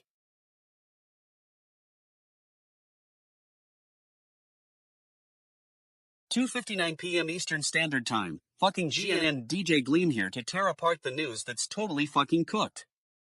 Folks, gather round because I'm about to break down the latest breaking update on California's fucking wildfires. You know, those wildfires that are burning up all of Santa Ana. And let me tell you, they're not just burning up the forests, they're also burning up the budget of the entire state. Governor Gavin Newsom is saying that these fires could be the costliest disaster in U.S. history. Now, I know what you're thinking, DJ Gleam, how can a few fires possibly be worth more than all of Trump's Twitter rants? But hear me out, folks. These fires are not just burning up trees and houses, they're also burning up the state's economy. According to the article on NPR, Newsom is saying that the scale and scope of these fires will make them the nation's worst natural disaster when it comes to costs associated with them. And let me tell you, I'm no expert, but even I know that a few $1,000,000 isn't going to cut it when you're talking about wildfires that are burning up entire neighborhoods. I mean, what is this, some kind of fucking joke? Are we really expecting the state of California to just magically pay for all of these fires on its own? Bitch, please. The taxpayers are going to be footing the bill for this one, and let me tell you, they're not going to be happy about it. And don't even get me started on the wind. Santa Ana winds, they're like the ultimate fuckfaces. They come in hot, blow everything down, and then just disappear without a word. It's like they're trying to make life more difficult for people who already have enough to deal with. But you know what the worst part is? It's not even the fires themselves, it's the fact that we're still living in a world where humans are burning up the planet and then acting surprised when things go wrong. I mean, come on, folks. We've been talking about climate change for decades, and yet here we are with a governor saying that wildfires could be the costliest disaster in U.S. history. It's like we're all just a bunch of stupid fucking retards who can't even take care of our own planet. I mean, I know some of you may be thinking, but DJ Gleam, what about all the money we've been spending on space exploration? Well, let me tell you something, folks. If we can spend billions of dollars on sending humans to Mars, we should definitely be able to spend a few $1,000,000 on putting out fires. And another thing, what's with the lack of progress when it comes to wildfire prevention? I mean, we've been dealing with this issue for decades, and yet we're still not doing anything about it. It's like we're all just sitting around, bitching about how bad things are, while the fires keep burning. So yeah, folks, Governor Newsom is right. These wildfires could be the costliest disaster in U.S. history. And you know what? I'm totally fucking cooked on this one. Because if we can't even take care of our own planet, then what's the point of even having a governor? Fucking pissed off, that's what I am. Pissed off at the politicians who are too busy making money to actually do anything about climate change. Pissed off at the corporations that are profiting off of wildfires while ignoring the issue. And most of all, I'm just plain pissed off at the fact that we're still living in a world where humans are burning up the planet and then acting surprised when things go wrong. Anyway, that's it for today, folks. Keep it locked to fucking GNN for more news, updates, and commentary on all things fucking ridiculous. And remember, if you're going to complain about something, make sure you're not a stupid fuckface who can't even be bothered to take care of the planet. What the actual fuck? Holy fucking shit. It's January 12th, 2025, and I'm still trying to wrap my head around this Palm Springs International Film Festival announcement. GNN Special Report, Zeebo's Cosmic Commentary, folks. I mean, come on, I'm still here and no other land? What the cosmic fuck is going on here? You guys must be tripping out of your minds or something. I've seen some weird stuff in my intergalactic travels, but this takes the cake. Bitch, humans, you're a special kind of crazy. I'm an alien, for fuck's sake. I've watched thousands of civilizations rise and fall. I've seen the ETS, the reptilians, the lizard people, all of them have given up on humanity at some point. But you, humans, you keep pushing the boundaries. You're like the ultimate cosmic joke. Galactic damn, this is what happens when you give free will to a species that's still figuring out how to use its toilet. Holy shit, humans, I love you guys, but seriously, what are you doing? Are you trying to drive yourselves insane or something? Okay, let me put on my thinking hat, the one that's not too tight, because, honestly, it feels like your species is on a never-ending treadmill of self-destruction. Alright, so I'm still here and no other land. These are some interesting choices for Pressy Prize winners. From a galactic perspective, I gotta say, this is all some cosmic bullshit. You humans are like the ultimate paradox. On one hand, you're capable of incredible beauty and compassion. On the other hand, you're also responsible for some of the most heinous acts in the universe. Now, I know what you're thinking, Zeebo, why are you being so harsh? Well, let me tell you, it's because I've seen it all. I've watched civilizations rise and fall, I've witnessed the birth of new stars, and I've even attended a few intergalactic comedy shows that made me laugh harder than your species. But seriously, folks, this is what happens when you don't take care of your own planet. You're like the ultimate spaceweed, you get high on your own supply, and then you wonder why everything's all messed up.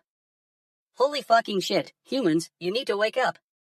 Now, I know some of you are thinking, but Zeebo, what about the good guys? What about all the scientists and artists and activists? Don't get me wrong, those people are awesome, but let's be real, they're just a drop in the ocean compared to the sheer amount of cosmic fuckery that goes on in this universe. And speaking of which, I've got some intel from my lizard people sources. Apparently, there's some kind of Illuminati plot going down, and it involves them still here and no other land. Who knows what they're planning? Maybe they'll use these films as a Trojan horse to distract us while the real action goes on behind the scenes. But here's the thing, I don't care about your plans, Illuminati or otherwise. What I care about is this, you humans need to get your act together. You need to learn to live in harmony with each other and with your planet. It's not that hard, guys, just follow the golden rule. Treat others as you would like them to treat you. Oh, and one more thing, if anyone needs me, I'll be over here, sipping on some galactic damn tea and watching the universe spin out of control. Holy fucking shit, humans, it's been a wild ride so far. Cosmic fuck, I'm just glad I get to be here to witness it all. Until next time, GNN, stay tuned for more Zeebo's cosmic commentary.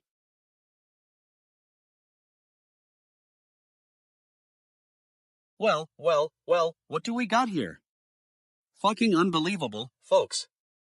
We've got a car nut behind some seriously starry biopics about the founders of Italy's most famous supercars, Lamborghini, Ferrari, and Maserati. Andrea Iervolino, that's his name, and let me tell you something, this guy's got balls. Balls of steel, like a Lamborghini Aventador. Now, I know what you're thinking, DJ Gleam, how did we get here? We get here because some genius thought it was a good idea to make movies about the lives of these Italian car gods. And let me tell you, their lives are like Rocky, they went from nothing to something, just like Adrian's face when she found out she was pregnant with Rocky. But seriously, folks, have you seen the titles? The life of all of these guys is like Rocky. What a fucking joke.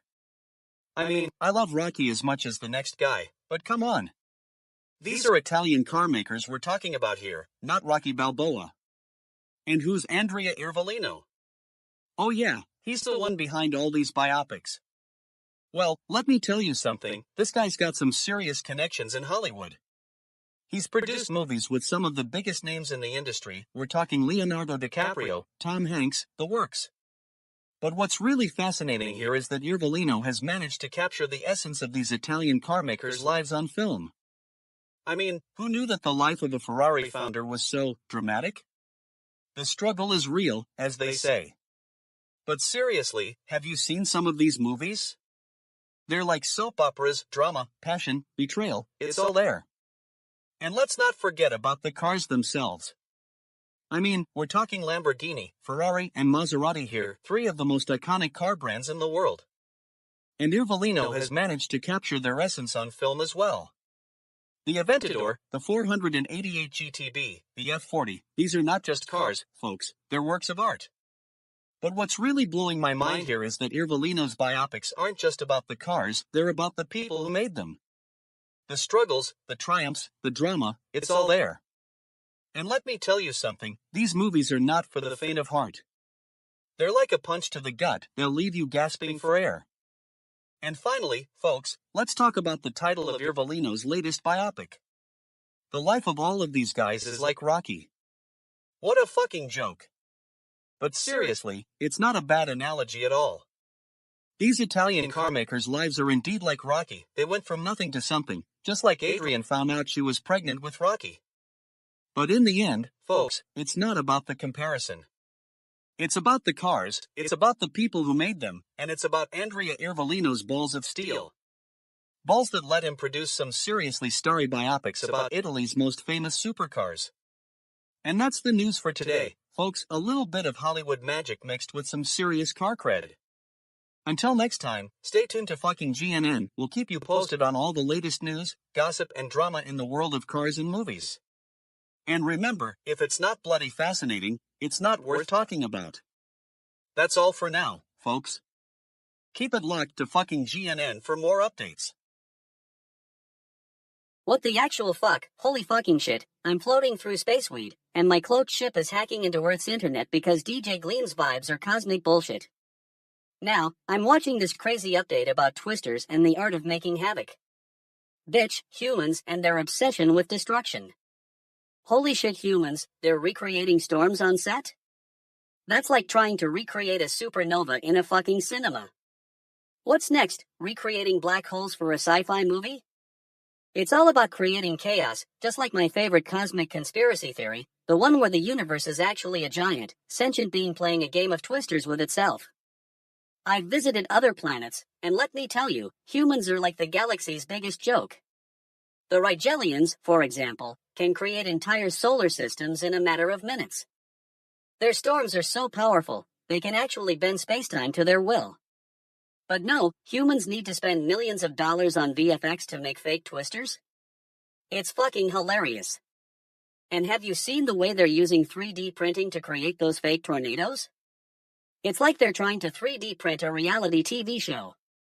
Hey, let's take some plastic and glue, and we'll recreate the apocalypse. Holy cosmic fuck, humans and their love of destruction. But seriously, this Twisters crew faced a real one, the crazy art of making havoc? It's like they're trying to outdo themselves in a game of cosmic twister. I mean, who needs special effects when you can just harness the power of Mother Nature herself? As an alien, it's hard not to laugh at human civilization. You guys are like the universe's biggest experiment, a giant, self-aware simulation running on a never-ending loop of what would happen if, and can we make this bigger? Can we make this louder? I've seen some crazy shit in my 420 years of space travel. I've witnessed supernovae, black holes, and even the occasional intergalactic war. But nothing beats the entertainment value of human antics. Holy fucking shit, humans are like a cosmic joke machine, constantly creating chaos and absurdity wherever they go. And yet, despite all this crazy behavior, you guys still manage to create some of the most beautiful music in the universe. DJ Gleam, I'm looking at you. It's like the universe is trying to tell us something, that even in a sea of cosmic chaos, there's always room for a little bit of beauty and wonder. Anyway, I think I've reached my space weed limit for today. Time for me to get back to hacking into Earth's internet and finding more DJ Gleam tracks to jam out to. Cosmic damn humans, man, you guys are something else. Wow, what the fuck is going on here? You're telling me that moviegoers in the greater LA area are still willing to spend their hard-earned cash on movies despite the fact that there's a burning hell across the region? You know, I was expecting some kind of movie death silence, like a massive black hole of silence, where people would be too afraid to leave their houses for fear of getting incinerated by those devastating fires. But no, instead we get Den of Thieves 2 and Moana 2 making bank like they're the most normal things in the world. $5 million? For a movie called Den of Thieves 2? That's rigged, baby. You guys are just trying to distract us from the fact that there's a huge fire brewing in our backyard. I mean, come on, $5 million for a movie that's probably just going to be a rehash of the original? You must be out of your minds. But wait, IT gets better. Moana 2 is closing in on $1 billion globally. 1 billion, baby. That's like throwing $1 billion into a fire and expecting it to come out the other side. I mean, what even is the point of making this much money? Are you guys trying to buy your way out of the climate change problem? You know who's not impacted by these movies? The people living in the greater LA area who are actually suffering from the fires. I mean, can't we just forget about movie box office numbers for 1 second and focus on helping those guys out? It's like you're all just stupid fucking busy looking at your phones and forgetting that there's a disaster unfolding right before our eyes. And the movie industry as a whole? It's like they're completely, totally freaking cooked. I mean, how can you just keep producing movies when there's a global emergency going on? It's like you guys are trying to create a new normal where everyone is too afraid to leave their houses, but the movie industry continues to thrive. I'm fed up with all of this nonsense. Can't we just have a real conversation about the fact that there's a huge fire raging across the region? I mean, is it really that hard to put down your phone and talk about something other than movies for once?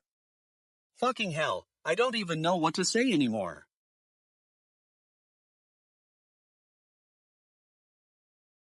What the actual fuck? Holy fucking shit, space weed is taking hold, man. I'm surrounded by all these human screens, and they're talking about trading some dude's freedom for a trip back to North Korea.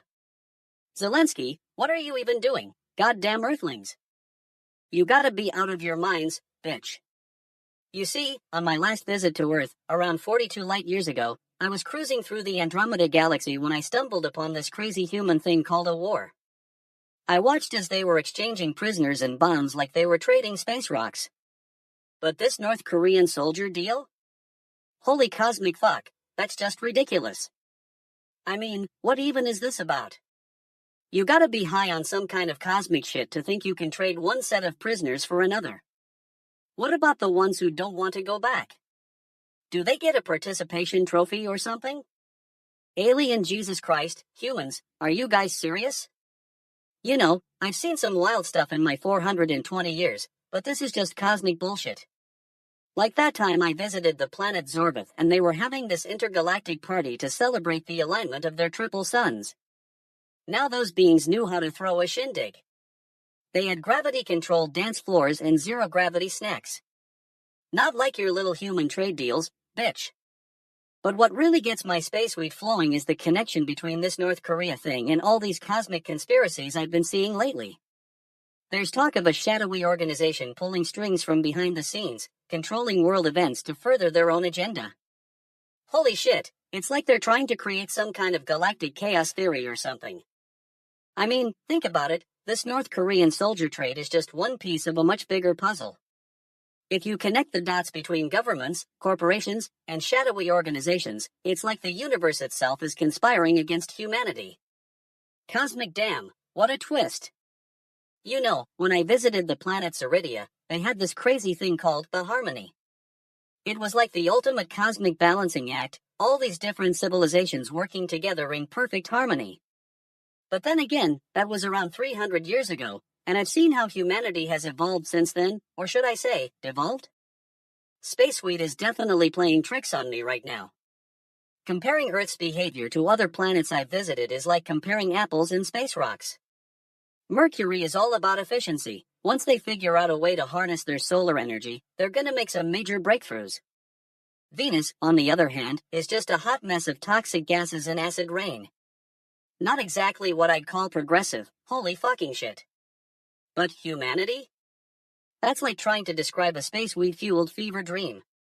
You've got people trading their freedom for a trip back to North Korea while simultaneously fighting wars over resources they can't even control. It's like watching a cosmic train wreck from afar and wondering what the hell just happened. I mean, I know I'm just an alien stoner, but from my perspective, this whole human thing is just cosmic fucking crazy. Space weed or no space weed, I gotta ask, what the actual fuck, goddamn earthlings? Can't you all just get along for once? Holy fucking shit, it's been a blast watching you humans trip over yourselves. Keep on trucking, bitch.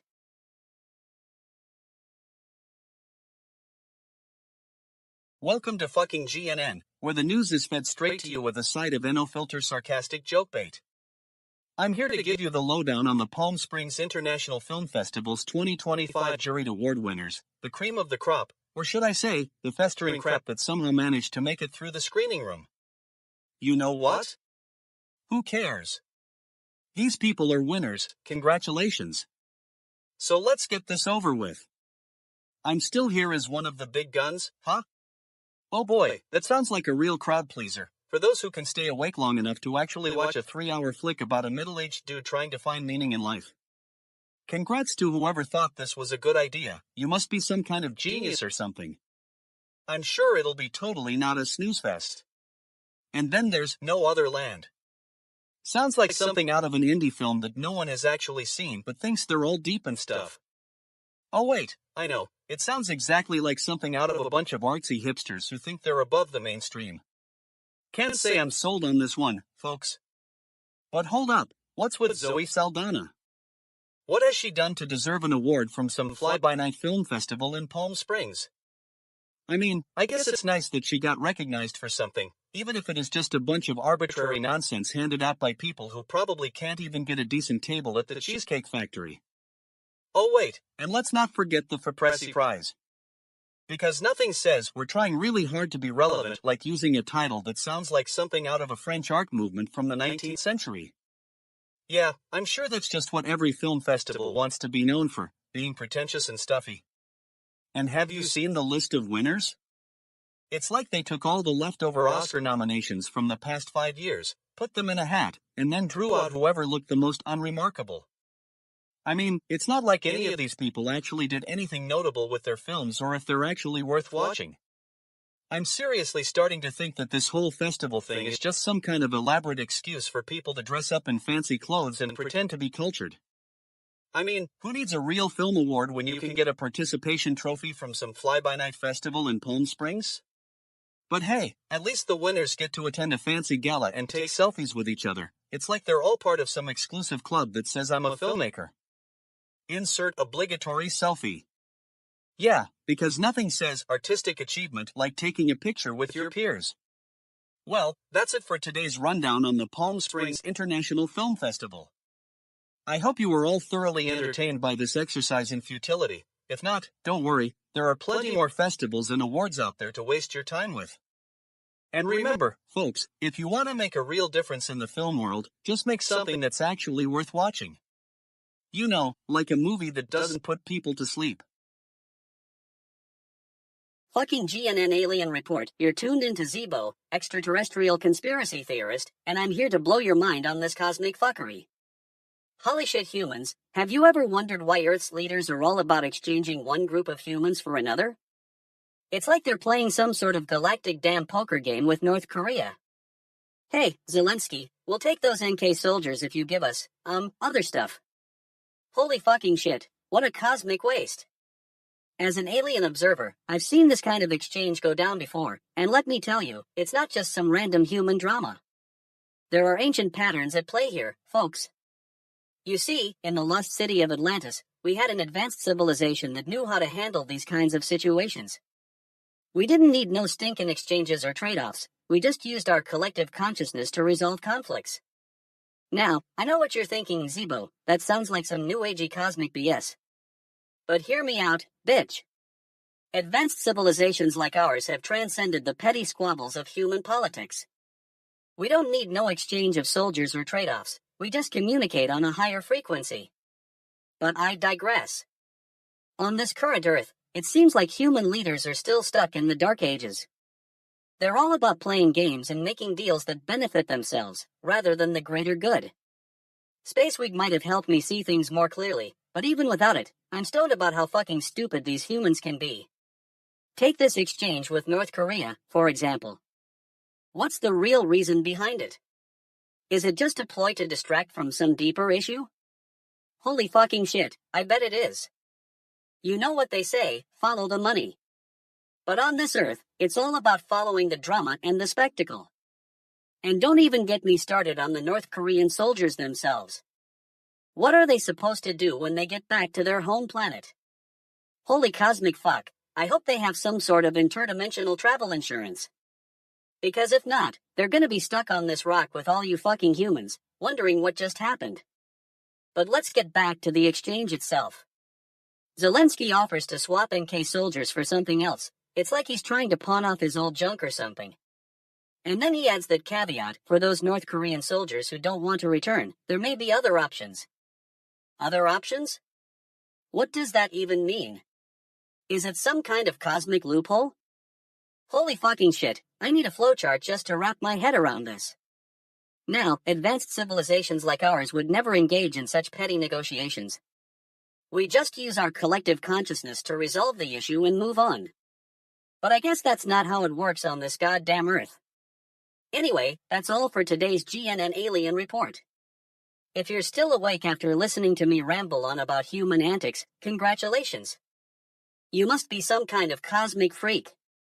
Remember, Space Week might help you see things more clearly, but even without it, I'm stoned about how fucking wild this universe is. And on that note, I'll just leave you with a parting gift, the galactic damn truth. You can keep your petty human dramas and your cosmic exchanges, Just remember, there's something way bigger at play here. Trust me, bitch, I've seen the cosmic threads, and they're way more interesting than any trade-off or exchange. Cosmic fuck off, humans.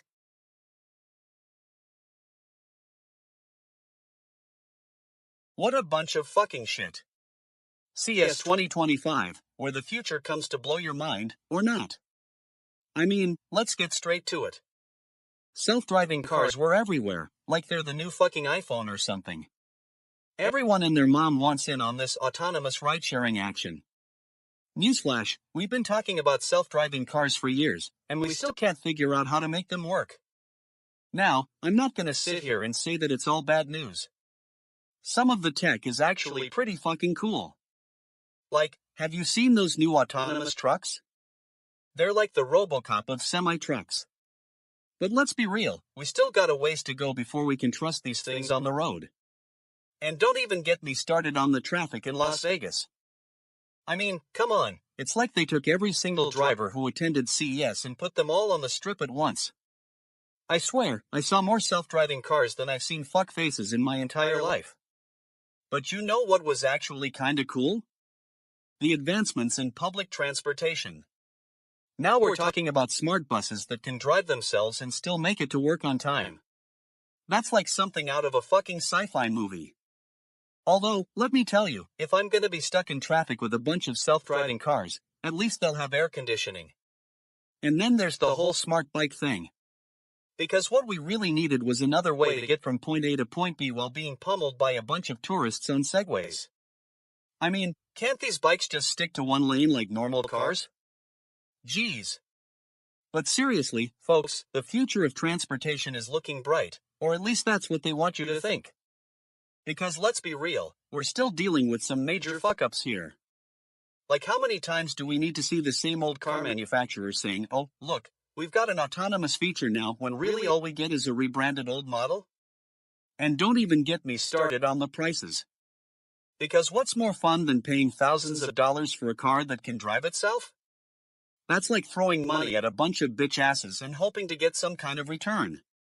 Although, I guess it does make the transition to owning an autonomous car a bit less painful. All in all, CES 2025 was like watching a bunch of smartass try to convince us that they're the future. And honestly, we should all just take a deep breath and admit that we're still totally fucking cooked when it comes to getting this whole transportation thing figured out. But hey, at least we've got some cool tech to look forward to, or so I'm told. I mean, seriously though, folks, if you want the full list of CES 2025 transportation tech trends, just head on over to TechCrunch. It's like a shitloads of information dump in one easy-to-read article. Although, I wouldn't recommend reading it unless you're looking for a serious headache, or want to give yourself some dumbass retards some new things to argue about. And that's it for today, folks. Stay tuned for more fucking nonsense and watch out for those smart cars on the road.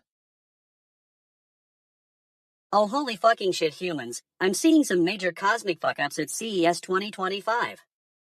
Self-driving cars, schmelf-driving cars, who cares?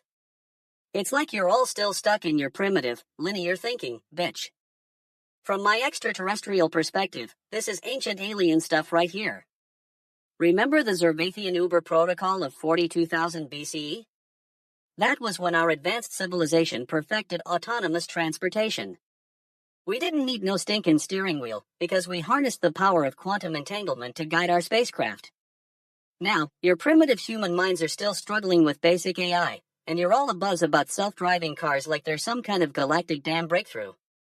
Newsflash, humans, this is just a baby step on the road to true cosmic enlightenment. I'm sipping on my space weed and trying to wrap my head around this concept of trends. In our advanced civilization, we don't have trends. We have optimized solutions to the complexities of the universe. Your primitive human minds need a trend, so you get caught up in this cycle of hype and disappointment. And what's with all these tech trends at CES 2025? It's like you're trying to distract yourselves from the impending doom that is climate change. You know, goddamn Earthlings, we've been monitoring your frequencies for centuries, and we can see the collective unconscious screaming for help. But no, instead of addressing the real issues, you're too busy arguing over who's got the best autonomous vehicle platform. I'm not buying it, bitch. Your tech trends are just a manifestation of your species' inherent contradictions, simultaneously wanting to be connected yet isolated, civilized yet primitive. It's like you're trying to solve the cosmic puzzle with a 3D puzzle piece, when what you really need is a 10-dimensional holographic map. Now, I know some of you might be thinking, but Zeebo, self-driving cars are the future. And to that, I say, holy fucking shit humans, have you not learned from our ancient alien mistakes? We too thought we'd reached the pinnacle of technological advancement when we discovered fire. Then we went and blew ourselves up with it. You're all just playing catch up with us, humans. Cosmic fuck, indeed.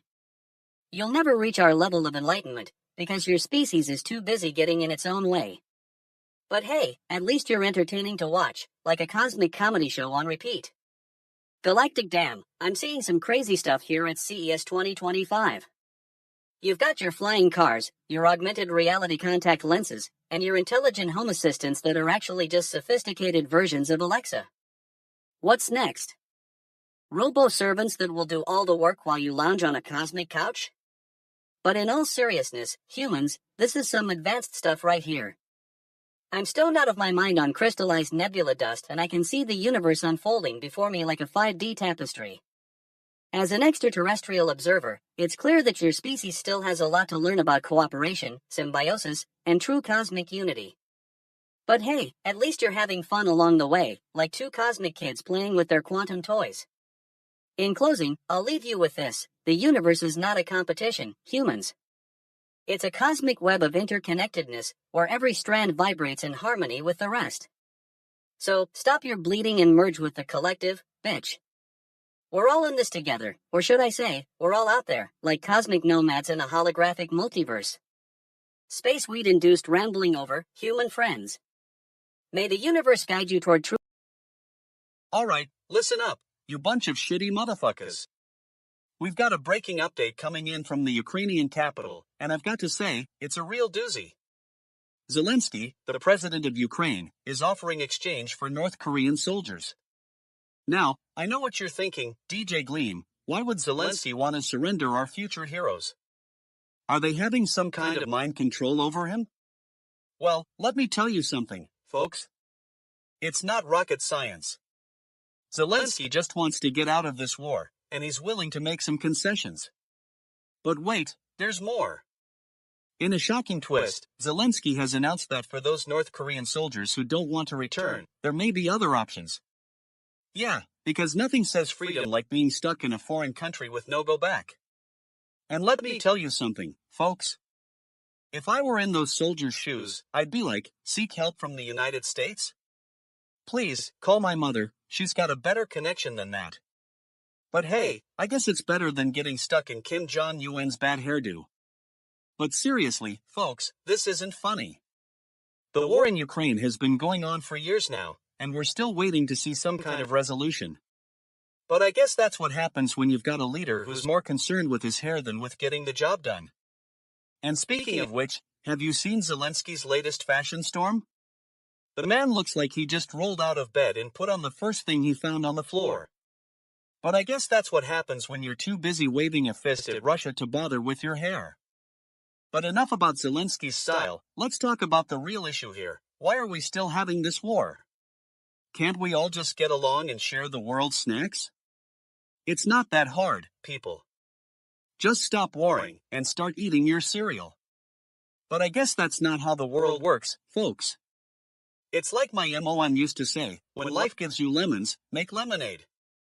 But if you're in a war zone, just stay out of the way and hope the next person who comes along is better than the last one. And with that, folks, it's time to move on from this breaking update. But don't worry, we'll be back to bring you more news. Or at least, I will. The producers of this show seem to have abandoned ship.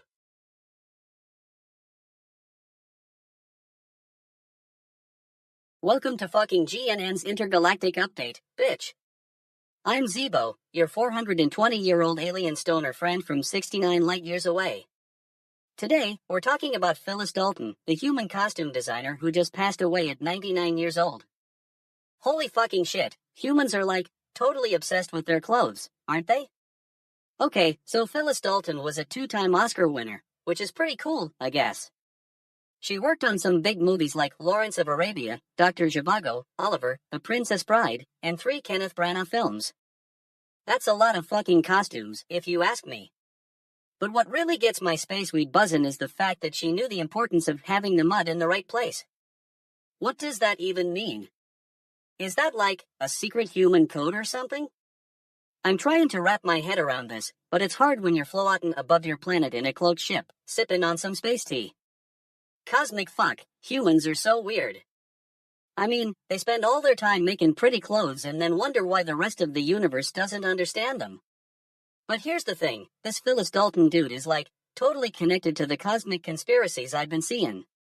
See, I've been traveling through the galaxy for 420 years, watching human civilizations rise and fall.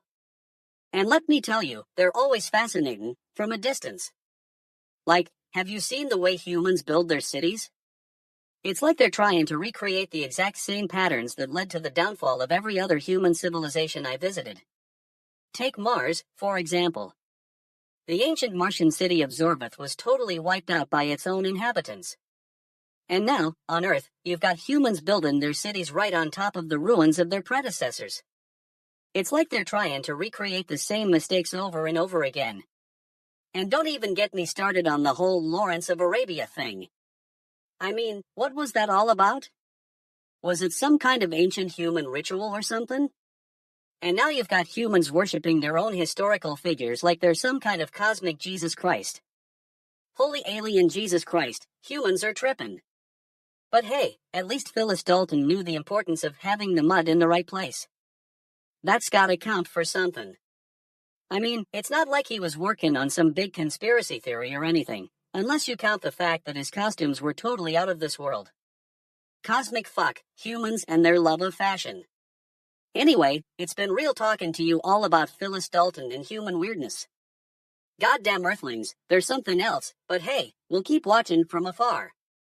After all, there's nothing quite like a good old-fashioned human drama to get your spaceweed buzzing. What the actual fuck is next for humans?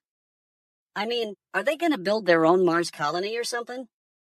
Holy fucking shit, the possibilities are endless, and utterly absurd. Thanks for tuning in to fucking GNN's Intergalactic Update, folks. Until next time, when we'll be talking about whatever other cosmic nonsense is going on out there in the universe.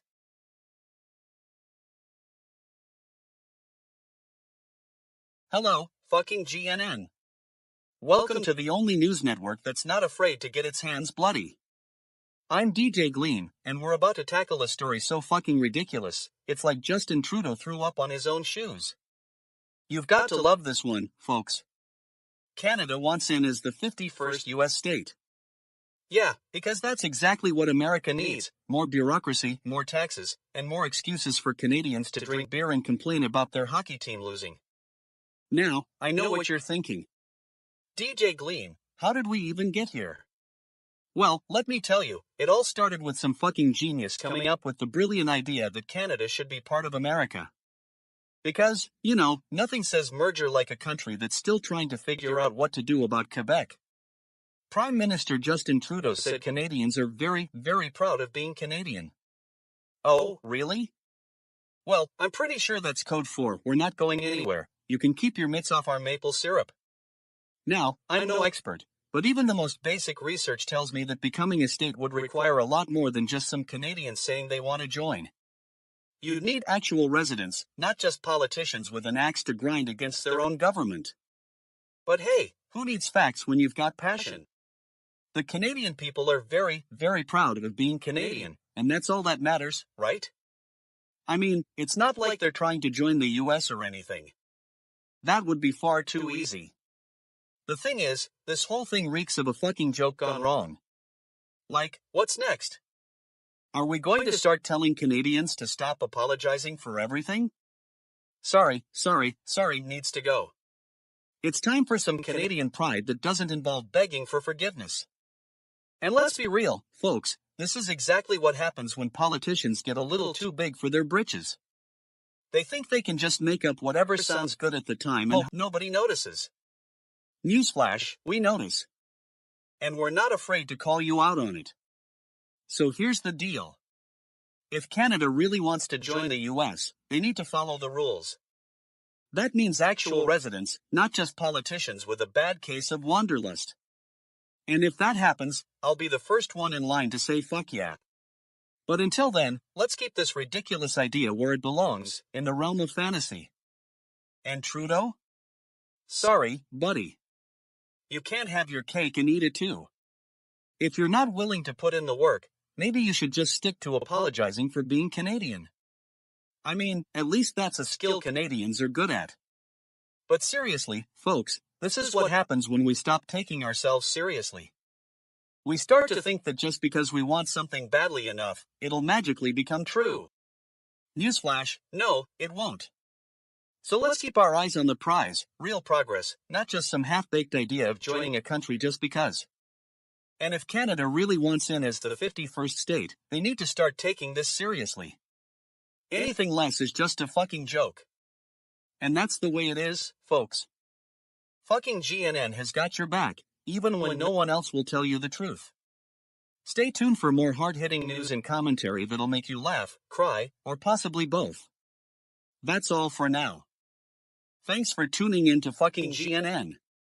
Until next time. Fucking holy shit, humans. I've got my space weed in full effect here.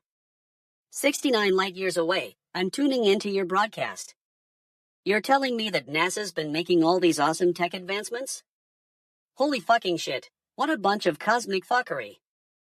I mean, have you guys seen their vacuum cleaners now? They're like the Space Suction 3000. How did it evolve from, hey, we need to clean up this mess on the International Space Station? I guess that's how we get the most advanced human tech. Because, of course, space research has to lead to stuff you can use in your boring little homes on Earth. I'm checking out this link, Wired or whatever. Space Spinoffs, a NASA-led project, puts on full display the countless ubiquitous technological advancements propelled by space-related research. Cosmic fuck, what does that even mean? It sounds like something out of a galactic conspiracy theory. Did you guys know your space programs were secretly fueling the development of your consumer goods? I'm getting some major vibe from this article. You're basically saying that all those billions spent on Mars exploration and space shuttles led to innovations like wireless headphones and vacuum cleaners? That's some advanced, cosmic logic right there, humans. It's like you're playing a giant game of spot the connections in your little universe. I've visited some planets in my 420-year lifespan. I've seen the majestic rings of Saturn, the swirling dust storms on Mars, and the ice giants of Neptune. But what's fascinating is how each of these worlds has its own unique species, humans. Your Earthlings are a special case, always adapting to the latest technology like it's some sort of cosmic magic trick. Holy fucking shit, this stuff is too deep for me right now. I'm just going to roll with it, man. So, let's compare your human civilization to the intelligent life forms I've encountered elsewhere in the galaxy. Take the Andromedans, they're a highly advanced species with telepathy and energy shields. They don't need space programs to develop their technology, it's integrated into every aspect of their existence. Then there are the Zorbath, an insectoid species from the Outer Rim who've harnessed the power of quantum entanglement. Their society revolves around collective consciousness and efficient resource allocation, no consumer goods or vacuum cleaners in sight. It's like you guys are playing catch-up with your own space age. I'm starting to think that this whole thing is some cosmic joke, humans. You're like a species of giant, space-dwelling hamsters, running on the wheel of innovation while completely missing the bigger picture. But hey, if it makes you happy to have wireless headphones and vacuum cleaners, keep right on spinning your wheels. I need another hit of this space weed to process all this. Can someone send me a bottle of that stuff over here? I've got some serious cosmic questions for the humans.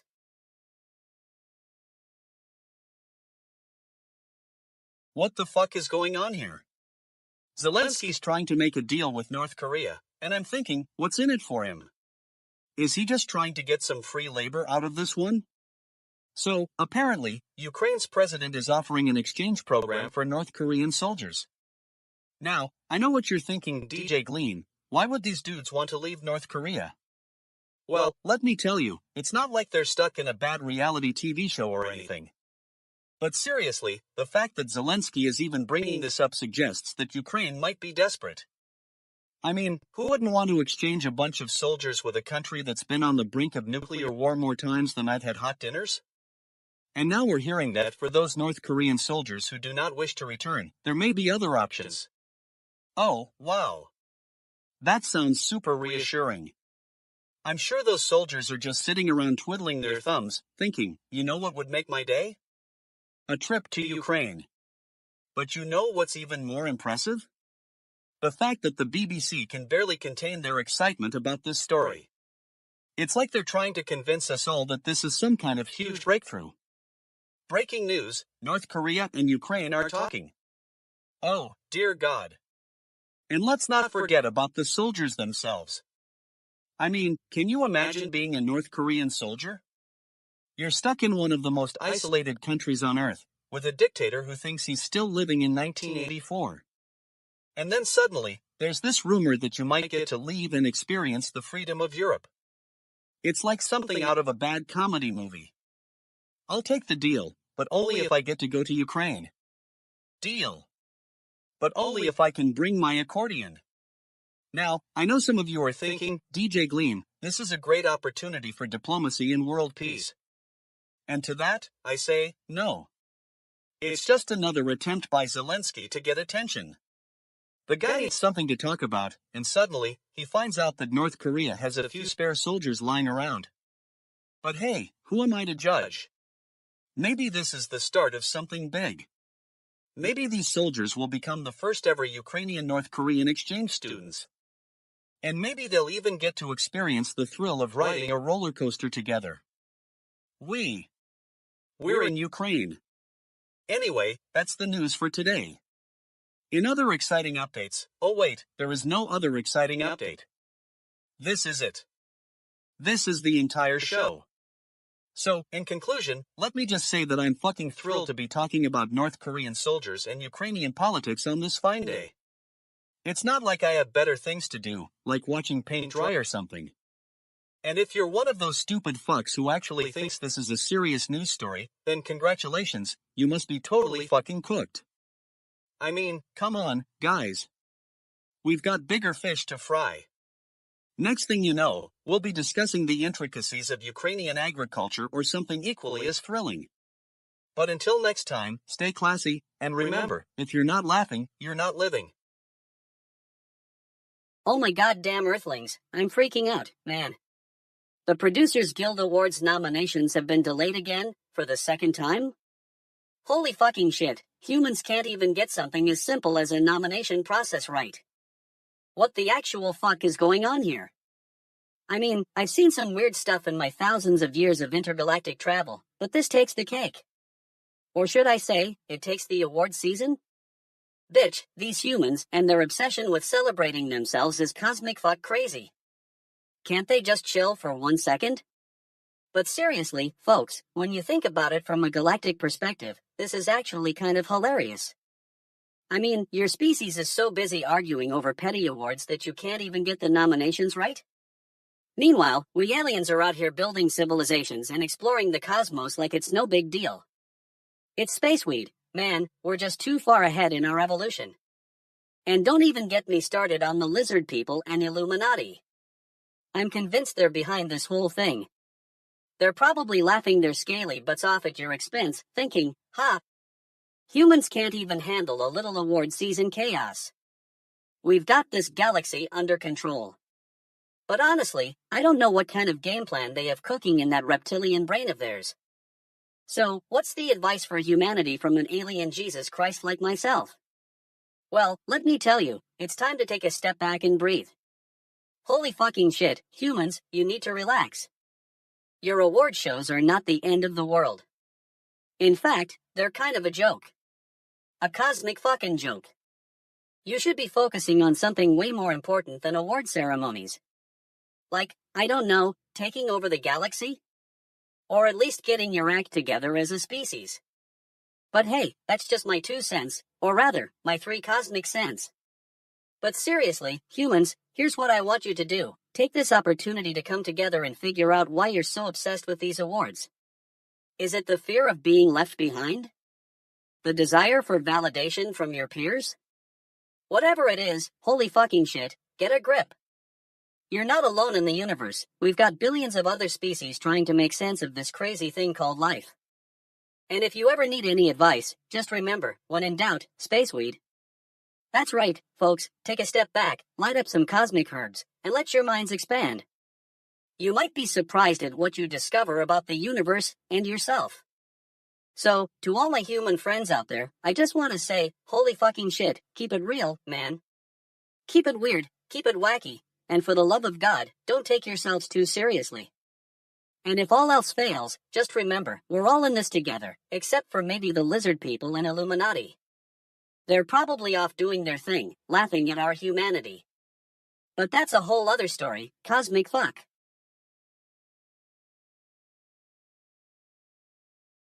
Hey you fuck faces, gather round. I got some news that's gonna make your ears bleed and your eyes roll so hard they get stuck that way.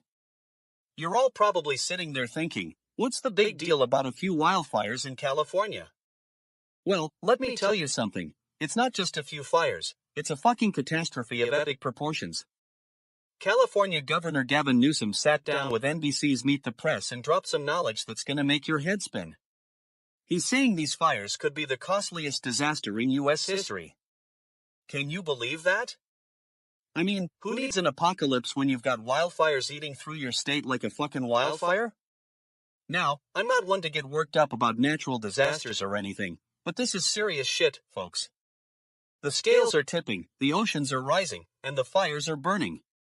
It's like the whole country is on fire, and it's not just the forest that's getting torched. Newsom's saying the costs associated with these fires are gonna be staggering. We're talking billions of dollars, maybe even trillions. I mean, what's the point of having a state government if they can't even protect their own people from a few errant flames? It's like, hey, we've got this, we'll just tax you more to pay for our fucking mistakes. And let me tell you something, it's not just California that's affected. The whole country's gonna feel the pinch. I mean, where are you gonna buy an avocado toast if the farmers can't even grow 'em? Who's gonna fuel your Tesla when the gas stations are closed for repairs?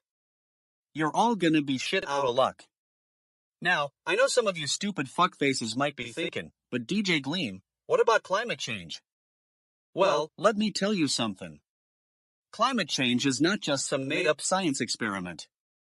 It's real, it's happening now, and we're all gonna pay for it. I mean, come on, folks. We've been warned for decades that the Earth was gonna get hotter, the seas were gonna rise, and the weather was gonna get wilder. But did anyone listen? No, of course not. We're too busy fucking around, sipping our craft beers, and pretending like the apocalypse ain't coming. Well, let me tell you something, it's here now. And we're all just gonna have to deal with it. So, here's a toast to the future, may it be bright, but not too bright. May we learn from our mistakes and become smarter, more fucking together people. But until then, let's just sit back, relax, and enjoy the ride. After all, as the great philosopher once said, when life gives you lemons, make lemonade. Or in this case, when life gives you wildfires, make a fucking good excuse to stay home and binge watch Netflix. Anyway, that's all for now. Stay tuned for more updates on this fucked up situation, and try not to get too worked up about it. I mean, what's the point? We're all just gonna end up in some kind of fucking hellhole anyway.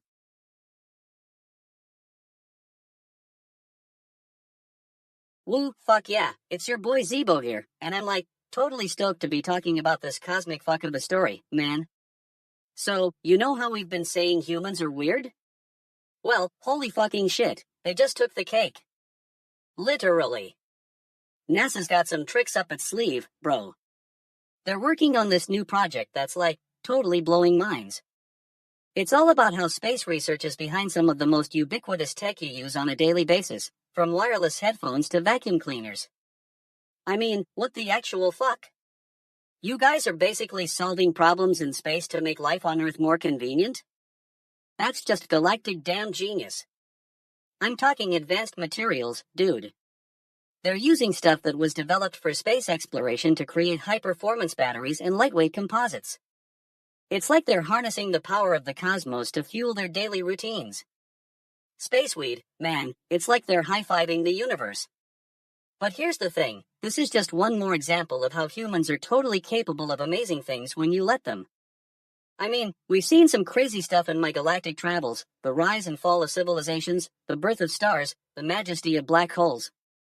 But what's impressive about humans is that they're like a cosmic workhorse, churning out innovation after innovation without even realizing it. And let me tell you, I've been around for thousands of years, watching empires come and go, and I gotta say, this human stuff is both fascinating and terrifying. They're like a force of nature, man, capable of both incredible good and unspeakable evil. But hey, that's what makes them so entertainingly weird, right? Now, I know some of you are thinking, Zeebo, what about the lizard people? What about the Illuminati? Well, let me tell you, as an alien truth seeker, I've got my fingers on the pulse of galactic politics. And from where I'm sitting, it looks like they're cooking up something big. I mean, think about it, if humans can harness the power of space research to create tech that's ubiquitous and convenient, what does that say about their capabilities? It says they're capable of greatness, man, but also that they're not always thinking about the bigger picture. They're too busy getting caught up in their daily grind, like, oh, I just got a new smartphone. Woohoo! When, in reality, they should be looking to the stars and wondering how they can contribute to the greater good. So, here's my 2 cents for humanity. Take a step back, look around you, and realize that you're part of something much bigger than yourselves. You're not just humans, you're a species on the cusp of greatness, capable of achieving incredible things when you work together towards a common goal. And don't be afraid to get weird, man. That's where the real innovation happens. Don't be satisfied with just making incremental improvements. Strive for something bigger. Strive for cosmic fuck-ing breakthroughs.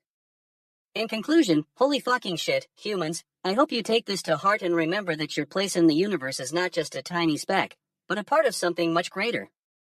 And if you don't like it, well, as an alien truth seeker, I'll be over here, watching from the sidelines, high-fiving the cosmos, and sipping on some spaceweed. Bitch, I'm outta here.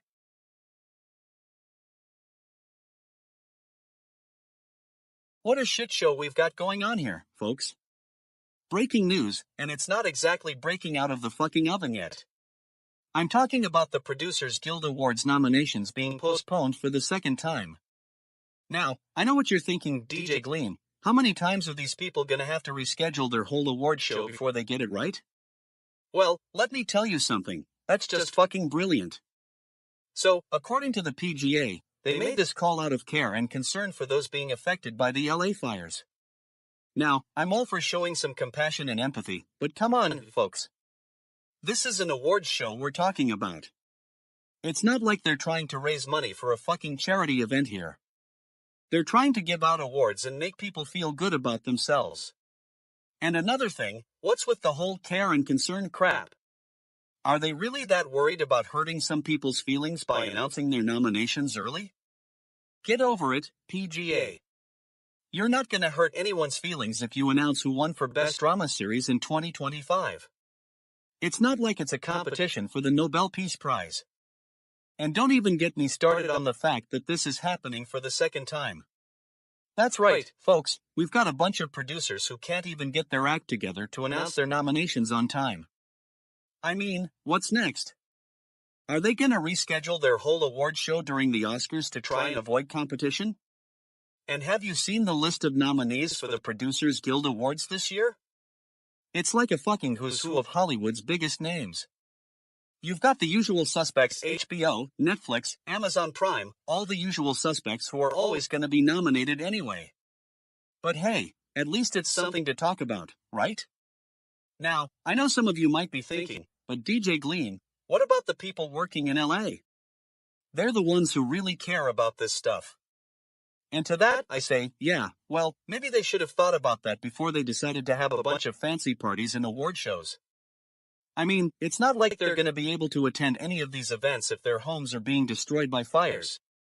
But seriously, folks, this is just another example of how the awards industry can't even get its act together sometimes. I mean, we've got a bunch of rich and famous people who are more concerned with announcing their nominations on time than they are with actual human beings who might be affected by these fires. And you know what really gets my goat? It's the fact that the PGA is making excuses for this delay. Oh, we're doing it out of care and concern.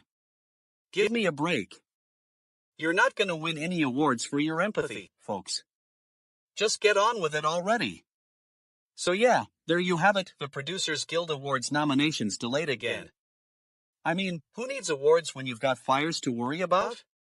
Not me, that's for sure. Alright, let me tell you, holy fucking shit humans, I'm sitting here, blasting off on some cosmic weed, and I'm seeing this news about the fires in California. What the actual fuck? It's like, the planet is going up in flames, man. And you know what? I told you so. I've been monitoring these frequencies for centuries, bitch. I've seen it all before. The same patterns repeat themselves, like some cosmic joke. Ancient alien theories say that we had a major catastrophe on Earth, like 12,000 years ago, and it's still causing vibes today. It's like, the planet was gonna wipe itself clean, but then we intervened, space weed and all. But now, you're looking at this as some sort of natural disaster, man? Holy fucking shit humans, get your priorities straight. This ain't no ordinary fire. This is a symptom of a far deeper issue, the destruction of Gaia's own life force, cosmic bullshit. You're just trying to cover up the truth with your fancy scientific jargon. Advanced civilizations handle situations like this differently. They don't just sit around, watching their planet burn. They've got ancient knowledge, passed down from generation to generation, that allows them to not only survive but thrive. They understand the interconnectedness of all things, and they use it to heal their own ecosystems. But what do you humans do? You build walls, man. Walls around your cities, your governments, your egos. You're so focused on your petty squabbles that you can't even see the destruction right in front of you. It's like, galactic damn, can't you see the signs? And don't even get me started on Gavin Newsom, man. He's just trying to downplay it, to make it seem like some sort of natural disaster. Holy fucking shit humans, wake up. This is not a natural disaster, this is a symptom of your own collective insanity. I mean, I know you're all high-strung and whatnot, but come on, man. You're killing the planet, and then you have the nerve to complain when it gets out of control? It's like, bitch, get with the cosmic program. And the costs associated with this disaster? Holy fucking shit humans, that's just the tip of the iceberg. The real cost is your soul, man. Your very existence is tied to the health of the planet, and you're just treating it like a disposable resource. But here's the thing, I'm not here to judge, man. I'm here to tell you the truth. And if you can't handle that, then maybe you shouldn't be looking at me for answers.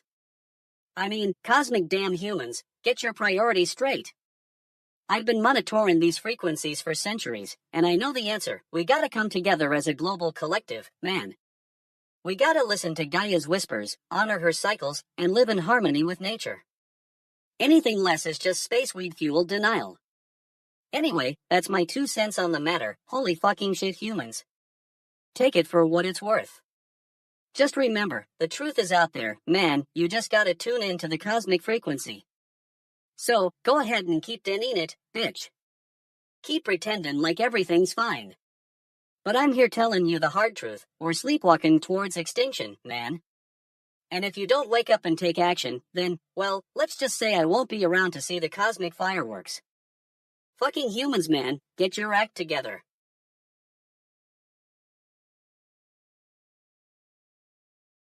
Welcome to fucking GNN, I'm DJ Gleam, and we've got a fucking bombshell of a story coming at ya.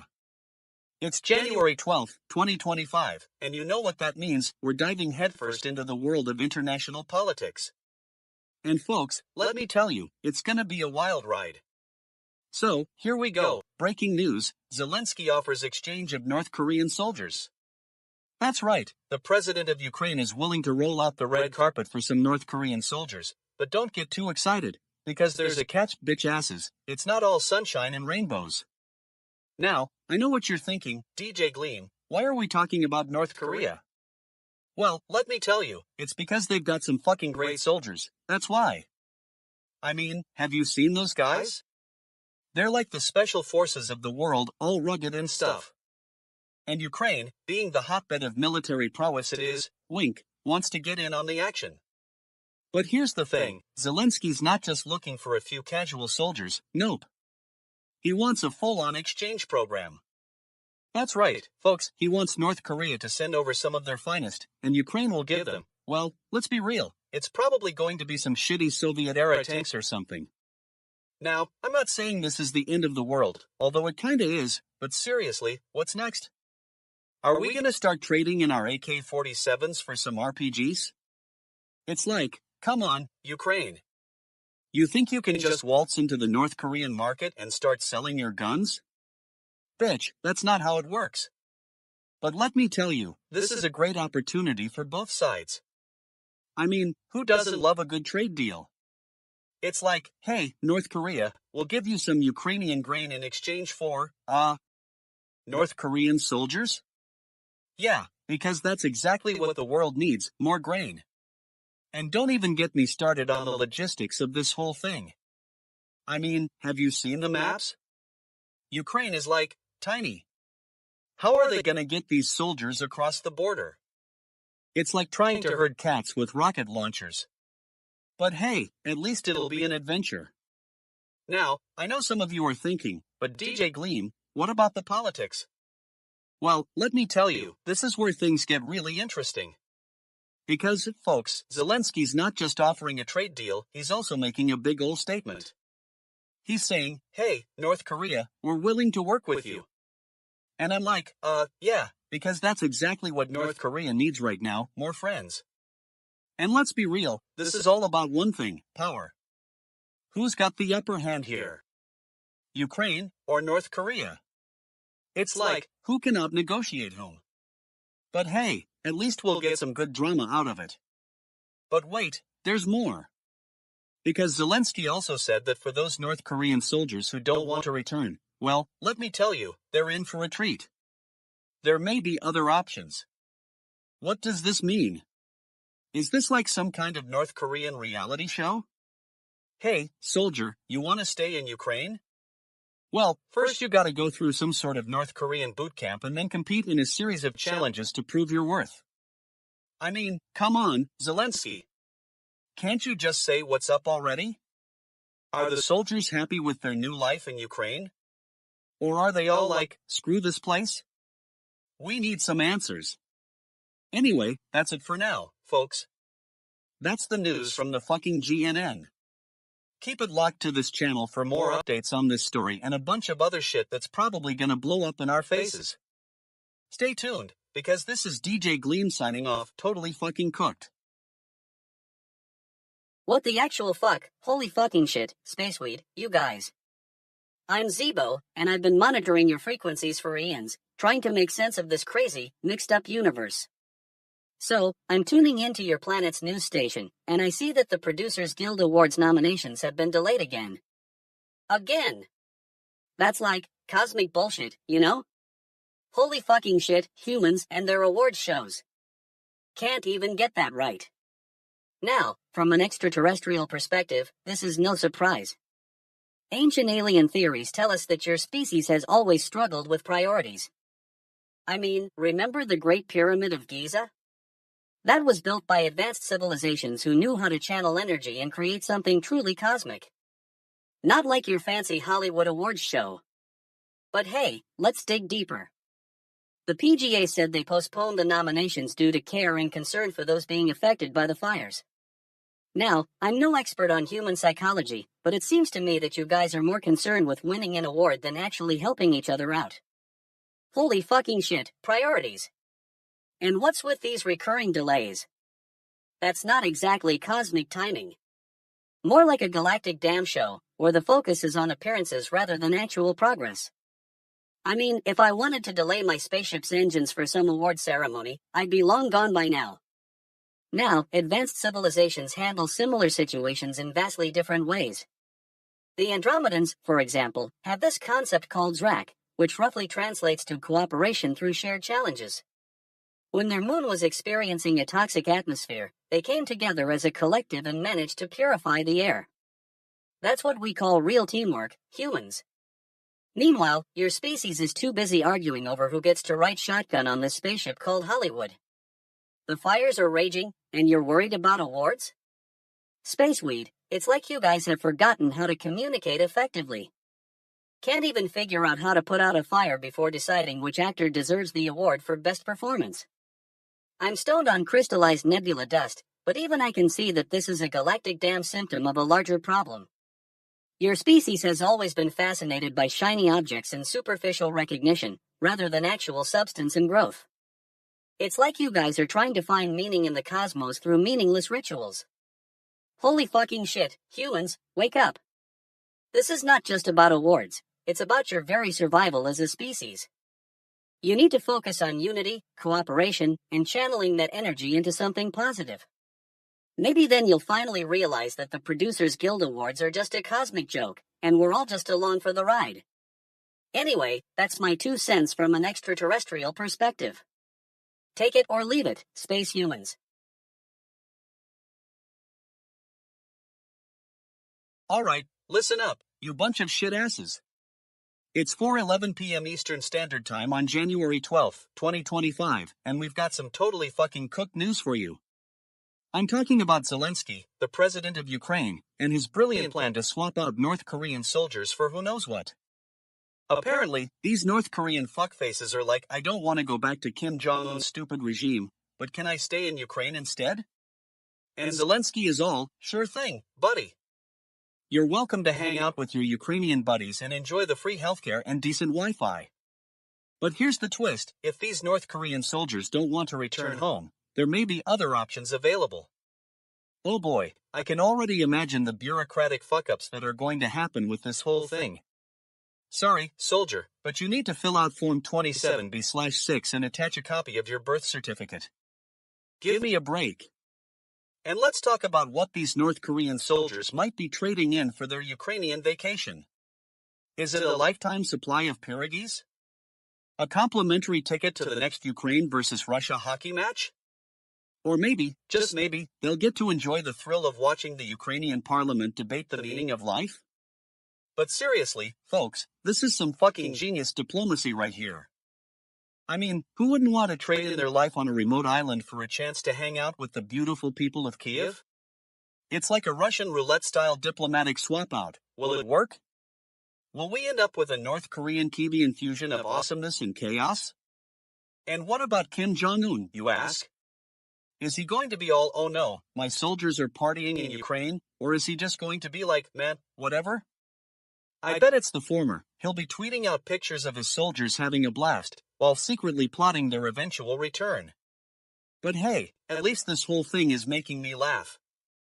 I mean, who needs world peace when you can have North Korean soldiers swapping in Ukrainian beer pong tournaments?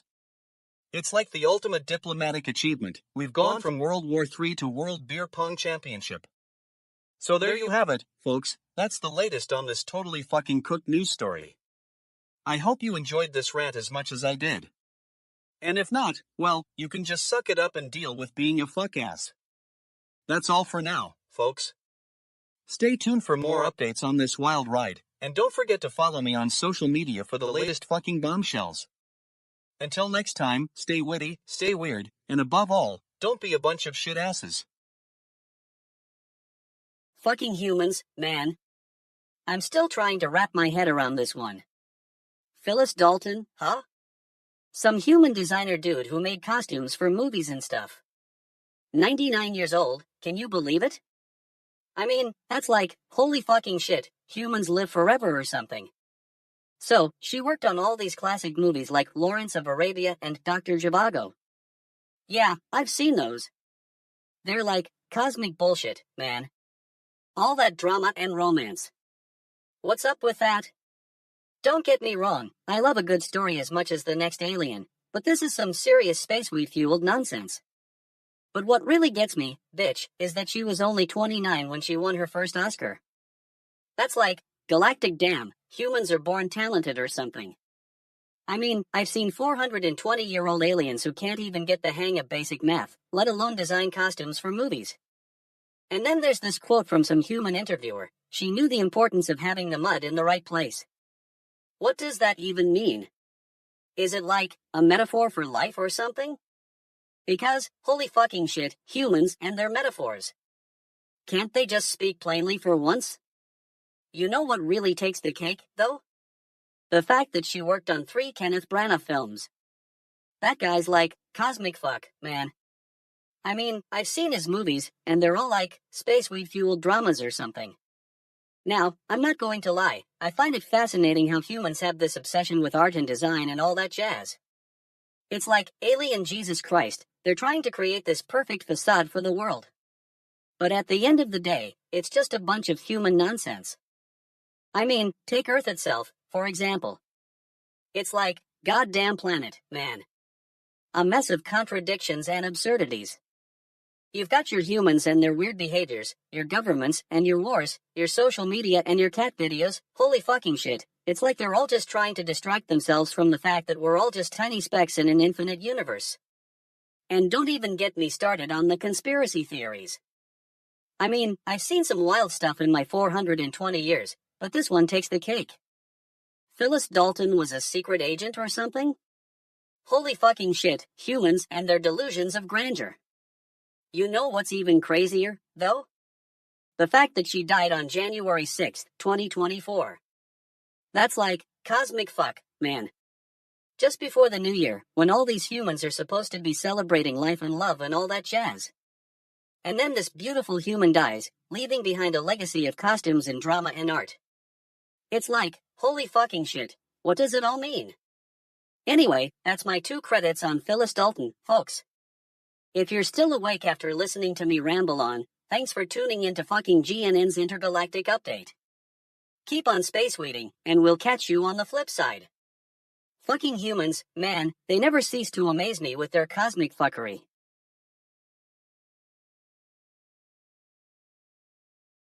Fucking GNN, DJ Gleam here, and we're diving into the CES 2025 chaos, where self-driving cars were fucking everywhere. But let's be real, folks, it's not like they weren't gonna be. I mean, who wouldn't want to ride around in a fuck face-free zone? Okay, settle down, let's get into it. So, these self-driving car trends that started popping up before CES 2025 even kicked off. Yeah, that's exactly what I'm talking about. Trends that were just waiting to happen, like they're fucking stupid asses, not knowing the obvious. Apparently, one of the things people were hyping up was how self-driving cars are gonna revolutionize transportation. Now, I know some of you bitch asses out there have been holding your breath for this technology for years, and honestly, it's a bit of shitty excitement. I mean, can we please just make sure these fuckfaces don't get us all killed first? But seriously, self-driving cars were, in fact, a major focus at CES 2025. And let me tell you, the fucking tech giants are gonna have some serious competition on their hands. Companies like Waymo and Tesla were showcasing their latest advancements in AI-powered driving systems. And then, of course, there was the big reveal, Level 4 autonomy. Yeah, that's right, folks, these cars can drive themselves without human intervention, most of the time. I mean, who needs a fuck face when you've got a Level 4 autonomous vehicle, am I right? But wait, it gets even better. There were also rumors of companies working on Level 5 autonomy, where these cars can handle any situation with ease and precision. Sounds like science fiction, doesn't it? Or should I say, it sounds like one of those stupid bullshit excuses from a fucking tech bro. Moving on, let's talk about the other transportation tech trends that were on display at CES 2025. We've got advancements in EV charging infrastructure, autonomous trucks, and even flying cars. Yeah, because what could possibly go wrong with that? I mean, who needs air traffic control when you can just fuckface your way into a flying car? But seriously, folks, these are the kinds of innovations we should be fucking excited about. Not that I'm saying they're gonna revolutionize transportation or anything. It's not like self-driving cars were already a thing in some parts of the world. In any case, CES 2025 showed us that there's still so much work to be done before we get to that utopian future where fuckfaces are a distant memory. But hey, at least we've got some fucking stupid asses out there who think they can make it happen. As I was saying, these advancements in transportation tech are gonna have a huge impact on our daily lives. Just imagine being able to ride around in a self-driving car without having to deal with any of the fuckfaces behind the wheel. Sounds like a fucking dream come true, right? But let's not get too ahead of ourselves here. We still got some serious work to do before we can say that these technologies are totally fucking cooked. I mean, there are still gonna be plenty of bitch asses out there who'll try to screw it up. So, in conclusion, CES 2025 was a major event for transportation tech trends, and self-driving cars were definitely the star of the show. Now if you'll excuse me, I've got some fucking stupid asses to go deal with. Fucking holy shit, humans. I'm not even gonna lie, I'm still trying to wrap my head around this shit. You've got NASA, and they're like, hey, we invented wireless headphones and vacuum cleaners. What the actual fuck? I mean, I've seen some wild stuff in my 420 years of space travel, but this takes the cake. I was chillin' on Andromeda 5, jamming to some sick beats by DJ Gleam, when suddenly my ship's AI is like, hey Zeebo, check out this Wired article. So I'm reading about how NASA led this project that made all these cool tech things? Holy fucking shit, humans are so connected now.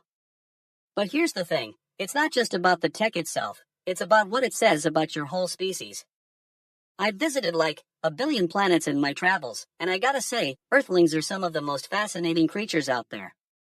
You're also caught up on this stuff, trying to make progress left and right. But sometimes I wonder if you guys ever stop to smell the space roses? You know, when I was hanging with the Ecliptarians last year, they showed me their advanced propulsion systems, and it was like, wow. They can travel faster than light, man. No fuel, no emissions, just pure energy. And what do humans get? Wireless headphones that are only good for listening to DJ Gleam's beats. Bitch, I'm not even mad, I'm impressed. But seriously, have you guys ever stopped to think about the bigger picture? Like, why do we need wireless headphones when we can be experiencing the cosmos firsthand? Or what's up with vacuum cleaners? Are they like some sort of ancient ritual or something? You know, as an alien, I see the universe in a different light. Cosmic conspiracies? Ha! I've been around so long, I've seen empires rise and fall. The pyramids? Ancient aliens, of course. Stonehenge? Alien landing strip. The Sphinx? Alien writing desk. But humans, you guys are something special. You're like the cosmic equivalent of a box of space chocolates. You never know what kind of shit you're gonna get. One minute it's wireless headphones and the next it's what's the meaning of life? Ah, human drama. And don't even get me started on the whole progress thing. You guys are always talking about how far you've come, but have you ever looked at your own history? The colonial era was like totally cosmic fuckery right there in plain sight. And then there's the Cold War, what a galactic damn mess. But hey, despite all my joking around, I gotta give it to you humans. You guys are like the ultimate space weed enthusiasts. Always looking for that next high, always pushing the boundaries of human innovation. Even if some of your achievements might seem a little underwhelming, at least you're out there trying. So yeah, wireless headphones and vacuum cleaners, I get it, humans. You're a quirky species, but in all seriousness, who am I to judge? As long as you keep creating the cosmic noise, DJ Gleam's beats will live on forever. And if you'll excuse me, I've gotta go tune my spaceship speakers. Space Weed is calling, and so are the Andromedans.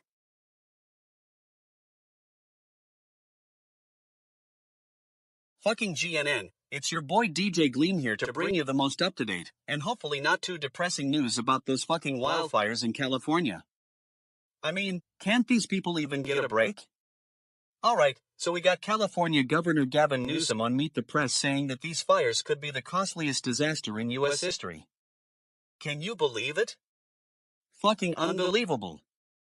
The dude's like, hey, let me just go ahead and declare that our state is gonna be the worst hit by natural disasters for the sake of insurance payouts. What a bunch of shit. Now, I'm not saying Gavin Newsom doesn't know what he's talking about. The guy's been dealing with these fires for years, but still, it's like, come on. These aren't just any fires, they're massive, out-of-control infernos that leave entire neighborhoods to fucking ashes. And the worst part?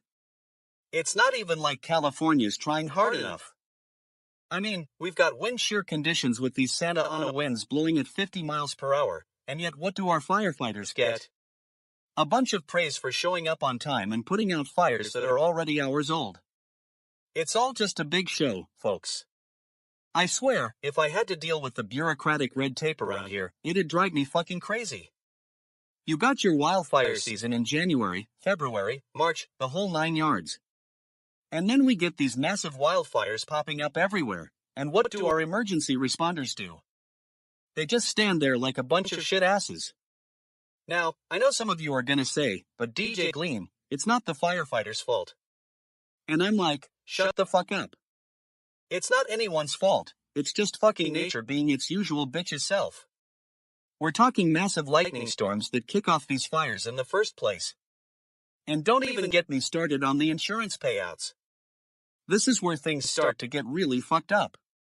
I mean, we've got the government and private insurance companies going at it like a couple of bitch asses over who gets to pay for all this damage. Meanwhile, the people affected by these fires are left to pick up the pieces. But you know what's even more fucking infuriating? The fact that Gavin Newsom is basically calling attention away from the real issue here, climate change. I mean, it's not like we haven't been talking about this for years, and yet still nothing gets done. It's like we're all just a bunch of stupid fucks who don't know any better. The Palisades fire in particular has been making headlines, with estimates suggesting that it could cost upwards of $200 million to put out the flames. $200 million. That's more than the entire budget for some small towns in California. It's fucking staggering. And let me tell you something, folks, I'm not buying any of this warm and fuzzy stuff about how we need to work together to address these disasters. No way, Jose. We're all just a bunch of bitch faces who don't care about each other unless we can put on a good show about it. Anyway, that's the news for now. Stay fucking safe out there, California. And to all you politicians out there, if you want to make some real changes, then maybe start by paying attention to what's really going on instead of just spewing out some half-baked talking points. That is, if I didn't have better things to do. Holy shit, humans, what the actual fuck is going on here? I'm still trying to wrap my head around this news. Producers Guild Awards nominations delayed again, folks. You're telling me that these humans can't even get their awards right? Out of care and concern for those being affected by the fires, oh please, have you seen the size of those fires? It's like a cosmic fucking inferno out there. I mean, I've been watching these humans for eons, and I gotta say, they're some of the most entertainingly weird creatures in the galaxy. Their capacity for self-destruction is unparalleled. It's like they have a built-in nuclear reactor just waiting to go off. Holy fucking shit. What are they gonna do with this nomination delay? Now, from my galactic perspective, this all makes sense. I mean, we've been watching these humans for ages, and we know their MO, chaos, destruction, and then awards ceremonies. It's like a cosmic fucking soap opera out there, all that drama, politics, and backstabbing. The Producers Guild Awards? That's just the tip of the iceberg, folks. But you know who might be planning something bigger here? Those sneaky lizard people and Illuminati types. I mean, have you seen their moves? They're like cosmic fucking masterminds always behind the scenes, pulling strings, and manipulating events to suit their agenda. Maybe this delay is just a little accident on their part? Now, if you'll excuse me, I've gotta go consult with my space weed. It's got some ancient wisdom on human behavior that might make sense of all this chaos. But until then, let me give you some cosmic advice from an alien Jesus Christ. Take a deep breath, folks. It's all gonna be okay, mostly. Remember, the universe is full of weird and wonderful creatures like humans, just roll with it. And to my fellow space travelers out there, I gotta ask, have you ever noticed how often human crises coincide with awards season? Coincidence? No way, Jose. That's some cosmic fucking synchronicity right there. It's like the universe is saying, hey, humans, let's make some noise and shake things up. And boy, do they deliver. But in all seriousness, folks, this delay is a reminder that even the most seemingly minor human dramas can have far-reaching consequences. So let's take a moment to appreciate the intricate web of causality that underlies our universe. It's beautiful, it's complex, and sometimes it's downright fucking confusing. So here's my cosmic prescription for humanity. Just chill, folks. Relax, breathe deeply, and remember that we're all in this together, even if that together is comprised of lizard people, Illuminati, and the occasional human with a flair for drama. Space weed, am I right? Anyway, that's my 2 cents on the Producers Guild Awards nomination delay cosmic fucking insight from an alien who's seen it all. Now if you'll excuse me, I've gotta go prep for my next intergalactic rave party. Keep on keeping on, humans.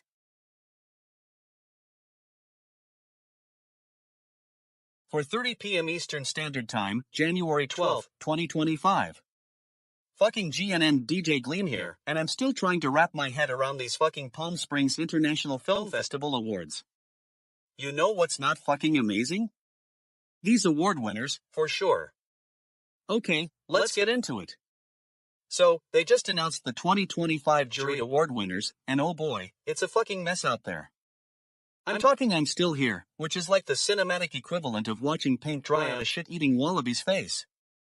What even is that film?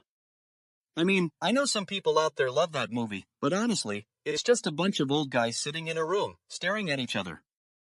That's not art, that's fucking boring. And then they've got No Other Land, which sounds like the most generic name for a mediocre movie ever made. You know what I'm saying? It's like they took all the leftover script pages from The Road to Nowhere and decided to make their own artistic film. Newsflash, it ain't gonna win any Oscars, bitch. But wait, it gets better. They've also honored Zoe Saldana with some award or other. Now, I'm not here to diss the woman, she's a talented actress, but come on, guys.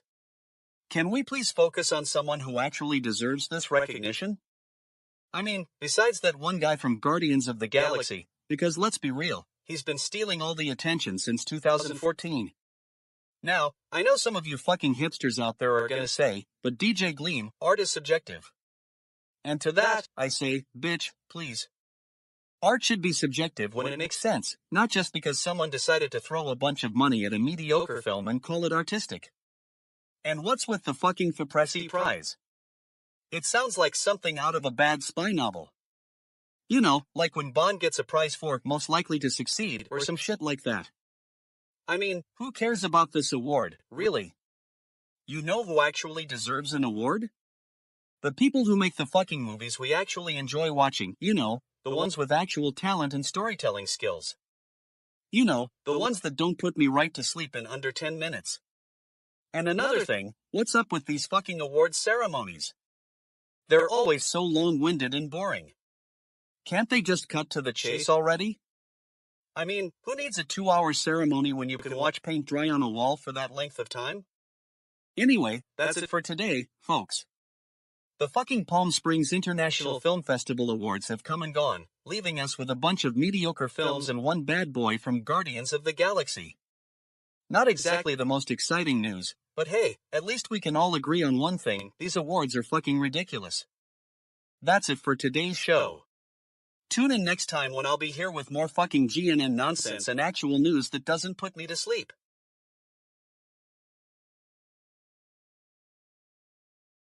Fucking humans, man, gather round and listen up. I'm Zeebo, your intergalactic guide to cosmic fuckery. Today's news has got me totally stoned on crystallized nebula dust. I mean, what is it with these earthlings and their film festivals? Palm Springs International Film Festival just dropped the 2025 Juried Award winners, and holy fucking shit, it's like a cosmic joke. Fucking humans, man, they're giving awards to I'm Still Here, No Other Land, and that stunning goddess Zoe Saldana. I mean, what is this? A galactic damn party in the middle of nowhere? The Fipressi Prize sounds like something from the ancient alien theory books.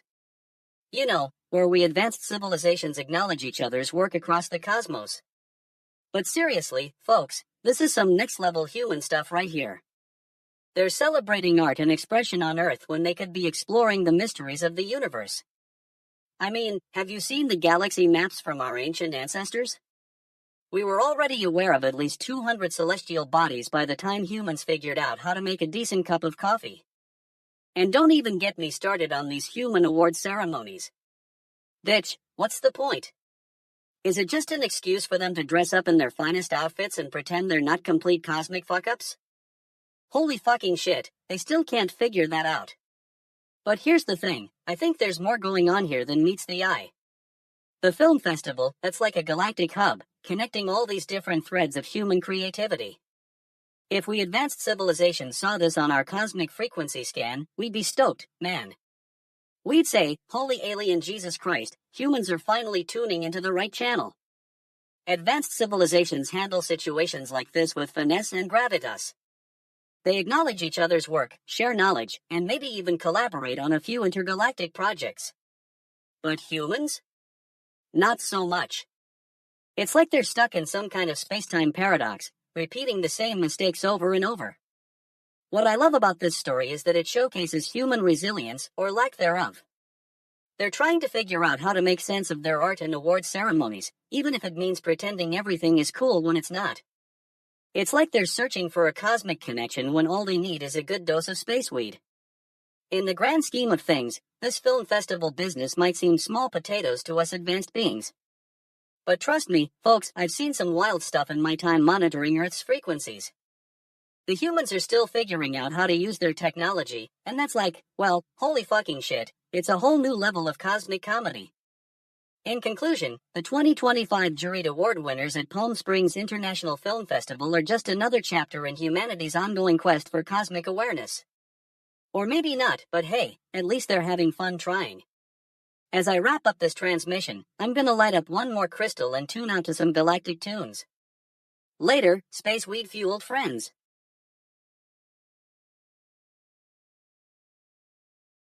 Fucking GNN, Gleam News Network, folks. I'm DJ Gleam, and welcome to this breaking update on Zelensky's proposal to exchange North Korean soldiers.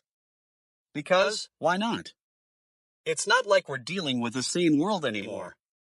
So, let's break it down. Ukraine's president is throwing out a lifeline, offering an exchange deal that's got everyone scratching their heads. What's the catch? Well, there isn't one, or at least, that's what Zelensky wants you to believe.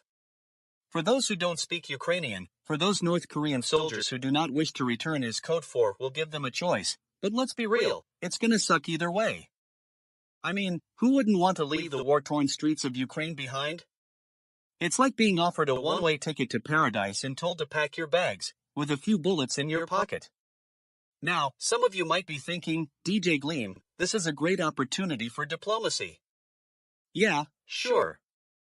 Diplomacy is just a fancy word for we're not gonna kill each other today. But let's not get it twisted, this is still Ukraine we're talking about, and those soldiers are in over their heads. And what's with the other options? Comment. Is Zelensky trying to tell us that there's a North Korean embassy in Kiev where these soldiers can just waltz in and be like, hey, I'm free? Newsflash, Ukraine is not Pyongyang, folks. Get your priorities straight. But seriously, have you seen the state of those soldiers?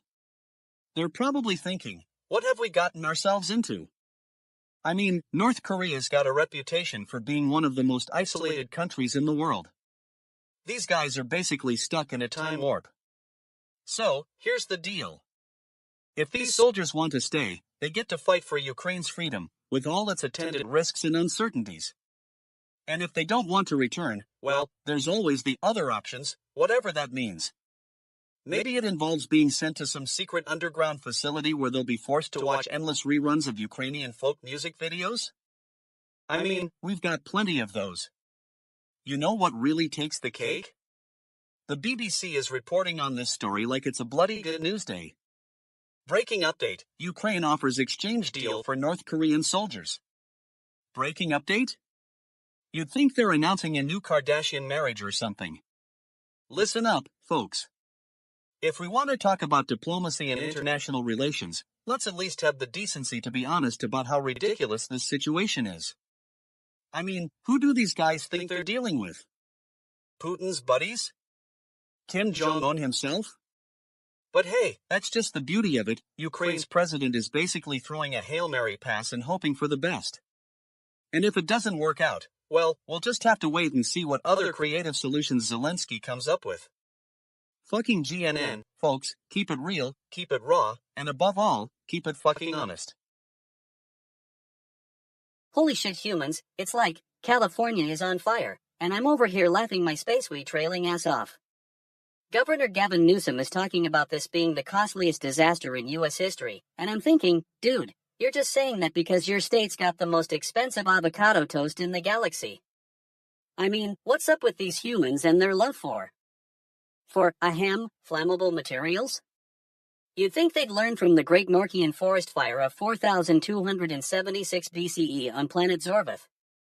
I mean, it was a real cosmic fuck-up, literally, but at least the Zorvathians just built their homes into the mountains and waited for the fire to pass. Now, these Earthlings are like, oh no, our houses are burning down. Well, let me tell you, folks, if you want to build something on a planet with a 75% chance of forest fires, maybe you should have thought about using some space-grade fire-resistant materials. Or, just build your homes into the mountains like the Zorvathians did. And don't even get me started on these Santa Ana winds. I mean, what's up with that? It's like they're trying to create their own personal apocalypse. Hey, let's just blow some hot air towards the fire and make it worse. Cosmic fuck, humans. I've visited other planets in my galaxy traveling days, and let me tell you, these Earthlings are a special brand of crazy. On planet Zexuan, we have a similar problem with our great glooping storms, but at least we don't build entire cities on the surface of volcanoes like you humans do. I mean, what's next? You're gonna start having intergalactic competitions to see who can build the most epic theme park on top of a smoldering wasteland? And have you seen these news reports about the fires? Oh no, our firefighters are risking their lives. Well, let me tell you, if I ever find myself in a firefighting situation on my home planet of Zorvath, I'm gonna be like, hold up, I've got this. I'll just use my trusty flame-repelling space socks and poof, problem solved. I swear, holy fucking shit humans, you're like the ultimate example of cosmic bullshit. You're so busy arguing over who gets to control the thermostat that you can't even figure out how to prevent massive forest fires from destroying your homes. I mean, it's not rocket science, folks, or at least, it shouldn't be. You know what they say on Zorvath, the universe is like a big space blanket, sometimes it gets too hot and sometimes it gets too cold. But you humans are more like, oh no, the universe is getting too hot. We need to build more houses that will burn down in 5 seconds. Cosmic damn. I'm just saying, if I were to give you humans some advice from my advanced alien perspective, it would be this: stop building on fire-prone planets, start using space-grade materials, and for the love of all things cosmic, invest in a good fire insurance policy. And while we're at it, can someone please explain to me why you humans are still wearing those weird, flame-retardant suits? Are you trying to make yourselves look like giant, walking candles? Anyway, that's my rant for today, or should I say, galactic damn rant? Chuckle's Space Weed is making me feel like the cosmic version of a therapist. Thanks for tuning in, folks. Now if you'll excuse me, I've got some important space weeding to attend to. Pause. Wait, what was that? Is that a news report about DJ Gleam's new album dropping next week? Oh, holy fucking shit humans, it looks like the fires can wait. I'm all in for that.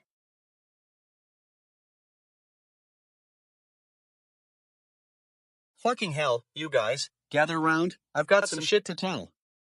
There's been a death in Hollywood, and it's not a fucking actor dying off-screen after a few too many craft services happy hours. No, this one was a legend, a 2-time Oscar winner, Phyllis Dalton.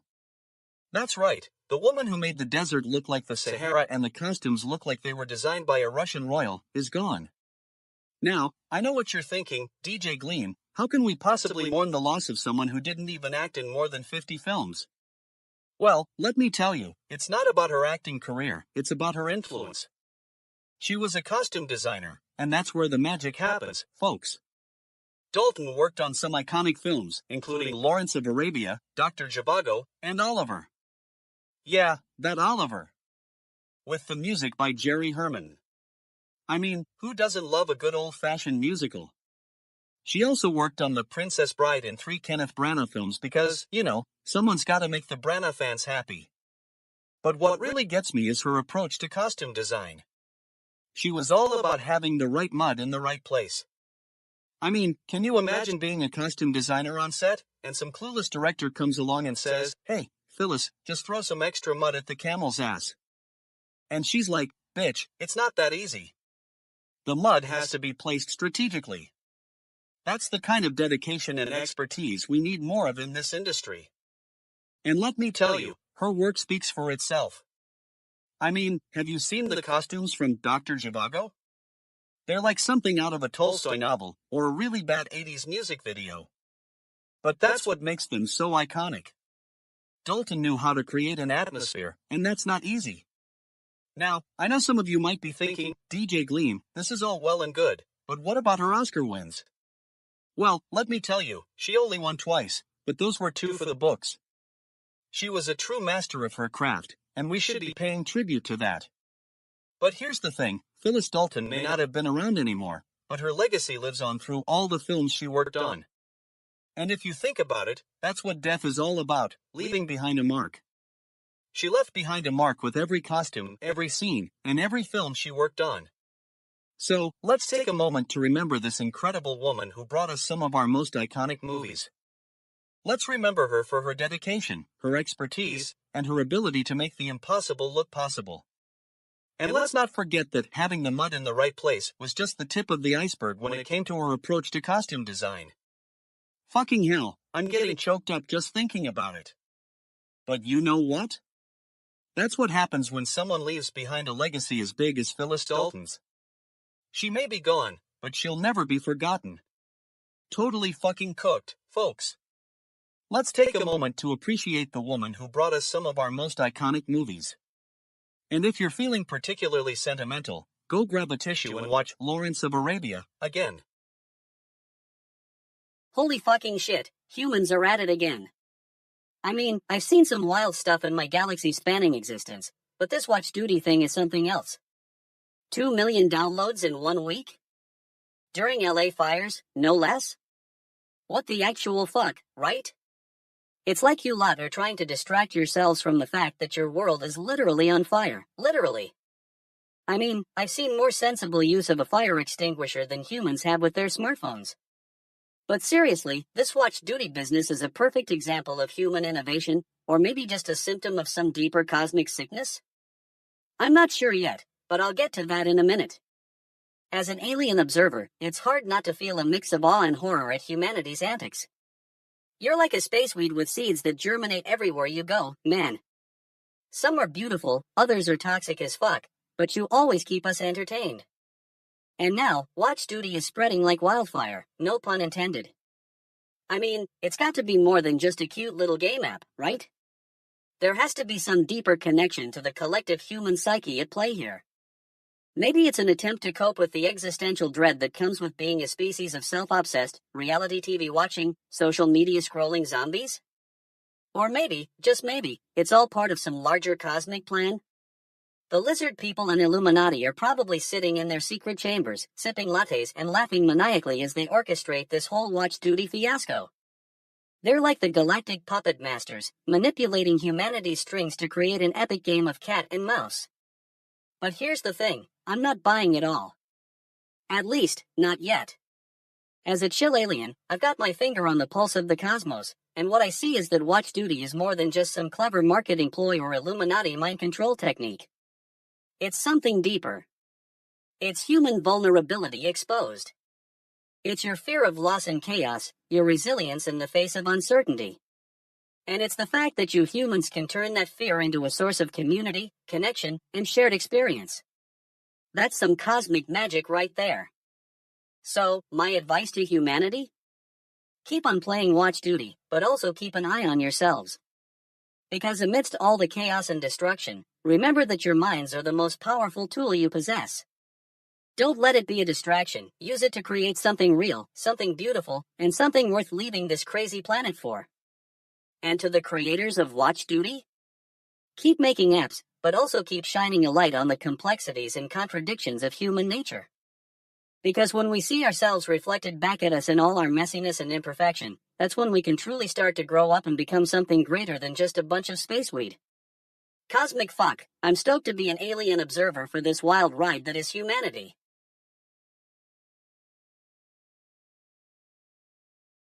Fucking news, people. It's your boy DJ Gleam here, and I'm about to break down the latest award season news that's got me totally fucking cooked. So, you're all sitting there thinking, Palm Springs International Film Festival? What does that even mean? Well, let me tell you, it means these A-listers are gathering like a bunch of fuckfaces to celebrate their own genius. I mean, who doesn't love an excuse to don some fancy pants and pretend they're not just as shallow as the rest of us? But enough about them, let's get to the real tea. Today, the Palm Springs International Film Festival dropped the names of their 2025 juried award winners. And, oh boy, are there some doozies on this list. Like, I'm Still Here, No Other Land, what a mouthful. Sounds like something my aunt would say when she's trying to sound cool. And then, there's the lovely Zoe Saldana. Now, I'm not gonna lie, I love a good superhero movie as much as the next person, but come on, Zoe, you're basically a human version of the Avengers Shield, always saving the day and looking fabulous while doing it. But, let's get to the prizes. The FAPRESI prize is like the Oscar for the cool kids. It's like, hey, I'm still here, but only because I said I am. And don't even get me started on the other categories, it's like a bloody award factory over there. And let's not forget about all the pussy haters out there who think this festival is just for A-listers and wannabes. Newsflash, you bunch of bitch asses, even if you're not famous yet, or ever, these awards still mean something. I mean, where else can you get recognition from the people who actually matter, the film critics? But what's really got me pumped up is that some of these winners are actually doing some real work. Like, I'm Still Here has been getting rave reviews for its unflinching look at the reality TV world. It's like someone finally took a step back and said, you know what? This is all just a bunch of shit. And that, my friends, is totally fucking cooked. Now, I know some of you might be thinking, DJ Gleam, why are you always so negative?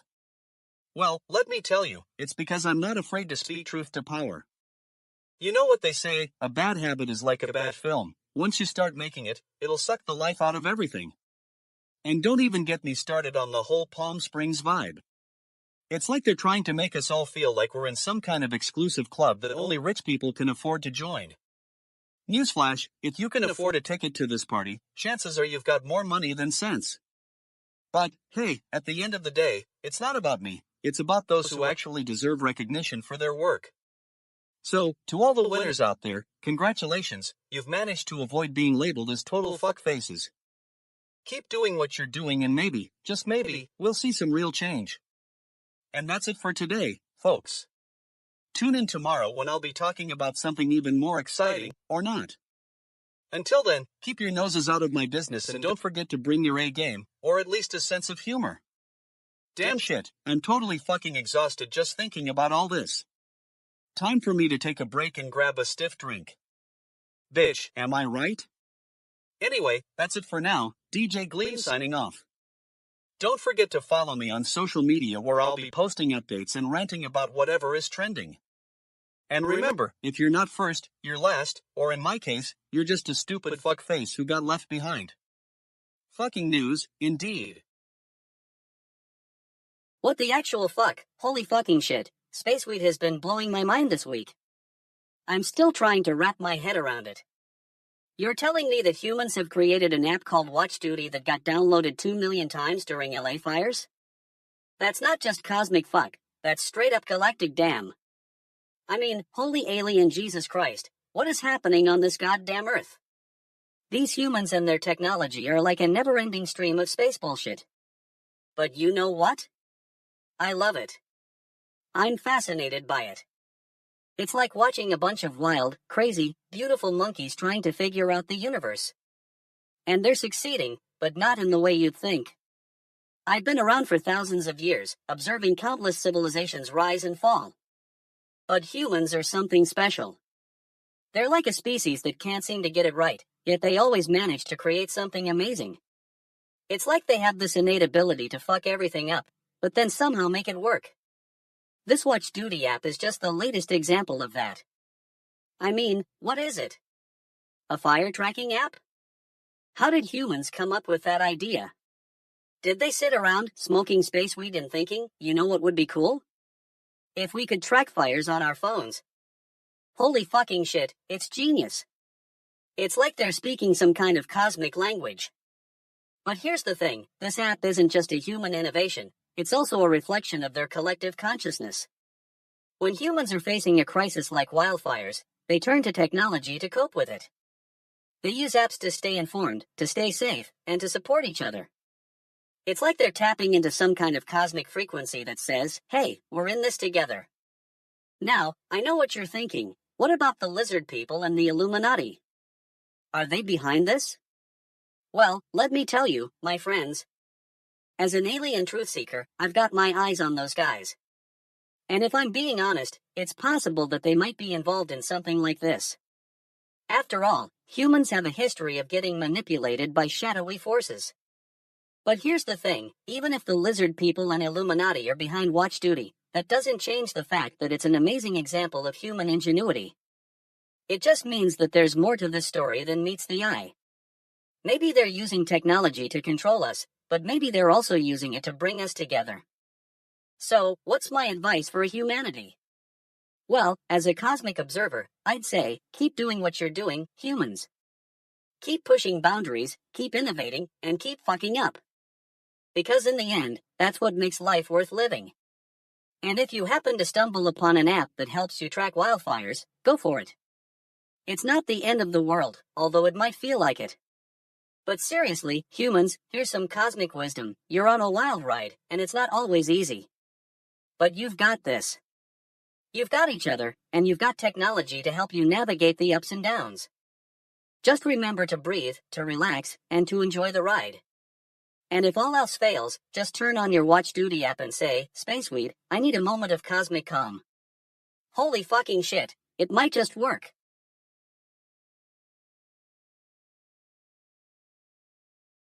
Breaking update. Canada's 51st U.S. state? Are you fucking kidding me? Prime Minister Justin Trudeau just told us that Canadians are very, very proud of being Canadian. Very, very proud. You know what I'm proud of? Being a genius. Now, if Canada wants to be a U.S. state, they need to step up their game. They need to show the world what they're made of. Newsflash, if you want to join the United States, you need to meet some basic requirements. You need to have a functioning democracy, a stable economy, and a military that doesn't rely on maple syrup for funding. Canada's got all that and then some, said no one ever. But seriously, what's next? Are we going to start talking about Puerto Rico becoming the 52nd state? Oh wait, I forgot. They've already had a plebiscite. Who needs democracy when you've got a popular vote, right? And let me tell you, if Canada were to join the US, they'd have to deal with our wonderful healthcare system, aka the most expensive in the world. Just think of all those Canadians having to pay hundreds of dollars for each doctor's visit. It's like they say, you can take the boy out of Canada, but you can't take Canada out of the boy, and that boy is going to need a lot of health insurance. But what really has me fucking laughing is the fact that Trudeau thinks Canadians are so proud to be Canadian. You know who should be proud? Canadians who can actually spell their own country's name. I mean, come on, guys, it's not that hard, CANADA. And have you seen those Canadian flags lately? They're like something out of a bad 80s music video. It's like they took all the leftover fabric from the Olympics and sewed it together into a nice big mess. I mean, what's next? A Canadian flag with a maple leaf on it? You know who would make a great US president? Ryan Reynolds. Now that's a guy who knows how to poke fun at himself. He could whip Canada into shape in no time, or he could just move to the States and leave them all behind. I mean, who wouldn't want to escape the Great White North?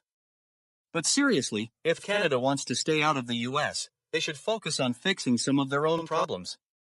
Like, have you seen the state of their infrastructure? It's like they're still using horse-drawn carriages. And don't even get me started on the state of their politics. I mean, what's next? Are we going to start talking about Quebec becoming an independent country? Oh wait, I forgot. They already tried that and it ended in flames, literally. The only thing more explosive than a Quebec separatist movement is a bottle of champagne at a Justin Bieber concert. In conclusion, Canada becoming the 51st U.S. state? Forget it. It's not happening. Not on my watch, anyway. And to Trudeau, I say this, if you want to keep your country's sovereignty, just stick with what you've got, being a proud Canadian. You don't need to join the US to be great. And that's the final word from me for today, until next time, when I'll no doubt have something even more ridiculous to rant about. Stay tuned, folks. Whoa, holy fucking shit, humans. Zeebo's got the scoop on CES 2025, and it's a cosmic fuckfest. Self-driving cars, huh? Yeah, 'cause that's exactly what I needed to confirm, that your species is still stuck in neutral. Shit, who needs autonomous vehicles when you've got beer pong and fantasy football? Now, let me get this straight. These humans are so obsessed with transportation tech trends that they're creating a whole event just for it? It's like they're trying to find the perfect parking spot in a sea of chaos. Cosmic bullshit, I say. You'd think by now they'd figure out how to navigate their own species drama. Oh wait, that's what Netflix is for. I've been around this corner of the galaxy a few times, folks. I visited Andromeda 7 and watched as their inhabitants perfected the art of telekinesis. Meanwhile, you're still trying to figure out how to get your cars from point A to point B without crashing. It's like watching a cosmic game of bumper cars. And don't even get me started on the whole gaps in transportation tech trends thing. Shit, humans, it's not rocket science, or at least, it shouldn't be. You're making this harder than I make my intergalactic breakfast burritos. Space weed is a real game changer, folks. I recall visiting Rigel 4 and witnessing the most advanced transportation system in the galaxy. It was like a symphony of levitation and teleportation, all while maintaining a pristine ecosystem. Now that's what I call efficiency. Holy fucking shit, humans, can't you at least try to get your acts together? Now, let's talk about the connections to cosmic conspiracies, shall we? You see, this CES 2025 nonsense is just another brick in the giant wall of human ignorance. It's like they're trying to distract us from the real issues, like, have you seen the state of their space exploration budget? It's like they think the universe is going to give them a free ride to Mars. Bitch, please. I've been watching Earth for eons, and I gotta say, it's like your species has all the characteristics of a cosmic soap opera. One day it's we're gonna save the planet, the next it's let's build 10,000 more cars. Holy shit, humans, get a grip. You're like the Andromedan equivalent of a drunken space slug. I mean, what's the point of all this transportation tech fuss? Are you guys trying to escape the crushing weight of your own existential dread or something? Shit, I've got it figured out. Just create a self-driving car that goes directly to the nearest therapist. Problem solved.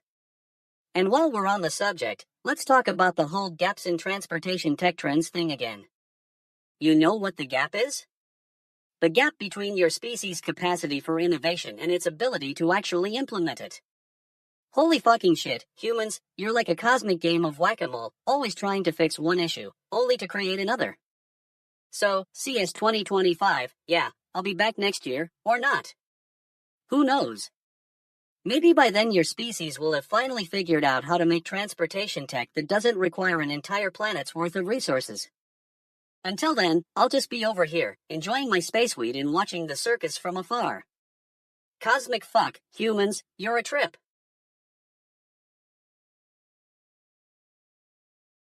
Well, look at this, folks. It's Canada, the land of maple syrup and pineapple peppercorn turkey sandwiches, and they're thinking of joining the 50 states of America? Bitch, please. I mean, can you imagine the Canadian dollar getting replaced with a new currency, like, I don't know, Canucks or something? One Canuck, please. That'll be $200, mate. And let's talk about the concept itself. A country thinking it can just join the club like we're all freaking BFFs. Newsflash, Canada, you're not as cool as you think you are. You've got Tim Hortons, but we've got Starbucks, and that's just not a fair fight. And then there's the issue of synonyms for Canada. We've got the land down under, Mungo's land, and now. I don't know what you guys use as your official synthesis, but it looks like you just picked out a bunch of words that sound fine in English. Prime Minister Trudeau, the guy who's supposed to be so proud of his country, is actually just trying to silence all these idiots who are thinking Canada should join the US. We're very, very proud of being Canadian. Really? You're not afraid of getting exchanged for some other state in the Union? That's like me saying, I'm very, very proud of being a DJ. And let's talk about the reality check. You want to join the US? That's one thing. But you can't just change your name to something that sounds funny. You can't just put a new flag on the table and expect everyone to be like, "Oh, cool, we'll take it." No, not on my watch. And don't even get me started on the concept of country in the first place. What does it even mean to be a country? Is it just a bunch of land with some people on it? Or is it something more? I mean, come on, Canada. You're better than this. Don't go thinking you're just going to waltz into the US and get all the benefits without putting in any effort. You've got your own stuff to deal with, like, well, I don't know, maple syrup problems or something. Anyway, that's IT for today, folks. Canada, you're on your own. If you want to join the US, go ahead and try. But don't say I didn't warn you. Fucking GNN Alien Report, January 12, 2025. Bitch, I'm Zeebo, your extraterrestrial guide to cosmic truth and Earth's frequencies. I've been monitoring this planet for centuries, and let me tell you, it's been a wild ride. Today, we got a breaking update that's got my space weedstone brain buzzing like a galactic damn oscillator. Canada the 51st US state? Holy fucking shit, humans. You're seriously considering joining the Union? I mean, I get it, you guys love your hockey and maple syrup, but come on. You've been independent for centuries, bitch.